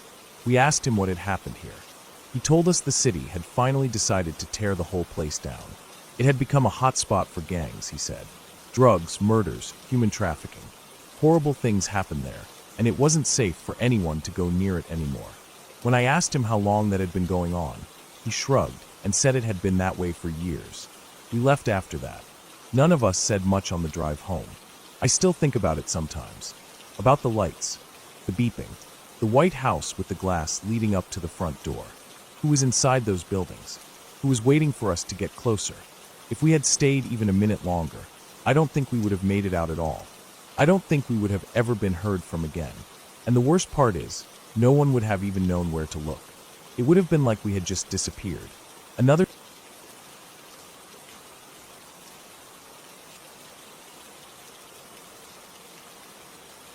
It was a gray afternoon when the call came through. I remember it was one of those days where the sun never really comes out, just a heavy layer of clouds sitting low, like a dirty blanket pulled tight over the sky. I was home, sitting at the kitchen table, sorting through some paperwork for work when the pager on my hip started buzzing. I didn't even hesitate. I grabbed my bag, pulled on my boots, and was out the door within minutes. When you're part of a volunteer search and rescue team, you never know what you're going to be walking into, but you learn pretty quickly not to waste time second-guessing yourself. You just go. The drive out to the staging area was long and quiet. The roads twisted through thick woods, and the closer I got to the neighboring town, the worse the weather seemed to get. A light mist had started to fall, slicking the road and smearing the windshield. I turned the wipers on low, trying to push the haze away, but it didn't do much. It felt like the world was holding its breath. When I got to the parking lot that was serving as the staging area, it was already half full of vehicles. Sheriff's trucks, other volunteers' cars, a few official-looking SUVs. I parked at the end of the row and grabbed my gear, throwing on my rain jacket before heading over to the group that had already gathered. Faces I recognized, people I'd worked alongside more times than I could count. Normally there would be some chatter, someone cracking a nervous joke to lighten the mood. But today it was different. Everyone was quiet, shifting from foot to foot, avoiding each other's eyes. The sheriff himself was there, standing by his truck with a map unfolded on the hood. He looked grim. His hand was resting on the map, fingers tapping an absent rhythm against the laminated surface. When he spoke, his voice was low, carrying just enough to reach us, but not loud enough to disturb the stillness. "It's a small plane," he said. "Went down a little after noon. Radar lost contact about 20 minutes before we got the call. We got a rough idea of where it came down, but it's a mess up there. Steep terrain, lots of tree cover. Gonna be tough going." He paused, looking around at us, and then said the thing that froze the air in my lungs. "We've been told there were 3 people on board, an elderly couple and their granddaughter." You could almost feel the words hit everyone at the same time. A physical blow.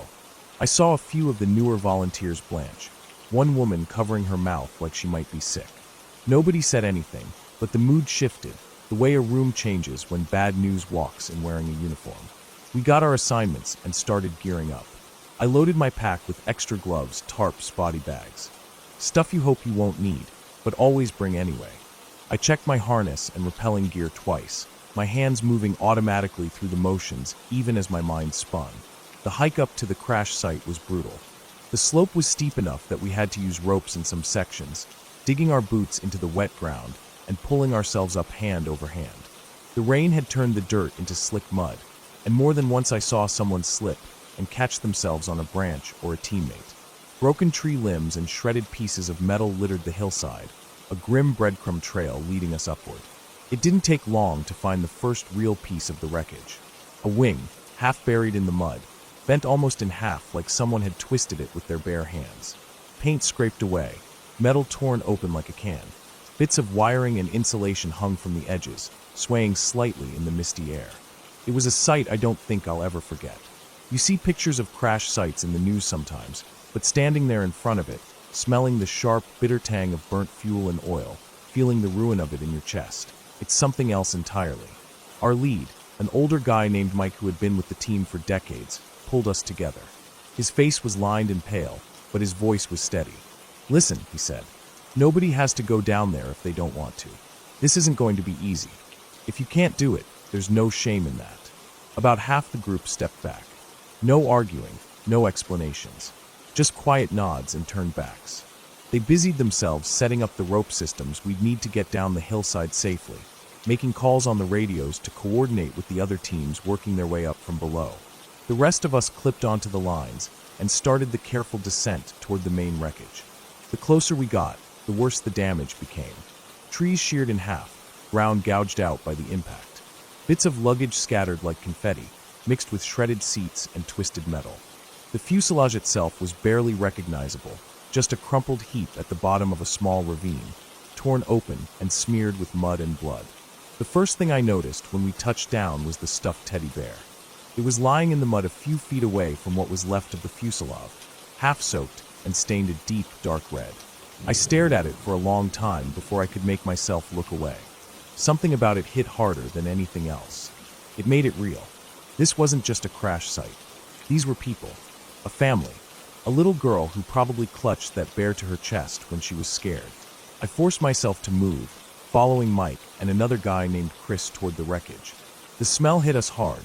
That thick, sweet, sick smell of blood and broken bodies. It's different than the metallic scent of a bad car wreck. There's a finality to it, a wrongness that your brain tries to push away but can't. We found the first body still strapped into what was left of a seat. An older man, probably the grandfather, though it was hard to tell. His head lolled unnaturally against his chest, and his hands were still curled around the remnants of the seatbelt. We worked silently, carefully, trying to free him from the twisted wreck without causing more damage. Every move had to be slow, deliberate. You don't think about it when you're watching a show or reading a report, but recovering a body is delicate work. It's about respect, about giving what's left of a person back to the people who loved them. The grandmother was a few feet away, thrown from the wreck. She was lying face down in the mud, her hair fanned out around her like a halo. We took our time with her too, moving gently, trying not to look too closely at the damage the crash had done to her body. And then there was the little girl. She was still buckled into a child's seat, somehow mostly intact despite the destruction around her. Her eyes were open, staring blankly upward, and there was a gash across her forehead that had long since stopped bleeding. Her hands were small, delicate, resting limply in her lap. One of her shoes was missing. We all stopped when we saw her. None of us spoke. None of us moved. I think we all just needed a minute to gather ourselves, to steel our nerves for what we had to do next. I could hear my own heartbeat thundering in my ears, my breathing loud and harsh inside my helmet. It was Mike who finally stepped forward.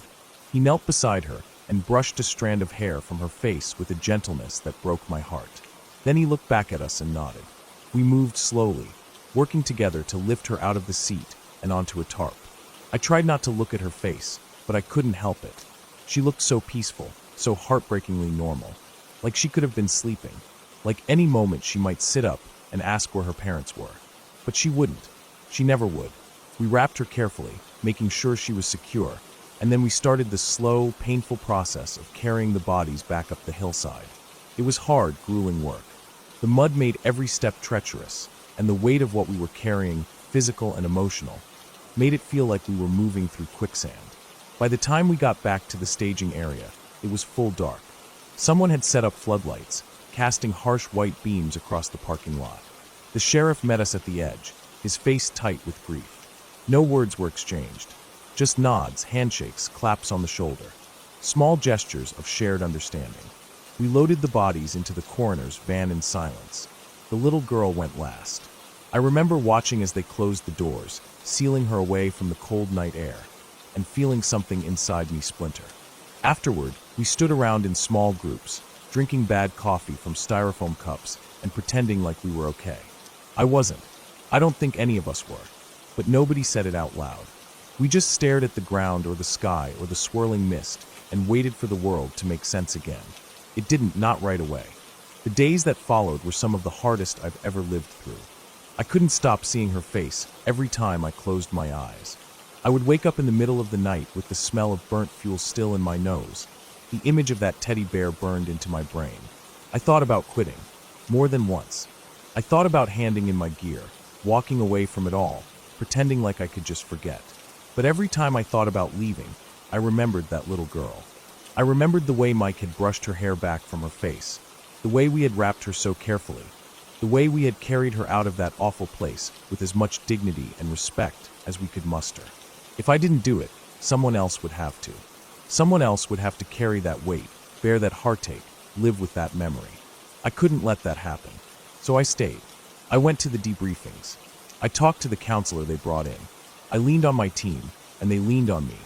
Slowly, painfully, I learned how to carry the memory without letting it crush me. You don't ever get over something like that. You just learn how to live with it, how to let it shape you without breaking you. And maybe that's the real reason we do what we do. Not for the glory or the recognition, not for the adrenaline rush or the hero stories. We do it so that families can have closure, so that a little girl isn't left alone in the woods, so that the people who loved her can know deep down that even in the worst moment of their lives, she was treated with care and respect, that she mattered, that she was never just another number or statistic. She was a life, a precious, irreplaceable life. And even though she's gone,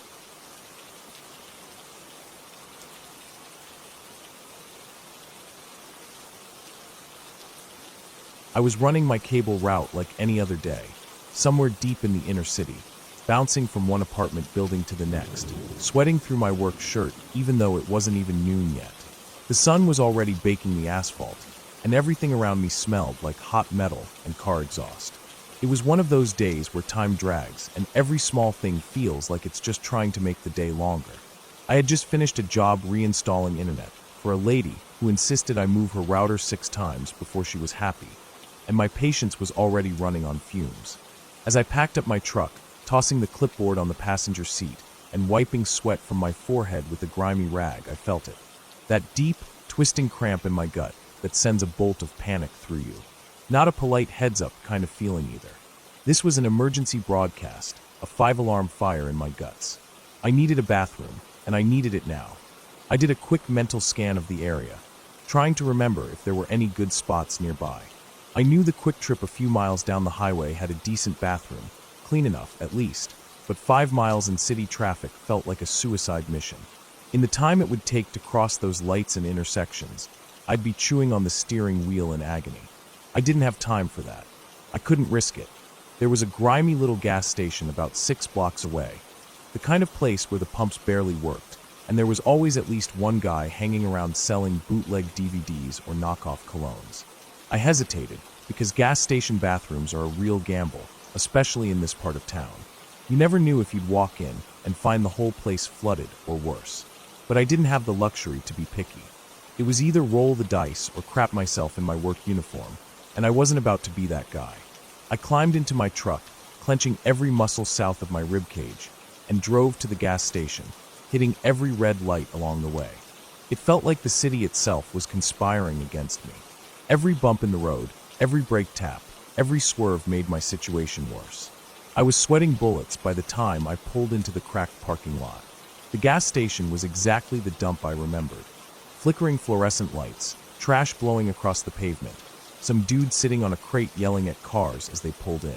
I ignored it all and beelined for the building, speed walking through the double doors. The smell hit me immediately. Stale beer, old coffee, something burnt. I didn't care. All I needed was that bathroom. Of course, it wasn't that easy. There was a line. A short one, but a line all the same. The bathroom was a single unisex stall tucked in the back corner by the flickering soda machine. A young woman and a guy about my age were standing outside the door. They were making that awkward small talk you make when you're all waiting for the same thing, but pretending not to care. I joined the line, trying to act casual, but inside I was in full-blown crisis mode. I shifted from foot to foot, trying not to draw attention to myself. Every second felt like a year. I glanced at the clock on the wall. 5 minutes had crawled by.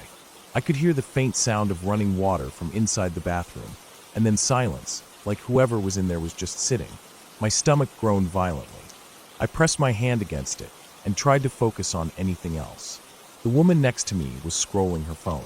The guy was fiddling with the zipper on his jacket, bouncing on the balls of his feet. Suddenly, out of nowhere, the guy lost it. He let out this sound, half scream, half roar, and lunged at the bathroom door, yanking the handle and slamming his shoulder against it. The whole frame shook. The woman inside shrieked, and the woman next to me gasped and stumbled back. I froze for a split second, my brain trying to catch up to what I was seeing. 1 second the guy had been jittery but fine, and now he was acting like a man possessed. He kept yanking the door, slamming into it, making these horrible, guttural noises that didn't even sound human. His eyes were wild, rolling around in his head, and spit flew from his mouth as he screeched and grunted. The woman inside the bathroom was yelling for help now, pounding on the door from the other side. I stepped forward, instinct taking over, reaching out to grab the guy's arm, ready to yank him back and tell him to get a grip. As soon as my hand touched him, it was like he got hit with a lightning bolt. His whole body seized up and he collapsed backward, dead weight against me. I barely caught him, staggering under his weight. His legs kicked out randomly, his arms jerking and flailing. I laid him down as carefully as I could, my heart hammering in my chest. His eyes were open but unfocused, tears running down his cheeks, and to my horror, blood was leaking from the corners of his eyes. His mouth foamed and twisted as he convulsed, making wet choking noises that cut deep into my gut. It was the most terrifying thing I'd ever seen. 1 minute we were waiting in line, making jokes about how slow it was, and now he looked like he was dying right in front of me. The woman inside the bathroom cautiously opened the door, stepping out with a terrified look on her face. She was older, maybe in her 60s, with short gray hair and a no-nonsense look about her. Without hesitating, she barked orders, telling someone to call an ambulance, telling me to roll him on his side. Her voice cut through the panic that was building in my head. I did what she said, hands shaking. The guy was still seizing, twitching violently, but at least he wasn't choking. The woman, the retired nurse, as I later found out, knelt beside him, checking his pulse, keeping him from smacking his head against the floor. She moved with calm, practiced movements that made me realize she'd probably seen this sort of thing before. The gas station clerk came running over with a cordless phone, jabbering into it as he relayed the address to the 911 operator. A few other people had gathered, peering in from the parking lot, whispering and pointing. I barely noticed them. All I could focus on was the guy at my feet, the way his body jerked uncontrollably, the blood in his eyes, the foam dripping from his mouth onto the filthy linoleum floor. After what felt like forever, though it was probably only a few minutes, the seizure started to slow. His muscles unclenched little by little. His chest heaved with ragged, shallow breaths. His eyes fluttered closed. The nurse kept talking to him softly, telling him he was okay, even though he wasn't awake enough to hear her. The paramedics arrived just as he was coming out of it fully. Big guys in navy blue uniforms, moving fast and efficient, with a stretcher and a big red medical bag. They got him stabilized, put an oxygen mask over his face, started running IVs. One of them asked if anyone knew him. That's when a woman, his wife, it turned out, burst through the door, pale and frantic. She must have gotten a call from one of the bystanders. Through snatches of conversation, I learned the guy had epilepsy, worsened by years of alcoholism.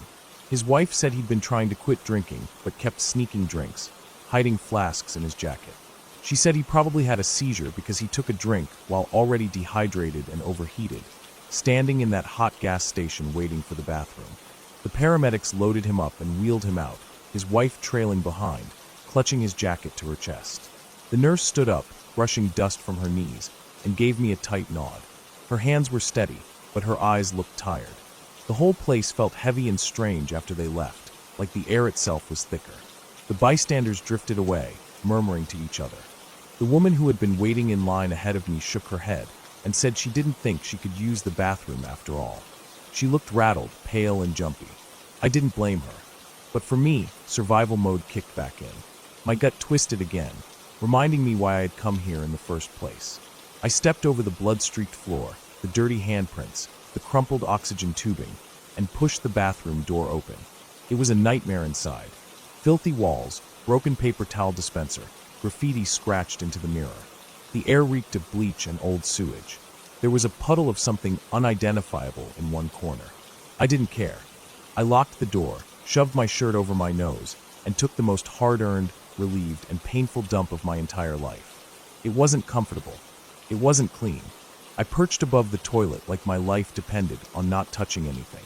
I wiped with the world's thinnest toilet paper and washed my hands in a sink that barely dribbled water. But walking out of that bathroom felt like stepping back into a different world. The sun was still blazing outside. Traffic still roared by on the street. Life was still moving around me like nothing had happened. I climbed back into my truck, sitting for a moment in the idling AC, just breathing.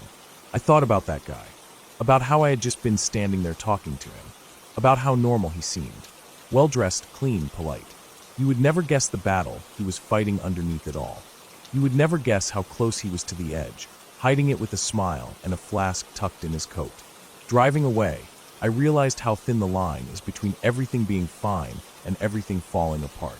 Sometimes all it takes is a few minutes, a wrong drink, a missed warning sign, and everything crashes down.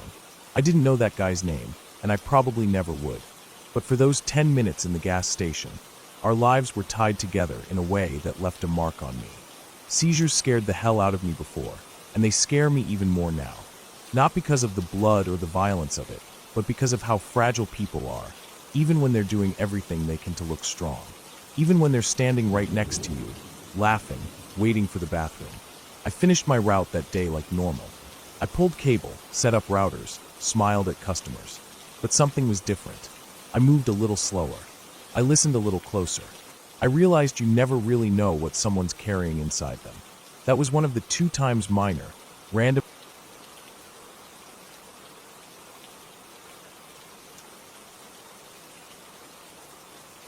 There are some wonderful things about being young, poor, and in love. But this isn't about any of those things. When I was 22, I decided to move in with my boyfriend. He was just as broke as I was. Poor plus poor didn't make rich. It didn't even make comfortable.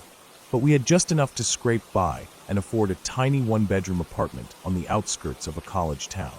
I still remember the first day we moved in. It wasn't much. The place looked tired, old, almost forgotten. The walls had so many layers of lead-based paint that it looked like if a bomb dropped. The walls would still be standing, chipped and peeling, but stubborn. The bathroom was the worst part. No vent, just a little window right in the shower that barely opened more than a few inches. The appliances looked like they were from the 1970s. The oven rattled when it heated up. The fridge door squealed loud enough to wake the dead when you opened it. But it was ours, our little slice of life, and we were stupidly happy with it. Our schedules didn't match. I worked during the day at a small office job downtown, and he worked graveyard shifts at a factory about 30 minutes away. It meant we missed each other a lot, passing like ships in the night. But it also meant that when we were together, we didn't waste a single second. We cooked dinner together. We danced barefoot in the living room. We spent a lot of time naked. Young and in love, what else was there to do? It didn't take long for a silly game to start. In the mornings, when I would be getting ready for work and hopping in the shower, he'd be just coming home from his overnight shift. He realized he could sneak up to the bathroom window and catch a glimpse of me showering. The first time it happened, I caught him immediately. His ridiculous grin gave him away. I screamed, he laughed, and it became a little game between us. I always caught him. It was harmless. It made us laugh. But after a few weeks, I started to notice something weird. Outside the bathroom window, there was a log standing upright against the building. It was odd. It hadn't been there before. I asked him about it, teasing. "You need a step stool now?" He laughed it off, said it wasn't his, that maybe the maintenance guys were moving debris around. And it made sense, sort of. Yard workers were always around, mowing, trimming, doing whatever yard workers did. So I forgot about it. But then the log kept coming back. Even after we'd move it, it would reappear in the same spot a few days later. We didn't think too much about it. Life kept going. Fall came, and with it the first snow. The maintenance crew finally came through and cleaned up the whole yard, hauling away all the junk, including that log. I didn't think about it again. Time passed. Our lease ended, but the complex had a special going. 2-bedroom apartments cheaper than our 1-bedroom. It was a no-brainer. More space, less money. We signed the new lease without thinking twice. The new apartment was on the other side of the complex. The first side had been along a tree-lined street, facing nice suburban houses. It had felt kind of homey, almost safe. The new side faced the back of an abandoned strip mall. There was a dark alley, a broken streetlight, some dumpsters, and the back door of a closed-down Chinese buffet. Stray cats roamed around like little ghosts. At night, the whole area was just a pool of shadow. But during the day it wasn't so bad. And the apartment was bigger, cheaper, and felt like a steal. We filled the second bedroom with cheap thrift store furniture and called it our office, even though all we really did in there was store junk. It was around this time that my boyfriend decided to propose. It was close to Valentine's Day. He was so excited, he couldn't even keep the secret. He blurted it out one night after dinner, fumbling with words and turning red. I said yes before he could even finish asking. We were kids. We thought love was enough to fix everything. He had gotten the rings from a family friend who owned a jewelry shop. A discount deal, the best he could do. When he brought them home, we opened the little box together, both of us so giddy. And then my heart sank. The engagement ring, along with the wedding band, was massive. I mean huge. I wear a size 4. The ring looked like it could fit over 2 of my fingers at once. I tried to put it on and it fell right off. We checked the receipt. Somehow, someway, they had made it a size 12. It was disappointing, but fixable. He put the rings in his glove box to take them back to the jeweler the next day. But overnight, a snowstorm blew through. Roads were a mess. He couldn't make the drive. The day after the storm, he went out to his car and found the glove box wide open. The window smashed. Nothing else was missing, just the rings. Somebody must have broken into his car, specifically looking for valuables. They'd found exactly what they wanted. We spent weeks going to every pawn shop in town, explaining, showing pictures, begging the owners to keep an eye out. Nobody had seen anything. Eventually we had to accept it. The rings were gone. We couldn't afford to replace them. After that, Every time I saw a woman with thick fingers wearing a chunky silver ring with Celtic knots, a part of me would burn with anger. I'd picture some deadbeat boyfriend stealing from someone else to give her that ring. I tried to let it go, but it stayed with me like a stone in my shoe. Winter dragged on, but eventually summer came. Long days, warm breezes. We didn't have enough money to get our phone service turned back on, but it didn't matter much. We didn't talk to anybody but each other. Meanwhile, the city budget took a hit. Police stations closed, especially in our area. Crime rates climbed.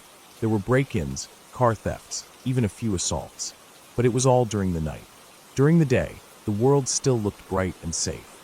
That made it easy to pretend nothing was wrong. One night, my boyfriend had gone to bed early.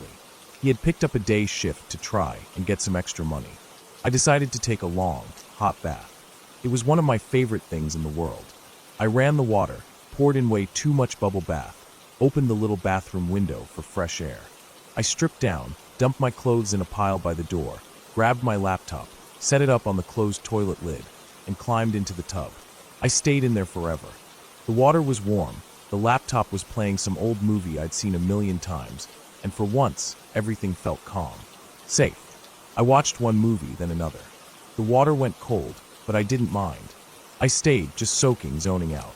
After what must have been 4 hours, I finally pulled the plug and sat there while the water drained around me. I stood up, stretched, grabbed my towel. The night air felt cool on my skin through the open window. I didn't even bother shutting it. The apartment was stuffy anyway. I stepped out of the tub, careful not to trip over my clothes, and turned toward the door. That's when my eyes, purely by habit, flicked back toward the window. And I saw him. There was a man standing outside the window. For a second, my brain tried to tell me it was just my boyfriend. A dumb prank. Like before. I almost smiled. But then I realized the man's eyes were too high. Way too high for someone standing on the ground. And he wasn't smiling. He wasn't moving. He was just standing there, looking straight at me. I stood there, naked, frozen. My heart pounded, so hard I thought I might throw up. I couldn't scream. I couldn't move. And then I saw his hand. He was jerking himself off. Right there, a few feet from me, separated only by a thin mesh screen. I caught a flash of something shiny on his hand. A ring. A silver ring with Celtic knot work. My stomach twisted. I wanted to vomit. I wanted to disappear. I finally unfroze. I bolted from the bathroom, slammed into the bedroom, scrambled under the blankets, heart hammering so loud I couldn't hear anything else. My fiancé woke up confused. He tried to get up, but I clung to him like a life raft, whispering over and over, "Make him go away." When he finally got up and stormed outside, the man was gone. There was nobody there, just a log, standing upright outside the bathroom window. We called the police the next morning, after driving across town to a working station. They took the report, but there wasn't much they could do. They were overwhelmed with calls and short-staffed. A peeping Tom wasn't exactly a top priority. We couldn't afford to break our lease. Moving wasn't an option, so we stayed. I taped black paper over every window.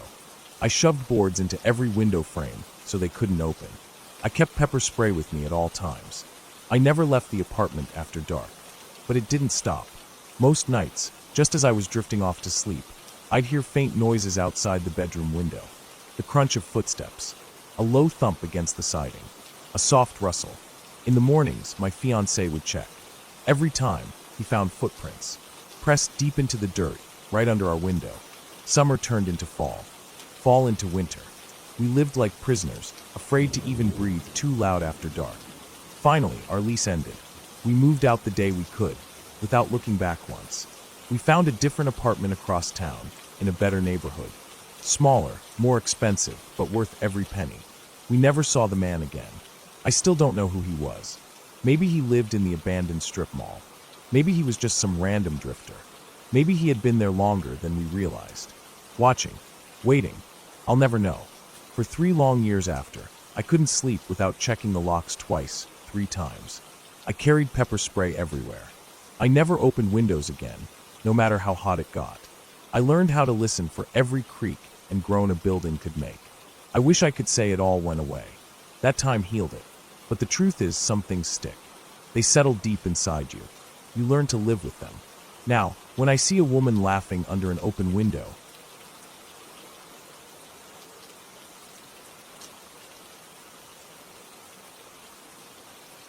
I remember that morning, so clearly it still makes my stomach turn if I think about it too long. It was about 4 years ago now. I had the day off, and it was one of those rare mornings when nothing in the world was pulling at me. No alarms, no schedules, just a wide open lazy day. I slept heavy, the kind of deep, dead sleep that only happens when you know you don't have to wake up early. When my eyes finally cracked open, the first thing I did was roll over and glance at the red glow of my bedroom alarm clock on the nightstand. 10:21 a.m. I remember that number so sharply because of what happened later. The room was a little chilly, but the bed was warm. I laid there for a few more seconds, gathering the energy to haul myself out from under the covers. Eventually, I swung my legs over the side of the bed, the floor cold against my feet, and shuffled toward the bathroom. The old wooden floorboards creaked a little under my weight, the kind of familiar sound you stop noticing most days. But for whatever reason, I was just aware of everything that morning, every little detail. The bathroom was warm compared to my room. The fan wasn't on, and there was still some lingering heat from the shower I must have taken the night before. I stood there for a moment, letting the warmth settle around me. I used the toilet, took my time brushing my teeth, just standing there leaning on the sink with my elbows propped up, staring at myself in the mirror without really seeing anything. The water from the faucet hissed and steamed slightly. I washed my face with cold water to shake off the lingering grogginess. After that, I went back to my room, rummaged around for some clothes, pulled on a pair of sweats and a hoodie since I wasn't planning on leaving the house, and finally picked up my phone to check for any texts or missed calls. The screen blinked on, and right there at the top, clear as day, 10:25 a.m. I frowned a little. That couldn't be right. There was no way I spent only 4 minutes in the bathroom and getting dressed. I hadn't been rushing. I'd stood there for what felt like ages, brushing my teeth at a lazy pace, staring off at nothing, fiddling with the sleeve of my hoodie when I put it on. For minutes. No way. Still half in that sleepy mindset, I turned my head and looked back at the alarm clock on my nightstand, the same one I'd glanced at when I woke up. 10:25, same as the phone. I felt a small flicker of confusion, but shrugged it off. Maybe I'd misread the clock when I first woke up. Maybe it had actually been 10:21 when I thought it was 10:01 or something. I shook it off. No big deal. I went downstairs, my feet dragging a little on the stairs, still not fully awake, but the thought nagged at the back of my mind. I stepped into the kitchen, turned on the PC that sat on the small desk nearby, and flicked the TV on to the morning news just to have some background noise. The kitchen was filled with that soft hum of electronics coming to life. I grabbed a glass from the cabinet, filled it up from the sink, and took a few long gulps. The cold water helped me feel a little more awake. I remembered I had some leftover rice from dinner the night before, and I decided I might as well microwave it up and make a quick breakfast. I set a pan on the stove to start cooking some eggs, something simple. I pulled the rice out of the fridge, popped open the microwave, slid the plate in, and went to punch in a time. That's when I noticed the clock on the microwave. 10:25. My stomach dropped a little. I blinked, then looked over at the oven clock just to double check. Same thing. 10:25. I pulled my phone out of my pocket again, hands a little clumsier than they should have been. 10:25. There was no way. It wasn't even a thought I could reason away. There was absolutely no way it had taken me less than a minute to wake up, go to the bathroom, get dressed, come downstairs, turn on the TV, turn on the PC, get a drink, and start making breakfast. Even if I'd sprinted through everything like a robot, it would have taken longer than that. I stood there, holding the microwave door open like an idiot, trying to make sense of it. I decided I needed to test it somehow, just to make sure it wasn't all in my head. I let the microwave door close and leaned on the counter, facing the clock. I decided to count to 60. If the clock didn't roll over to 10:26 by the time I finished, then clearly the clock was stuck or broken. I started counting slowly in my head. 1 Mississippi, 2 Mississippi, 3 Mississippi. I kept my eyes glued to the clock. About 20 seconds into my counting, the microwave's clock finally clicked over to 10:26.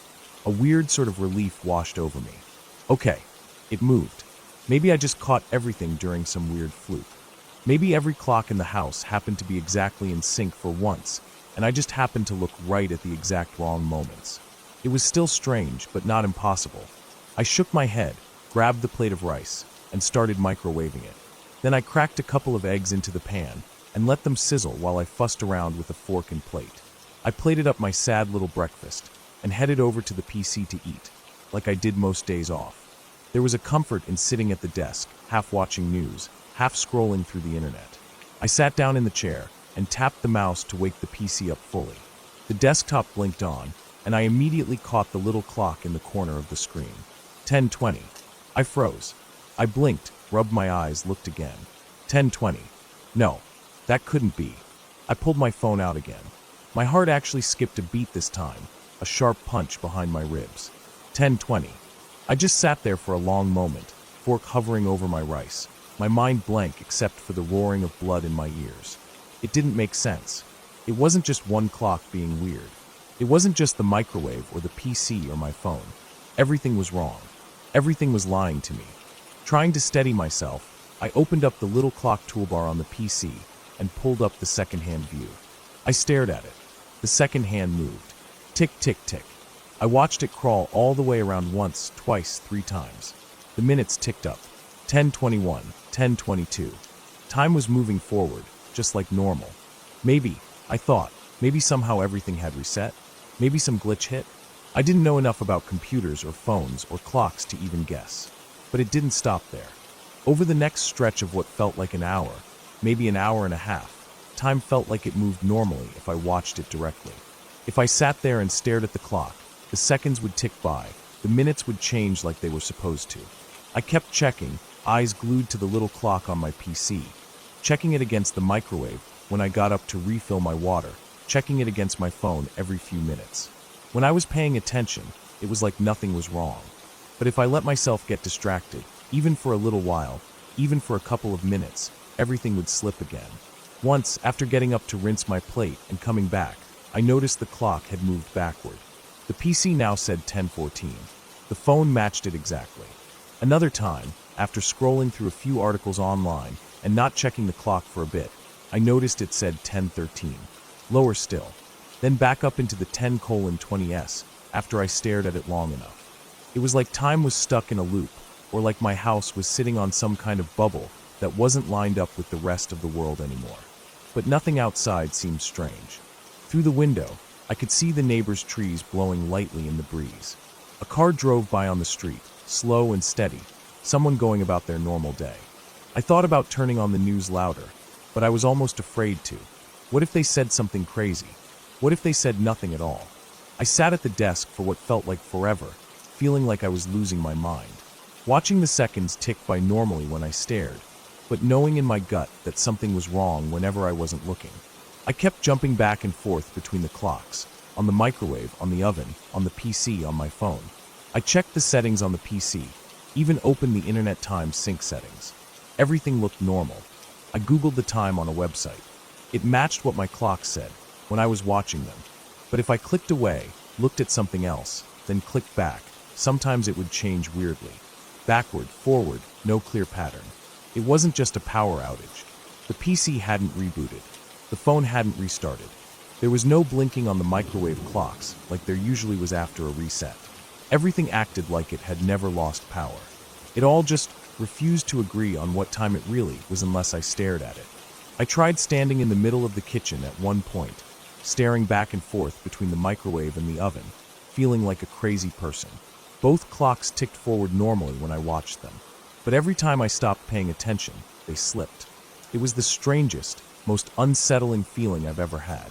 Like reality itself was paper-thin and crinkling at the edges.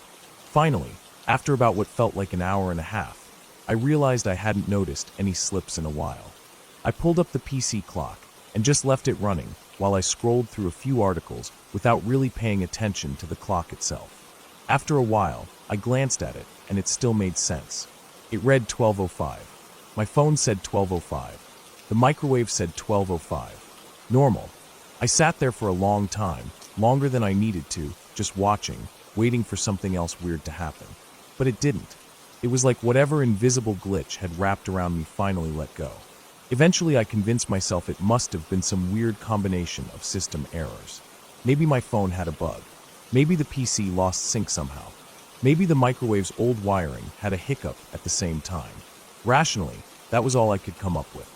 It didn't feel right, but it was better than thinking about it too hard. I wrote everything down in a notebook that same.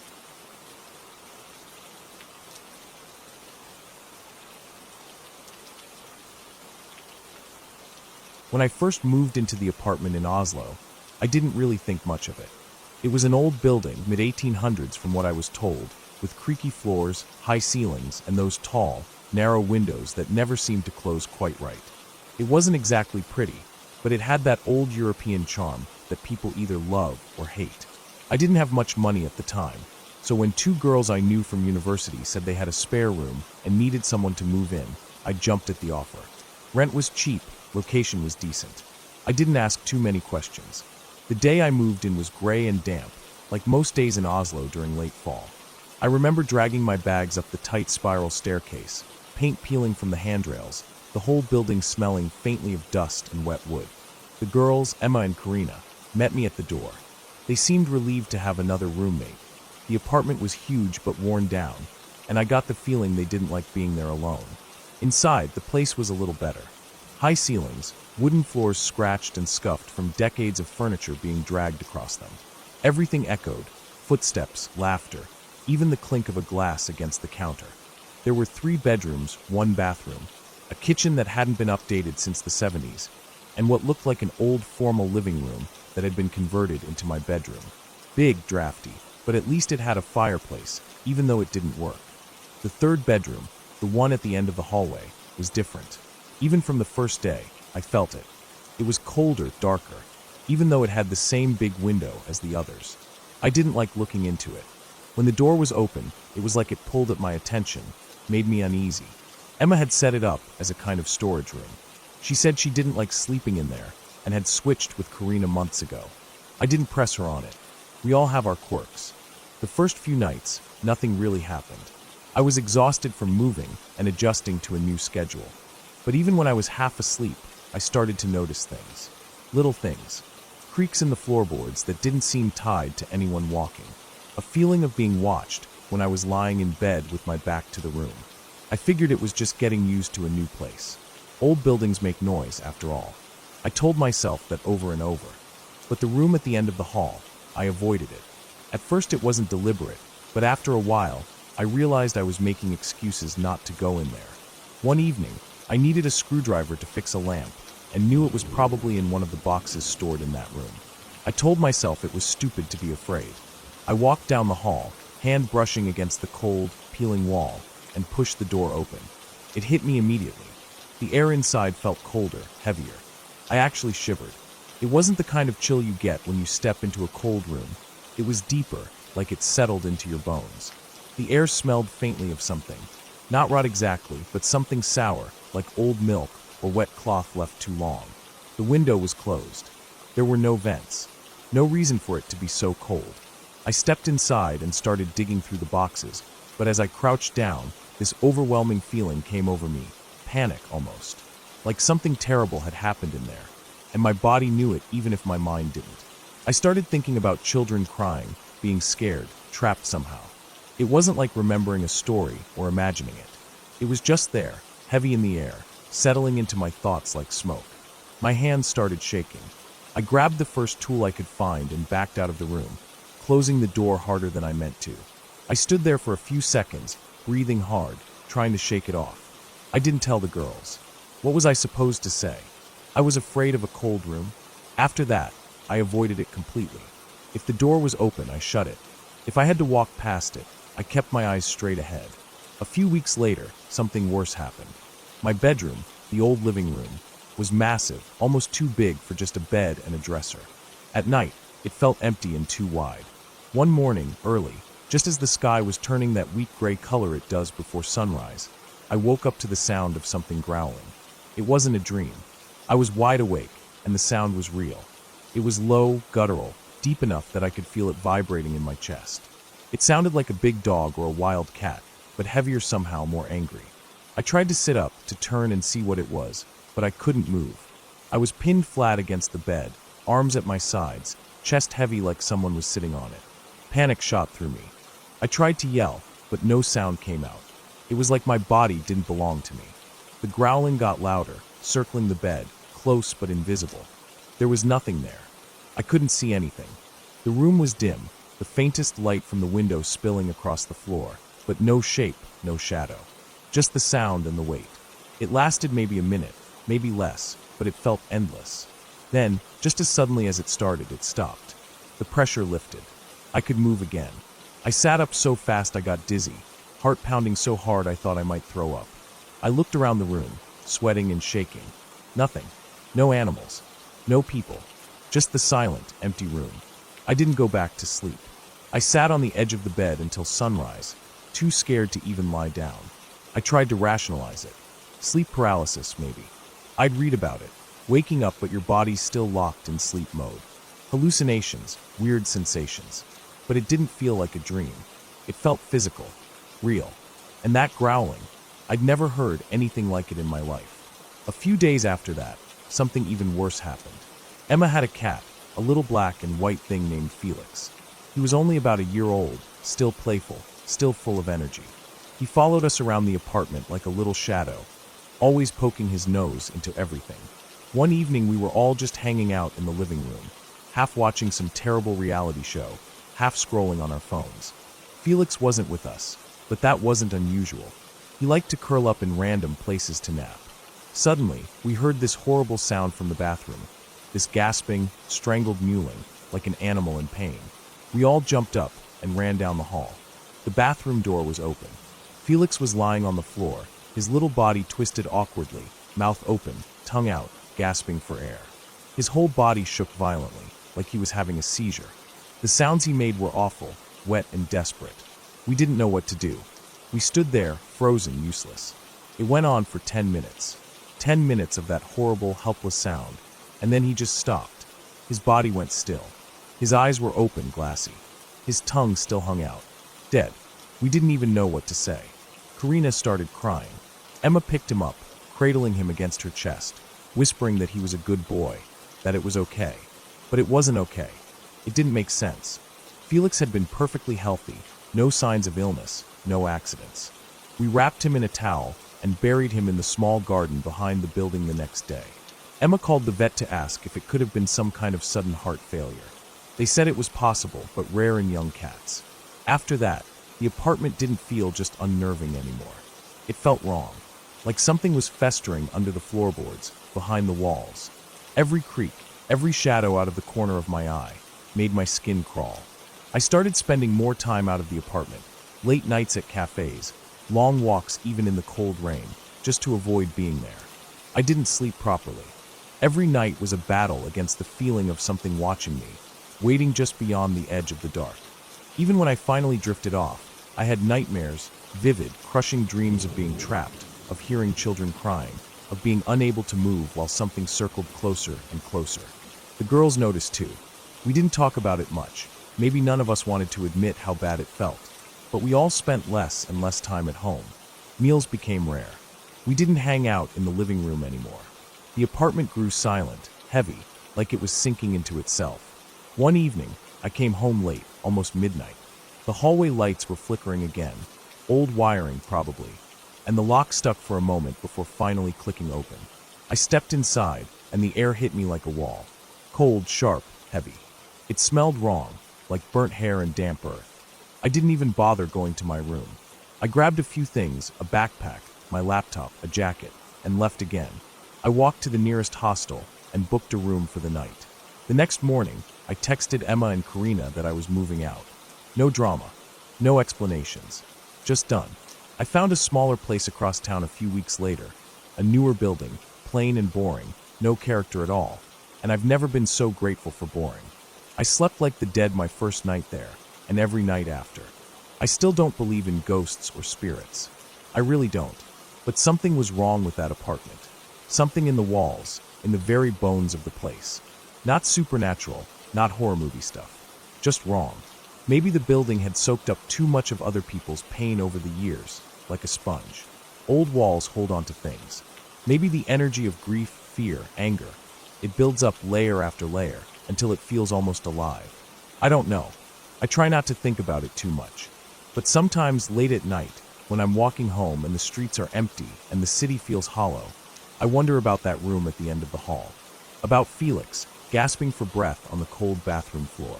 about the weight pinning me down in my bed. And no matter how much I tell myself it was all just bad luck, just imagination, part of me knows better. Some places, I think, are just wrong. They don't need...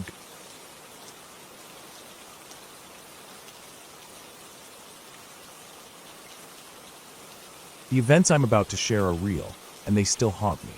Every now and then, I catch myself staring off into space, thinking about the sequence of strange, unexplainable things that happened in my life, one after another. It feels like everything tied together, like the universe was trying to tell me something, but I couldn't figure it out at the time. Now, when I look back, it's a mystery I don't think I'll ever fully understand. It all started when I was 19 years old. I met a girl, and we quickly fell into a relationship. She was a kind, sweet woman with a beautiful heart. We had 2 daughters together. Like many young couples, we struggled to make ends meet. I was just getting started in life, trying to figure out how to take care of my family, and she, coming from a native background, had moved off the reserve to be with me in the city. We rented a small house, and we did the best we could. In 2005, things took a strange turn. My girlfriend's youngest brother, Clinton, came to stay with us for a couple of weeks. He was 16 years old at the time. He was a good kid, full of life, respectful, and funny. He was the kind of guy who would make you smile just by walking into the room. But what happened one night would change everything, and it still makes my skin crawl to this day. It was a normal night. The house was quiet, everyone asleep. But I woke up around 2 a.m. to strange sounds coming from the living room, where Clinton was sleeping on the couch. It wasn't the usual sounds you'd hear in the middle of the night. It wasn't the house settling or the wind whistling through cracks. No, it was something completely different. I got up, rubbed my eyes, and walked into the living room. That's when I saw it. Clinton was sitting up on the couch, his eyes closed, fast asleep. But what really stopped me in my tracks was the noise he was making. He wasn't speaking. He wasn't mumbling in his sleep. No, Clinton was howling. Not just any howling. It was the kind of deep, primal sound that you only hear from wild animals. It was almost as if he had turned into something else. Something not human. I stood there frozen, unsure if I was dreaming, unsure if I should wake him up. The sounds were unlike anything I had ever heard. It was so strange, so foreign to me, that I couldn't process what I was hearing. I eventually snapped out of it and walked over to him, gently shaking him awake. When he woke up, he didn't seem to remember what had happened. He was confused, looking around like he didn't know where he was. I chalked it up to some weird dream he was having. But deep down, I felt uneasy, like something wasn't right.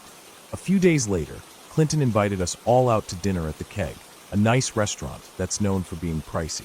For a 16-year-old kid, it felt odd that he would take us out to a fancy dinner like this, especially considering we were struggling to make ends meet. But we went along with it, and throughout the meal, I couldn't shake the feeling that something was off. It wasn't just that Clinton was acting a little too mature for his age. It was more like he was trying to make the most of something, like he was saying goodbye, even though he didn't know it himself. I had no idea what was to come, but that night, I started thinking about it more. It felt final. The next day, everything took a turn. Clinton was gone. He didn't come back to the house. We tried calling him, but there was no answer. It wasn't until a few hours later that we got the news. He had died in a car accident on his way back to the reserve. Our hearts sank. I felt like the world had stopped moving for a moment. We were both devastated, not just by the sudden loss, but by the strange feeling that had been building inside me for the past few days. The howling, the dinner, his odd behavior. It felt like everything had been leading up to this moment, like he knew something we didn't. At Clinton's funeral, my girlfriend's older brother, Joe, was there. He was breaking down, tears streaming down his face as he clung to the tombstone. I felt a sense of unease in the air. It was too much, too sudden. After the funeral, the native family performed a ritual, a fire in honor of Clinton. As we sat around the fire, telling stories about him, I looked up into the sky. And that's when I saw it. A single black crow. It was circling the fire, flying in slow, deliberate circles, higher and higher. There were no other birds in the sky, just this one crow. It kept flying in a circle above us. I couldn't take my eyes off of it. It felt wrong. Something about it felt unnatural. But I didn't think much of it at the time. I just pushed the feeling down and tried to focus on the people around me. But things didn't stop there. About a month later, I received another blow. My girlfriend and I were back at home when we got the call. Her older brother, Joe, had died in another car accident, the same way Clinton had. The shock of it hit us hard, but it hit my girlfriend even harder. She had been so close to Joe, and now she was forced to say goodbye to him as well. The funeral for Joe was much like Clinton's. And once again, after the ceremony, the family gathered around a fire. As I looked up at the sky, there it was again. 2 black crows. They were circling the fire, their wings cutting through the air in slow, rhythmic movements. It was as though they were watching us, as though they were keeping an eye on everything that was happening. I couldn't help but feel like there was a message in it. Something I didn't understand, but was meant to be seen. Something beyond my comprehension. A couple of months passed, and life went on in a strange, numb way. Then one morning, my girlfriend woke up with a strange look on her face. She had a dream the night before, and it had shaken her to the core. In the dream, our house caught on fire, and we all died in the flames. It was so vivid, so real, that she couldn't shake the feeling. She was already a superstitious person, and she couldn't help but think that there was a curse on our family. Something bad was following us. She decided to take the kids and stay at a friend's house for a couple of days. It was supposed to be just a temporary break, but something inside me told me it wasn't just about needing space. I didn't think much of it at the time. After they left, I ran into an old high school friend, Tim, and we decided to jam out at my place. We stayed up all night, rocking out to some music and catching up. When he finally left, I passed out on the couch. I was exhausted, and sleep came fast. The next morning, I woke up early and headed to work. About an hour into my shift, I got the call. My house was on fire. I couldn't believe it. I rushed back home, heart pounding in my chest. When I arrived, all I saw was devastation. The house was completely burned to the ground. Police tape was everywhere, and the fire department was still on the scene. It was the kind of scene you only see in movies. My mind was racing. How could this have happened? How could our house have burned down while my family was away? It didn't make sense. If they had been there, there's no doubt in my mind that they would have been caught in the fire. The thought of it still sends chills down my spine. I can't even begin to imagine what could have happened if I hadn't run into Tim that night, if we hadn't spent hours jamming and talking. Soon after, my girlfriend and I separated. I got full custody of the kids, and she went back to live on the reserve. I remarried and started a new chapter of my life, trying to put everything that had happened behind me. But it wasn't easy. There were things that I couldn't forget. Things that kept popping up, like the black birds. Christmas time of 2007 rolled around, and my ex called me from the reserve. She sounded strange, almost like she was holding back tears. She told me she wanted to take the kids for the Christmas break. But there was something in her voice, something shaky and broken. An hour later, I got a call from her sister. My ex had been in a car accident. She wasn't wearing her seatbelt and had been killed instantly. The weight of it hit me like a ton of bricks. I had to tell my daughters the next day that their mother was gone. It was the hardest thing I've ever done. At the funeral, as I was leaving the reserve, I had this overwhelming feeling wash over me. I looked up, and there they were. 3 black crows, circling high in the sky. I don't know how to explain it, but I just knew. It was like they were watching over me, over the entire situation. A sense of calm filled me in that moment, like everything had led up to this. Like it was all connected somehow. The trial for the drunk driver who killed my ex went on for months. The newspapers were full of stories about it. One night, my new wife and I were lying in bed, talking about one of the articles. I mentioned how concerned I was about the whole situation, about the trial, and what had happened. And that's when she said it. "I don't know why you care so much. Your ex was a bitch to you." The words hit me like a slap to the face. But it was what happened next that really chilled me. The next morning, I went outside to my car, ready to leave for work, and I couldn't believe my eyes. My entire car was covered in bird shit. And I'm not talking about a little bit of bird droppings. No, it was like 50 birds had taken aim at my car. It was everywhere. On the windows, the mirrors, the roof. I had never seen anything like it in my life. It wasn't just a coincidence. It was too much. I knew it. This was her. She had heard what my wife had said, and she was sending a message. There were no birds around my house. There weren't any trees nearby, no places where birds could nest. And yet, here I was standing in front of my car, completely covered in bird shit. I couldn't explain it. I still can't. But it felt like a sign. Like she was watching over me, making sure I knew that everything was still connected. That the black birds were always there, waiting, watching. And now, every time I see a black crow, I feel that chill run down my spine. I don't know what it all means, but I'll never forget the strange events that unfolded that year. It's a story that I carry with me every day, a reminder that sometimes there's more to life than meets the eye. Sometimes things happen that we can't explain, and the black